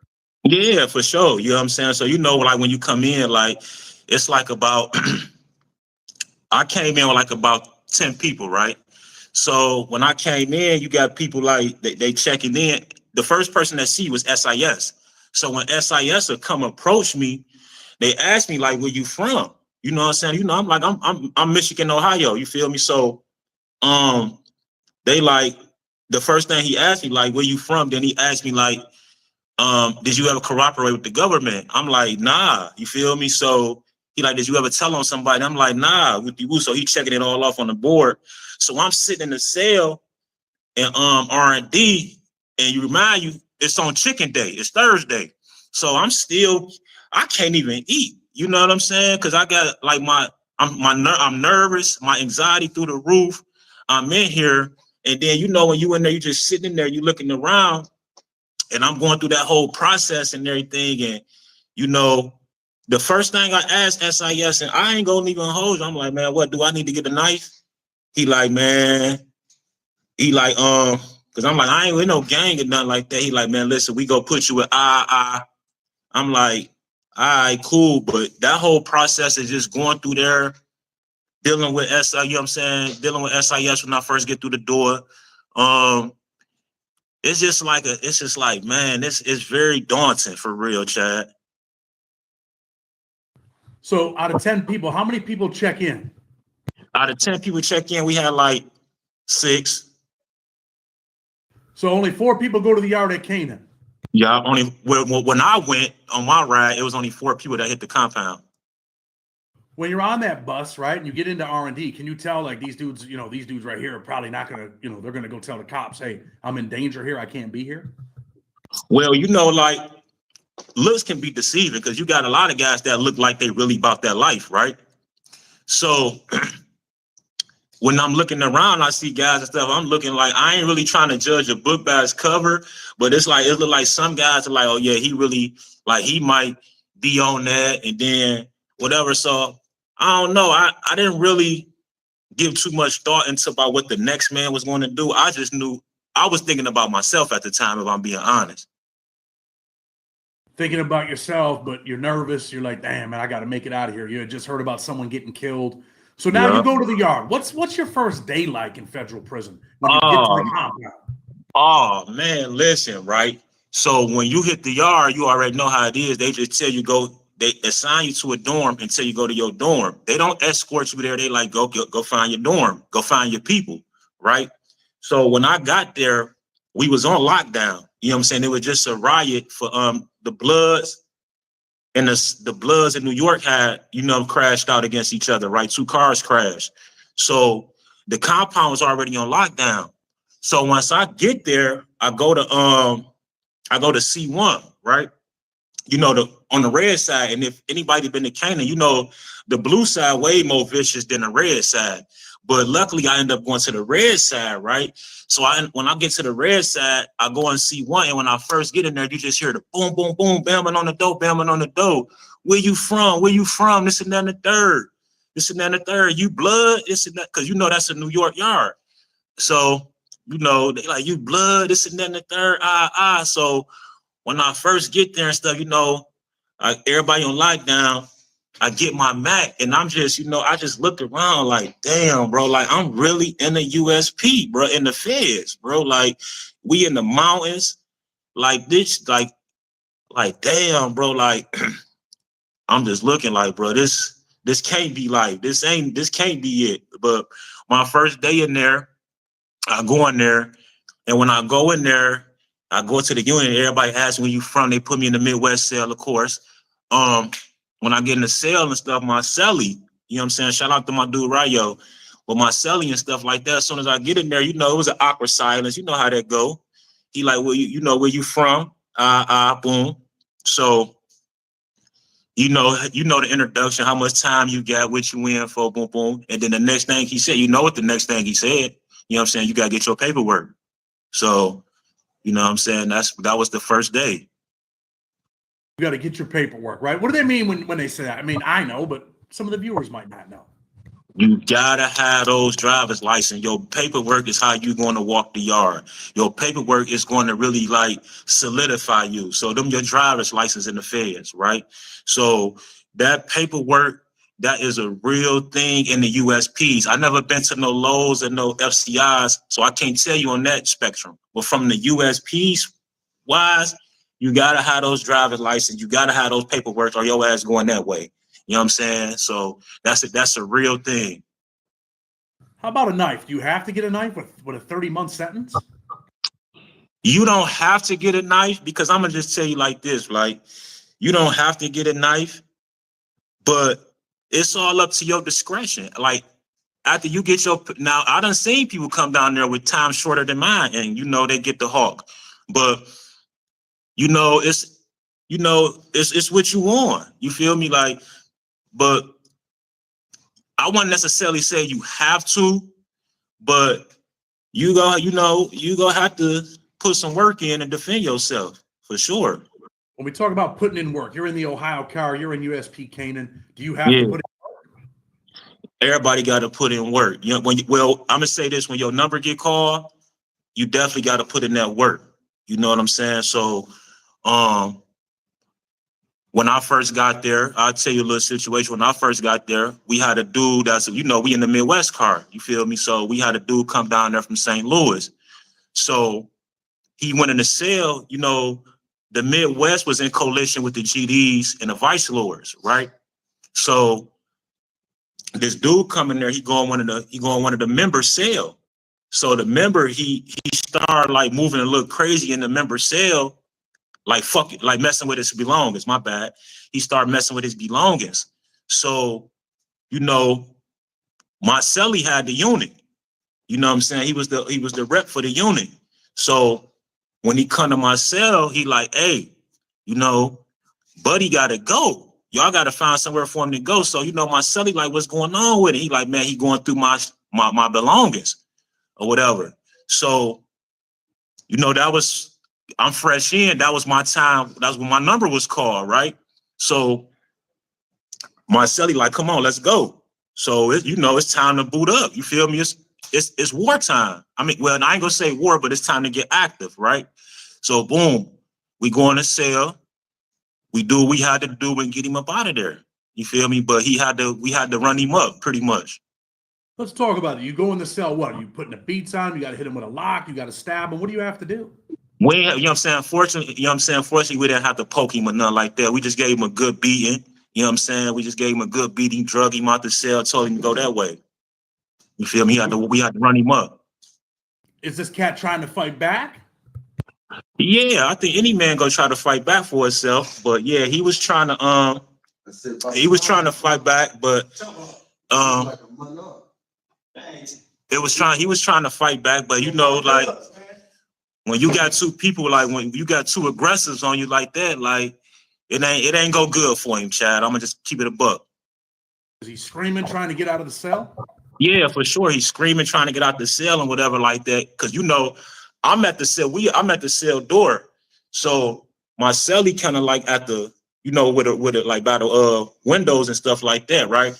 But you know, we doing our thing. He trying to get up out of there, and then we got the members assisting us, like far as like not actually doing the physical part, but like standing by the door and putting the work in. You know what I'm saying? But like the members standing by the door and making sure that he don't get out the cell. So as we doing our 1-2, he get up out of there. You feel me? And then he went that way. You know, don't you find it crazy that a dude would come to a USP and go on someone else's property, knowing that people are getting killed in these places? Yeah, man. And then the thing about it, so he was already suspect because he had came from Big Sandy. So once you traveling hitting different yards and stuff like that, like it's either you somebody or you not. You feel me? So what you was, you know what I'm saying? What's the reason behind you having to? They got you up off their yard, and we had a few situations like that inside the car where dudes had they couldn't walk the yard for certain reasons and stuff like that, and then they kind of try to have a little mask on but once we really looked into it, we like, oh, it's either he was hot, he was on sucker time, or you know how that go. But yeah, you down bad, like when you come to a pen and think that you can, you know the laws, you know the rules. You don't go on nobody's stuff. We on man. We standing on man stuff. We standing on business. We standing on principles. So like that's a no go. That stealing stuff. That's a no go. That's one of the laws in the feds. Period. So dude gets beat up. Is he leaking when he leaves? Yeah, you know what I'm saying. Like he ain't bad, but he did some damage though. Did some collateral damage. So for those that are watching that don't understand, we'll tell them he had to go up top. He had to go downstairs and tell the police, look, man, I just got beat up and I got to leave this compound. I can't be here, right? That's what that means, going up? Yeah, for sure. So now he goes up top. What happens to you? Do you go to the hole? Does he tell on you guys? Nah, we ain't go to the hole because, like, let's be honest, right? They know the politics in the prison. You know what I'm saying? The administration know the politics in the prison. So when they know somebody had to go up, they know it's for a reason, right? So, that's where the structure come in there. So, nah, we ain't never go to the shoe behind none of that. And so people don't know in federal prison, the cops and the administration, the warden, people think, well, they'll save me. But really, they let you discipline your own, get rid of your own if they're doing something illegal, right? they the one gonna get you out the way. You know what I'm saying? Like, let's be honest. Like, shit. Like, if you know how it is. Like, they with the politics because they got, you know what I'm saying. Even though they the administration, they got their own car themselves, right? So they know, like, this is how they got to keep things in order. This is how they got to keep things organized. So they know, like, if it's a situation, then you deal with your people or let your people deal with you. You know what I'm saying? Because for one, it make their job easier. And for two, it just keep stuff organized inside of the walls, for sure. You think the cops enjoy watching some dudes get beat up? I want to say they enjoy watching dudes get beat up, but when like a chomo try to hit the yard and they know he ain't right, I don't think they opposed to him getting, you know what I'm saying, getting this issue. You feel me? Because, ain't no chomo, that's bad business, right?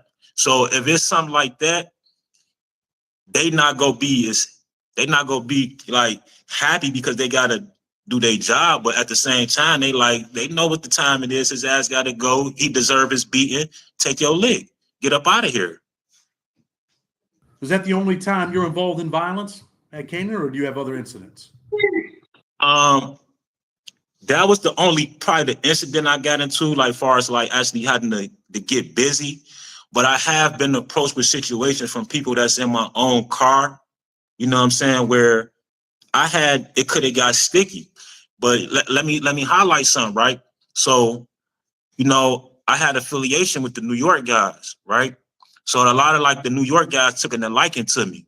You know what I'm saying? So in the tri-state, that's the tri-state car when you in Canaan. For those who don't know about the tri-state, is New York, Jersey, Connecticut, right? And you got Boston and all them that come along with it. But the New York guys took a liking to me, and I ended up being in a cell with a New York guy, right? My celly Baby J, shout out to him too. He did like about 12 years, right?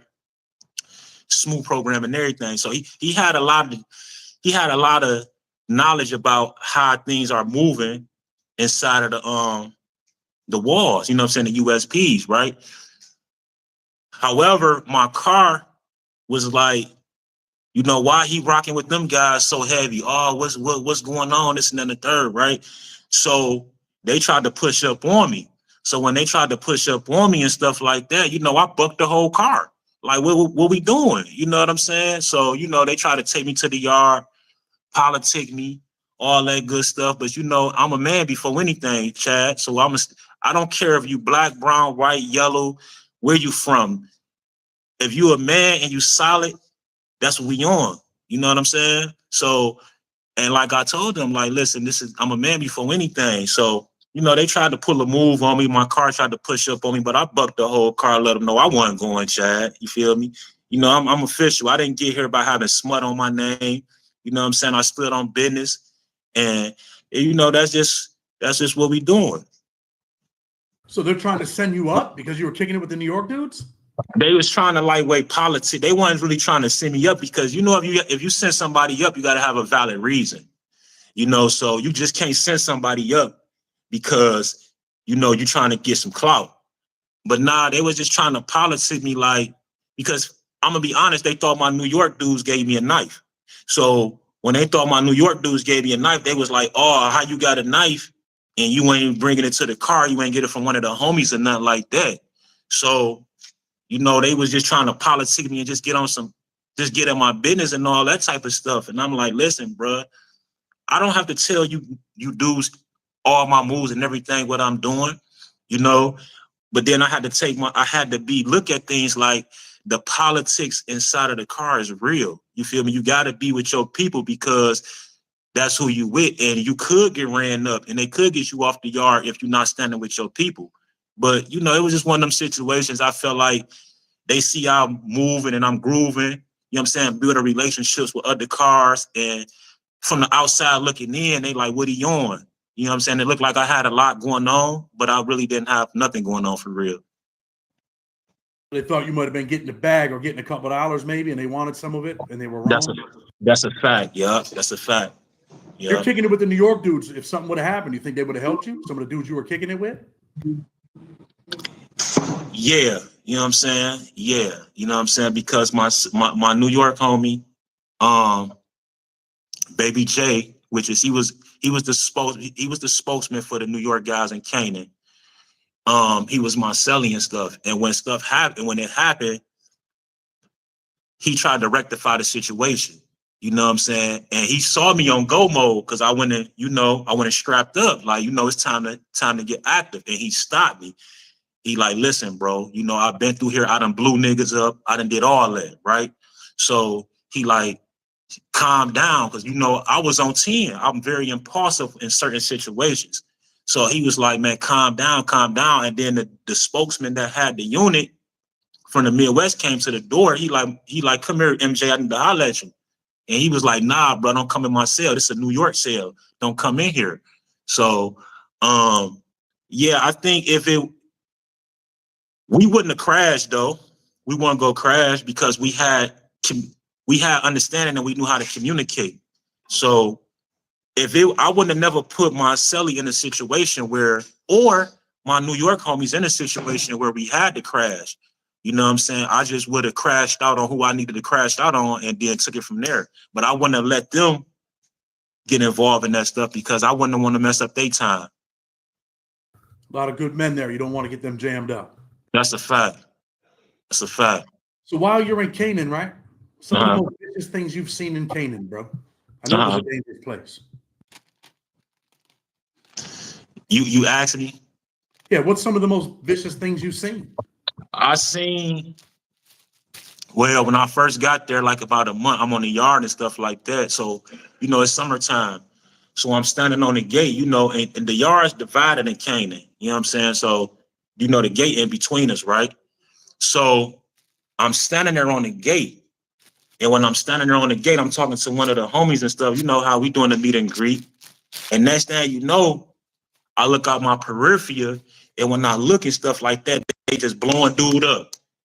Boom. So when they blowing dude up, they hit the deuces. Boom. This the first time, I'm seeing a situation like this, right? So boom, they hit the deuces and stuff. I'm like, it's already blowing, seeing you get blow up like that, right?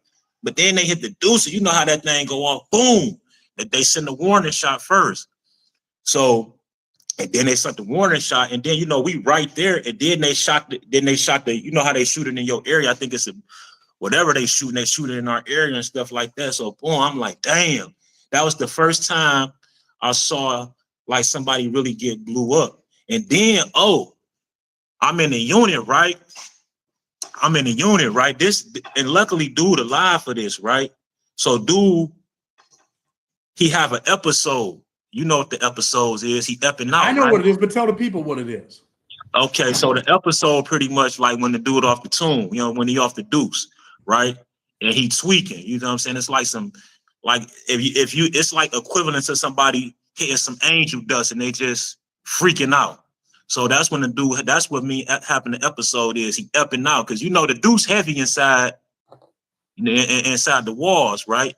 So he having an episode, right? But when he having an episode, he come out the cell, boom, and dive off the top range, bro. I'm with the knife in his pocket, bro. I'm like, oh my God. I'm standing there by the iron board, and all you hear is boo. You feel me? Like his whole body hit the top tier and stuff like that, man. The man came out the cell having an episode and dove off the top range, bro. Damn near died, bro. I'm like, oh my God, this is crazy. Where was he from? He was in the South. He was in the South car. Dude, black dude, Spanish dude? He was a black dude. Yup. You know what I'm saying? Off the top tier, head first. Head first. You feel me? Like them ranges ain't very tall, but they're not very short neither. But like falling off that range, like that's vicious. And going head first, like yeah, that was like off of an episode, bro. I'm like, oh man, this wild, man. You feel me? And then I saw, Go ahead. I'm sorry. Go ahead. And then I saw a dude, right? He was in our car. He's from St. Louis. Another dude from St. Louis, right? The homies pressed up on him about his paperwork, all that stuff. You know that story. So when they pressed up on him about his paperwork and all that stuff, you know, he played it real smooth, right? He like, all right, cool. So he went to the cell. He went to the cell strapped up. You feel me? He came back. He had 2 knives on him. And when he had 2 knives on him, the dudes that was trying to press him, he chased them around the unit. Yeah, facts. What, they want his paperwork and he's fucked up, so he decides, you know what, I'm gonna pull out these knives and chase these cats down. To be honest with you, I don't even think he was messed up, Chad. Like, far as like, I don't even think he was on no hot stuff. I just think that they didn't know who they was dealing with. They sitting there pressing the issue about somebody when he had just hit the compound. Remind you, he came from Big Sandy. This is another dude that came from Big Sandy. And they didn't even know like who they was dealing with. So they trying to press up on him. He like, listen, bro, he been down for some time. And the dudes that was trying to press up on him, they fresh in the feds. They fresh and they only like a year. They only like a year inside this. This dude got time under his belt, and he was kind of older and stuff, right? So they thinking they just about to, you know what I'm saying, roll over on him. Ain't no way. Ain't no way, man. That dude went to put them knives on, bro. He went and strapped up, you know what I'm saying, put his towels on and everything, but he chased them dudes around the unit. And what happens? He don't catch him? He don't stab him? Nah, he couldn't. They was running and they was throwing the chairs at him and stuff like that. So by the time he running around and they throwing the chairs at him and stuff, the police catch up on it. And when the police catch up on it, they hit the deuces and stuff like that. He wasn't able to get to him though. But he ended up getting caught with the knives on him, both of the knives on him, and they ended up ratting him out and everything. He never came back out. Let me ask you this, right? When they hit the deuces in a prison, right? The atmosphere in the unit, what's it like? For me, it was just like exciting. It was like, oh shit, oh chaos, right? How do you feel when they hit the deuces? Man, when I feel they hit the deuces, man, I ain't gonna even lie. I'm like, man, we about to be down. You know what I'm saying? We about to go down, bro, because remind you, we was locked down so much, Chad, bro. Like, when I say we was locked down, bro, this still 2024, right? In the beginning of the year, like, we was locked down. We came in a year on the 30-day lockdown. And it's like we never came up. We only came up for like 2-3 days at a time, bro. Like, and then in March, we went in lockdown for like a month and a half. So it's just like we was just always locked down. So the atmosphere for me, when they hit the deuces, it's like, oh my God, bro. I'm like, bro, we ain't gonna never come up. And then it's like, let me hurry up and get my ice. Let me get my hot water. You feel me? Like things like that. You got to hurry up and get everything that you need because it's not no telling if you go come back up. So let me hurry up and send a message out to my people telling them I'm about to be locked down. You feel me? It was very stressful when they hit the deuces, man. It was just like, because you just never knew when you was going to come up. You never knew how long you was going to be locked down. And it was just like, man, here we go again, bro. Like it was stressful when they used to hit the deuces, bro. Because who want to be locked in a cell 24 hours a day? And then when we go on severe lockdowns, only time we come out is for a shower, and that's every 3 days. So yeah, it was stressful when they used to hit. For me, it used to be stressful, man. So being locked in a cell, right? Some young dudes need to know what it's like to be locked in a cell. You going hungry in the cell? Hell yeah. Like, don't let you, man, listen, if you ain't got no commissary, bro, because them trades be bogus. You feel me? So hell yeah. And even them trades ain't enough, man. I remember like me and my celly, bro, we was on our knuckles, Chad. Like when we went on that lockdown for like a month and a half, we was on our knuckles, bro. We had to eat everything off the tray. I'm talking about every pea on that tray, bro. Like, it used to be bad, man. And then the food, terrible. And I worked in the mess hall. I had ended up getting a job in the mess hall for a minute, right? But prior to that, when we used to go on them lockdowns, man, listen, bro, I lost about like 10 pounds when we went on that 1.5 lockdown. And I'm already a slim, skinny dude, bro. When I came off that lockdown, bro, I was like a skeleton, bro. Like, and then like you got to have a good celly. Always keep that in mind because when you going on them lockdowns, bro, if you ain't got a good celly, y'all go bump heads, bro. You feel me? Y'all go bump heads, bro, because you in the cell, you in the bathroom with a man 24 hours a day for 30 plus days straight, bro. Like, it's like you know what I'm saying, you can't even really move in there, right? So I used to have to stand on my chair at the rack because I used to have to, you know, I'm a respectful dude, right? So I used to have to let my cellie get his space. And then, you know, I used to know when my cellie get frustrated because I can feel the tension. So, you know, it's just that silence. We not talking. So I used to have to try to break the ice. We'll go days without talking. And then it won't necessarily mean that we got something against each other. We just both mad from being in this cell. You know what I'm saying? All this damn time, bro. Ain't got no food. You know what I'm saying? You can't hit your lick. You know, all type of stuff. So it's just like, man, it's vicious in them cells, Shad. Definitely vicious in there. And like you said about a cellie, you want to have a good cellie. You don't want to be in a cell with someone that's an animal or just a piece of shit, because next thing you know, you'll be in there stabbing each other. And I'm sure that during lockdowns, you've probably heard that, right? Hell yeah, for sure. Like during them lockdowns, like, you know, when it's during them lockdowns, if you ain't got no good cellie, one of y'all getting up out of there. And that's just what it is, man. One of y'all got to go. And I done seen it in bad. I didn't see it like certain stuff I done saw with my own personal eyes, but I also done been in the unit where I heard things in bad. You know what I'm saying? I think it's one of the worst things that happened in your unit.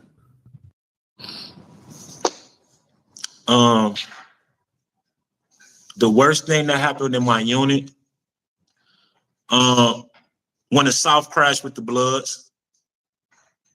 What was that like? Who wins? It was a brawl. You had to take cover. You know what I'm saying? You had to take cover. But, you know, for the people that don't know, Canaan is a New York yard, right? And the Bloods assist New York because there's so many Bloods from New York that's on that yard. So when New York crashed, when certain members crash, then when certain members crash, then the New York homies go assist. You know what I'm saying? So it was just like, and then you got South dudes that's on blood time. So they got to go against their own region, their own demographics. You know what I'm saying? It was messy, but it was wartime. That was a wartime. People got stabbed. Some people got beat, but that's what happened with war. You got to have casualties.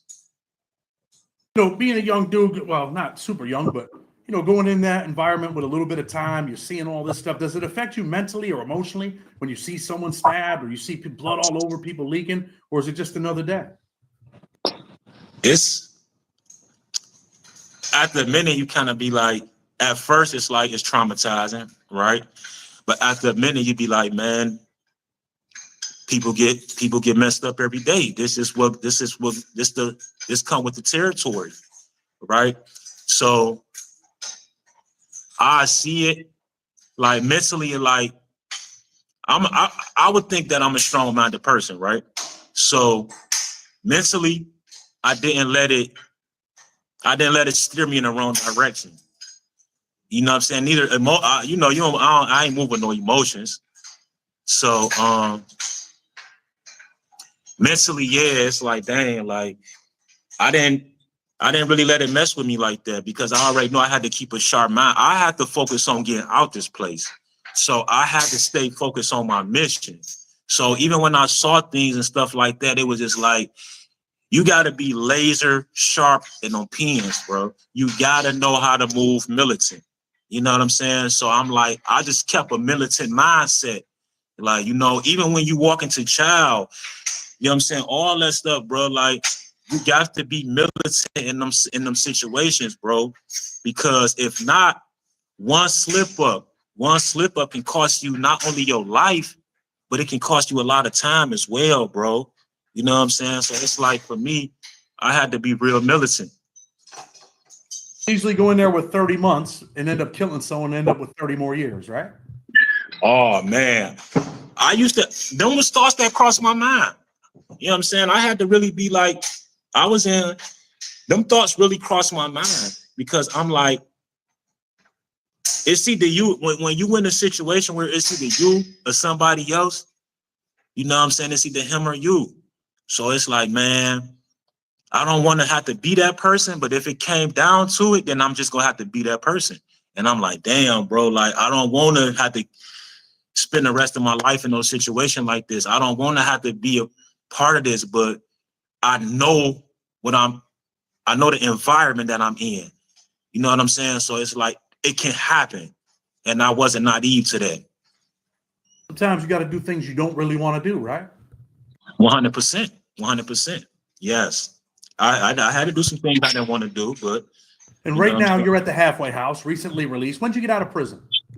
I just got out, like only been out for like about 30 days now. You know what I'm saying? You've been out of jail for 30 days. You were in Canada. Did you know Vic from New York, Victor Lorenzano, Puerto Rican Vic, short bald head? The name ring a bell, but I didn't know him pro se.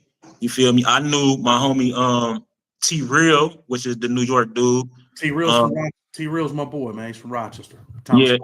Yeah. Shout out to T Real. He on his way home and stuff. He got his halfway house and everything. He'll be home in like the next couple months. You know what I'm saying? That was my dude. We was on the same deck together. So, you know, we end up making it to our deck and whatever. So we end up on the same deck together. And very good dude, very solid man, very humble. So shout out to T Real for sure. How about AD? Did you meet AD over there from New York? Aldo Mitchell? No, I didn't meet AD. No, I didn't meet AD. No. If you'd have met him, you would have certainly knew who he was. Yeah, I met, you know what I'm saying, who had the compound for New York at that time was Don Moo. You know what I'm saying? Don Moo had he had the yard down there. Yeah. That's talking about having the yard, right? That means Uh-huh. that the dude's pretty much a shot caller, right? He calls. Yeah. Think about shot callers. Do you think people kind of glamorize them dudes? Yeah, I think about the dudes that got the yard and stuff. I don't really think like some dudes, everybody not fit for the position, right? But once a dude have the yard, once a dude that got the compound, it become understandable. Like, okay, because some guys just know how to carry it different. Some guys just know how to move. Some guys know how to negotiate. Some guys know how to strategic. So these guys be put in place for these particular reasons. And I think that it fall in line with the structure of the politics, right? But I don't really think that they glamorize. I just think they necessary, because if we didn't have those dudes, these dudes that got the cars and stuff, then it'd just be out of hand. And then again, you don't want to have the wrong person don't want to have the yard, because you just press and play on everything, then you anything for real. You know what I'm saying? So like, you know, I think it's very necessary for the shot callers, for those guys that had a yard. It's very necessary. I don't think they glamorize. It's just the position needs to be filled, right? Well, so in most cases with a shot caller, it kind of keeps things calmer than they would be without a shot caller. Yeah, absolutely, because you need, you know what I'm saying? You, as sad as it might sound, you gotta have the politics and the feds.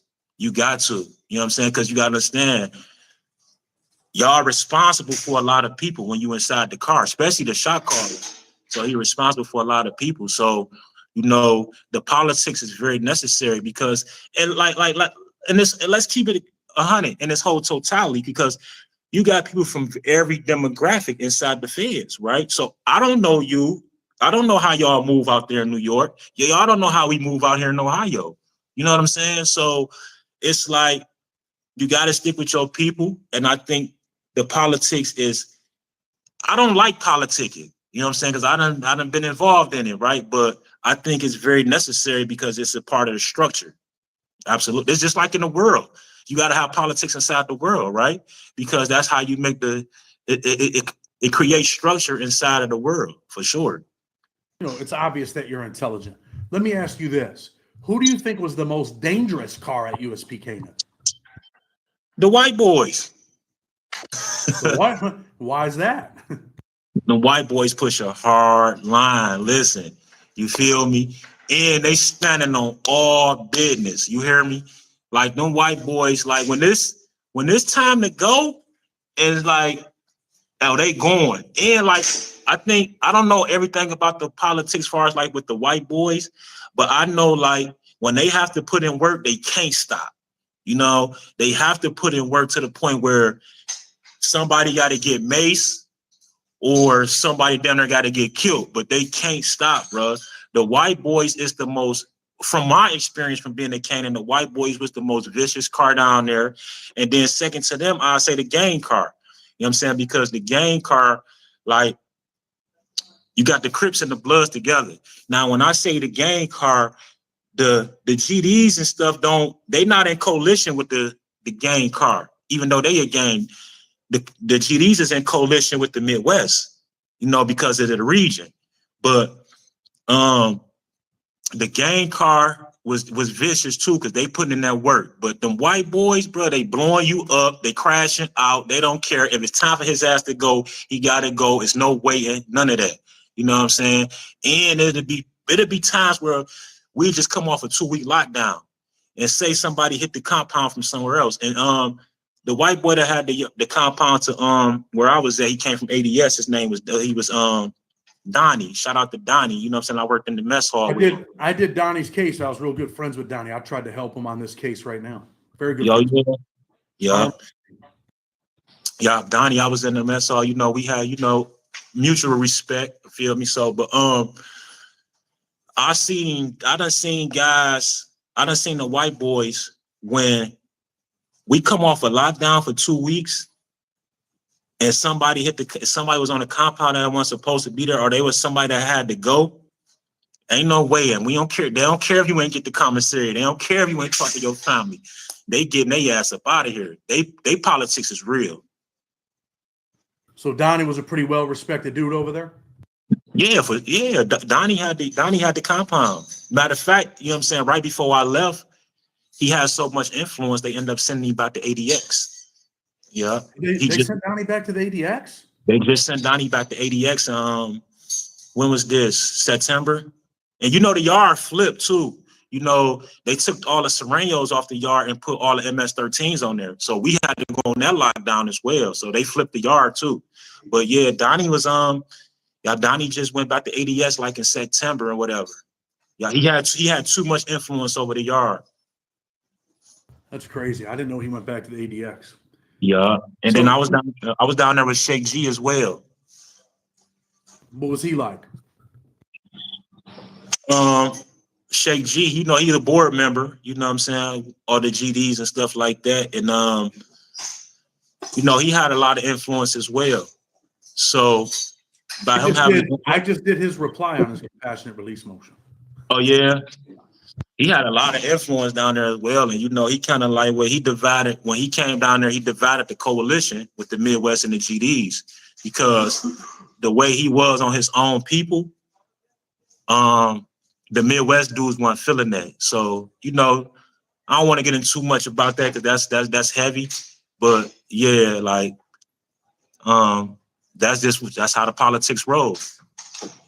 So before the federal sentence, the reason they sent you to USP, Canaan, is because you did time in Ohio. You had a record over there, right? Yup. I did like about 4.5 years in Ohio. 4.5 years you did in Ohio. I think you were in a juvenile block, right?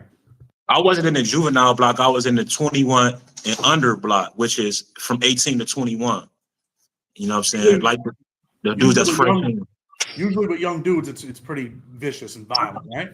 Yeah, it was gladiator school. Yeah. What's it like to live like that, man? Every day having to wake up and wondering if today's the day. At that time, I was in a different space in life. So at that time, it was like we just wrecking. If it go, it go. You feel me? Like, it's sad to say, you know what I'm saying? In those days, I had a lot of fun. You know what I'm saying? That bid was fun for me at that time. I was in a different space. I was younger. So when we going in there and we fighting and stuff like that, like that's like, yeah, like, you know what I'm saying? We got a rush out of that. That was just we was on demon time.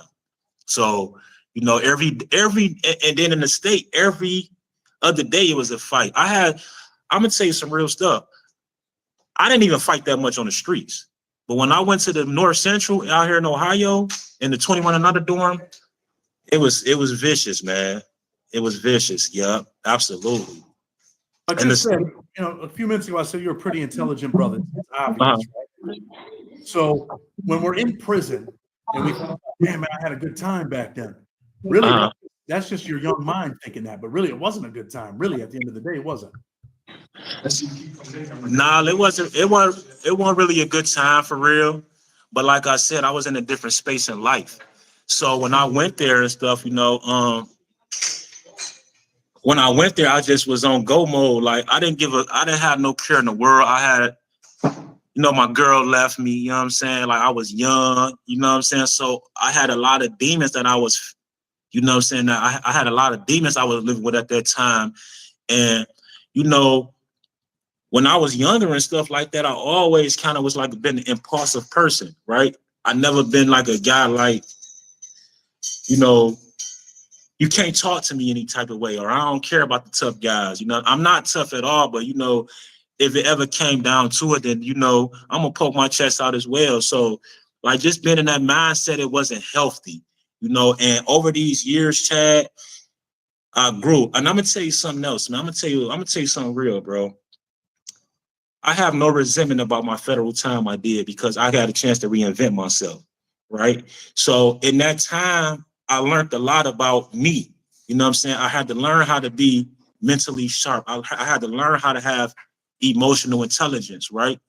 So because I went through some stuff personally that kind of scarred me in there. And it was like that federal time, I feel like it was, for me, all the times I've been in prison, it wasn't nothing like the time I did in the feds, because that time I did in the feds, it was very pivotal in my life. And when I'm looking back on it, I feel like it was God's plan. And sometimes it's like, yeah, it sucked, unfortunately, that it had to be that way. But this was God's way to let me know, like, bro, like, listen, you got to get it together. And I learned a lot about myself in that time, Chad. But and everything else, like far as prior to that, like my little state biz in the state, like I didn't learn nothing, Chad, bro. I was, you know what I'm saying? I was a mess, bro. I'm gonna be honest with you. So you learned something about yourself, right? Now you're back out here in society. I mean, freedom feels good, don't it? Partially freedom, but yes, it feels good not to be stuck in the cell 24 hours a day. You know what I'm saying? Because I still have I still reach out to a few of the homies, and they just came off a lot down there. You know what I'm saying? So I'm still in contact with people. So it do feel good to be like, knowing that I have another opportunity, I have another chance at life, because it didn't have to be it didn't have to be like this, right? So that definitely feel good. It's a little bit of a struggle right now because I'm starting from ground zero, but sometimes the hardest start, you know what I'm saying? Like sometimes when you start from the bottom or starting over, that might be the hardest start, but it got the greatest finishes. So, like I don't have no pity or nothing like that. So this is the challenges that I'm faced with. So, I just feel good about the space I'm in mentally and emotionally now, Chad. So yes, for sure. Like you said, people like Donnie, he's not going to get a second chance at life. He almost was home. He had a couple of years left on a 25-year bid, killed someone in prison, and got a life sentence. There's other dudes that you were around that ain't never getting out. They'll never get that second chance, but you got it. So what are your plans with your second chance? My plans right now, I have a lot of plans, right? I have a lot of plans. So right now, what I'm doing at the current moment, I'm just kind of like building content, like far as like mentorship, right? So I want to be able to mentor the youth, you know what I'm saying, and save kids, you know what I'm saying, from prevent kids from making the same mistakes we made. So I'm kind of like building content like on my mentorship, which is you know what I'm saying, the Ivy Mentor Group. Ivy mean invest into yourself. With that's a plan. I plan on going to barber school after I get out of here because I already signed up for it, but I can't do it in here. I got a job interview tomorrow, a job orientation tomorrow. What else? I'm gonna go back to school and kind of like just try to do some public speaking. You know what I'm saying? Because I took RDAP, and when I was in RDAP, I was able to, when you're able to speak in front of 100+ men every day in front of a microphone, and I found that very interesting. I took a liking to it, so I want to go to school for like advanced communication and just to get sharper on my communication skills and learn how to give seminars. I want to get into photography. There's a lot of things that I have planned out, but it started with the thought process of just like, this the thought process of just getting up every day and investing into that. So, I'm just every day, me and Eric wake up, you know what I'm saying? We on the move to try to get the job. But what I'm doing in my free time is building that content, man, because I see it. I'm seeing the way the world is moving. And, I'm definitely going to be a part of evolution, because if you're not a part of evolution, you get left behind. So, just doing little stuff like that. But yeah. Man, like I said, you're an intelligent dude, and I can see it in you. I think you're going to succeed. Let me ask you this before we get ready to go. Young dudes out there in Ohio carrying guns, selling dope, robbing, carjacking, doing all kinds of crazy shit, facing, they get caught, they're facing federal time. What message would you give them? Man, listen, man. First of all, that street stuff is dead. The streets is a myth now. You know what I'm saying? Because it ain't no code no more. Nobody's not standing on business. Nobody's have no principles, no morals out there. So you ask me, the street stuff dead. And my message to them, man, is like, listen, man, you know what you signed up for. You know what I'm saying? Don't hurt your family and your loved ones, and don't put nobody else in the mess and bring them into your mess. You know what I'm saying? Accept your responsibilities for what you do, if that's what you plan on doing. But in the same time, the street stuff is over with, man. Like a 9 to 5 is the new hustle. That's ain't nothing wrong with having a job. It's staying out the way and staying free, because once you get inside the walls, man, it's a mess, man. It's dark inside the walls, man. Stay out them. You know what I'm saying? Them jail cells is cold, and them graveyards is dark. So pick your poison, man. But stay up out, like, leave that stuff alone. It ain't even worth it. Take it from somebody that wasted his time in the streets, and the only thing I got from it is a bunch of pain. So let them have that, bro. Well, I definitely appreciate you coming on, man, sharing your story, sharing your experience. I know you said that you used to watch the channel before you ever went to federal prison. Did it give you some insight? Heck yeah, you know what I'm saying? Like, salute to you, chat, and thank you, thank you for this interview and this opportunity and stuff like that, because in my eyes, I feel like this is a big platform. You know what I'm saying? In my eyes, my bad, I was getting a call. In my eyes, I do feel like this is a big platform. So when I used to watch this channel and stuff like that, like, my girl used to get mad at me, like, why are you watching that? You just giving me anxiety. I'm like, listen, baby, I got to be prepared. You know what I'm saying? Proper, how the P's go, prevents poor performances, right? So she used to get mad at me. I used to stay up all night watching this stuff. Prevent poor performance. Yeah, I used to stay up all night watching this stuff because I just wanted to get some insight on how it is. And hearing the other guys' stories and interviews, they was accurate. And, I just want to say salute to you on this platform. Keep doing your thing. And, I support it, bro, for sure. Well, I appreciate you. I'm going to tell people, if you like what we're doing, hit that like button, hit that subscribe button. With respect, Blood on the Razor Wire TV. Until tomorrow, we're out.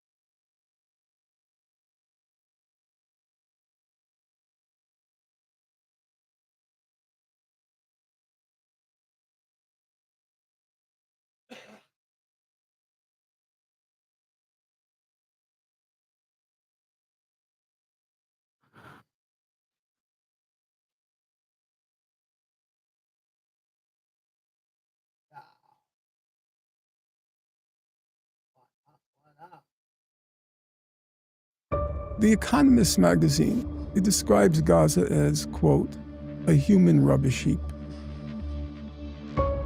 The leading UN official on Gaza describes it as, quote, a toxic dump. For the people of Israel, Gazans are vermin. They're garbage. They're human refuse. You guys were the ones that insisted that we all have a perspective on October 7th. Then when we looked and we pierced that veil, we went, oh my goodness, how was I ever pro-Israel? And now you want us to shut up. There's a problem here. A billionaire class of Jewish supremacists are now flagrantly using money as a blackmail weapon to silence not just criticism of Jews, but silence criticism of an ongoing genocide. All right, you guys, I am super excited about this conversation. Where do I begin? I'll just begin with my personal experience. October 7th took place, and I remember immediately after there was sort of this peer pressure campaign to get everybody to make a statement about what had happened in Israel. And frankly, I was happy to make a statement about how tragic those events were, but I couldn't actually make a statement regarding why these events took place. I didn't know what had happened prior to that day. I didn't know the history of the modern state of Israel. And when I began what I would call an honest inquiry into the history of the modern state of Israel, I felt that I was basically in a pressure cooker. People that I thought were my friends were telling me not to pursue this route. I didn't comprehend what they meant when they said not to pursue this route. They were calling me names, saying that I was flirting with anti-Semitism by wanting to read books and speak to people that were on the opposite side of that issue. And I got into a lot of trouble, and I mean a lot of trouble, from people that I thought were my friends when I hosted the person who is now sitting across from me, Norm Finkelstein, on my previous show.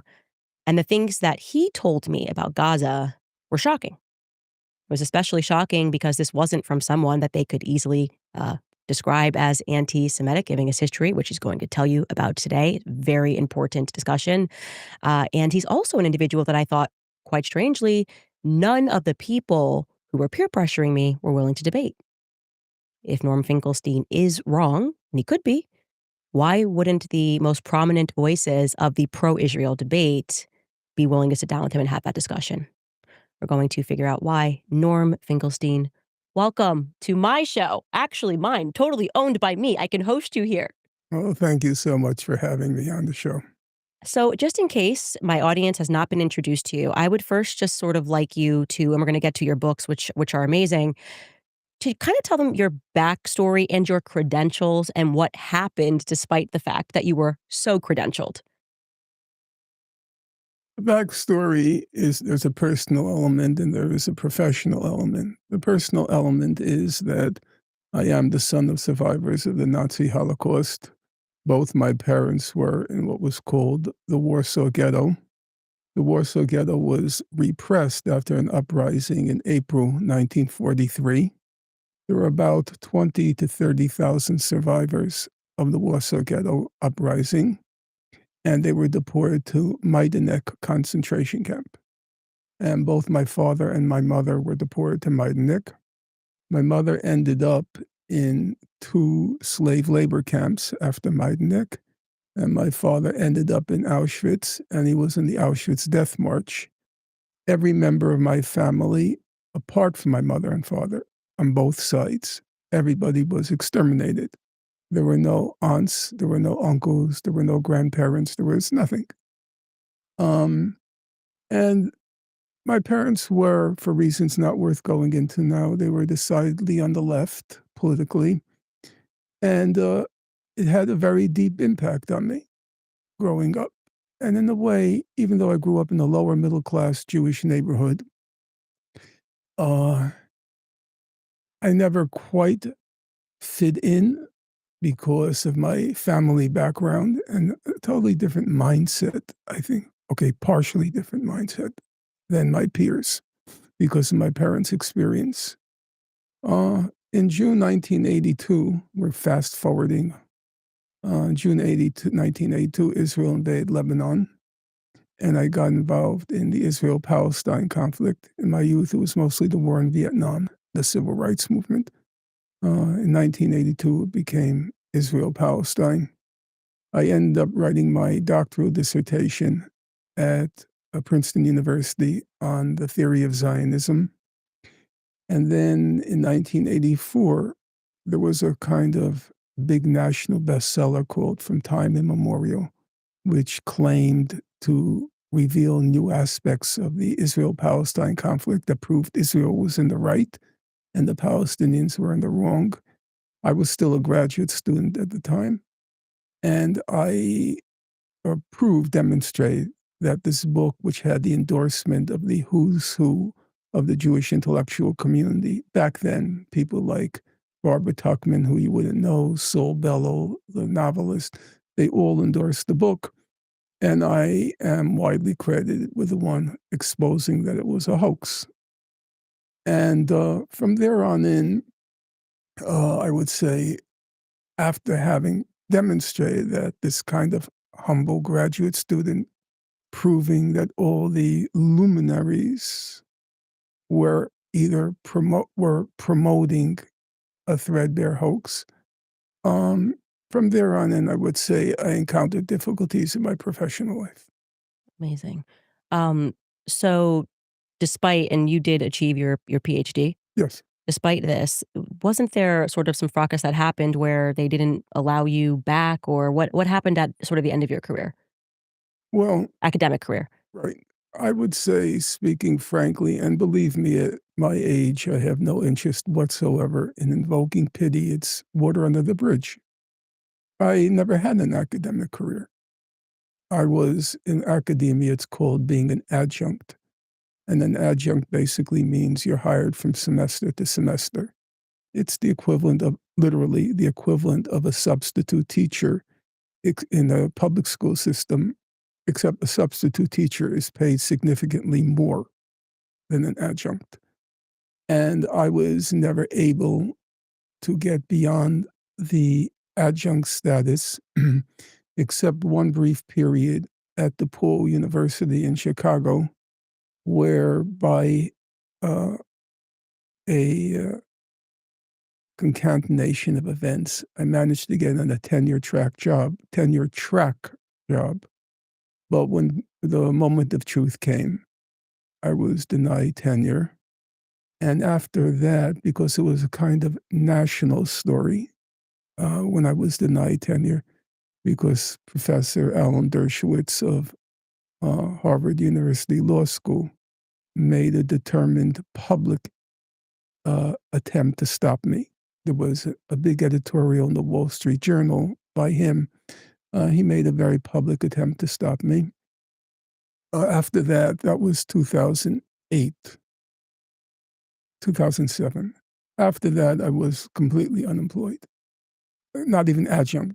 After that, actually, I know this will come as it will seem kind of unbelievable.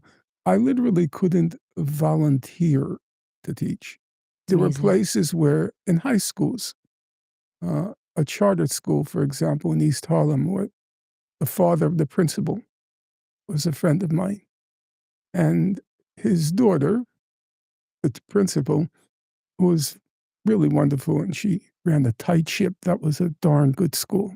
You could see just walking through the hallways. I said, I'll volunteer. No. So at that point, after the DePaul incident, I was completely blacklisted, but I never got started. The plane never left the tarmac. Well, I do want to stress here, as I have been stressing on my show, that these schools are Soviet indoctrination camps. I implore people to read Thomas Sowell's book about inside the American education system. And what he is saying fits perfectly into there. The point is to indoctrinate your children, and if you do not have a doctor, so to speak, that is willing to go into the classrooms and do that indoctrination, they won't let them in. And this is absolutely proof of that. Okay, so I want to sort of give the same background because you were a major piece of me waking up and realizing that I knew nothing about Gaza. Could you just unpack for people who are perhaps hearing this for the first time? I think a lot of people we've seen Israel support has virtually collapsed, but and that's because of the behavior that's going on with the censorship has become so extreme in America. But let's actually give these people a background education like you gave me when you came on my show of what actually Gaza is, what is the history there, what happened to these people in 1948. Obviously, within the limits of an interview, it's very hard to go through that history with any kind of. Well, you have a book for it, so I am gonna be a shameless promoter of this because we're gonna give you the spark notes here, but Gaza, an inquest into its martyrdom is the title of the book that will be relevant for this. But here we're gonna give you some spark notes. Basically, if I were to try to summarize it for the purposes of this conversation, I believe the place to begin is 1948. The State of Israel is created. In the course of its creation, about 90% of the indigenous Palestinian population of Israel was expelled. About 750,000 people. Of those 750,000, about 300,000 were expelled to Gaza. And that's when Gaza kind of became Gaza.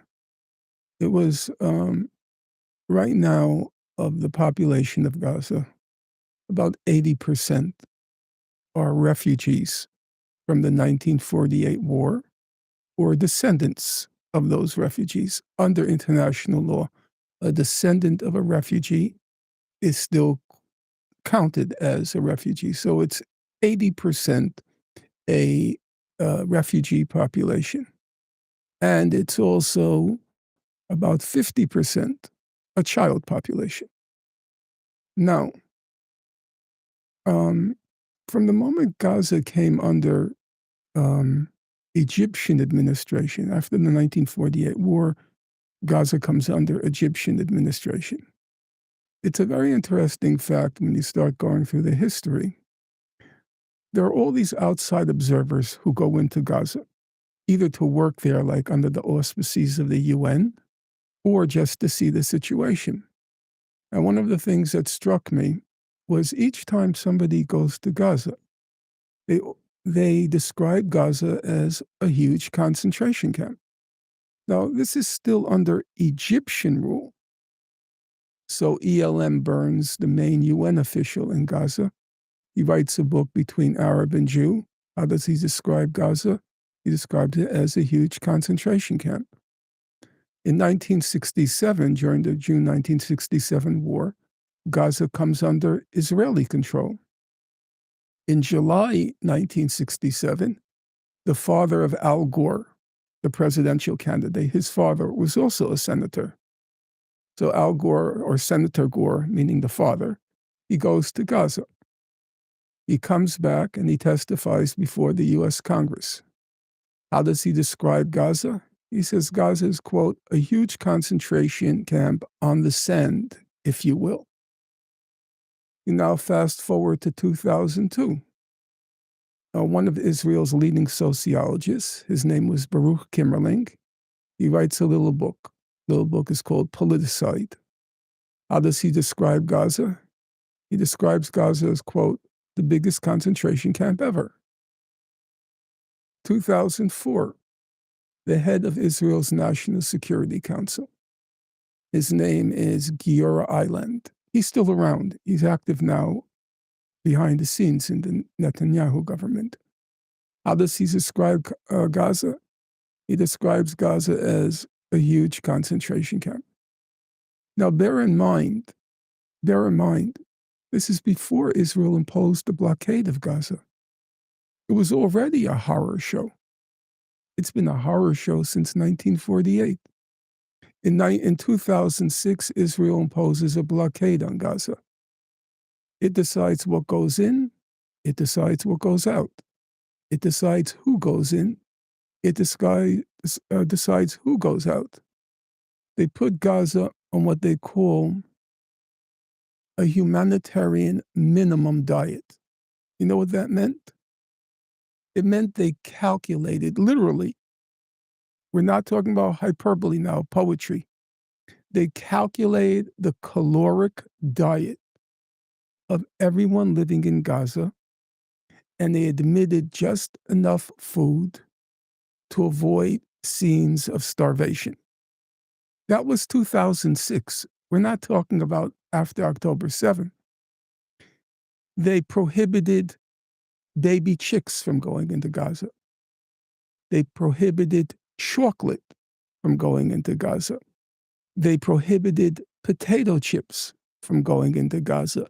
They prohibited condiments from going into Gaza. No cinnamon allowed in Gaza. Why? They wanted to create such intolerable conditions that the population of Gaza would overthrow the government that they elected. So that was Gaza. Now, you come to 2006, October 6th, okay? You come to 2006. The Economist magazine, which you know is not a flaming liberal magazine, it describes Gaza as, quote, a human rubbish heap. The leading UN official on Gaza describes it as, quote, a toxic dump. 60% of the young people in Gaza, the people who burst the gates of Gaza on October 7th, 60% of them are unemployed.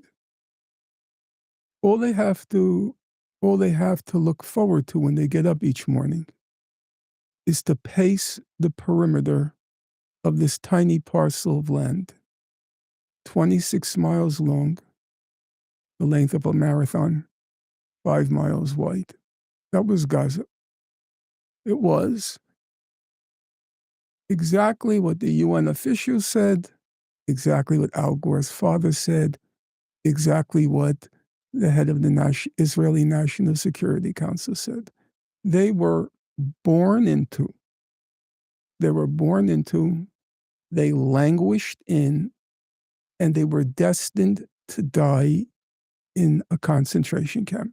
It was like an elephant burial ground, really. And when I struggled after October 7th, I've said this many times, but it's a fact. It's not a drama point. You know, what happened October 7th was awful. There's no doubt in my mind about that. The magnitude was significant. 1,200 people killed, about estimates, it's not an estimate, it's close to 800 of them civilians, 400 combatants, Israeli IDF members of the Israeli Defense Forces. So a significant number. Can't get around that. I know there are all sorts of stories about Israel having killed a large number. I've investigated as best I can. And I'll admit, you know, there's still room on the margins for error, but I think was committed by Hamas. And so how do you reckon something like that? But in politics, there are many levels. There's the facts. There's your political judgment. There's your legal judgment. There's your moral judgment. And they don't come directly from the facts. They do not. They go through many filters or sieves before you get a moral judgment. And when I started to try to think it through, I came upon in my mind the Nat Turner Rebellion. So for those of your listeners who are unaware, it was the largest slave revolt in American history. And Nat Turner, he gave the order. All the historians agree on this. There isn't a huge literature on Nat Turner, but there is a literature. They all agree on one point. He gave the order, which he never denied. He did a famous confession. We don't know how much of the confession is actually him and how much is the person who's writing it. But this part seemed real. The order was kill all white people. Kill all white people. And that's what they proceeded to do. They went on what you might call a 48-hour rampage, less than 48 hours, actually, and hacked men, women, babies. It was brutal. It was brutal. But then something struck me. One historian, his name is Stephen Oakes, and he's trying to understand Nat Turner's motivation. Why did he do it? And he said, Nat Turner was a very smart guy. There was no question about that. The person who took down his confession, he said, he was white. He said, white or black, everybody agreed. Nat Turner was a very smart guy. And then he said, the historian now, he said, there was this huge gulf for Nat Turner, very smart guy, between what he aspired to be in life and what he was destined to be because he was a slave. That huge gulf. He knew he was smart. And yet he also knew, as the historian Stephen Oakes put it, that this is only earthly existence he was born into, languish in, and would die a slave. And that was the people, the young people in Gaza. They knew. You see, now Gaza's in the news. But by October 6, 2023, Gaza had vanished from the news. I have made the point, because I do believe it's relevant. I had spent about 15 years just chronicling the details of what's happening in Gaza. I began roughly in the early 2000s. And by 2020, I gave up. That's a fact. And it was not a fact I was proud of, because I was writing books. They were getting more and more detailed. I mean, so micro detail. And nobody was reading them. The last book I wrote was called I Accuse. My publisher, not happily, informed me it sold 370 copies. Of those 370, I purchased half of them. No, it's a fact, because it was about a case related to Gaza in the International Criminal Court. And I was hoping to influence the court through my research. So I was going to present it to the ICC. But by 2020, I said, Norm, you have only one life to live. And am I just going to stubbornly persist in the face of the fact that nobody cares? And that was the situation in Gaza. Gaza had vanished from the political scene. By October 6, 2023, all the talk was about whether Saudi Arabia, would join the Abraham Accords. Nobody was talking about Gaza anymore. And so the people of Gaza basically did what Nat Turner did. Now, here's the thing. Imagine an account of Nat Turner that doesn't mention he was a slave. Just this crazy religious fanatic. He was a religious fanatic. No question about that. Nat Turner was a religious fanatic. He used the language of the Bible to try to make sense of his condition. That's what a religious fanatic meant. John Brown, who led the insurrection before the Civil War, he also was a religious fanatic. He deeply, fanatically believed slavery was an abomination. to the point that, I don't want to get off on a digression, but when Frederick Douglass, the great abolitionist, when he went to meet John Brown, Douglass comments in one of his, he had 3 autobiographies. In one of them, he comments, he just wouldn't stop talking about slavery. He said he was boring.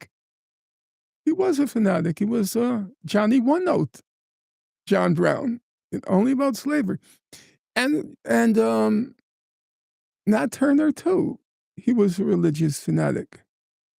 But imagine if you tried to make sense of the Nat Turner rebellion by focusing only on his religious fanaticism, like the religiously fanatical Hamas, only focus on that and not mention the guy's a slave. Or mention, if it were the circumstance for Nat Turner, and it isn't, or mentioned the fact that Nat Turner actually, the rebellion was funded by money that one of the slave owners gave him.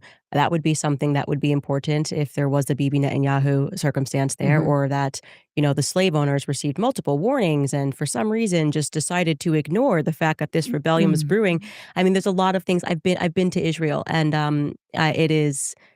Charlie Kirk said it best immediately after, because he had been many, many times. Truly unbelievable. It's actually quite scary because every 15 feet there's an armed person. They take their security very seriously. Now people are speaking out, and I think a lot more is going to come out because they have been censoring. Bibi has been lying, censoring, editing transcripts. I've been following the case against him pretty closely because there are Israeli publications that have been documenting everything. Obviously, he's not well liked by the people in Israel. They were taking to the streets to protest him, but it is almost unbelievable that circumstance. Plus, when you add to the fact they intercepted a document, right, way earlier that said 200 hostages were going to be taken by Hamas. It's almost unbelievable that they ignored everything, plus Egypt warning them that something was happening on the border. I have never bought that there was not that it took place. Of course it took place and it was terrible, but that it wasn't intentionally allowed. And I truly believe that in my soul after I saw the footage prior to October 7th of Bibi Netanyahu. I'm not sure if you've seen this, but he thinks he's off record. He says, put the cameras down, like off record. And he starts detailing a plan where he's like, we got to hit Gaza so hard that they can't go back. And so they sort of needed a pretext of sorts. And do I think Bibi Netanyahu is evil enough to sacrifice his own people? Yes, 1,000,000 times over. What's been happening in Gaza is a tremendous evil. And I don't think we will truly know the full picture of how evil it was until Bibi Netanyahu is removed from power and we're able to see the transcripts that he's blocking of the conversations he had that day with his cabinet. Look, obviously, there are areas of interpretation here, and I don't want to pretend as if I have a monopoly in the truth.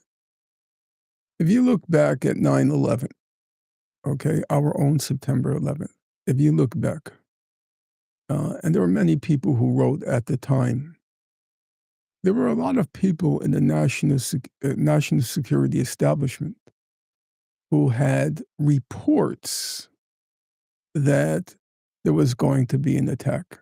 They came in, the reports came in, no question about that. You have to remember, when you are a state the size of the United States and the power of the United States, you're going to be getting each day 10,000 intelligence reports about possible terrorist attack here, possible terrorist attack there. The United States has a huge number of bases around the world. So you're always getting reports. But a intelligence establishment has to rank threats. And they ranked the Osama bin Laden threat low or lower than it should have been ranked. In the case of Israel, here we're free to disagree. Israel it's a Jewish supremacist state. That's not my opinion, okay? So the head of Israel's main human rights organization, it's called B'Tselem, B'Tselem. And the head of Israel's human rights, B'Tselem, this is a few years ago, it's a guy named Haggai Elad. Very decent guy. I've never met him. I'm not sure if he ever wanted to meet me. But decent guy. He was a Harvard-trained PhD in physics. Serious fellow. Okay? And he put out a little report, or he was the executive director when B'Tselem put out a report. It was probably 10, 15 years ago now. 10. My memory's bad for time now. And he said, here are the basic facts. There's one state from the Mediterranean to the Jordan. There's no Israel in occupied territories. There's just one state. And he said that state, its foundation is Jewish supremacy. There are different levels of Jewish supremacy. It's different for the situation of Arabs, Palestinians living in Israel, Palestinians living in the West Bank, Palestinians living in Gaza, and Palestinian refugees. It's different levels. But the foundation is it's a Jewish supremacist state. Now, why do I mention it? Because for the people of Israel, Gazans are vermin. They're garbage. They're human refuse. And so when you're getting intelligence reports from Gaza that they're going to launch an operation, Israeli intelligence establishment, this thing, what are you talking about? They're going to outsmart us. They are going to trick us with our surveillance, with our technology, with our IDF. This vermin is going to be able to pull this off. So I think they did the same thing as our Bush administration did with Osama bin Laden. They put it on a low priority. They were shocked that Hamas was able, after October 7th, they were shocked that Hamas was able to pull it off. Dave Smith, who's a good friend of mine, believes, has your perspective. He does have your perspective. Yeah, one last point on this, because, and I want to hear you out. You said Israelis hate Netanyahu. I don't think that's true at all. Netanyahu is the longest sitting prime minister in Israeli history. If you follow it, as I do, and you're not obliged to, that's not your niche. Every few years, they report, Netanyahu's going, Netanyahu's going, Netanyahu's out, Netanyahu's finished. No, he's not. And you know why? Because he's an obnoxious, narcissistic Jewish supremacist. And that's Israeli society. Obnoxious, narcissistic Jewish supremacist. When they see him, they see themselves. So there may be quarrels on this policy issue and that policy issue, but at the end of the day, they keep voting for him. And they vote for him because Netanyahu is not just the face of, he's the reality of Israeli society. Yeah. When they try so hard, the people who are critical of Israel, people like Bernie Sanders, who's been not bad in recent years, he has his limits, but he's been okay. He always tries to a laser beam Netanyahu. That's not true. The problem is not Netanyahu. The problem is the whole of Israeli society. If you look at the polls, half of Israeli Jews believe Israel should commit a genocide in Gaza. Wow. That's what the polls show. About 70 to 75% in polls say there are no innocents in Gaza. No innocents. There's nothing but children. Yeah. No innocents in Gaza, half of the population being Jewish. The former Israeli, or the current Israeli opposition leader, he said that the IDF, the Israeli Defense Forces, they kill children as a hobby. As a hobby. Yeah, It I've was seen some videos of yeah, like how it's proud they are when they kill a child, and it's really dark. But also, I will say, you can see psychological conditioning, as in their viewpoints on the Palestinians. You can tell is being nurtured from the time that they're a child. And I I ran totally agree into with that. somebody who Look, left Israel, mhm, moved to Tennessee recently, and I ran into mhm. him at a farmer's market, and he said, "I absolutely love you, and I want you to know that we learn this stuff from the time we are I totally children." agree with He that. said, and he left, and he said, "From the time we are children, we learn to hate." So he kind of broke a psychological barrier to get there, obviously, as an Israeli. But you are correct. I mean, and that's why psychology really is the name of the game. When you're talking about religious fanaticism or any other fanaticism, I want to say also, there is an element of psychology, and that is why in my capacity now, that's actually gotten a lot of trouble talking about the history of Sigmund Freud. But if you wanna really speak about what is happening with psychology, propaganda, PR, he's the father of all of that. And going back and tracing those roots, it's very scary. I mean, these were really deeply dark people, who were trying to cover up their own crimes, and that is the reality, without going off on a tangent here. But you are correct, and I think I would like to hear your perspective on how the tentacles of that Jewish supremacy have manifested, and you are actually, and I'm sure you wouldn't refer yourself as a victim, but I'm saying what happened to you in your life, the circumstances around what happened in your academic career, is actually reflected in the Jewish supremacist. These are the perspectives that you have to have if you're going to be welcome into these spaces that we control. How did that happen? Well, I would want to make the following points.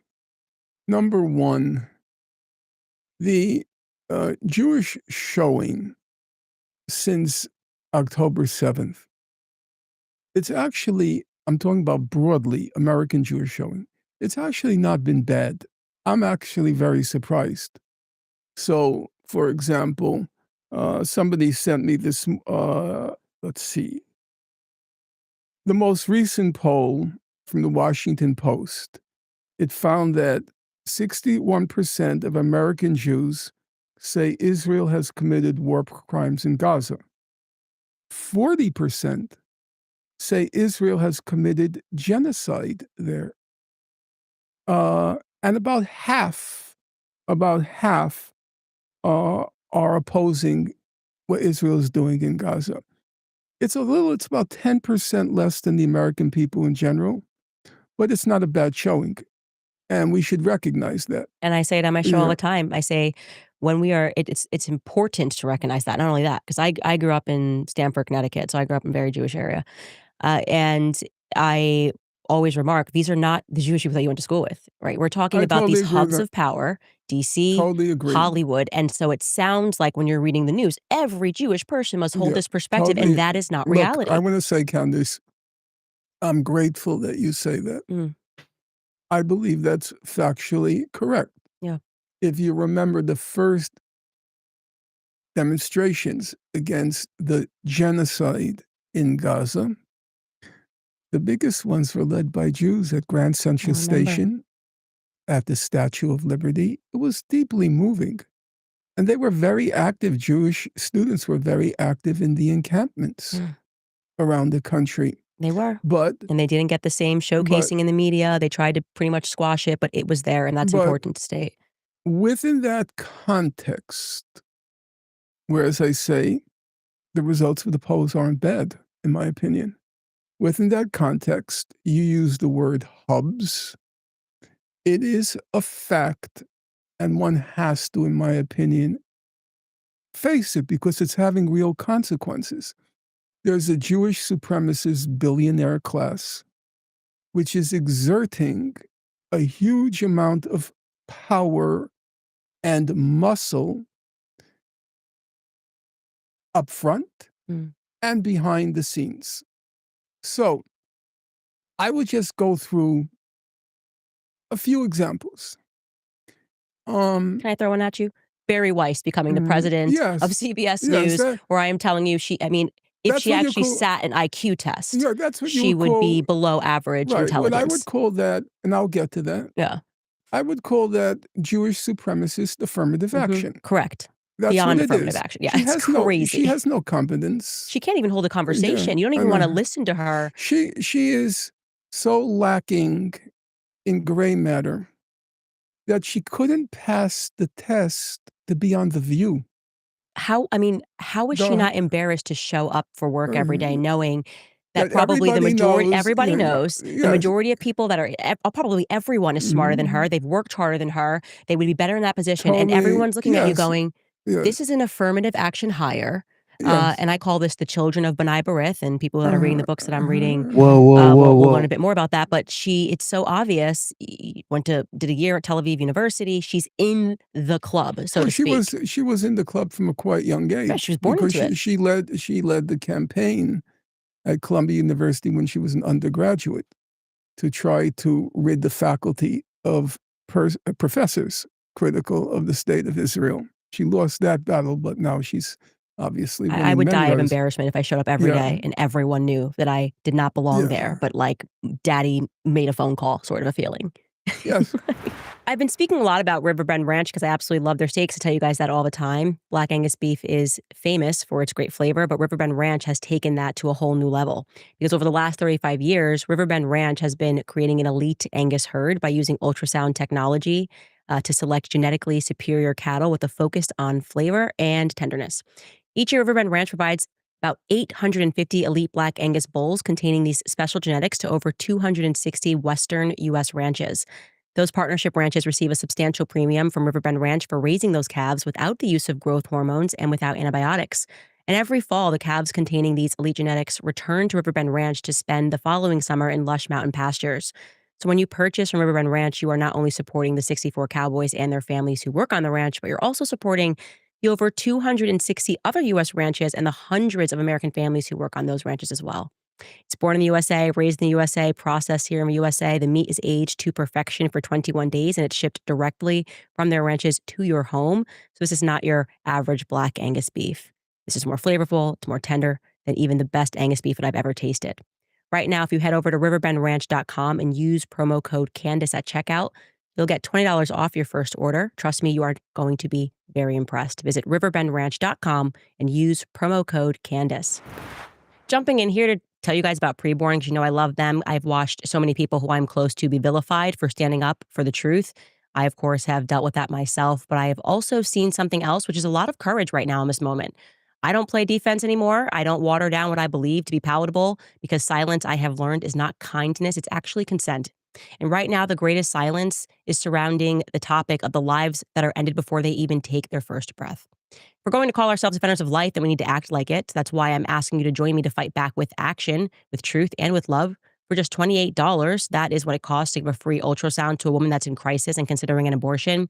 $28 will help her see the life that's growing inside of her. It gives her the truth that our culture does not provide.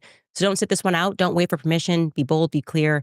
We should be unapologetically pro-life. Head to preborn.org/Candace right now. Give $28. You can also give 10 times that amount if you can. This is the line that I think that we must stand on. We have to stand for truth and what's right. We need to save lives from abortion and stand firm in the gospel. Again, that is preborn.org/Candace to provide an ultrasound for just $28. So when very shortly into October 7th, I'm asked to do a debate, and I said, fine, by Lex Fridman. He asks me to do a debate. Surprised by And that. he says, I said, who do you want me to debate? He said, this thing called destiny. I didn't know what that person was. This thing called destiny. I You said, got a date with destiny. yeah, exactly. Yeah. You are my destiny.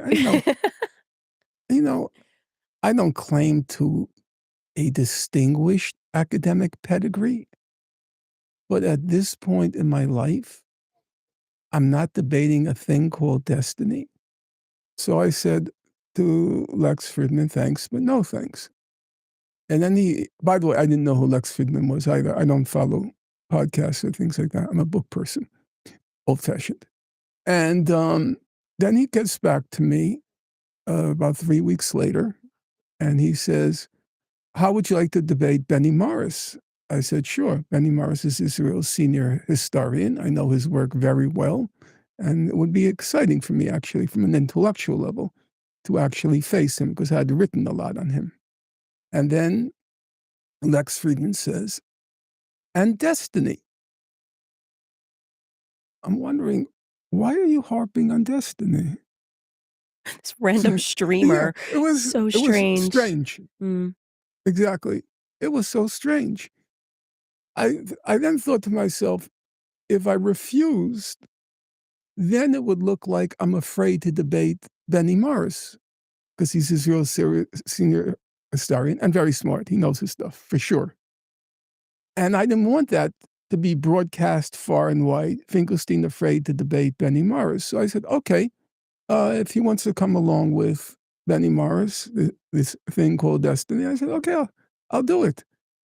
And I said, I'll debate with my good friend, very smart guy, Muin Rabbani, top of the line. And we have the same political outlook. So why do I mention it? A few months later, I'm having a conversation with a friend of mine, and he says to me, "You know, Destiny was paid to be on with you." I said, "No, nobody told me that." He said, "Yeah, he was," and he described it, because he was discreet.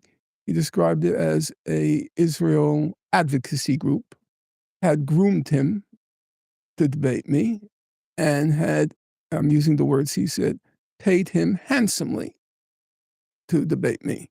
And it's an unimpeachable source. By the way, the person who told me this is not political at all. Just by coincidence, he could say with absolute certainty, and I know it. Why do I mention it? Because at that time, this was like this first month into October 7th, it was a kind of a revelation. But now we're 2 years later. We're 2 years later. In the time that's elapsed, not one, not two, 3 Ivy League presidents were toppled. There's never been, I know the history of academic freedom in our country, I've written on it. There's never been anything like it. This massive assault. How was it conducted? It started with people like Bill Ackman, the billionaire. He threatens Harvard. You don't crush the encampments, you don't get alumni money. It was very, very straightforward. It was pure blackmail. And which is, by the way, their favorite tactic. Financial blackmail comes first. It was financial blackmail. If you look at the Harvard report on anti-Semitism, one Jewish alumni, gave Harvard $200 million. One alumni gave Harvard $300 million. Ackman, $50 million. And then there was a petition organized. My memory is that the number probably increased vastly. The original version of the petition, 1,200 Jewish alumni from Harvard threatened to withhold the alumni contributions. And so, systematically, these college presidents are being ousted. I can quote to you, but I can't tell you the source, but I could tell you, no, you have to judge people by their track record, whether I have a track record of being accurate or inaccurate. When President McGill was deposed from the University of Pennsylvania, a person approached her who knew her to express commiseration with her situation. And she replied with 2 words, money talks. I can speak to that. I mean, I've lived it, and that is the first thing that happens, which is financial blackmail. And a lot of people want to know, well, why is this person doing this, or why are they not saying it? And like, at the end of the day, they let you know you'll lose everything. And some people go, well, it's not risk. I'd rather just toe the line so that I can keep life as I know it. And so, yeah, the majority of people are facing that. They have families to feed, and they don't know how to restart, because in most circumstances, it's all they've ever known. right? So you're talking about someone who's maybe been in the academia for a very long time, and they're going, not only will we forcefully kick you out, we'll also slap a tag on you and call our friends in the media, like a Barry Weiss when she was at New York Times, to smear you and libel you as an anti-Semite. And so you're asking for a type of bravery that I would say most people don't have. And they just go, I'm going to shut up. But the answer to that for people that are listening is take your kids out of the schools. You don't need these schools. I mean, what is the upside? You're paying an absolute fortune for your children to go to debt. The system is rigged anyway, right? You think they're going to have the same jobs they want their children to go on. What does it say about our society that Norm Finkelstein can achieve tenure, but an admitted child rapist like Jeffrey Epstein had a office at Harvard University? Like that wasn't what caused the billionaire backlash, which would have made sense. We're all pulling our money unless you get this person who doesn't have any sort of an academic career, by the way, off of our campus. No, and this was after he admitted and served time in jail. Jeffrey Epstein still had an office at Harvard University campus. And that's why I say to people, that's a Mossad operation, no matter which way you look at it. Harvard University, in my view, is running a Mossad operation.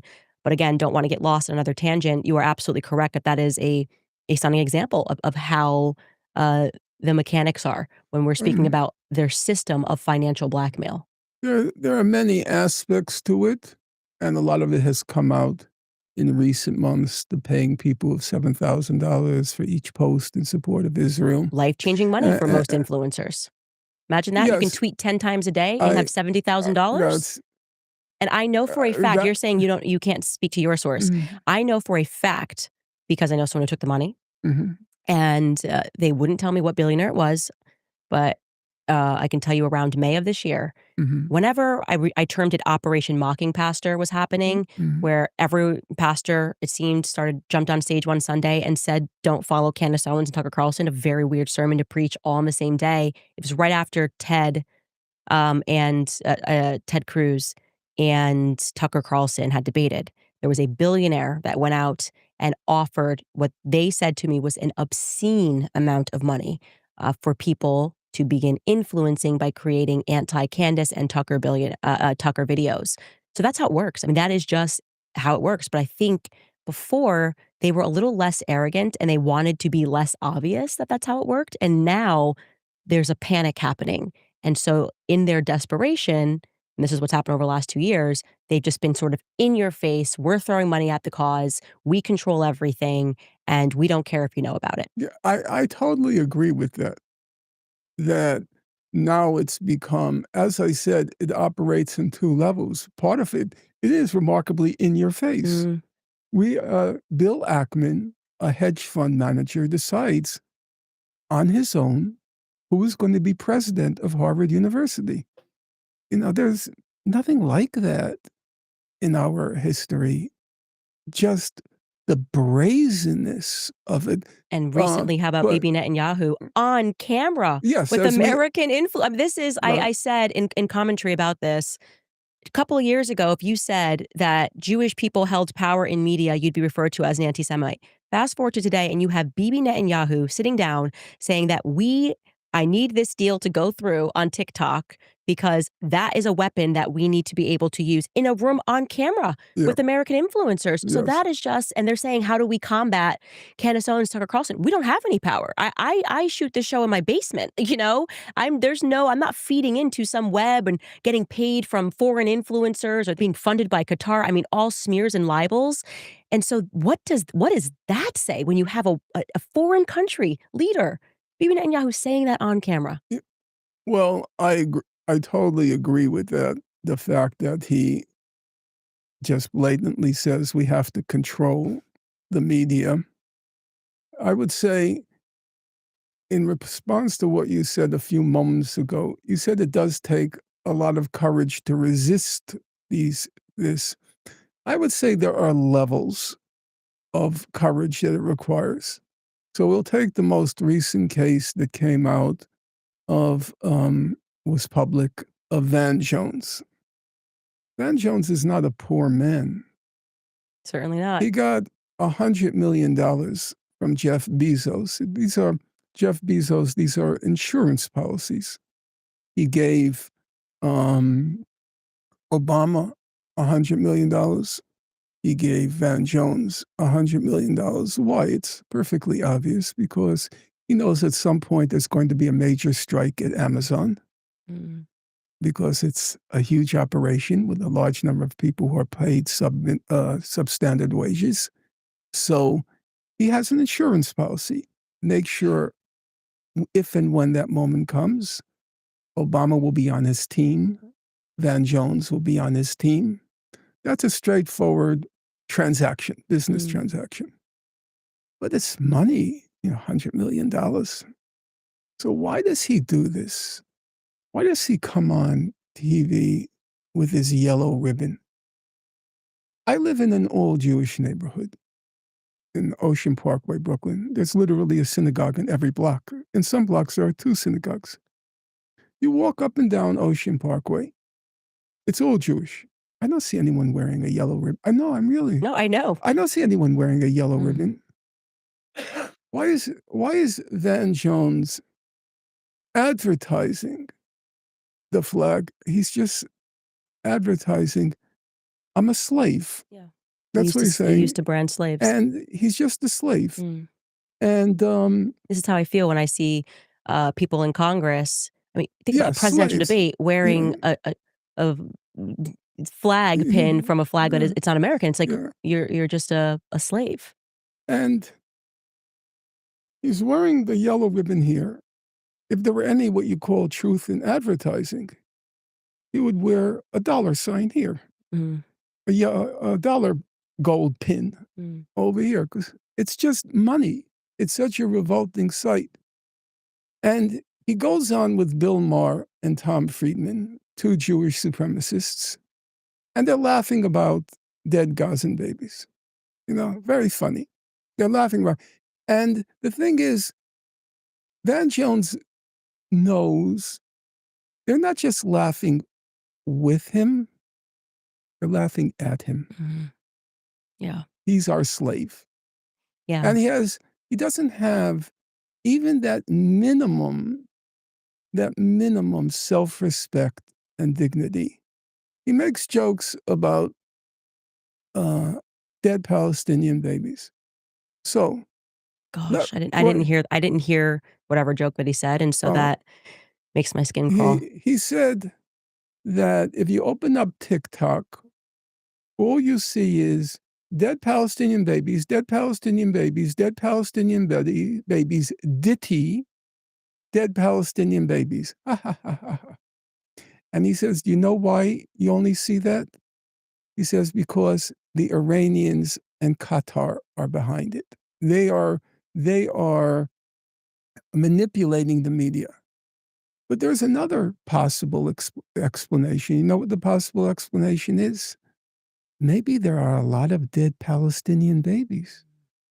In fact, just the very first month, just October 2023, do you know more Palestinian children were killed just that first month than all the other war zones in the world combined in 2019, 2020, or 2021, or 2021. If you combine them, if you combine each year, every other war zone, this tiny parcel of land called Gaza, more children were killed. Now, it's about the minimum estimate. The minimum estimate is 20,000 children killed. Now, if you look at the human rights reports, it'll probably come as a surprise to you. You look at the most recent one, it's put out by the UN, the Navi Pillay Commission. Navi Pillay was the former human rights chief in the UN, and then she was on the tribunal, the president of the tribunal on Rwanda. She's from South Africa. They report Israel targets children, targets them in the head and in the chest. Israel targets toddlers. That's the word they use. Targets toddlers in Gaza. They said in the report, in order for children who are suffering from malnutrition, I know you have 4 children, so you'll be much more knowledgeable than me. They need a special infant baby formula. I guess it's a high protein infant baby formula. Israel bans it. But for Van Jones, with his frat boys, Tom Friedman, it's all Qatari and Iranian propaganda. Yeah, but and what's interesting about that is they cannot produce a shred of proof that anybody is funded by Qatar. It's a literal talking point that has been fictionalized by Bibi Netanyahu's agents. You have to register under FARA every time you take a meeting. They cannot produce one shred of proof to that effect, and yet all of the proof is here that actually Totally agree. everyone is funded by Israel in America. And so you just go for Van Jones. I mean, I can't imagine going to bed every night and just realizing it doesn't matter how nice your house is, you're still a slave. You're still a slave, and to advertise it, the yellow ribbon. Yeah. Who wears the yellow ribbon? Mhm. Does Ben Shapiro still wear it? Did he used to wear it? I think he used to. I'm not sure. But currently, this is 2 years later. I don't know anyone but he still wears it. Just to show, I'm sure it's in his contract. If you wear the yellow ribbon, an extra $1,000, a bonus, $1,000. And that is, it's really important for people to know that how the dynamics work, because they do this through charity. And I know that there are other people that are working on a report on this now, because it's become so obvious of how they will even give people the permission, these influencers, to say, well, I'm not taking any foreign money. Okay, nobody expected that you were receiving a check from Bibi Netanyahu. What they do is they'll flood the zone and they'll give money to like the International Fellowship of Christian and Jews, or put money into a church. And then those individuals will then give money to influencers. It's like, it's such an obvious game. And I will say, on the quote unquote Christian side of things, we're seeing that people are awakening to these pastors that are going on these multiple trips to Israel and coming back and telling their congregants that no matter what, they have to support Bibi Netanyahu. I mean, it's nutty, but I'm happy because it does seem as though we are reaching this inflection point where the correct people and the honest people, rather, who have been telling the truth for a very long time, are finally getting their day. I would say public opinion is shifting, for sure. I'll return to that in a moment. As I said, there's such a complete unwillingness to see the situation you're placed in when you are, you're just a slave for these folks. So you take the case of Barry Weiss, okay? And there are people who work in her outfit who are not Jewish. She wrote a little book. It was a stupid book. It was a comic. It wasn't a book. It's sort of I teach, and it was something you get from a paper from a freshman paper. And how does she end the book? Let me just quote. This is how it's a book about anti-Semitism and how to fight it. Like, she knows about fighting anti-Semitism. Here she writes, "This is the force of who we are. We are a people descended from slaves who brought the world ideas that changed the course of history. One God, human dignity, the sanctity of life, freedom itself. This is our inheritance. That is our legacy. We are the people commanded to bring light into this world." I mean, these are just, that's a passage you would, if you replace the proper noun, it's something you'd read in Mein Kampf. That's their mentality. These are Jewish supremacists. And what did they think of a Van Jones? What's going through their head when they see a Coleman Hughes? They'll never, Where do they think? they'll never Just be us. Complete contempt. Yeah. Complete contempt. Our slaves. 100%. Yeah. It's pitiful, Mm. really. Um, And they could ruin those people in 4 seconds. Like, it's like, you are literally our property, and I sensed that because I do wanna add this one element, like, before October 7th, there were tons of people who were on the quote unquote pro-Israel side like me, meaning never cared to look at the issue. Sounds okay. Basic. I'm not going to speak about this issue because I don't really know about it. And it's not relevant to speak about. Like, I really entered in the scene of politics really intent on sort of waking up Black America to other layers of slavery, like, what we learned in the classroom, and constantly thinking that we have to marry ourselves to one party, and now I'm kind of through both and being like, actually, both sides are really bad.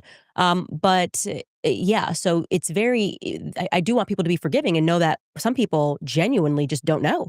But now we're not there. We're not at that point anymore. People don't know. They I agree very with much that. know, and they are making a conscious decision that the cash means more to them than the truth, that they are willing to allow children to be murdered and killed every day, plucked off in and Gaza, joke about and to it. tell jokes about it, and to spread lies about the condition that is happening. When you see, if you do not have a spiritual reaction to seeing those children that are starving every day, they will always pluck the one example of, this guy wasn't actually starving, and so therefore nobody's starving, and it is so plainly obvious that that is untrue. Again, before October 7th, that would have been untrue. That you just wonder if these, like, I just don't know how they do it. I genuinely don't know how they do it, because I would rather lose everything, as I've proven, take it all, than to speak something that is untrue, because I know that my soul will pay a consequence for that. As I said, 40% of American Jews are convinced Israel is committing genocide. Yeah. But Coleman Hughes doesn't see it. Mm. Van Jones doesn't see it. There is a British proverb, there are none so blind as those who will not see. And if you know the Bob Dylan song from my generation, Blow in the Wind, how many times can a man turn his head and pretend that he just doesn't see? Well, if the remuneration is enough, many times.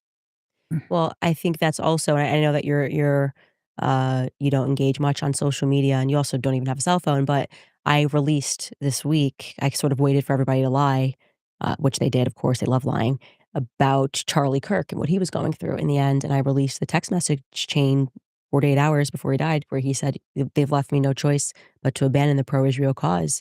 And I really think that the best person that put it very plainly, like, if you lost Charlie Kirk, who was actually so committed to Israel, for him, as he started evangelical Christian, and then he couldn't unsee, and he said explicitly in his message, because of Jewish behavior, and we know what he meant. He didn't mean all Jews in America. It's like that power that we are talking about that happens, and the way they were treating him as if he was, suddenly he woke up and realized, like I did, "Oh, I thought that you guys were supporting me because you were my friends. I thought you supported me because I will pursue the facts. I thought you supported me because you want me to have a platform, because I will speak truth to power."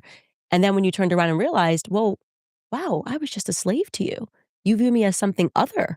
And for Charlie, I think he was realizing at the end, or maybe he never understood it, that if you take the king's shilling, you fight the king's war.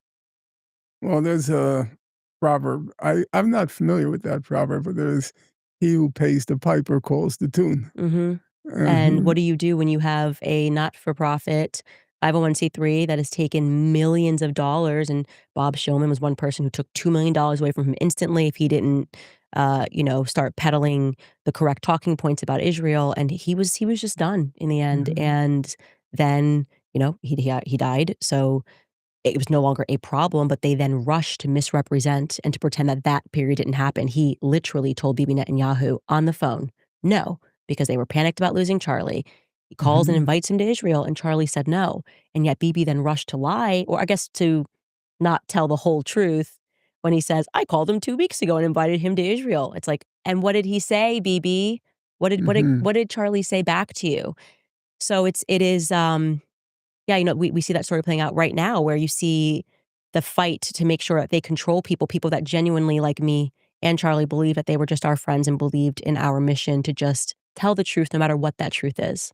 Which means that naturally, if you're interested and committed to truth, your perspectives will change with more information, which is what happened to me. My perspective changed because, well, not even more information, just information in general, in large part thanks to the work that you're doing and people like Dave Smith. And yeah, it really woke me up to what happened there. There is the money issue, and then the money issue is combined with the wholesale assault on academic freedom and on freedom of speech. So we'll just take a recent example. There were several young people, they were what's called non-citizen immigrants here, people like Mahmoud Khalil at Columbia University. And they were rounded up, sent off to strange places. In some cases, were things like literally writing an op-ed in the tough school newspaper. That's it. Critical of the administration because of its support of Israel, de facto support of Israel. And there was 2 weeks ago, a decision came down in Eastern District Court on this whole case with these guys, okay, who were arrested by ICE, put in strange places. The guy who wrote the decision, his name is Judge Young. He was a Reagan appointee. So we're not talking about a Hamas supporter, a Reagan appointee. And he wrote a 161-page decision. And he said, non-citizen immigrants, they have the right to free speech. That's in our jurisprudence. They have that right. Number two, he said they didn't say anything that crossed any line. They supported the Palestinians. They didn't support Israel. This is America. You have the right to free speech. You yourself might be surprised. Our Supreme Court has ruled you have the right to advocate the violent overthrow of our government. The violent overthrow of our government. You have that right. That's what our Supreme Court ruled.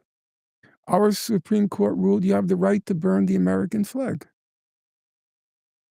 During the war in Vietnam, there are a large number of demonstrators, myself included. You may not like it. I'm talking about our laws.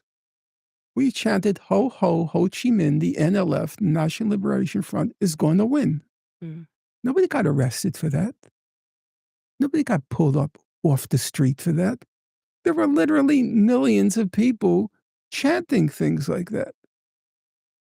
Now these young people in the encampments, they're chanting things like, from the river to the sea, Palestine will be free. I don't like that slogan personally, but that's their right. This is America. And the judge ruled, Reagan appointee, he's 85 years old, he says, by not letting them speak, rounding them up, sending them off to strange places, he says, quote, you're terrorizing, that's the word he used, you're terrorizing people's right to free speech. He said when ICE puts on the masks, you know what he said? I'm quoting him word for word. These are cowardly desperados acting like the Ku Klux Klan. That's the words he used. Who was behind this assault on our freedom of speech? The Trump administration. No, the Trump administration, you could say broadly, but on the specific issue of the encampments and Israel and Palestine, that was the Jewish billionaire class. The Trump administration. Yeah. So we're in radical agreement. But remember, it began under Biden.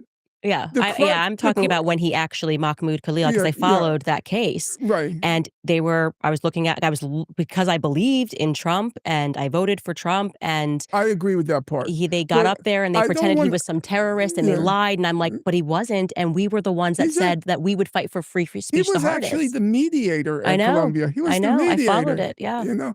So it's a wholesale assault on freedom of speech in our society, and it was led by these people, the same billionaire class.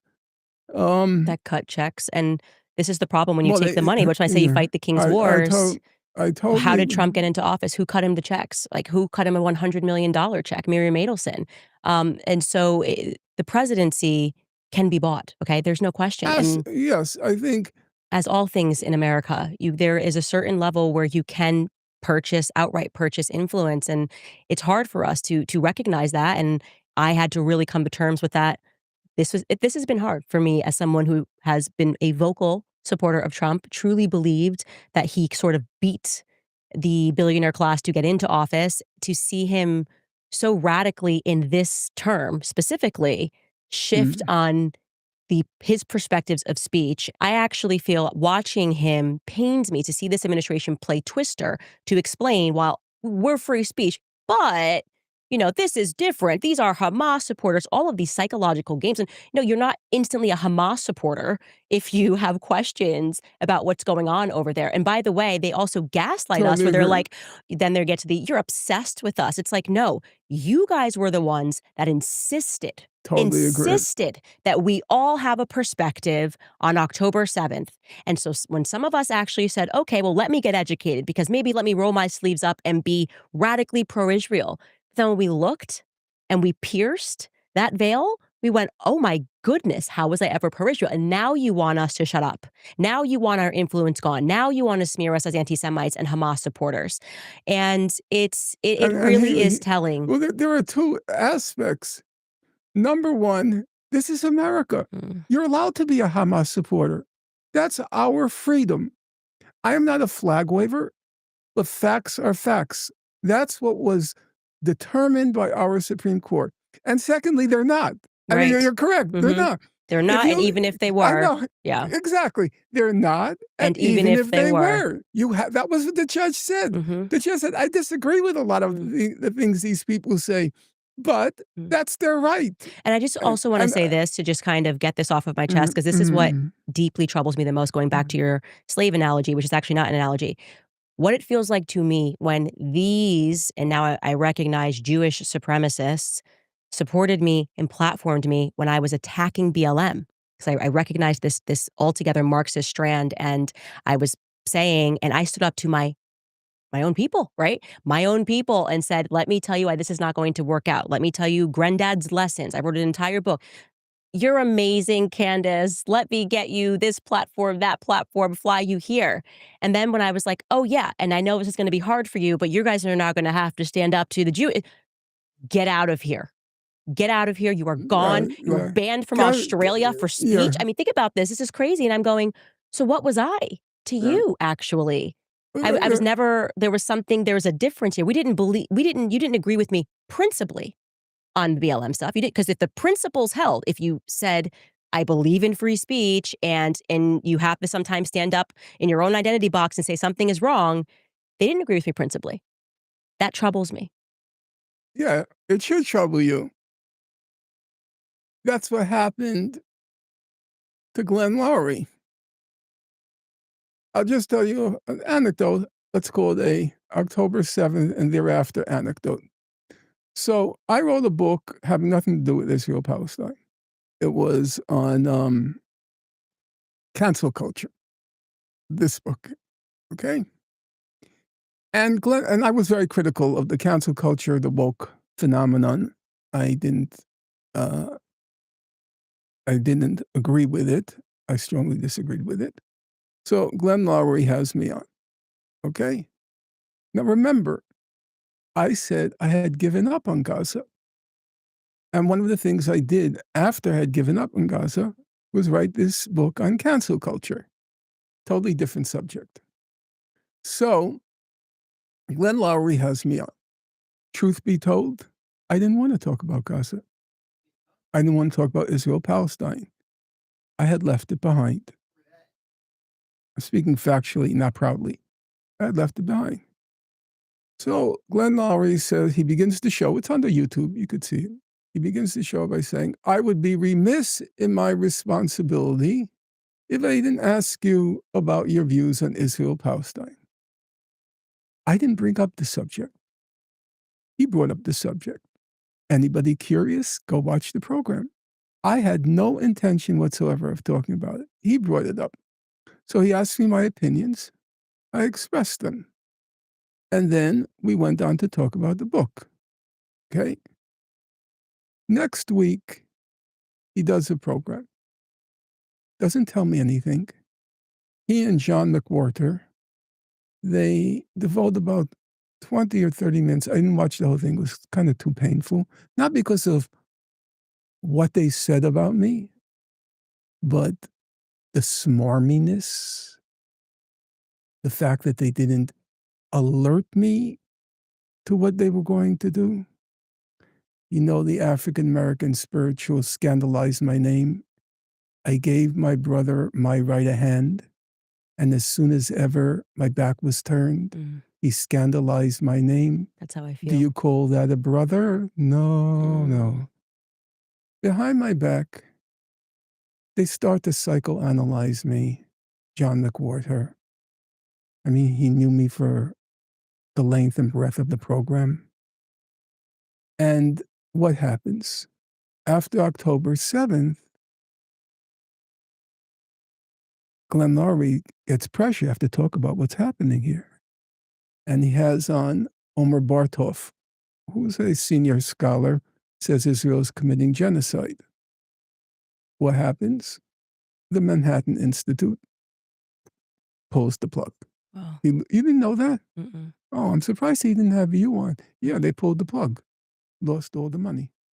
So, on this, John McWhorter, he says, every day these poor Jewish students, they have to hear all of this anti-Semitism at Columbia University. So, just as a factual matter, all this anti-Semitism, first of all, legally, even if they were being anti-Semitic, they have the right. But is there any truth to it? So the most substantial report on the subject came out from Harvard, 314 pages, alleging anti-Semitism. I read the report. I don't see anything. I said, probably missed something. That happens. I reread it. Actually, I see less. It's what Brianna Joy Gray would call a nothing burger. There's nothing there. So you try to figure out, here's the question. How could you fill 314 pages on anti-Semitism at Harvard when if you actually read the report, there's nothing there? Evidence of anti-Semitism, there's nothing. So then you see the trick. There's a little verbal trick. The trick is, they say, quote, for the purposes of this report, we are going to define anti-Semitism as any time Jewish students, in particular, they said, Israeli Jewish students, every time they feel that they're being excluded in the classroom or being excluded in extracurricular activities, or they're being excluded in social life. That's going to be the definition of anti-Semitism. Well, what does that mean de facto? So there are all these Israelis who are coming over to Harvard after serving in Gaza, right? And you're commanded now by Harvard in the name of what they call inclusiveness and pluralism. You have to pal around with them. And if you don't pal around with them, you're an anti-Semite. That's literally, I am not exaggerating a jot. If you don't want to be friends with murderers, Exactly. you're an anti-Semite. If you don't Well, want, maybe if that's the new definition, right, if you don't want to, maybe I've been an anti-Semite my whole life. right, I get what they're saying. if you don't want to hang around with child killers, Yeah. you're an anti-Semite. If you don't like Jeffrey Epstein, I mean, if you don't like Jeffrey Epstein, you're an anti-Semite. If you don't like people that abuse children, also, I get what we're doing off definition. Okay, yeah, so it's essentially a command coming from the top down that we have to normalize child killers. We have to say, okay, Candace when she applied to Harvard, she had worked in a food kitchen, and she put that in her personal statement. And Joe here, he helped build a sanitation system in the Congo. And then there is Yaakov. Yaakov killed children in Gaza. No, really. And we're supposed to treat all three as the same in the name of inclusiveness and pluralism. Now, that to me is a dictionary definition of insanity. I had a long exchange with a person I count as a friend. I like him very much, Cornel West. It was a public exchange, and another woman who I absolutely like. Her name is Nadine Strassen, the former executive director of the ACLU. And we got into, there was no animus, hostility, but it was intense. Because Dr. West's argument was, if we excluded everybody who had blood in their hands, or who propagated ideas that caused blood to be on your hands, he said that would exclude a large part of the Harvard faculty. You know, they're advisors to governments, and they write books which influence public opinion. He said, that's a slippery slope if you start that kind of exclusion. And Nadine Strassen, she said that we have to invite everybody because the only way you can get the truth is hearing out all opinions. And I have to say that they can defend themselves, and they did in the course of the exchange. But to me, because I do tend to, like yourself, I gather, I do tend to personalize things. So let's say after World War II, there's a Nazi concentration camp guard. Because those were perfectly ordinary people who were guards in the camp. And one of them is an exchange student at Harvard. Perfectly possible. Okay? Now you're telling me I should pal around with them? If you don't want to be called an anti-German. Yeah. I should be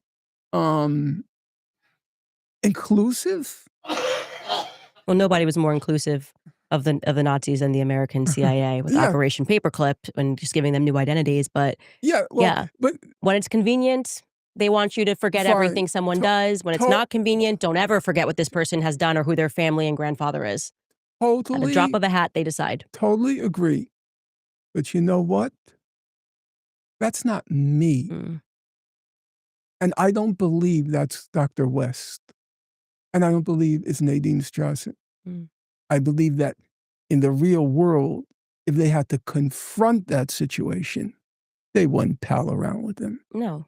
You know? Of course they wouldn't. And that was the command at the end of this 314-page report, that you have to be inclusive of the Israeli Jewish students. We have to be pluralistic. No. Which, by the way, one of the most offensive... They called it, you have to stop shunning them. That's the word. I'm actually comfortable shunning murderers. Totally, I am. Call me whatever you need to agree. call me. That's why I always say you got to get over their game of ad hominem attacks, because if we've got to be called names, not hang out with murderers, we got to get comfortable with that real fast. That's exactly. You got to get comfortable real fast with murderers. No, No, that was the anti-Semitism. A large, I wouldn't, certainly not a majority, but a significant number of the campus protesters were Jewish. How is it that they didn't detect this rampant anti-Semitism? Also want to tell you guys about PDS debt, because debt from credit cards is not an accident. It's actually a system built to keep Americans down. The banks profit, the creditors win, and families lose. Every call, every fee, every high interest trap is another reminder that the game is completely rigged. But there's another side of the story too. PDS debt has already helped hundreds of thousands fight back, cutting debt, ending the calls, and putting money back where it belongs, which is in American pockets. Whether you are struggling with credit cards, personal loans, or medical bills, the PDS debt has custom options that can help you get out of debt. They go beyond the numbers to understand your unique financial situation and to craft a personalized plan that's designed just for you. There's no minimum credit score required. They're here to help you save money, pay off your debt faster, and start putting money back where it belongs. PDS debt is A+ rated by the Better Business Bureau. It boasts thousands of 5-star reviews on Google, and it holds a 5-star rating on Trustpilot. Why? Because PDS has helped hundreds of thousands of people get out of debt. It's your money, it's your future, so do not let the system decide for you. You are just 30 seconds away from being debt-free. Get your free assessment and find the best option for you right now at pdsdebt.com/Candace. Again, that's pdsdebt.com/Candace.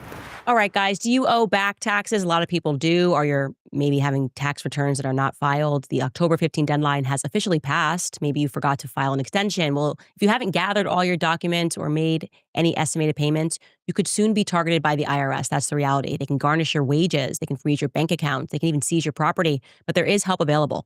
Tax Network USA, a nationwide tax firm, has helped the taxpayers save over $1 billion in tax debt. They've filed hundreds of thousands of tax returns, and they've assisted thousands in reducing their tax burdens. And they can help you too.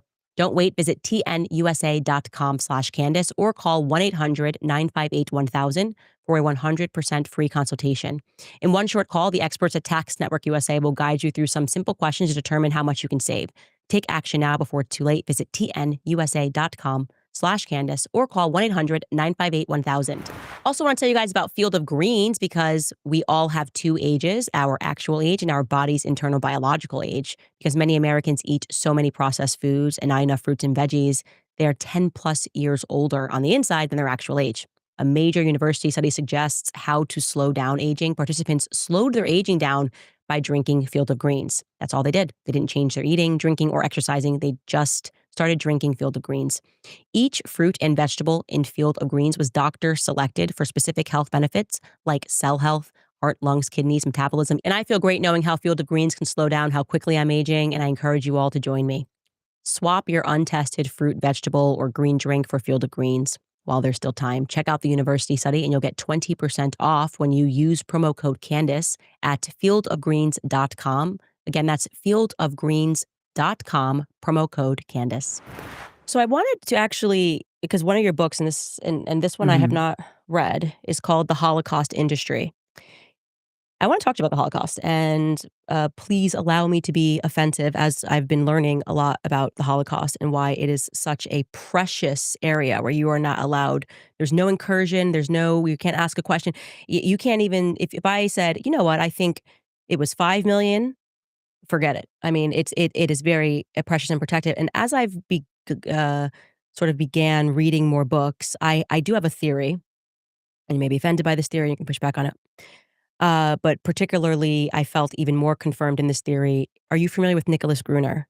No. Okay, so Nicholas Gruner was an actual Auschwitz camp survivor. He was on the march, same march as your parents were on. My father. Yeah, your father was on, and he wrote a book in Yiddish about his experiences. And there was his friend who was with him on this walk, who he wanted to reunite, wrote this book in Yiddish. And when he found out that his friend had wrote this book and it had been translated into English, he went to go meet him, right? And it was like, I'm going to be reunited with somebody who's in this camp with me. He gets up to shaking this person's hand, and he's like, "You've taken on the identity. This you're not the real survivor." That person whose hand he shook was Elie Wiesel. You might be familiar with him because he wrote the book Night, and it was proven that he lied about certain parts of it. Nobody knew why, what this was. And so he then spent the rest of his life, Nicholas Gruner, dedicated to telling people, that this man was effectively a gypsy who stole the identity of a real person. And he said, Nicholas rolled up his sleeve. He's like, we all have tattoos. He's not going to have one because he's not the real guy. This guy took his identity. Well, it turns out that Ellie Weitzel was a cousin to Robert Maxwell, right? Fascinating, right? Absolutely fascinating. Robert Maxwell wrote about it in his own book, his authorized biography. And we know Robert Maxwell, obviously, who everything about there is to know about him. And I was fascinated by this idea that there were people who were stealing the identity, whether dead or alive, of people who had actually been in the Auschwitz camps, building on their stories in whatever way. And it's sad that nobody knows Nicholas Bruner's name. People should know his name because it was a valiant fight, and he to the very end said there are people who are stealing our identities. And I go, I've got this feeling that happened a lot more than we think it happened. This is one guy, and by the way, Robert Maxwell then purchased a massive stake early on in McGraw Publishing, McGraw-Hill, which means that, and then his wife was traveling around with Ellie Weitzel, and this guy was like, this was not prisoner number, whatever it was. He took his identity, and that's a really terrifying thing to think about, that people with power saw, okay, these people were in camps. Maybe they perished. We can take their identities, take their stories, whatever it is. He never found out what happened to his friend. He assumes he died sometime after the camp. And he did write, it was his friend who wrote the manuscript in Yiddish, and then Ellie Weitzel adopted that. And now we have today, as you determine, a Holocaust industry. I'd like you to describe that, but just what I'm telling you, I mean, isn't that just the most terrifying thing Well, ever? We don't really know each other. And we're having a serious conversation now. And we should try to parse it, analyze it carefully. Yeah. So let me give you, as I understand it, the situation, not just from family history, but from having read quite a lot in the subject at a certain point in my life, having read quite a lot, I would say almost obsessively because of my family history, and having written on aspects of it. The estimates are there was an extermination campaign by the Nazis. We don't know. Two main questions remain open. Two questions remain open. The two questions that remain open are when. When did it begin? That still is an ambiguous area. When did this Nazi extermination camp actually begin? Nazi extermination plan. And we still don't know with any kind of certainty why. What was Hitler's exact motive at that point? So the when and the why, they remain gray areas. Now, I have to, for people who are listening, I have to be careful. I stopped reading about the subject about 20 years ago. So there may be new scholarship which supersedes what I have just said, but that's it. Here are the two crucial facts. One, I don't consider it crucial. The estimates by the best historians are between 5.2 and 5.4 million Jews were killed. It doesn't make much of a difference. Let's say it wasn't, but let's say it was 3 million. That doesn't make it better, obviously. Okay, but the estimates are between 5.2 and 5.4. Now, coming to your question. The Nazi extermination was very efficient.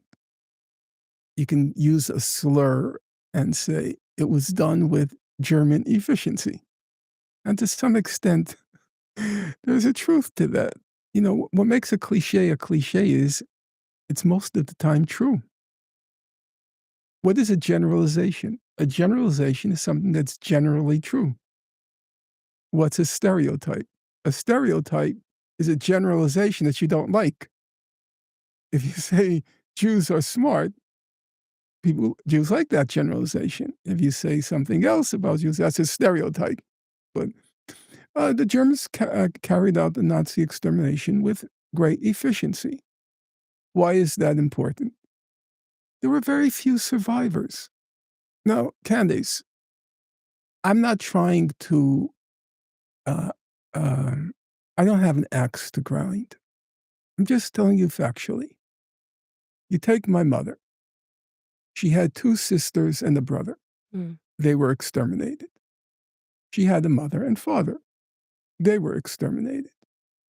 My father, I don't know the details, but I know for sure he had 1 sister and 1 brother. These are taboo subjects in my home. Can't talk about them. So I don't know the detail. But I know they were wiped out.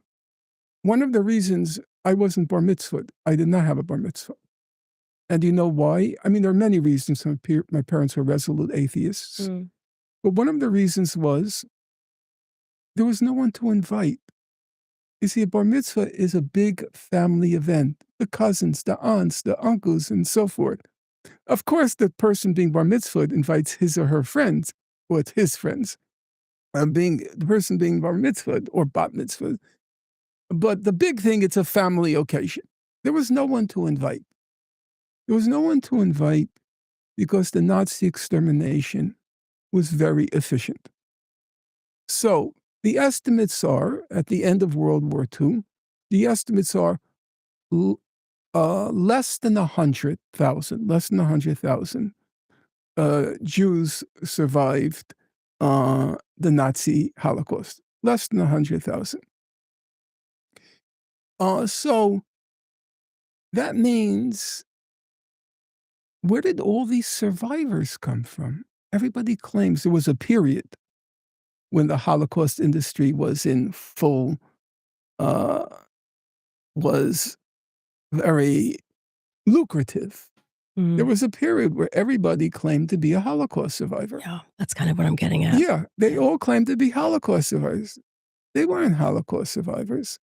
There was a person who... I actually think they were, but I fear they were survivors of another Holocaust that was going on at the same time, and they may have been, in part, executing it, which is a question that Alexander Solzhenitsyn writes, which is, where did all the Bolsheviks go? Mhm.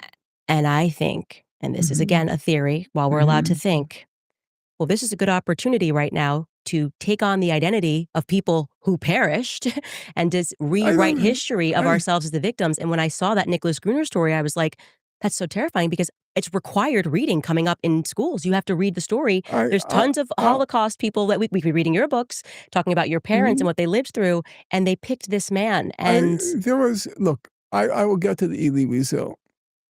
I know it well. In fact, I'm not trying to promote the book. It came out 25 years ago, but I write a lot about Elie Wiesel in the book, okay?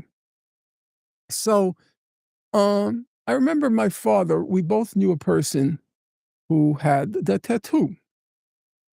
The only place there were tattoos were Auschwitz. Auschwitz, It was yeah. the only camp where they had the tattoos. And I said to my father about this person, and my father had a tattoo. I always knew the number. It was like 028128, something like that. I had memorized the number, but now I've forgotten it. I said to my father, I said, do you think he was in Auschwitz? And my father said, no. And my father was not a conspiracy person. Yeah. No, he just said very matter-of-factly, non-judgmentally. He just said no. And I said to my father, I asked my father, so where did he get the number? And my father said, and I'm quoting him now, he said, well, after the war, some people took it off and some people put it on. But he didn't say it as a joke. Yeah, he's just my like, this father is, was, the incentive here is to have one. Yeah, it's bad. It's incentives. It's incentive culture, obviously. I talk about this as welfareism. If you're going to incentive bad behavior, people are going to do it. Yes. I without going into that, because that was on tangent, but yes. And my father said very matter-of-factly. So my mother used to get very frustrated because, even more so than my father, she could never let go of what happened to her family. She couldn't let go. And there was something that really more than grated on her when people who didn't pass through what she passed through claimed to have passed through it. And she once exclaimed in a kind of bitter irony, she said, if everybody who claims to be a Holocaust survivor actually is one, Who did Hitler kill? So everybody's claiming to be a Holocaust survivor. There were very few, a handful survived that ordeal. Now, Especially particularly in Auschwitz, because there's so many were like, well, you said the tattoo. there were the death camps, and then there were the concentration camp death camps. There were both work camps and Auschwitz and Majdanek. I once spoke to the world's leading authority in the Nazi Holocaust, Raoul Hilberg, who was very kind to me. He was he was of your political persuasion. He was a right-wing Republican. He swore by the Wall Street Journal. I was at the other end of the spectrum, and I was a total pariah. However, don't ask me why, because I've never really understood it. He kept defending me. I was always very nervous around him. I didn't want to say anything wrong because he was kind of my savior. He was saying that what Finkelstein is writing is true. And when the 10-year battle erupted at DePaul University, he gave this very moving defense of me. And he said that I told the truth. It was at a very big price, he said. But he said, in the history of those writing about history, Finkelstein's place is secure. In any event, I once asked him, he lived in Vermont. He taught at the University of Vermont. He was very much his own person, so he could never get a job at a top university. He said very few women survived Majdanek. That's where my mother was. Very few people. So it was worse, actually. The women's section was worse than at Auschwitz. In any event, once the Holocaust industry became an industry, they were very picky about who they promoted. Now, Elie Wiesel was a fanatical supporter of Israel. He was fanatically pro anything that any American government would say. And so he became the spokesperson for the Holocaust. As to his personal history, I'm just going to give you the details as I understand them, okay? He claims he was in Auschwitz. He claimed that he was in Auschwitz. And he describes in the book Night, he describes some scenes which Raoul Hilberg, the person I mentioned to you from the person who defended me for reasons which still remain, except integrity, which is so rare. He was the chief historian for the Holocaust Memorial in Washington. Elie Wiesel personally picked him because Wiesel knew his stuff. And he said there were certain scenes that Wiesel describes in Night that occurred at Auschwitz. Hilberg said they could not have happened. They could not without have question, happened. it didn't happen.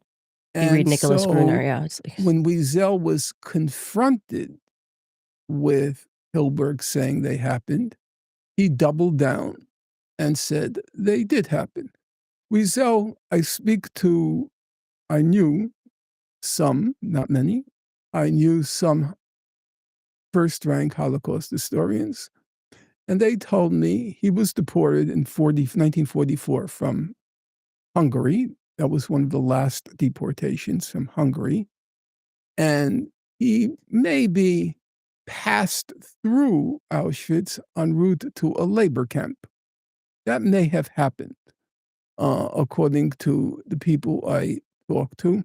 But there was clearly, I discuss it at some length in that little book.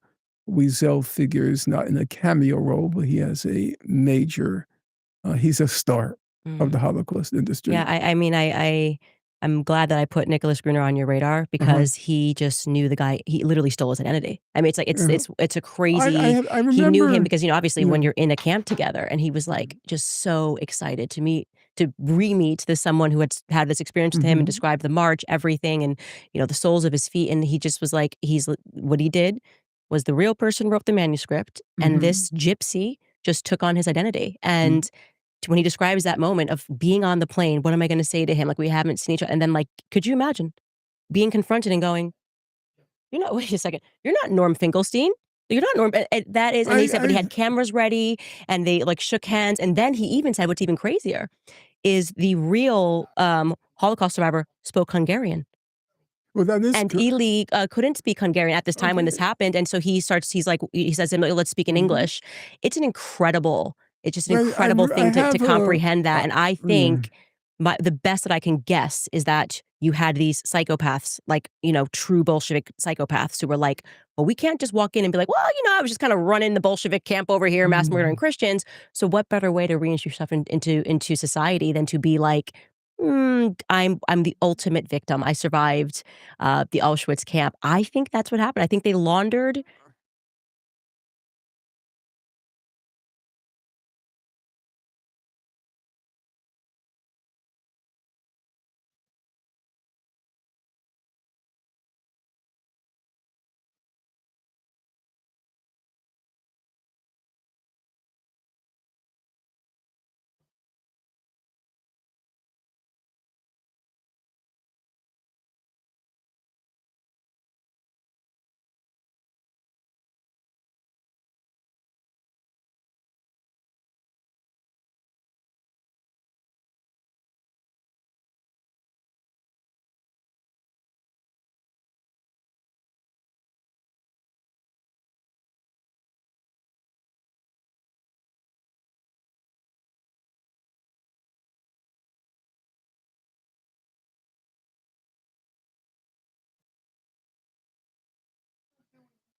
You're a mayor.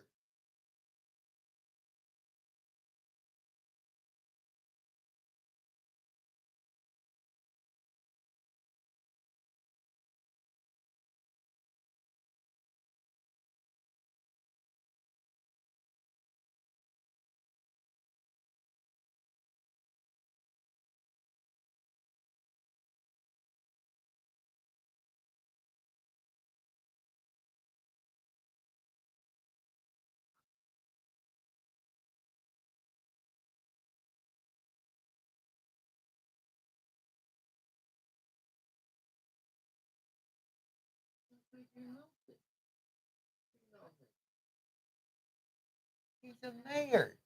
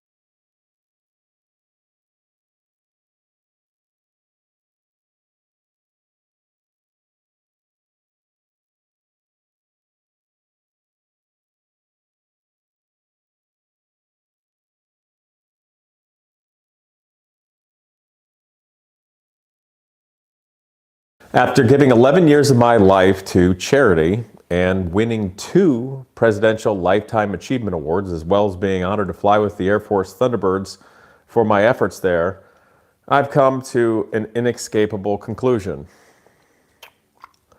Charities are misused, thought of wrongly, and are, in large part, helping to destroy America.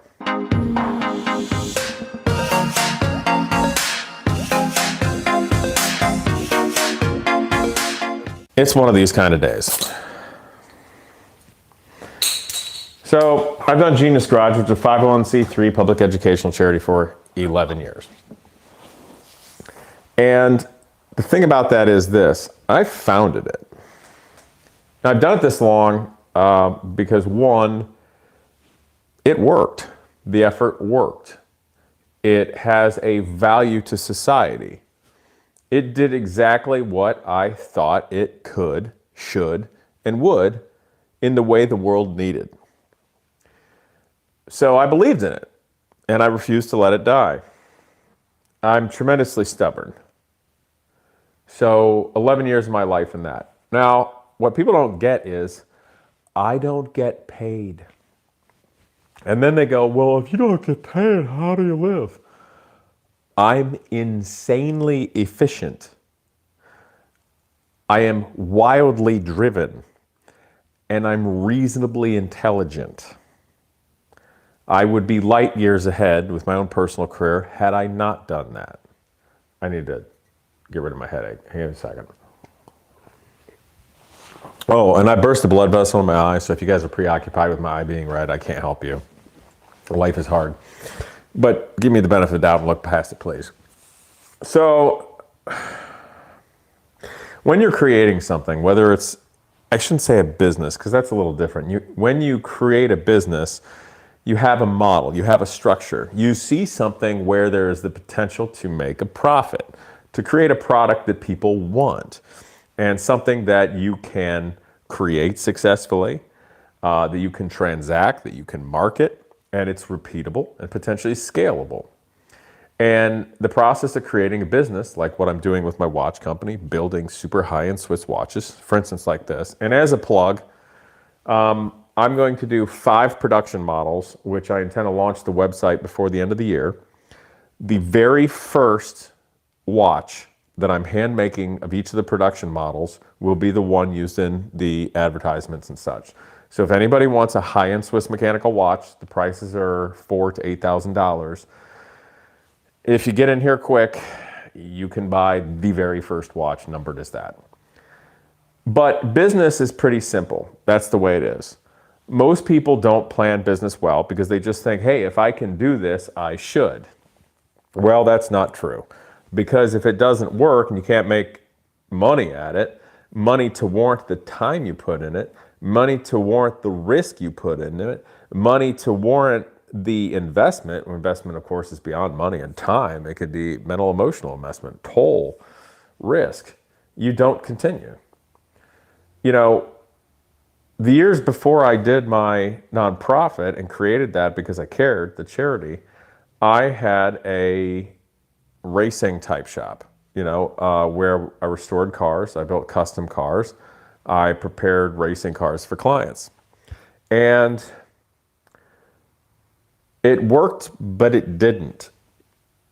When it was just me, before I had a shop and guys that I could pay to come in and help and work and such, I would just work on my own cars and build them and sell them or trade them.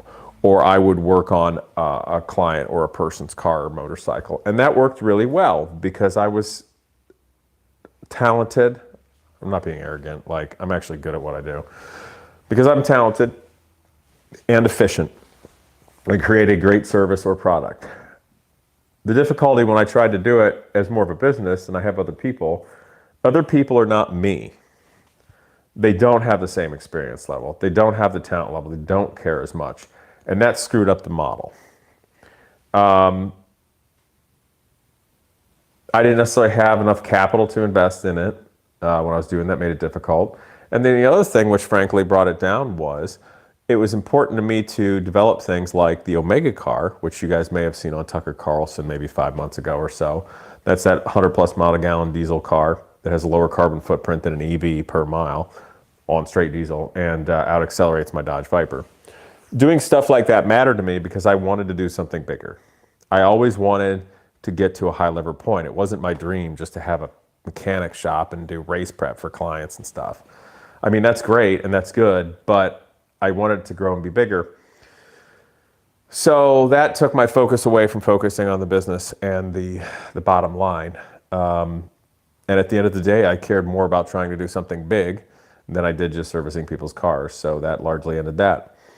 And what led me to doing the nonprofit was, I just think the American educational system is garbage. I'll go into it another time. And I saw a huge need in society for helping education, help bridging that gap from academia to industry. In military, they call that a skills bridge from military life to civilian life. And I saw the value and I saw the need and I saw where people should contribute and how it rises the tide in a myriad of different ways from different industries and groups and everything else. And frankly, there's a couple of personal reasons for me wanting to do it. I despised my college experience so much. I was stuck within fine art because of industrial design. I spent all my time with the engineering students and learning high-end fabrication engineering at Center for Automotive Research, but I was within fine art. And fine art, especially at university, has been completely manipulated by the CIA, I'm not even kidding, since the 1950s, since post-war times. And they're the ones, it's literally the CIA that surreptitiously supported people like Jackson Pollock and a whole laundry list of other prominent artists through the 20th century to stick it to the Soviets to show that we have so much freedom here. And that's why we have this garbage degenerate art. It's true. So I was stuck in a college within my university, fine art, which is 100% the byproduct of the CIA turning all art in the 20th century into degenerate fucking garbage. And that created part of the monster that is Casey Push, because I fucking hated it and I was stuck. And I was a kid, so I didn't know any better, because my parents didn't know any better. But they had a family business. We had a family business that did well because we worked our asses off. So I was already a little bit different. So the nonprofit, right? 11 years. I have turned over every stone in the world. Now, I know a lot of you well-wishing people are going to be like, but Casey, have you thought about selling merch? What if you had a bake sale?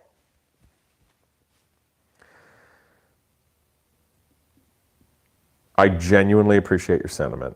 I really do. But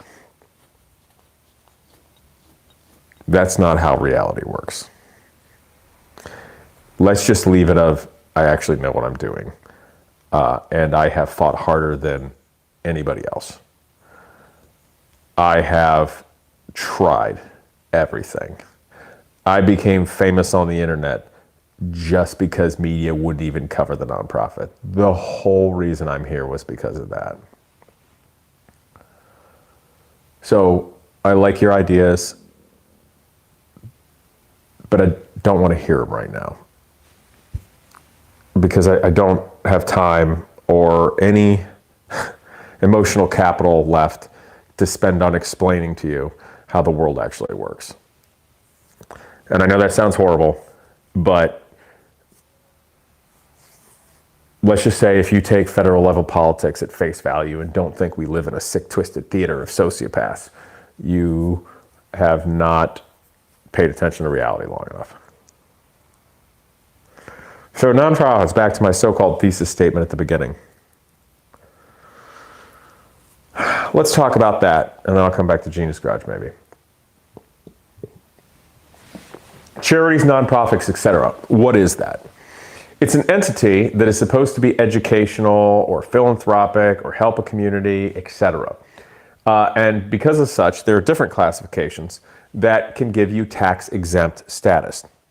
Meaning, if a person or entity donates, and by donate I mean gives, to the entity money or product or service, the actual value of those things can be, in some capacity, written off from the taxes of the entity or person that has donated it.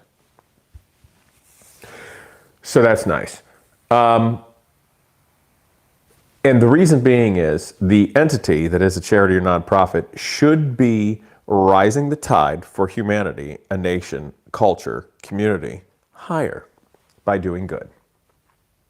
Now, the thing about people don't understand about charities, nonprofits, educational institutions, etc. Genius Garage is a 501c3. That's the qualifications with the IRS and tax exempt status. And unless I'm mistaken, that's the exact same exempt status as a school or university. That's what that is. So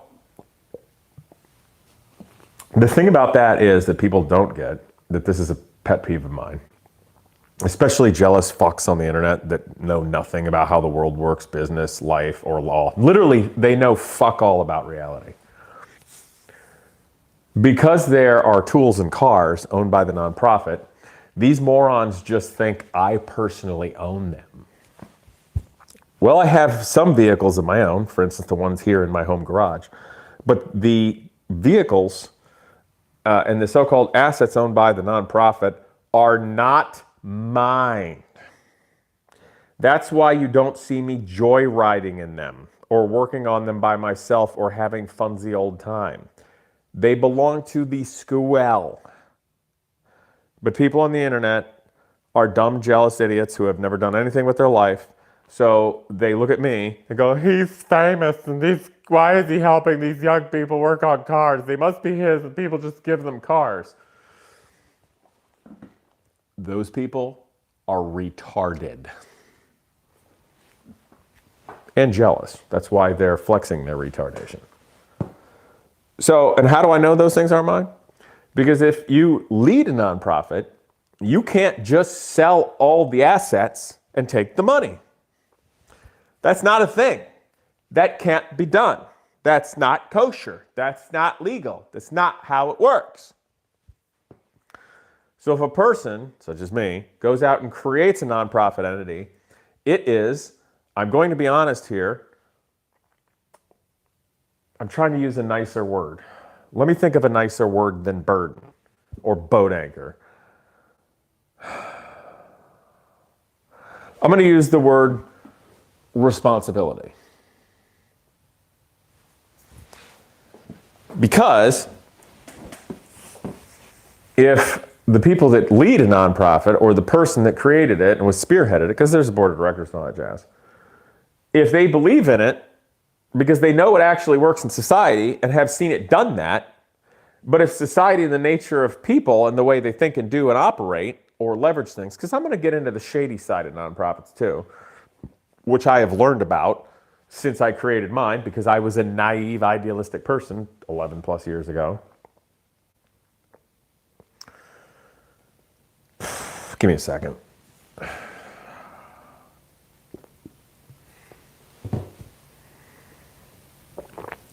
Let me put it this way.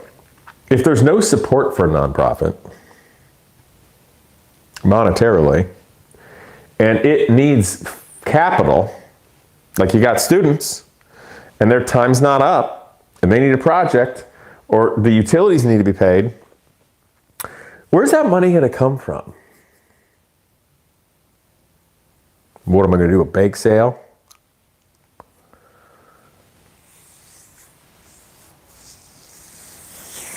It's going to come from me.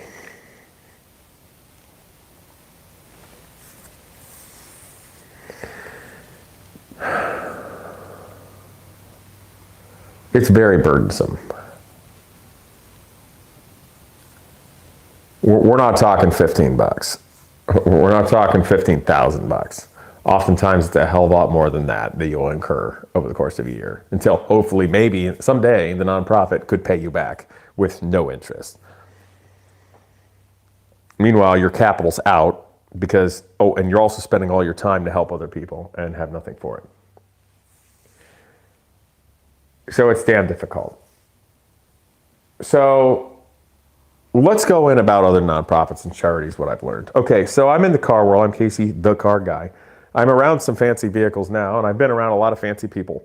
I have known a lot of centimillionaires and billionaires in the car world because cars are fun. And it doesn't matter if you're basically broke or you're a billionaire, everybody likes cars. And there's going to be different cars in different socioeconomic classes. And if you're a super duper car guy and you love history and you're an enthusiast for the right reasons, guess what? You can make friends with any other enthusiast, regardless of their socioeconomic class. They may be broke.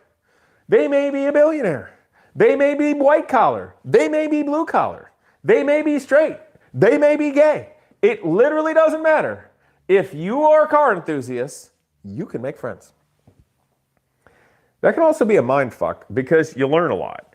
And there are a lot of nonprofits that exist in the United States right now, which is really actually only a wealthy guy's fucking car collection.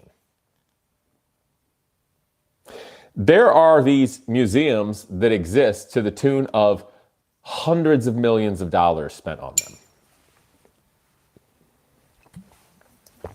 Hundreds of millions of dollars. And the only hints I'm going to give you is Southern California and Florida, because I don't feel like pissing off just another tax dodging fuck piece of shit billionaire. I'm tired. So let me ask you, if you got any nonprofit or charity that has had $100+ million dumped in it,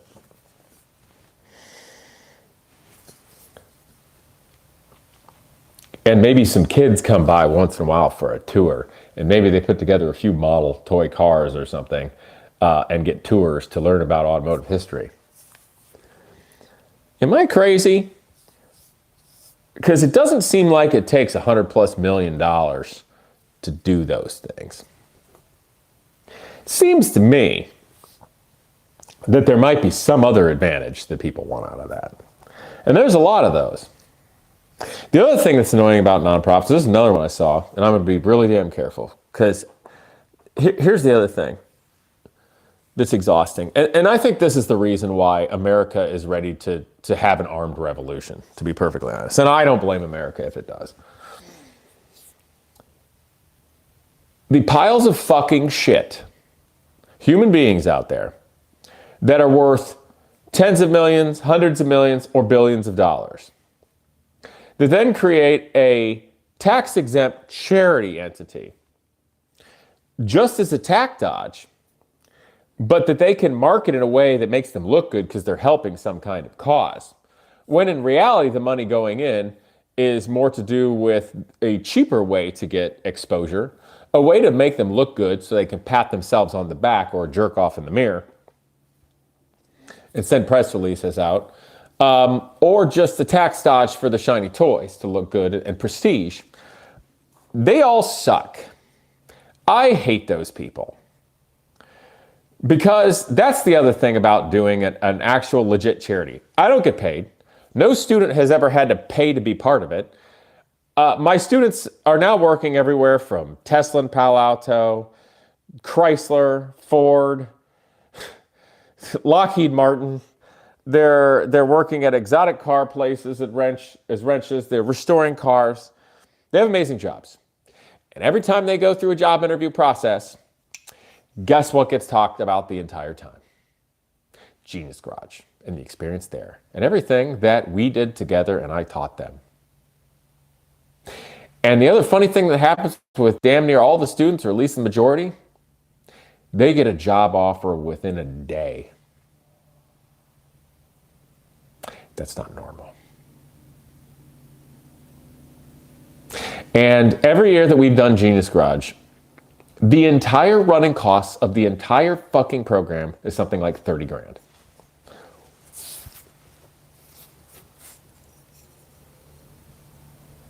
All of it. Even building professional level racing cars and airplanes, teaching these students for like 6 months, all the travel, all the utilities, everything. You remember when I said I'm insanely efficient and know how to manage money well? That's what I've done with virtually fucking nothing. That I started this as like a early 30-something with no trust fund, no family money, Very little.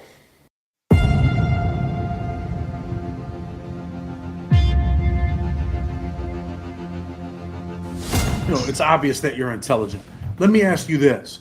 Who do you think was the most dangerous car at USP Canaan? The white boys. What? Why is that? The white boys push a hard line. Listen, you feel me? And they standing on all business. You hear me? Like them white boys, like when this time to go, it's like, oh, they going. And like, I don't know everything about the politics as far as like with the white boys. But I know like when they have to put in work, they can't stop.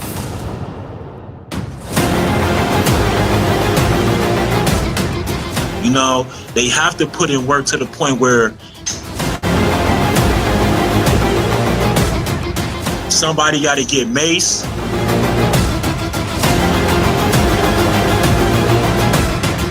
Or somebody down there got to get killed, but they can't stop, bro. The white boys is the most, from my experience from being a Canaan, the white boys was the most vicious car down there.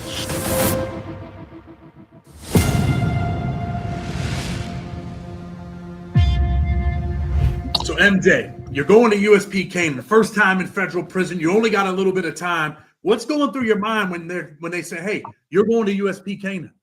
Man, the only thing was going through my mind because I saw the stories and shit. I'm like, man, God. Then I say, man, I'm thinking like, man, how I'm gonna make it out of here? How I'm gonna survive, bro? Like, I knew I was legit, like far as like my paperwork and stuff was cool, and I ain't no chomo or nothing like that. But still, when I'm still hearing about the USPs, I'm like, oh my God, man, like this is about to be hell.